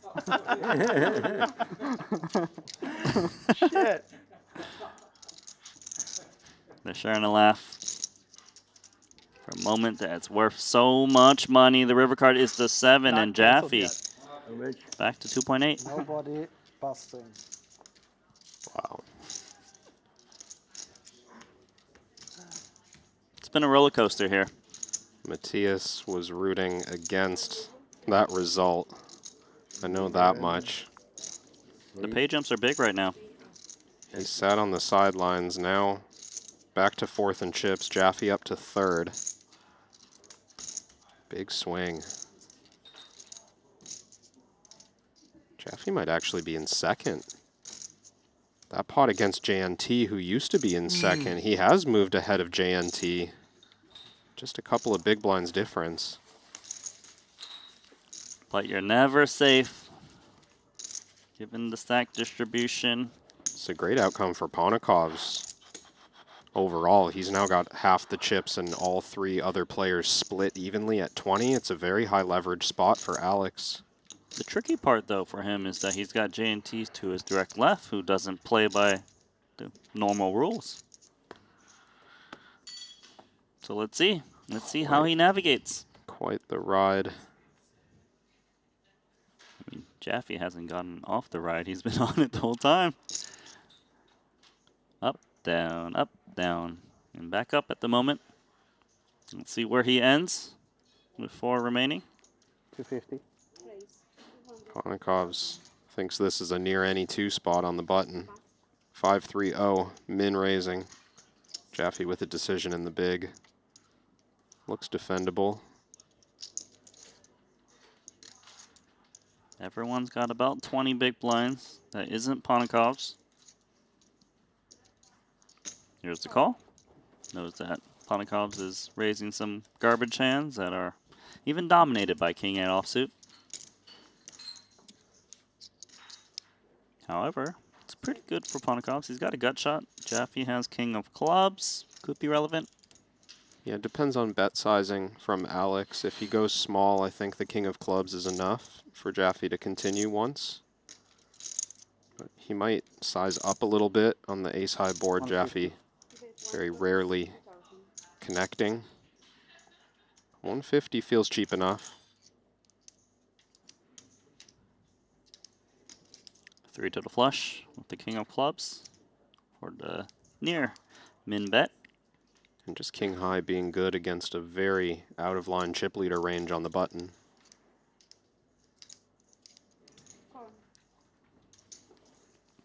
Almost $1 million in the pot. Deuce of spades. I would say that's a good card for Jaffe. Unlikely for Ponikovs to want a multi-barrel. No, I don't know. He's got 5-3-0. Could have a deuce on the button. Jaffe basically never has a deuce. Couple combos of king deuce suited, perhaps. Alex might decide it's time to just empty the clip. Put max pressure on a queen. 650. Looks like you're right. 650. I think this hand just kind of has to be over. I mean, Jaffe could decide to risk his tournament on a king-high call down, but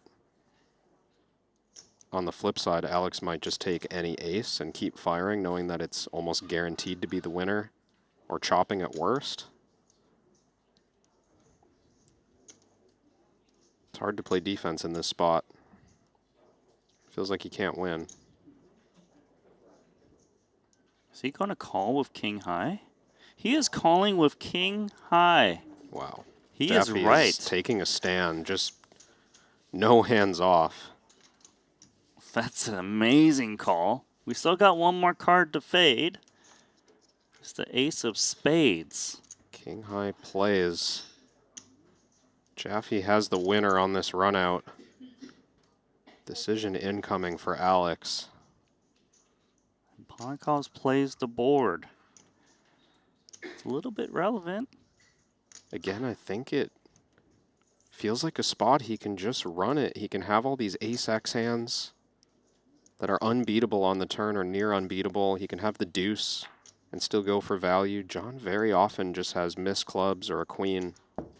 Oh, he shuts it down. What a play from Jonathan Jaffe. He deserves that one. Yeah. Call flop and turn with king 8 high on that board, and he's right. Nod of the head from Ponakov's kind of giving him credit, as if to say, yeah, I didn't think you'd call that on the turn. Nice hand. That's right. That's a wild one. John's back up to 4 million. He had 1.2 2 hands ago.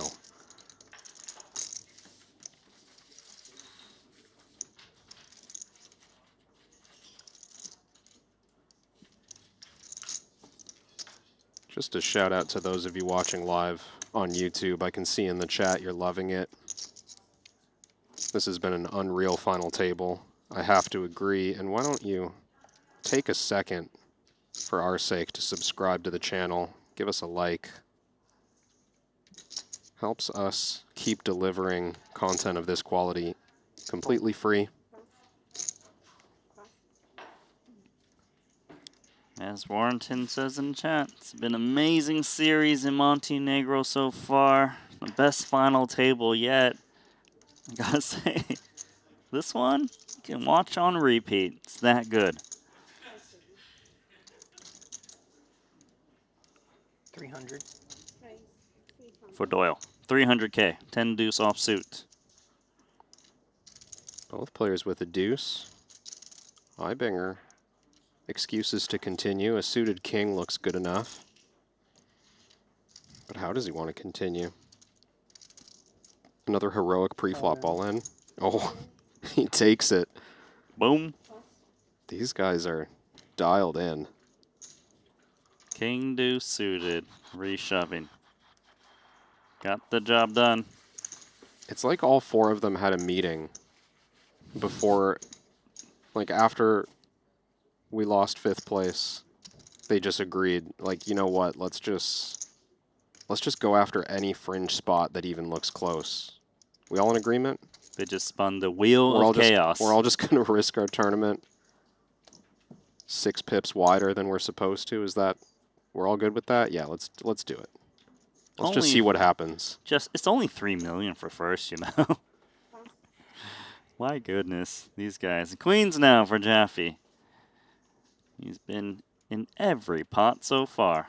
I would love for Ibinger to make a move once more against him.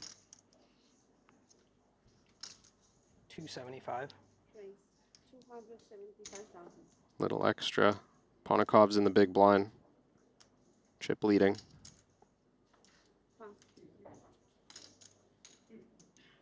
Seven, 6 suited in the big. I mean, what's he gonna just 3-bet jam? Okay, he's not Matthias Ibinger. Okay. I was worried for a moment.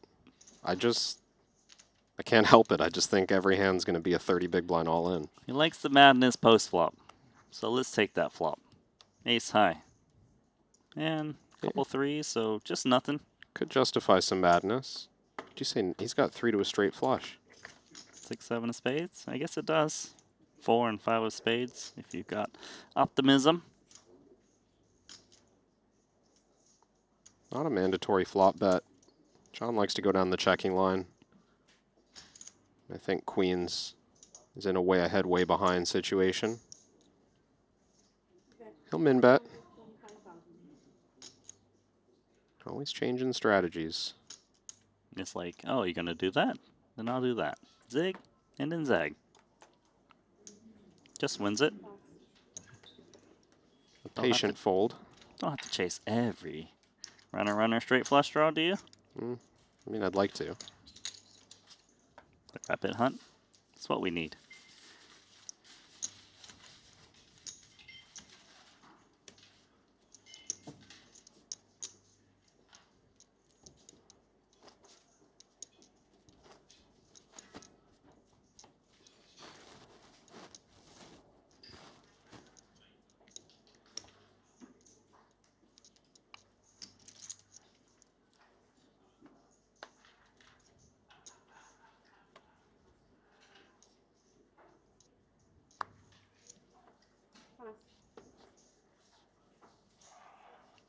We've got ace queen for Matthias.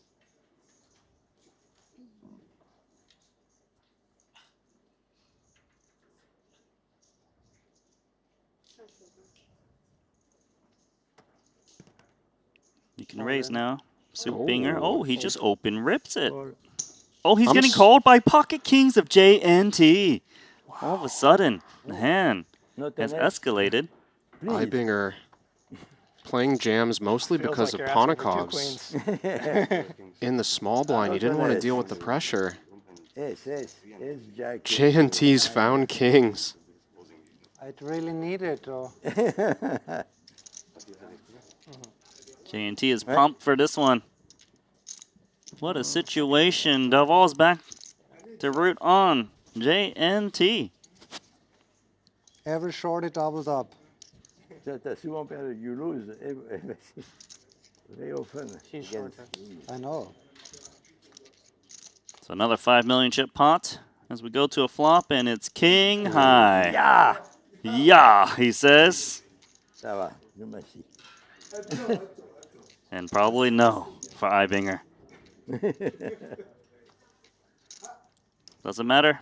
That queen of spades, so JNT locks it up. Oh boy. Ibinger's on It's over anyways. 300K.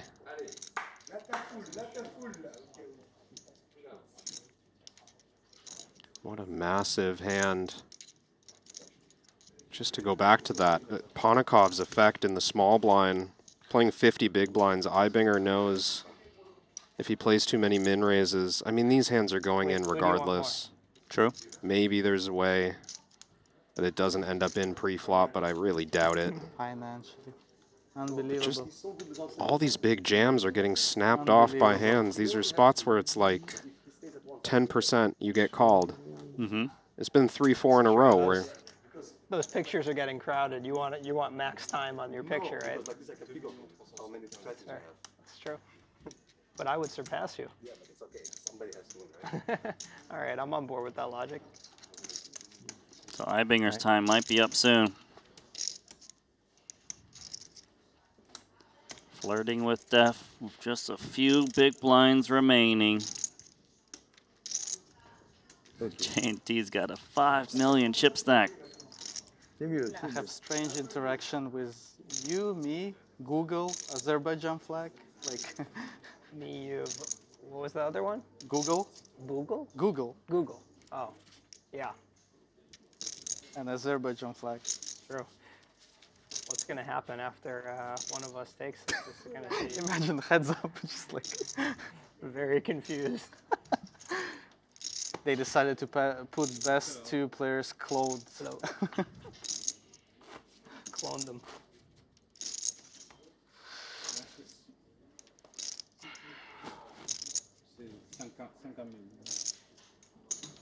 What's dizzying about this situation is that all these huge hands has happened within like 10 hands or so.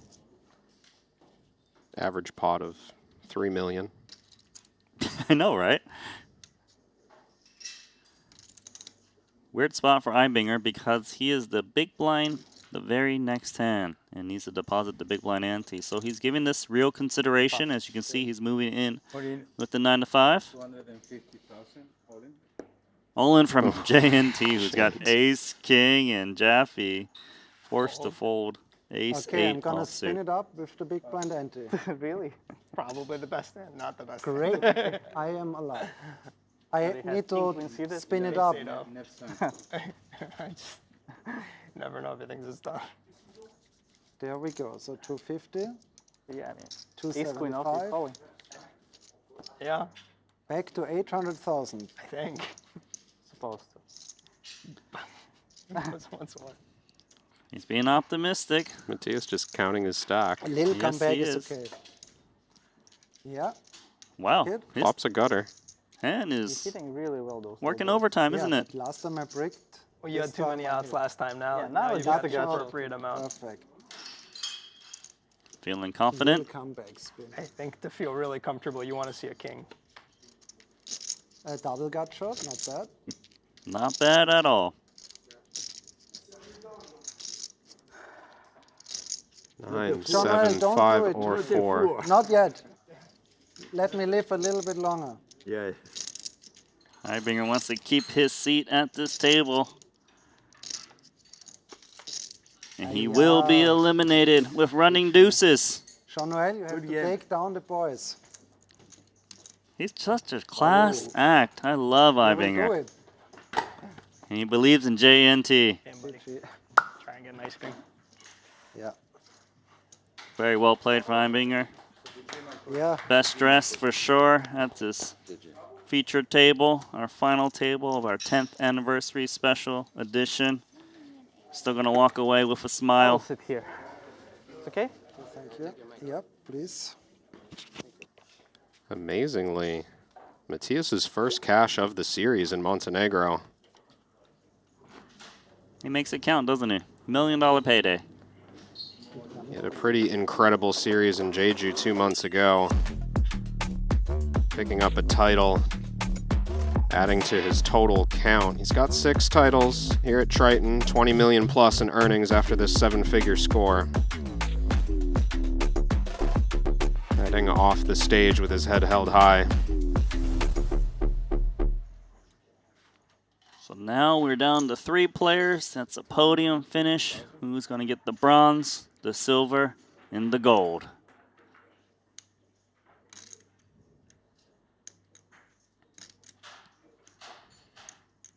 So now, JNT, King Deuce suited, opens the button. Jaffe's got Ace Queen, a hand that's worthy of a lot of chips. He's just going to move in himself. Upon a cost of Ace 10. He has to fold for that price. Finally, one didn't get called by someone. This is crazy. You can feel it down there. If JNT had passed King Deuce suited, those hands would have went in. It's not amazing. It's good. Maybe. King Jack suited. That was a lot of big blinds. Very close and very far. Average stack 41 bigs. All 3 of these players pretty close in chips.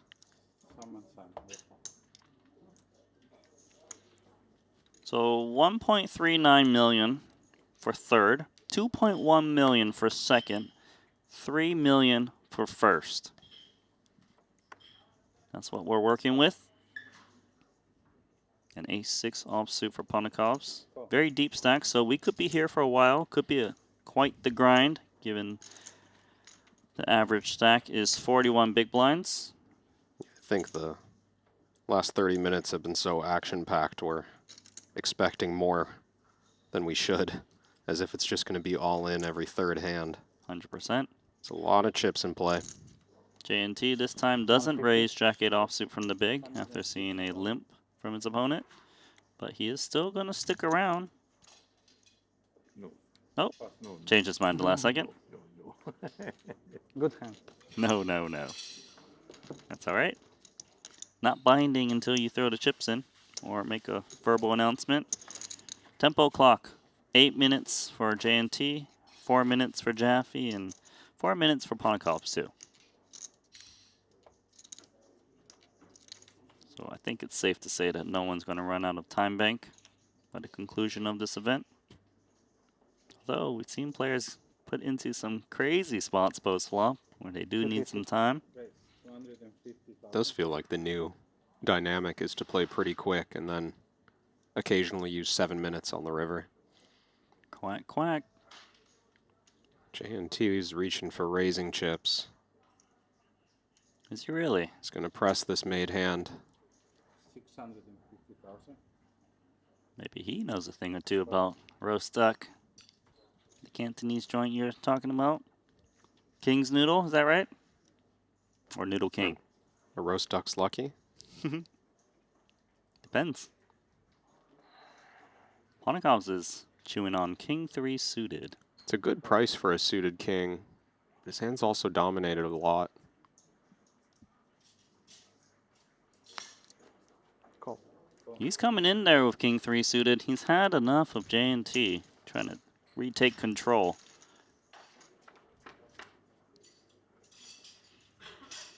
Wow.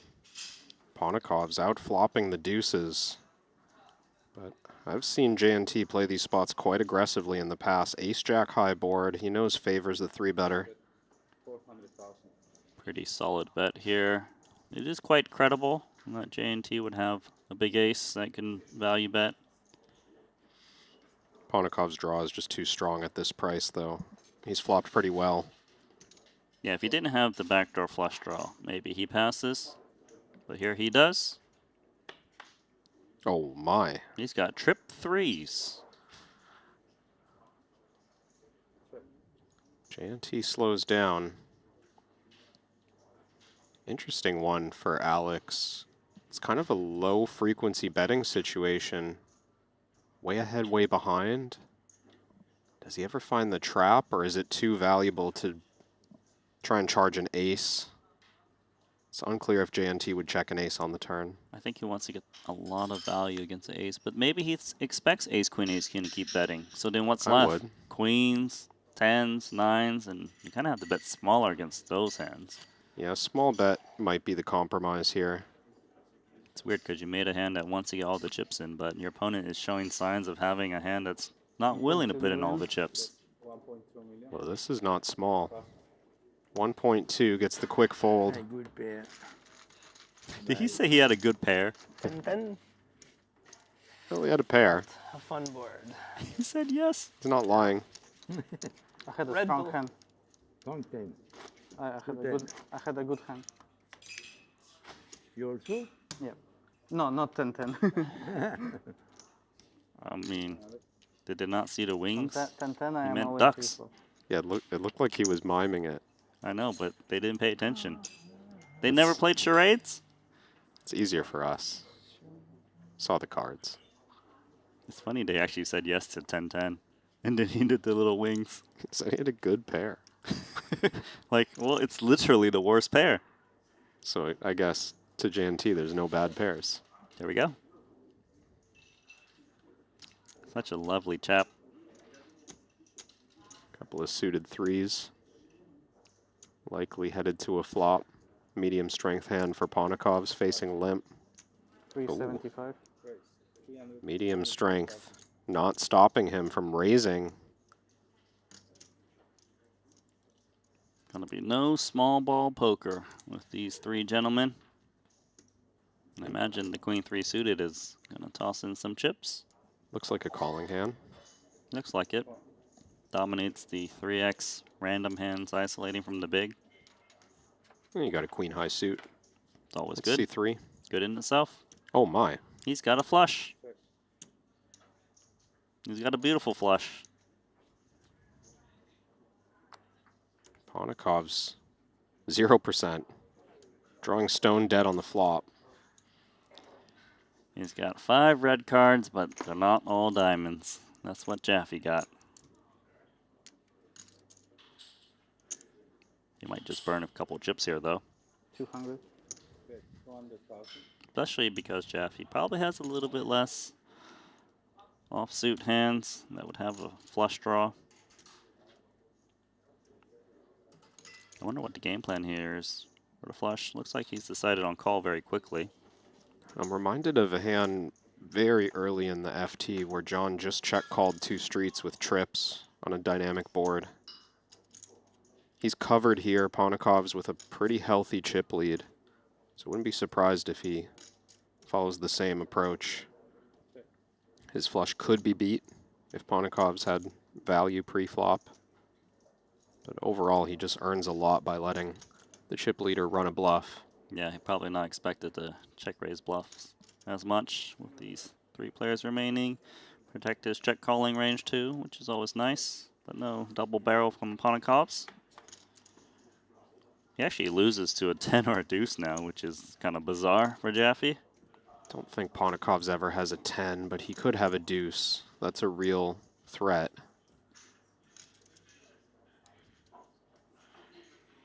Yeah, Jaffe just going to play it as a check. He's trying to catch a delayed bluff. The check bet line is what he's hoping for. ECB. Alex has been good about remaining kind of balanced and not reckless with his bluff opportunities. I think he knows that his image is quite aggressive. He knows that players are looking to trap or bluff catch against him. He just shuts down 5 high in position, knows he can't win. Wisely so. He was going to get snapped. He gets that confirmation when he sees the flop flush, just check calling the flop. And I could obviously build the pot on the flop if it wanted to. Even river. John could just value bet. It's a very strong hand.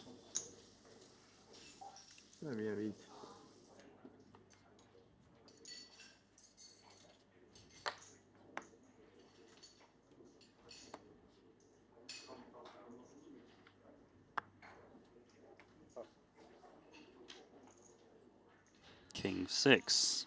We tend to see big stacks raise this type of hand in the small blind. Big, little. 375. But why do they use these kind of hands? Well, I think we're going to see Alex use basically anything. He used 3 deuce a few levels ago, but this type of hand in particular just isn't great at limp calling. It's kind of marginal strength, but it's got a king. You've got a good blocker. Like, raising should be fairly effective. You saw Jean-Noel's hand, just 2 trash cards that can't defend there. Having one of the good cards matters.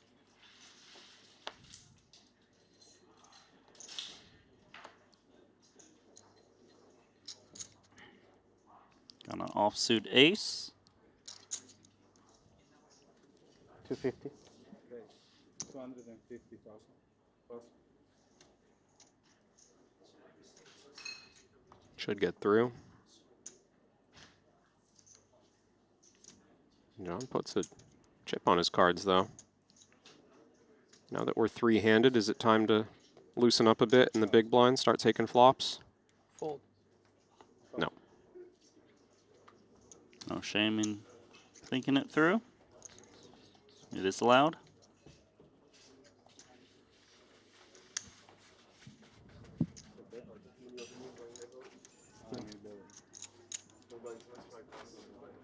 Did last time blinds increased on me or not?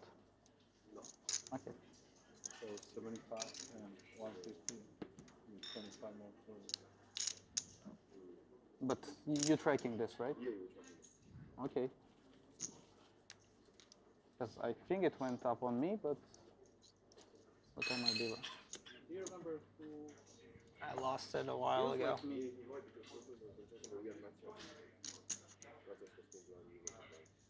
I think so. Okay. I mean, if you're tracking, you should know. So 51.25%. Okay. Finally used that rule. So, team on the floor confirming that the blinds went up to 125K on Ponikov's, which means they will not go up to 150 on him. Jean-Noel 12. Gonna make it 400,000 with Jack 10 suited, and he's up against Ace Jack. This is a chunky size on the button, so Jaffe gets a better price on attacking, I suppose. He does, and he's maybe wishing the blinds had gone up. But he's still going to take the jam spot. Does J&T believe in Jack 10 suited? He's made some marginal calls in the past. I would not like this one. He's calling. He did call. He is calling, and he's up against the dominating Ace Jack. What a spot for Jaffe. It's all the way down to 10 bigs not long ago. This would be to head into heads up against Ponikov's with a slight lead. It's a chip lead pot, 7.6 million. Jaffe just thinking, Let me beat this guy one time in an all-in. JNT with the police cap. It comes 8-6-4. Not great for the Frenchman. Looking for 3 10s or a backdoor. 9's a good sweat. It's a good sweat, but 10 is ideal. Duval watching on the sidelines. Deuce of diamonds. So, still 3 10s left in the deck, and he's packing up his light already. JNT knows the moves. Early walk-off. Try and conjure that 10. Is there a magical 10 for the Frenchman? He's rooting for it. It's the 5 of diamonds, and that's the end of Jean-Noel Terrell. So amazing to watch. Hand claps all around from the room. They love this man, and so do we, but he will be missed. Duval.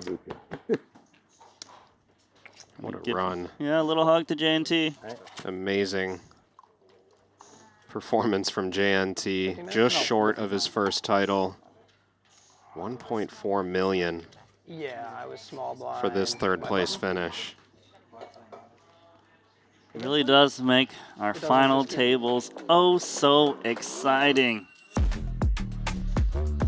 Big smiles all the time, and just overall great results at the Triton Poker Super High Roller Series. Doesn't play professionally, but man, he really puts all of the pros in a Vitamix blender. One of his best ever cashes on the Triton Tour. 4th time he's cashed for 7 figures. Brings his total earnings over $11 million.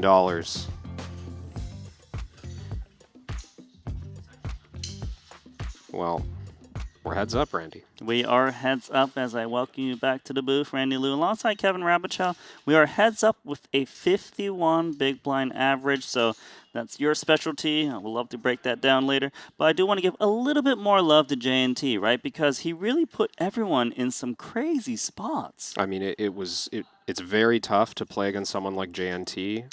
1, when the money is this big, and 2, with ICM considerations, right? And I think that's why he's generally found success in this series. Is he is not afraid to play the big pot. We were talking about it from 7-handed from earlier in the final table. He's just willing to drive the action. He's willing to call all in. He's willing to bluff all in.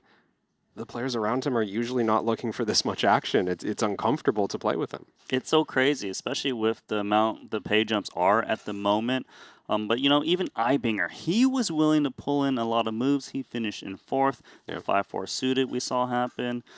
That's the current payout. I mean, Punat Ponsri out in 5th. And Jason Kuhn had that crazy hand with the mystery hand, too, where he's up against JNT once again. Yeah, man, what a crazy final table. That was, I mean, the action, I can't remember all the hands. There's too many. I need to go back and watch the tape. 4-handed in particular, if you missed it, was absolutely nuts. You have to rewatch these hands. Shall we take a 5-minute break and set up heads up? Please. Let's do it.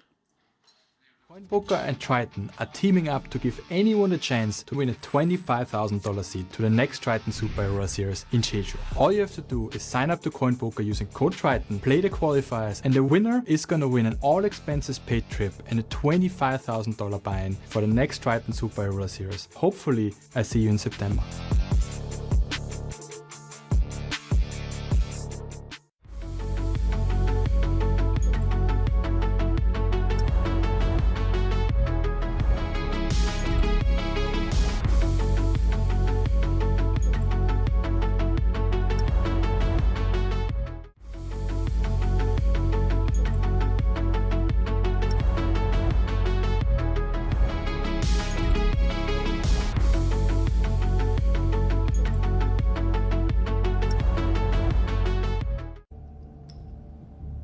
I'm all in.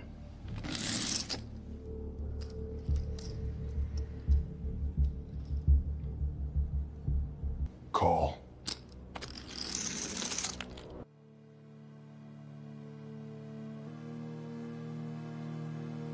Triton.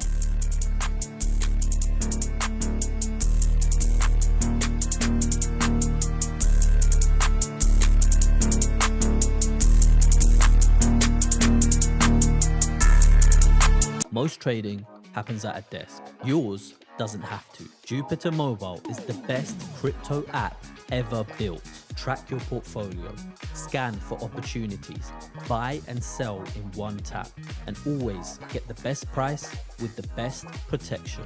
Whether you're at the table or between hands, your crypto's always in your pocket and always working for you. Just use Jupiter Mobile today at jupe.ag.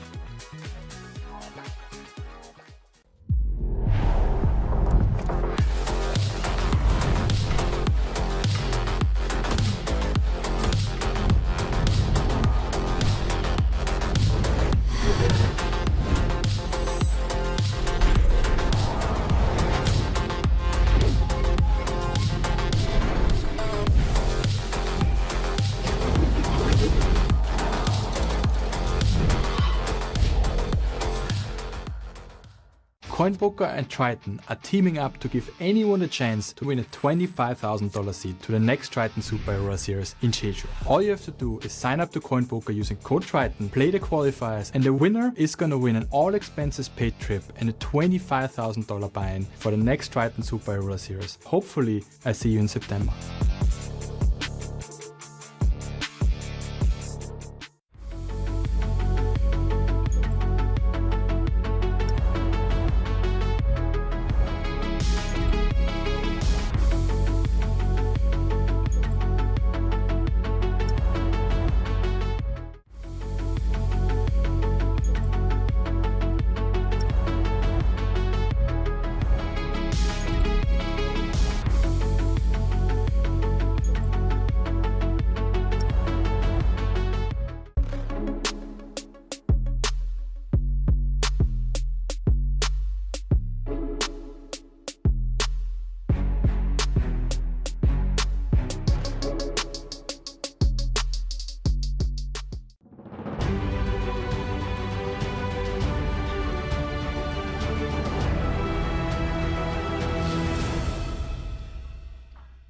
And we're back for the Triton Poker Super High Roller Series here in Montenegro. And now we are heads up in the $150,000 10th anniversary special.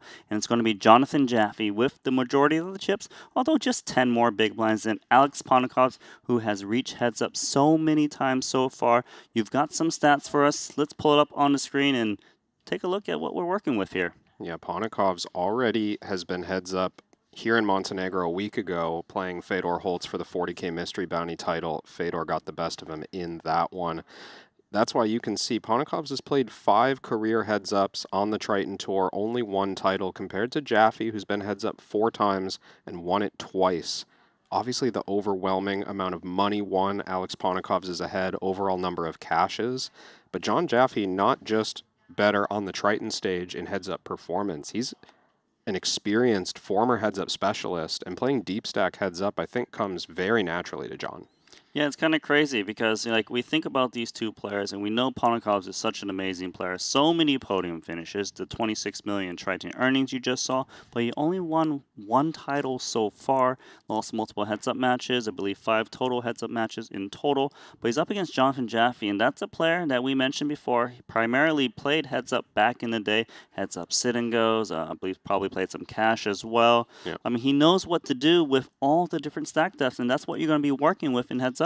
That makes a big difference, Randy. We're 50 big blinds effective now, but it's going to get shallower at some point. You're going to have to play the effective stack of your opponent.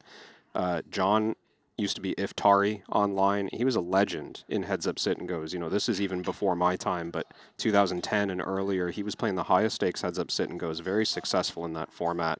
Later moved into heads-up cash and is playing 100 big blinds, 200 big blinds deep, knowing how to navigate all those different spots. It's a different game, but I think in general, if I'm talking about someone like Alex Ponakovs, he has the right skill set to win a heads-up match. He fights for every pot. He plays loose ranges extremely well.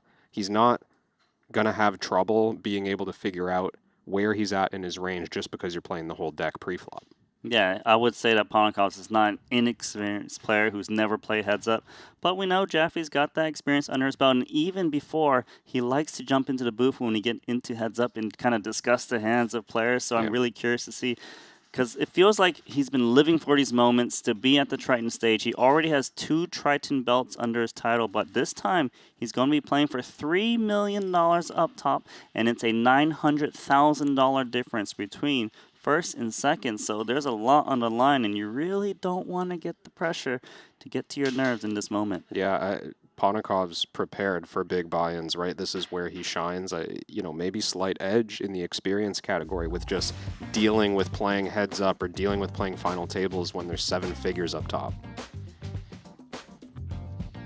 So now that there are 2 players remaining, we'll seat 1 on the left and 1 on the right. As you can see there, and I'm sure we brought out the beautiful Triton trophy between them, but those are the chip counts that we're working with. 100 big blinds in play. You are our heads-up specialist, Kevin Rabichow, so I'm very excited to commentate on this one with you as you break down some of the hands and what they're thinking. Oh, I'm excited too. Haven't gotten much chance, surprisingly enough, to talk heads up with John Jaffe. He's a friend of mine, and we've Not as much fun as 40 would sound shared like. the felt before and shared the tennis court before. Very often, you know, he's grinding tournaments, mostly talking about tournament hands, if we're talking poker at all. Heads up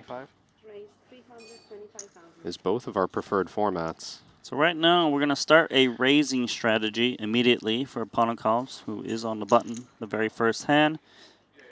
Yeah, I'm looking for details like that early on. I wonder if Ponikovs has a specific strategy mapped out for 40 big blinds. Obviously, playing limps is a big part of the game when there's a big blind ante. John defending 9-5 off and flops a bad gut shot. It's a very bad gut shot because sometimes you hit the jack when your opponent has the ace, and that's very likely given that Ponikovs raise pre-flop. There's going to be a round of checks. Best hand belongs to Ponikovs now, but he might not know it. The check through on King Queen 10 indicates some experience for Ponikovs in this format. You don't play as much flop C betting with really wide ranges. No clear advantage for the in-position player. John's going to have plenty of King X, Queen X, just good hands in general on this board.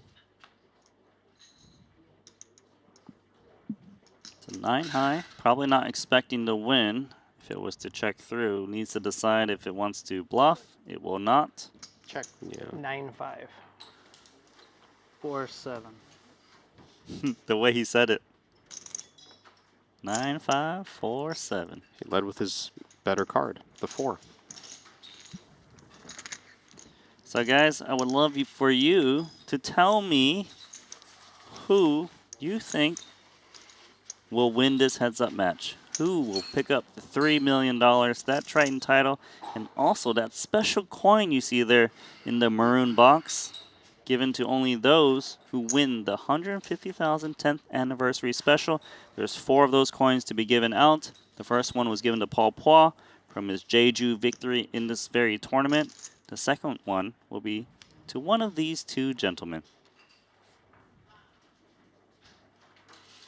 And you might as well tell me if they're still on your fantasy team. I believe we both have Alex Ponikovs on our team, but oh, we do. You know what? We're not rooting for an elite player. We just want to see a long heads-up match between 2 great titans. I think I can root for 2 things at once. I don't have to choose between my fantasy team and quality entertainment, do I? Exactly. Now you gotta choose for the quality entertainment. It's more fun. 1.4. Excuse me, 9-5 offsuit is gonna make it 1.4. Liking what I'm seeing from Ponikovs, getting after it with the polar range. You know, if I think way back in the day when I was playing heads-up cash, like 15 years ago, it was pretty popular among certain players to play 100% of hands in the big blind. Cover. And they would just 3-bet absolute trash. They'd 3-bet like 7-deuce, 7-3, 9-deuce offsuit. Ponikov strikes me as I guess. having that kind of goal in mind. Possible or exactly equal, and they had to put someone on top, but more I remember likely playing those days. 10 deuce now.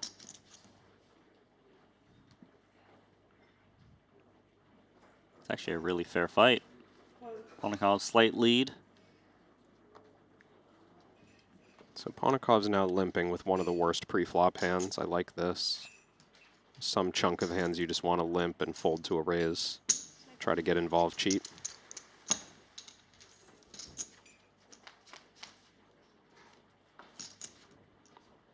Was gonna say both players make top pair, but they both made bottom pair. Ace, queen, 10, 2 hearts. Yeah, 10 in the window. Tricked me for a second. Looks like another checking hand strength for Alex on a similar Broadway flop.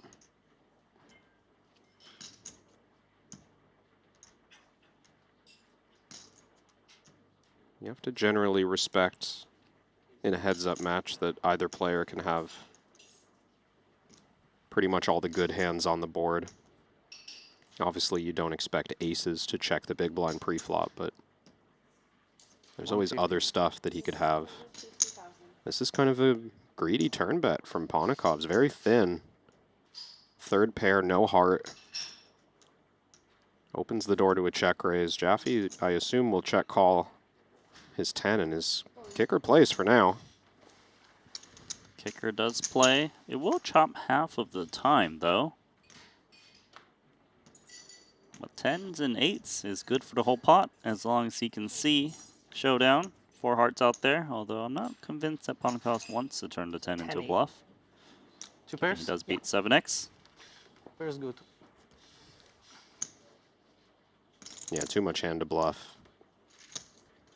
4 to a flush run out. Can be tempting. But it's not a good habit to fall into. Bluffing pairs and heads up.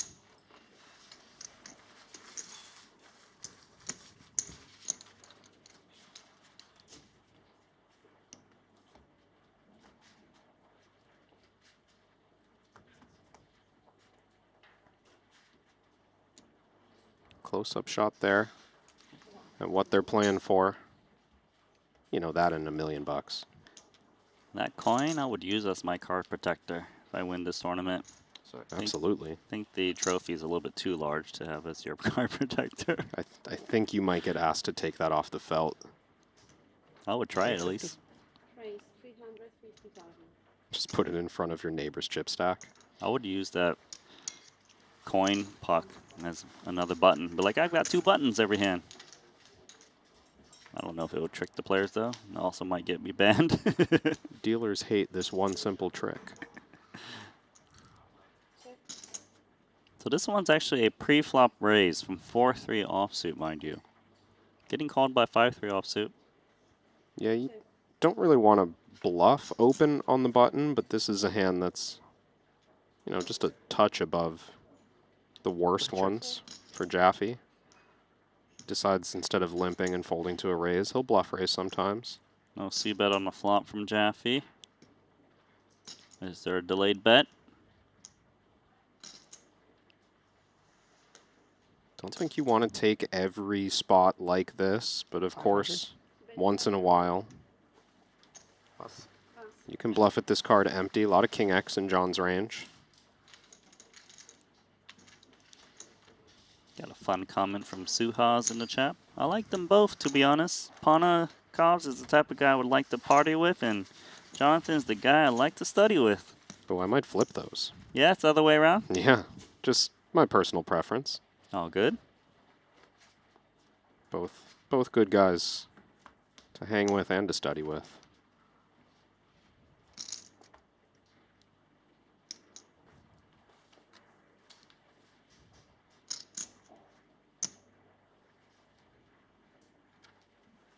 A lot of weak hands for both of these players, but they have been putting in chips. Sometimes more aggressively, sometimes passively.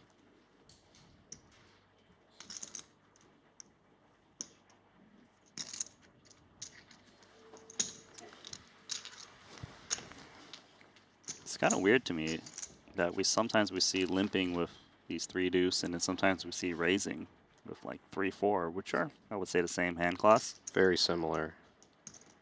Indicates both players are probably randomizing their pre-flop decisions. Not just pure decision making with the weak hands or the marginal hands. Hey, he didn't even drop the chips in. That counts as a bet? He announced it. Yeah. John playing quick. Although we do change levels with number of hands played. It's kind of funny, there was kind of this theory that when it's time-based, you play as fast as possible to get as many hands as you can, right? Yeah. If you think you have an edge. Yeah. But here it doesn't matter. I'll be doing that next week in the 25K heads up. Mm-hmm. When you're on a timer and you think you have an edge, play fast, maximize your volume. You gotta be careful to do that. If your opponent is very strong. And did Ponikoffs get 3 deuce again? It's just classic battle of 2 heads up hands. It's like, yeah, man, I know what the dirty diaper looks like. Don't keep dealing it to me. It's the challenge of this format. You're going to keep getting dealt trash. That's why I like players who battle.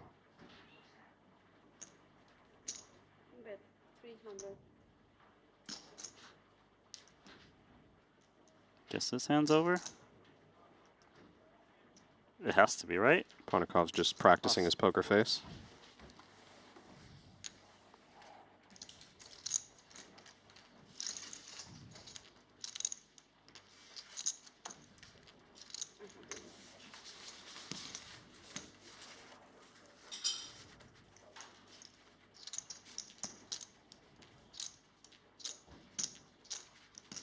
Shout out to our co-commentator, Alex Livingston, in the chat.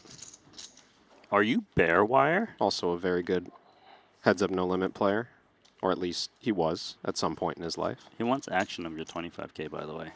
Yeah, I'll message you guys. I can just imagine what it would be worth. Did we get part of the bracelet as well? No, That's what I want. One link. The bracelet's mine.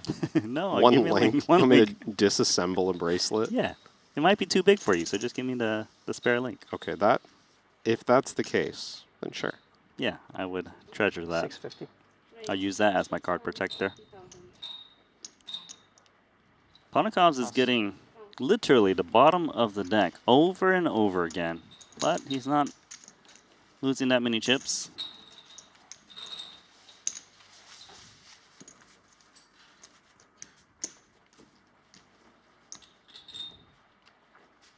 I like this comment from Mace. Surely a face card will be dealt this level. We're just escalating things slowly, getting our feet wet. They've got so many blinds to play for. Let's test them with some weak holdings. Okay, see? Face cards. One each. One each. I Seems actually fair. prefer the Jack 7 suited.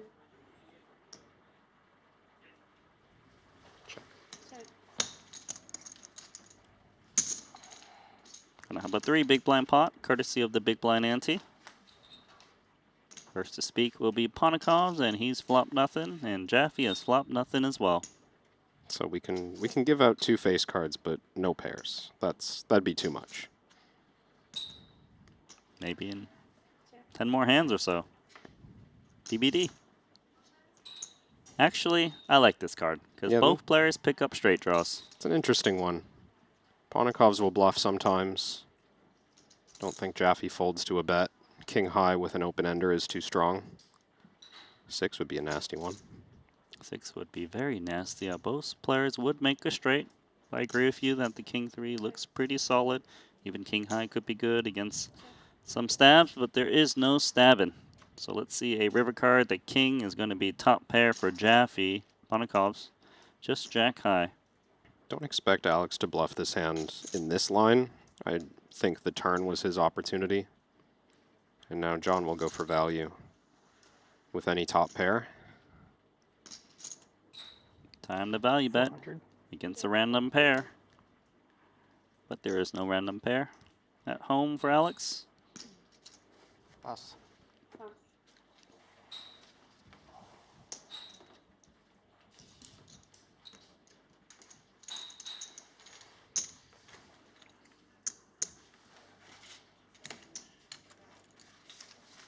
Things going well for Jaffe at the moment.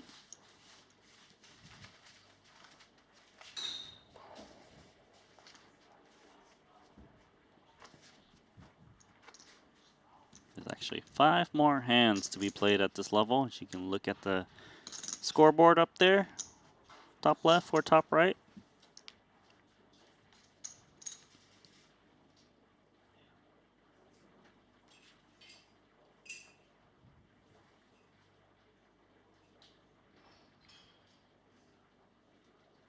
$375. 375,000. 10-3 suited. You know, there's something special about 10-3 suited. I keep calling it the kitchens, but Ponikov's actually bluffed off 10-3 already here in Montenegro and heads up. Oh, that's right. Just saying. That was the tournament-ending pot against Fedor, no? That is correct. And here, he has the best hand with bottom pair. Both players with spades, and Jaffe has a double gut shot. Deuce or 6 would make him a straight.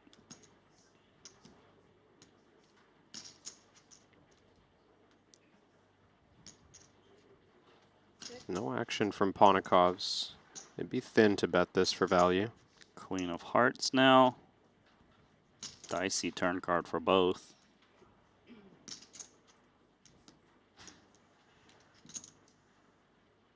Check.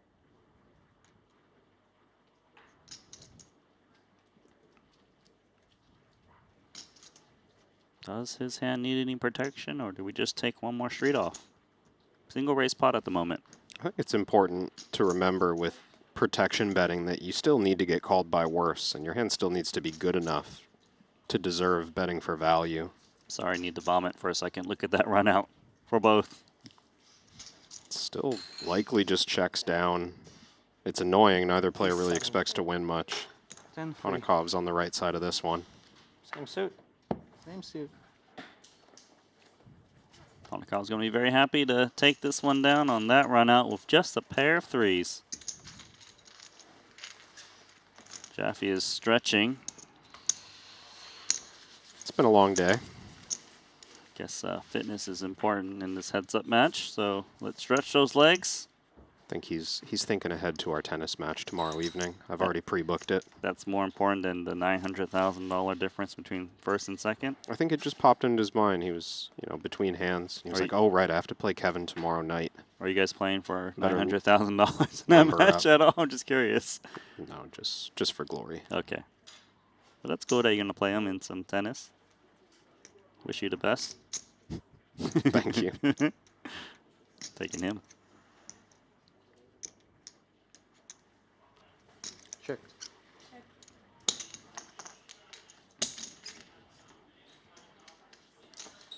8-5 and queen 9. That's what we're working with. And I see a 5, and a king. What a day to be Alex Ponikov's. Heads up in an amazing tournament, and now he's got trip 5s up against queen high. And queen high actually, it's okay on this board. It's about time someone flopped big. Ponikov's This is interesting. finding a pretty interesting lead. It's non-standard to play leads on a paired board. Especially when it's checked through pre-flop. I thought we were supposed to check it over to the button a lot of time. Both of these players, we spoke about it, four-handed, enjoying going off book. Oh, John with just the dead read on the flop, folds a strong queen high to half pot. I think he pegged them 4-5, to be honest. Doesn't look like much, but I think that's a pretty sharp find from John not to put any chips into that pot. Probably figures that Ponikov's is trying to throw in some low-frequency plays, try to throw some curveballs, and kind of outplayed him there with the queen 9 a little bit. Well, there's going to be some leveling wars. Yeah, the question is... That's round 1. Are you on the same level as your opponent? Sometimes they're just still on level 1 when you're on level 17. And sometimes you're on 17 and they're on 24. Aren't 1 and 17 just the same level? Because they're both odd. You kidding me right now? Have you ever seen the 17th floor in the building? It's very different than the first floor. That's the lobby. I don't think that's the right analogy. Yeah, that's quite a miss. Just like this flop for both. Queen 8 deuce, 2 spades. 150.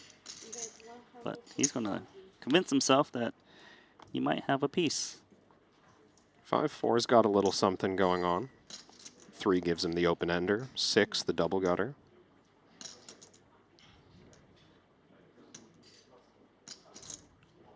This is a very tough opponent in the big blind, Jaffe.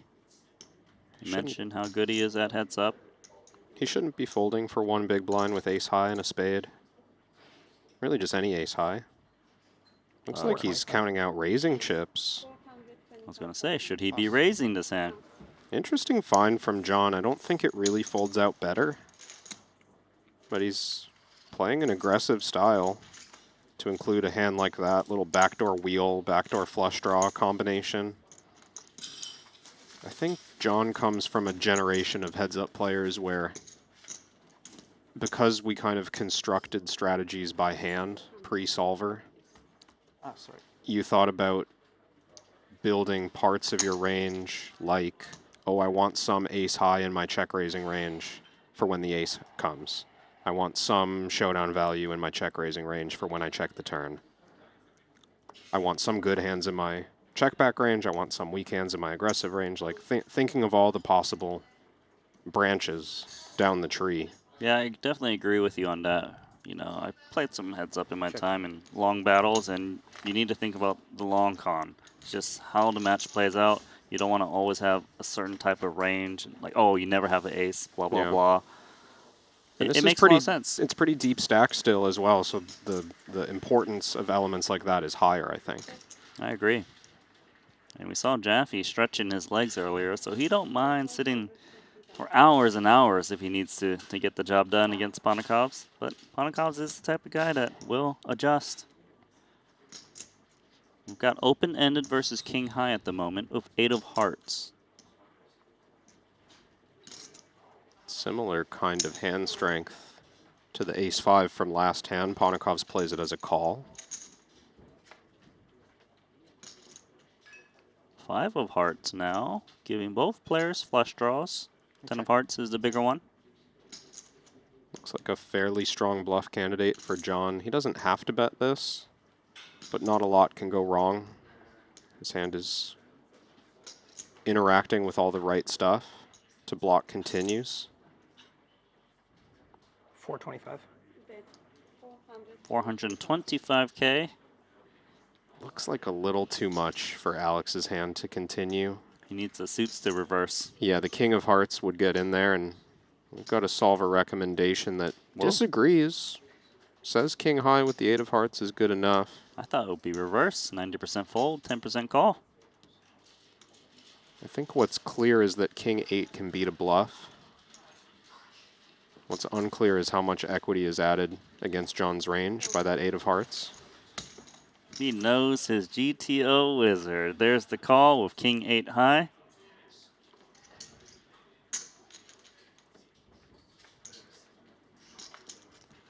This is the fun one where both players miss. It's king high versus queen high. I think it shows down. Queen high looks too strong. John's going to have much lower cards bluffing to this point. Could even chop. And so hard to get a 9 to ever fold him. Obviously a jack would never fold, and king 8 is the winner. Level to stacks. Just like that. That's how you know that they're both really tuned into the spots. Alex specifying the 8, thinking there's even a chance he's up against like king of hearts 4.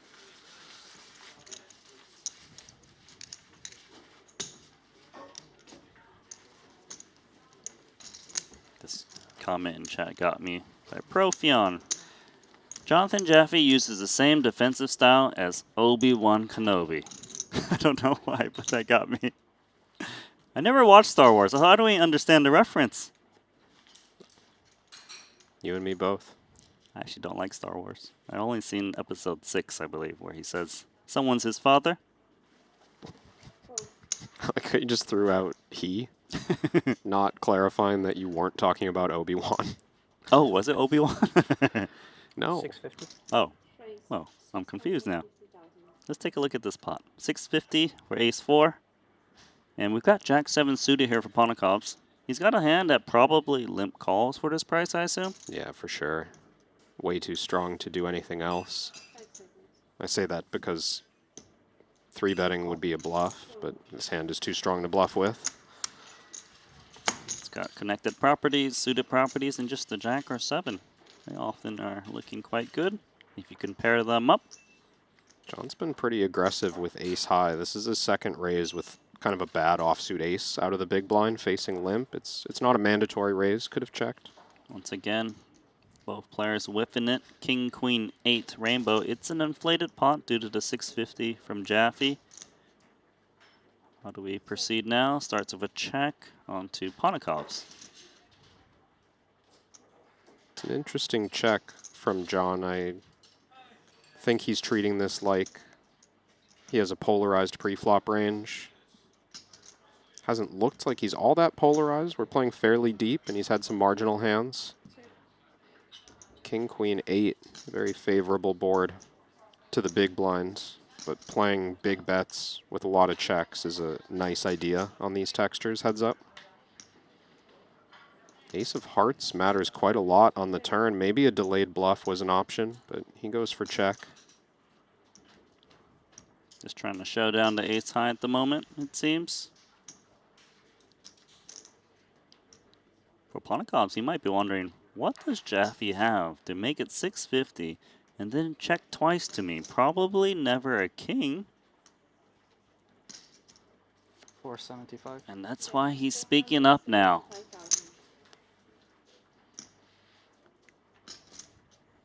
It's a pretty cool bet.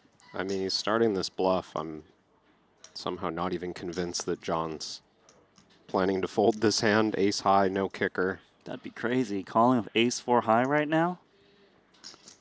It would be right. Or even check raise bluffing. You're a sick man.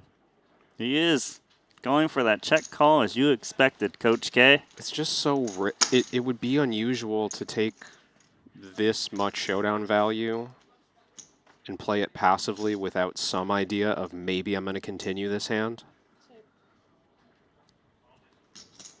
But what is the game plan? To just bet once and give up? Or was it to bet once more when you're holding jack 7 of clubs? And he's going to check it back. What a spot for Jaffe.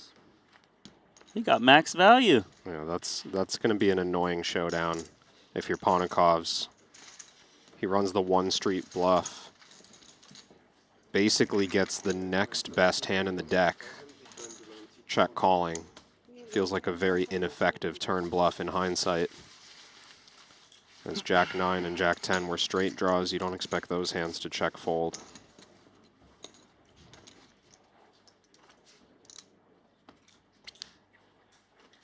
Well, eventually we do have to raise the blinds. It's going to be 100K, 200K, but still, average stack should be a lot. No longer 100 big blinds in play. Looking like average stack 38 bigs. Ponikov's the effective stack of 30. 450. He's got 3 deuce again. I think we might see this raise just get through.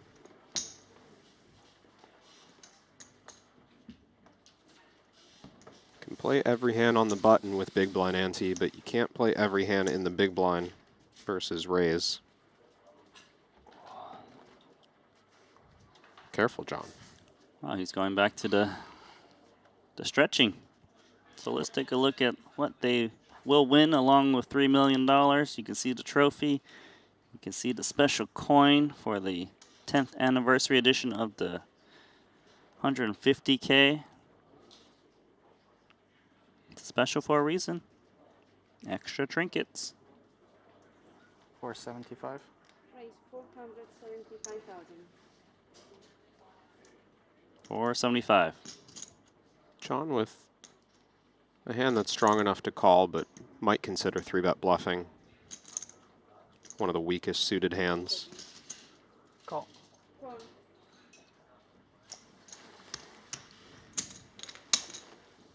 So we're actually going to play a single raise pot here with these hands.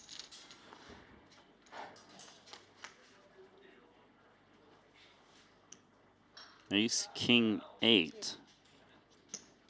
More nothing for both, but it doesn't mean that they will not stab at some point. I'd be surprised if Alex didn't c-bet this one. We've been doing a lot of checking, but in this particular spot, single raise pot, ace, king, high, rainbow, he can bet small very, very frequently. 750. Oh, that's a big bet. Huge bet. I was kind of looking forward to seeing what John did with his hand against a quarter pot, but he will not be able to continue 10 high backdoor flush draw. Maybe that's why Ponnikov chose to size larger, try to dissuade these backdoors from taking a float. It's risky. It Costs is- more. It is risky. But maybe take a risk at the Triton Poker Super High Roller Series if you want to try to win a $25,000 buy-in package over to Super High Roller Series in Jeju. You can head over to TritonFreeRoll.com and use the code Triton. You'll get the buy-in, the business class flight, the 5-star luxury, and maybe even a chance to play against these two guys, because I know for a fact they would play that tournament. Jaffe with pocket threes. He's been getting this hand all in so many times at the final table. I mean, if Ponnikov's raises, it's going to be another. It's going to be another all-in with pocket threes, I think. He almost has to jam and show, like, oh, it's my hand. I think he's going to show. I think he has to shove. So much dead money out there, 1.25 to win. You get it in flipping way more often in heads up as well.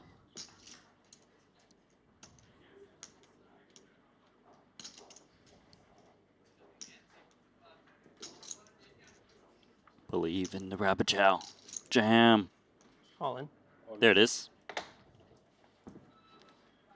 You think he'll show? Come on, show it. He wants to. Oh, he can't. There's too much on the line. Crazy discipline. I wouldn't be able to help myself. Yeah, I'm actually a little upset that he didn't show his hand. I fault don't him. have that level of discipline in me. Hey, don't forget you can scan that QR code on the top right. We've got Triton Fantasy throughout the week. Actually, the first opportunity probably will be in this Pot Limit Omaha / Noma Hold'em, unless they finish that tournament tonight. If not, then it'll be the Pot Limit Omaha events coming forward. And if you know anything about Pot Limit Omaha, you'll have a huge edge in the fantasy draw, where we do give away Triton merch signed by our ambassadors. Yeah, you see the players rocket. Go for it. 475,000.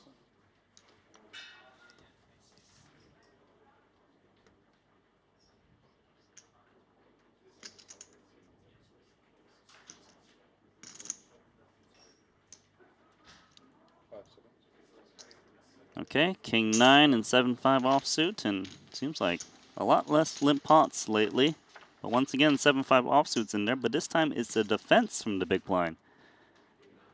Connection for both. Pretty favorable board for Jaffe in the big blind, middle and connected. Ponnikov's not going to open raise as many hands that flop well here, but John will defend all of them. Thinking of hands like Jack 8, 10, 9.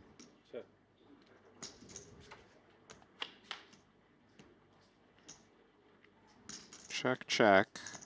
Both players with perceived showdown value. I'd expect more checking. Sometimes we gotta expect the unexpected, but maybe not in this spot. King 9 looks all right with King High. Gut shot. Although a 7 would have a lot of trouble calling a bet. If we knew whether or not to expect the unexpected, then would it still be unexpected, Randy? A conundrum. You got me, buddy. Paradox. Yeah, paradox. 4 of hearts. Not quite 2 pair for Jaffe. I think this will show down. Alex expects to win with King High. Oh, is John thinking of value? Dude, is he really going for value against King High? One big blind entered into the pot. You like how he tossed out 2 50K white at chips? a time. Yeah. Sometimes your brain's moving in such slow motion during, like at the tail end of a draining day, where you're just like, I can't remember what the blinds are right now. I know I want to min bet, but this will help me figure it out. Yeah, pretty funny. That means that Ponnikov knows that Jaffe wanted to min bet. Ponnikov's is considering raise. He's always considering raise. It's quite credible, too.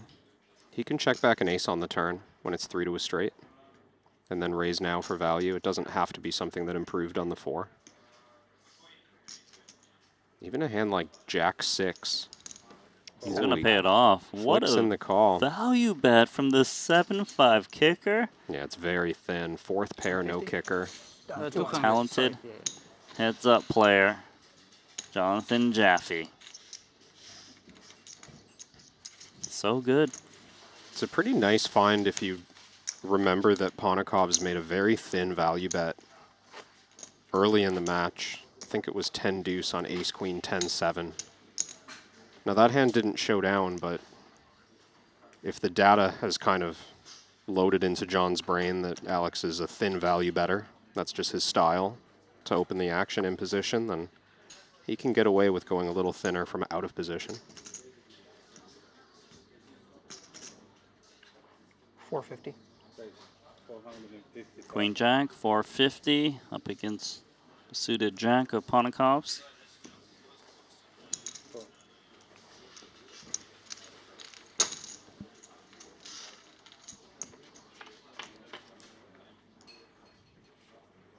This is a bit of trouble for Ponikov's as he flops the Jack, but it's the worst kicker. Very troublesome, because it's quite rare for Alex to play call pre-flop with an ace. Under 25 big blinds to start the hand, facing a raise. You see John betting half pot on this flop with second pair. This is pure value, and he's going to ask for more if the board runs clean. Quite painful because the 550 is quite a lot of chips in this spot. John's separated himself over the last few hands. 2-1 chip lead before the hand started.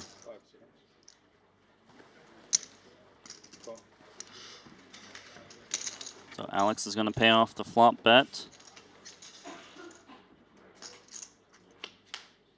The deuce for Alex Ponikov's. Hello. Wow. Hello, hello. Deuce of spades, fortunately for John, will slow down his willingness to put stacks in. But this very likely to be a big pot. Set it, headed Alex's way.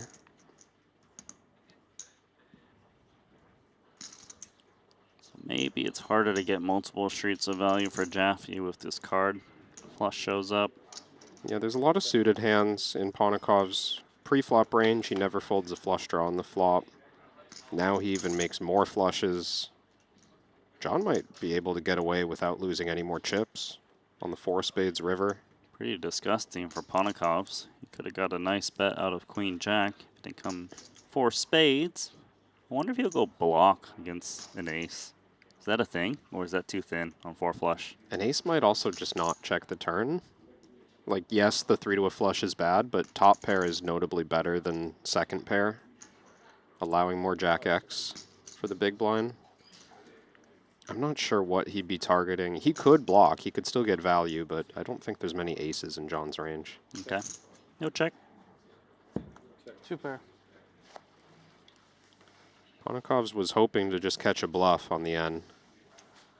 It's like 2 pair and that 2 pair? Annoying. Found a 4 that saved me. I think you're calling there. This would be decision for sure. If you go all in. What's that? If you go all in, it's a decision for sure. Yeah, it's fair. Interesting. Okay, John. Pretending like you had a bluff that gave up. Hit a 4. It's basically saying he had like 4-5. Is he allowed to bluff his opponent verbally after the hand concludes? Yeah, why not? Get a little extra info on what would have happened if he was bluffing. 475,000. Guys, please download the Triton Poker Plus app and get in your fantasy teams. Actually, the voting or picking your teams, the draft, whatever you call it, is open now for the half and half pot limit Omaha and no limit Hold'em. There's 7 players remaining. Actually, I don't think I had a 4. You didn't, man. And you get to build a team Goofy. between, I'll give you the names, Tobias Schwacht, Kong fam, they're the big stacks. The mid stacks are Anatoly Zlotnikov, Ben Tollerine, and Artur Martirosyan. And the small stacks are Michael Watson and Isaac Haxon. It's a team of 4, but you must have a maximum of 1 player from the big stacks, a maximum of 1 player from the small stacks, and of course the rest is filled in the mid stacks. And build your team, put on your captains, your boosters, and get a battle against me, Kevin Rabichow, Alex Livingston, and Henry Kilbane, and try to outperform us.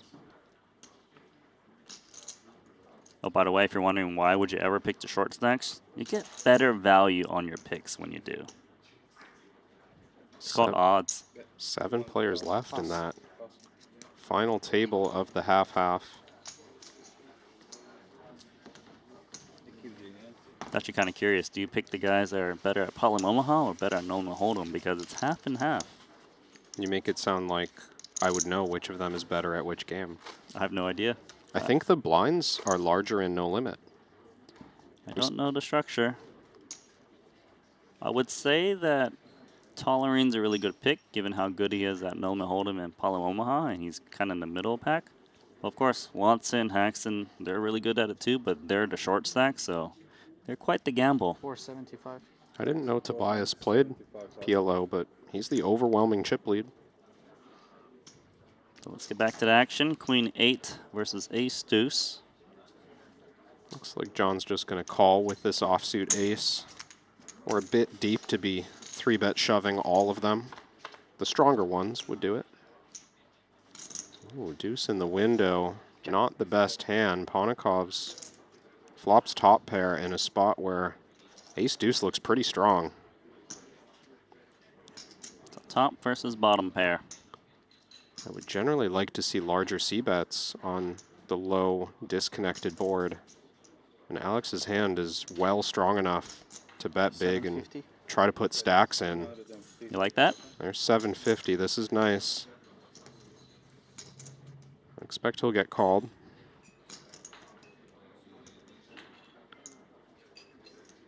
I know Jaffe likes to find his aggressive lines, but raising this would be pretty unusual.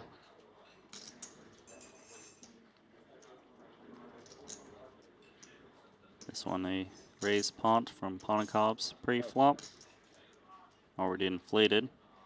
It's going to make the check call for $750,000. Immediately we can see there's a lot in there. Big advantage to Ponikov's, the Latvian.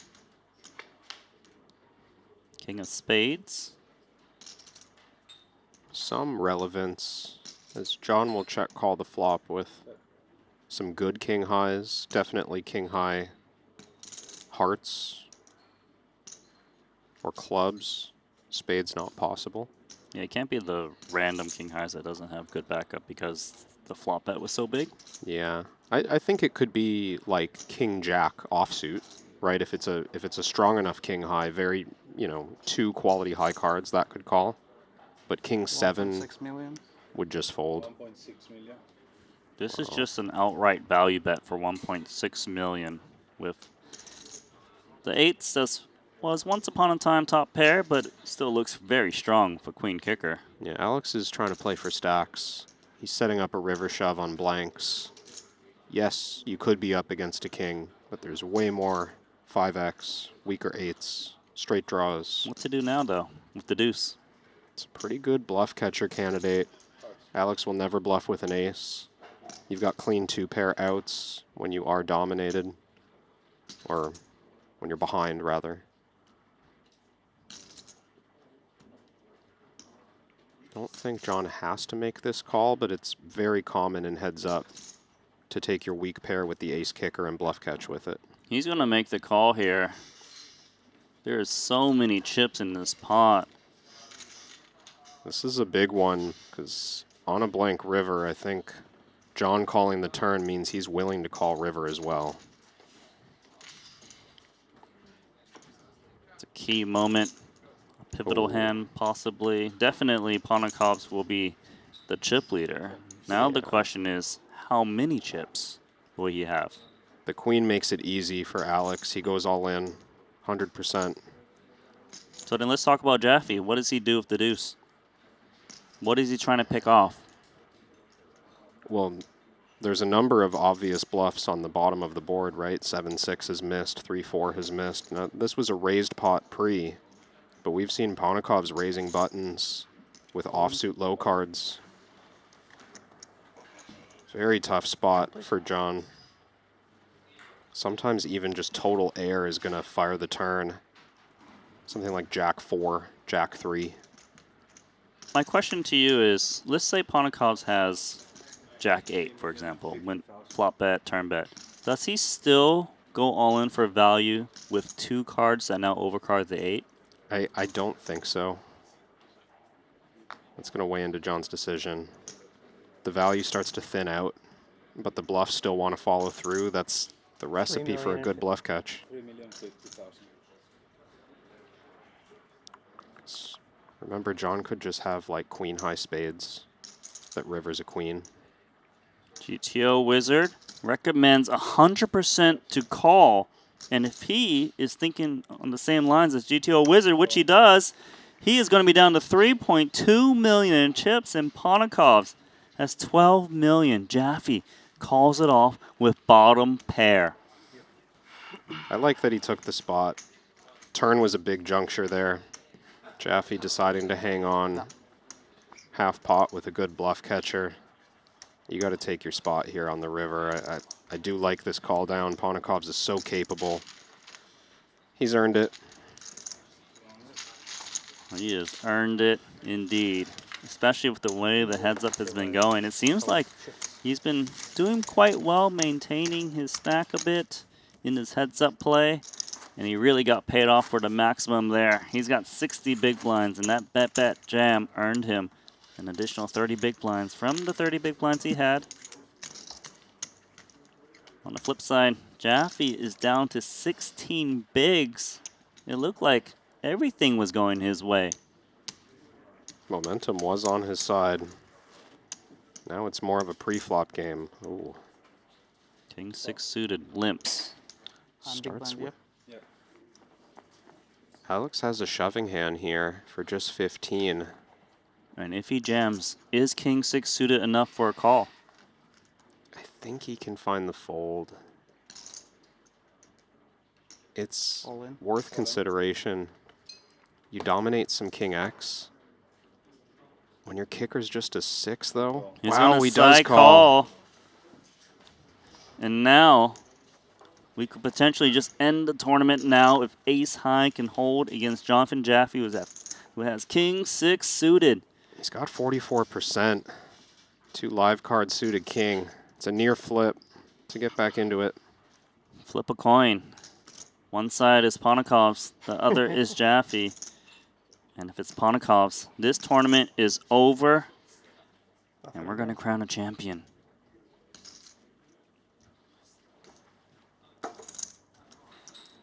The fate awaits for Jonathan Jaffe. What does the poker gods have in store for him?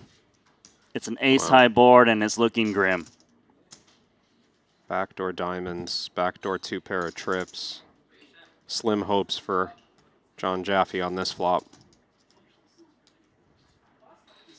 He really needs that runner card now, or this tournament is over.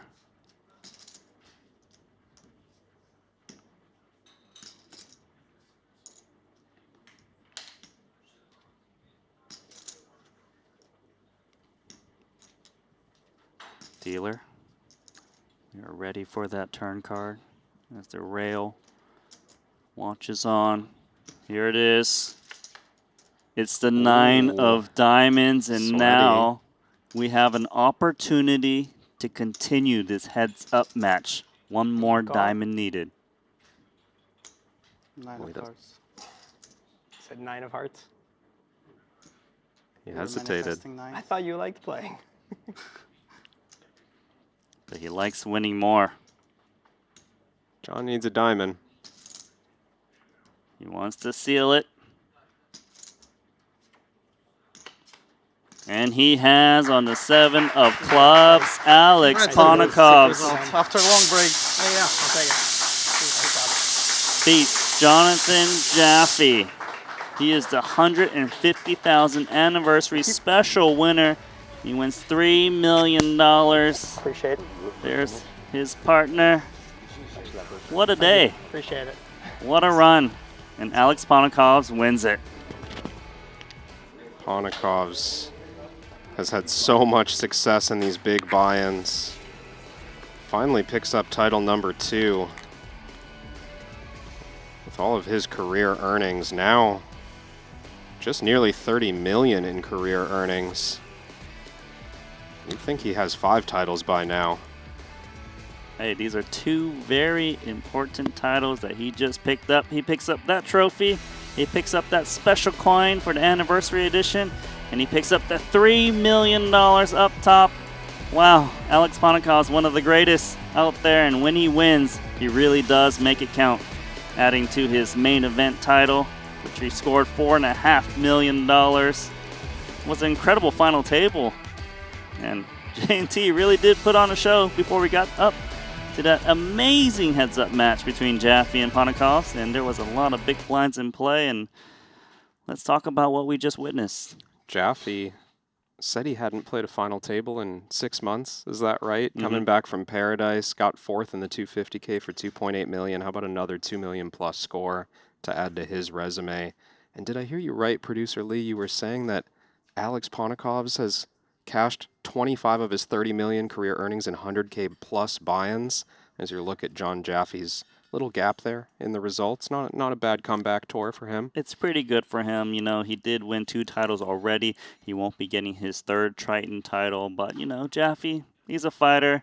He played very well in heads up, made that big hero call to ace deuce. Unfortunately for him, he did run into the 2 pair of the queen 8, so Jaffe will settle for second, $2.1 million, but a huge congratulations, of course, to that man, and that is a beautiful winner's photo there. Great shot. $3 million in this 10th anniversary special. Huge congratulations to Alex Ponakovs. But I do want to shout out the fantasy that is now available. You can actually register your team right now for the 30K half in half. And in this situation, you can choose from all the different people here. They're on the screen.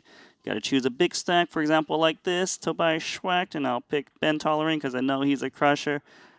Haxton, and you've got one more player to pick. Look, I'll just pick Alan Zotnikov because he's a chatterbox, and yeah, you just make your team, and it's not too hard from there, and try to compete against us. Very easy to do so. Download the Triton Poker Plus app and battle off us, and we are going to transition over to Pot Limit Omaha going forward tomorrow, but I suppose we still have half No Limit Hold'em. But that's going to be it for us. I'm a little bit sad, Kevin, because this is the last time we're going to be in a booth together this festival. Any final words for me? It's been fun, you know, sharing the No Limit booth with you. I hope we get to do it again soon. Oh, we definitely will. Hopefully at the next stop, but the festival is not over. We're going to hear from the winner, Alex Ponakovs with Stanley Ma. And don't forget, tomorrow we've got that final table with Henry Kilbane and Kevin Ravichow again. So, see you soon. Ladies and gentlemen, right next to me is our 150K 10th anniversary special champion, Alex Ponakovs.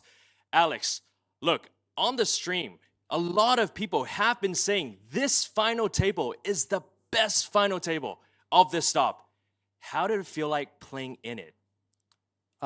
This is definitely one of the best final tables I played in because we were playing kind of deep, and it's very important to, if you want to show your skill level, it's definitely in a deep structure. But yeah, I've been facing so many good opponents that we've been battling for so many years. We had 4 watches of the main event at the table, pretty sick. Yeah, I was happy to participate in this final table. Well, look, talking about main event watches, you also have a main event title yourself, the 100K Hold'em main event, and now this is your second trophy, 150K Hold'em event. You seem to just be winning the biggest events. What is it about these big buy-ins that just bring out the best of you, man? I don't know, man. Seems like I'm just trying harder there. I don't have a real answer.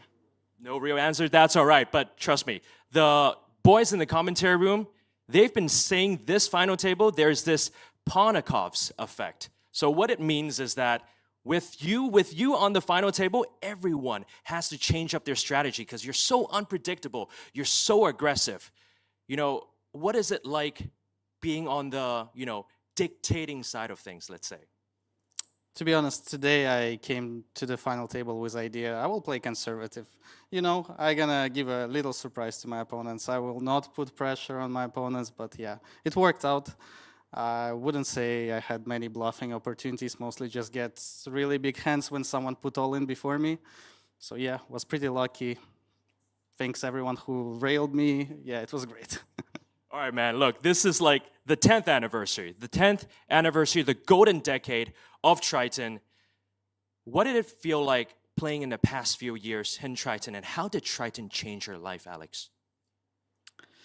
I mean, I wouldn't expect I would be here playing high stakes, I don't know, in 2017 when I was basically almost broke.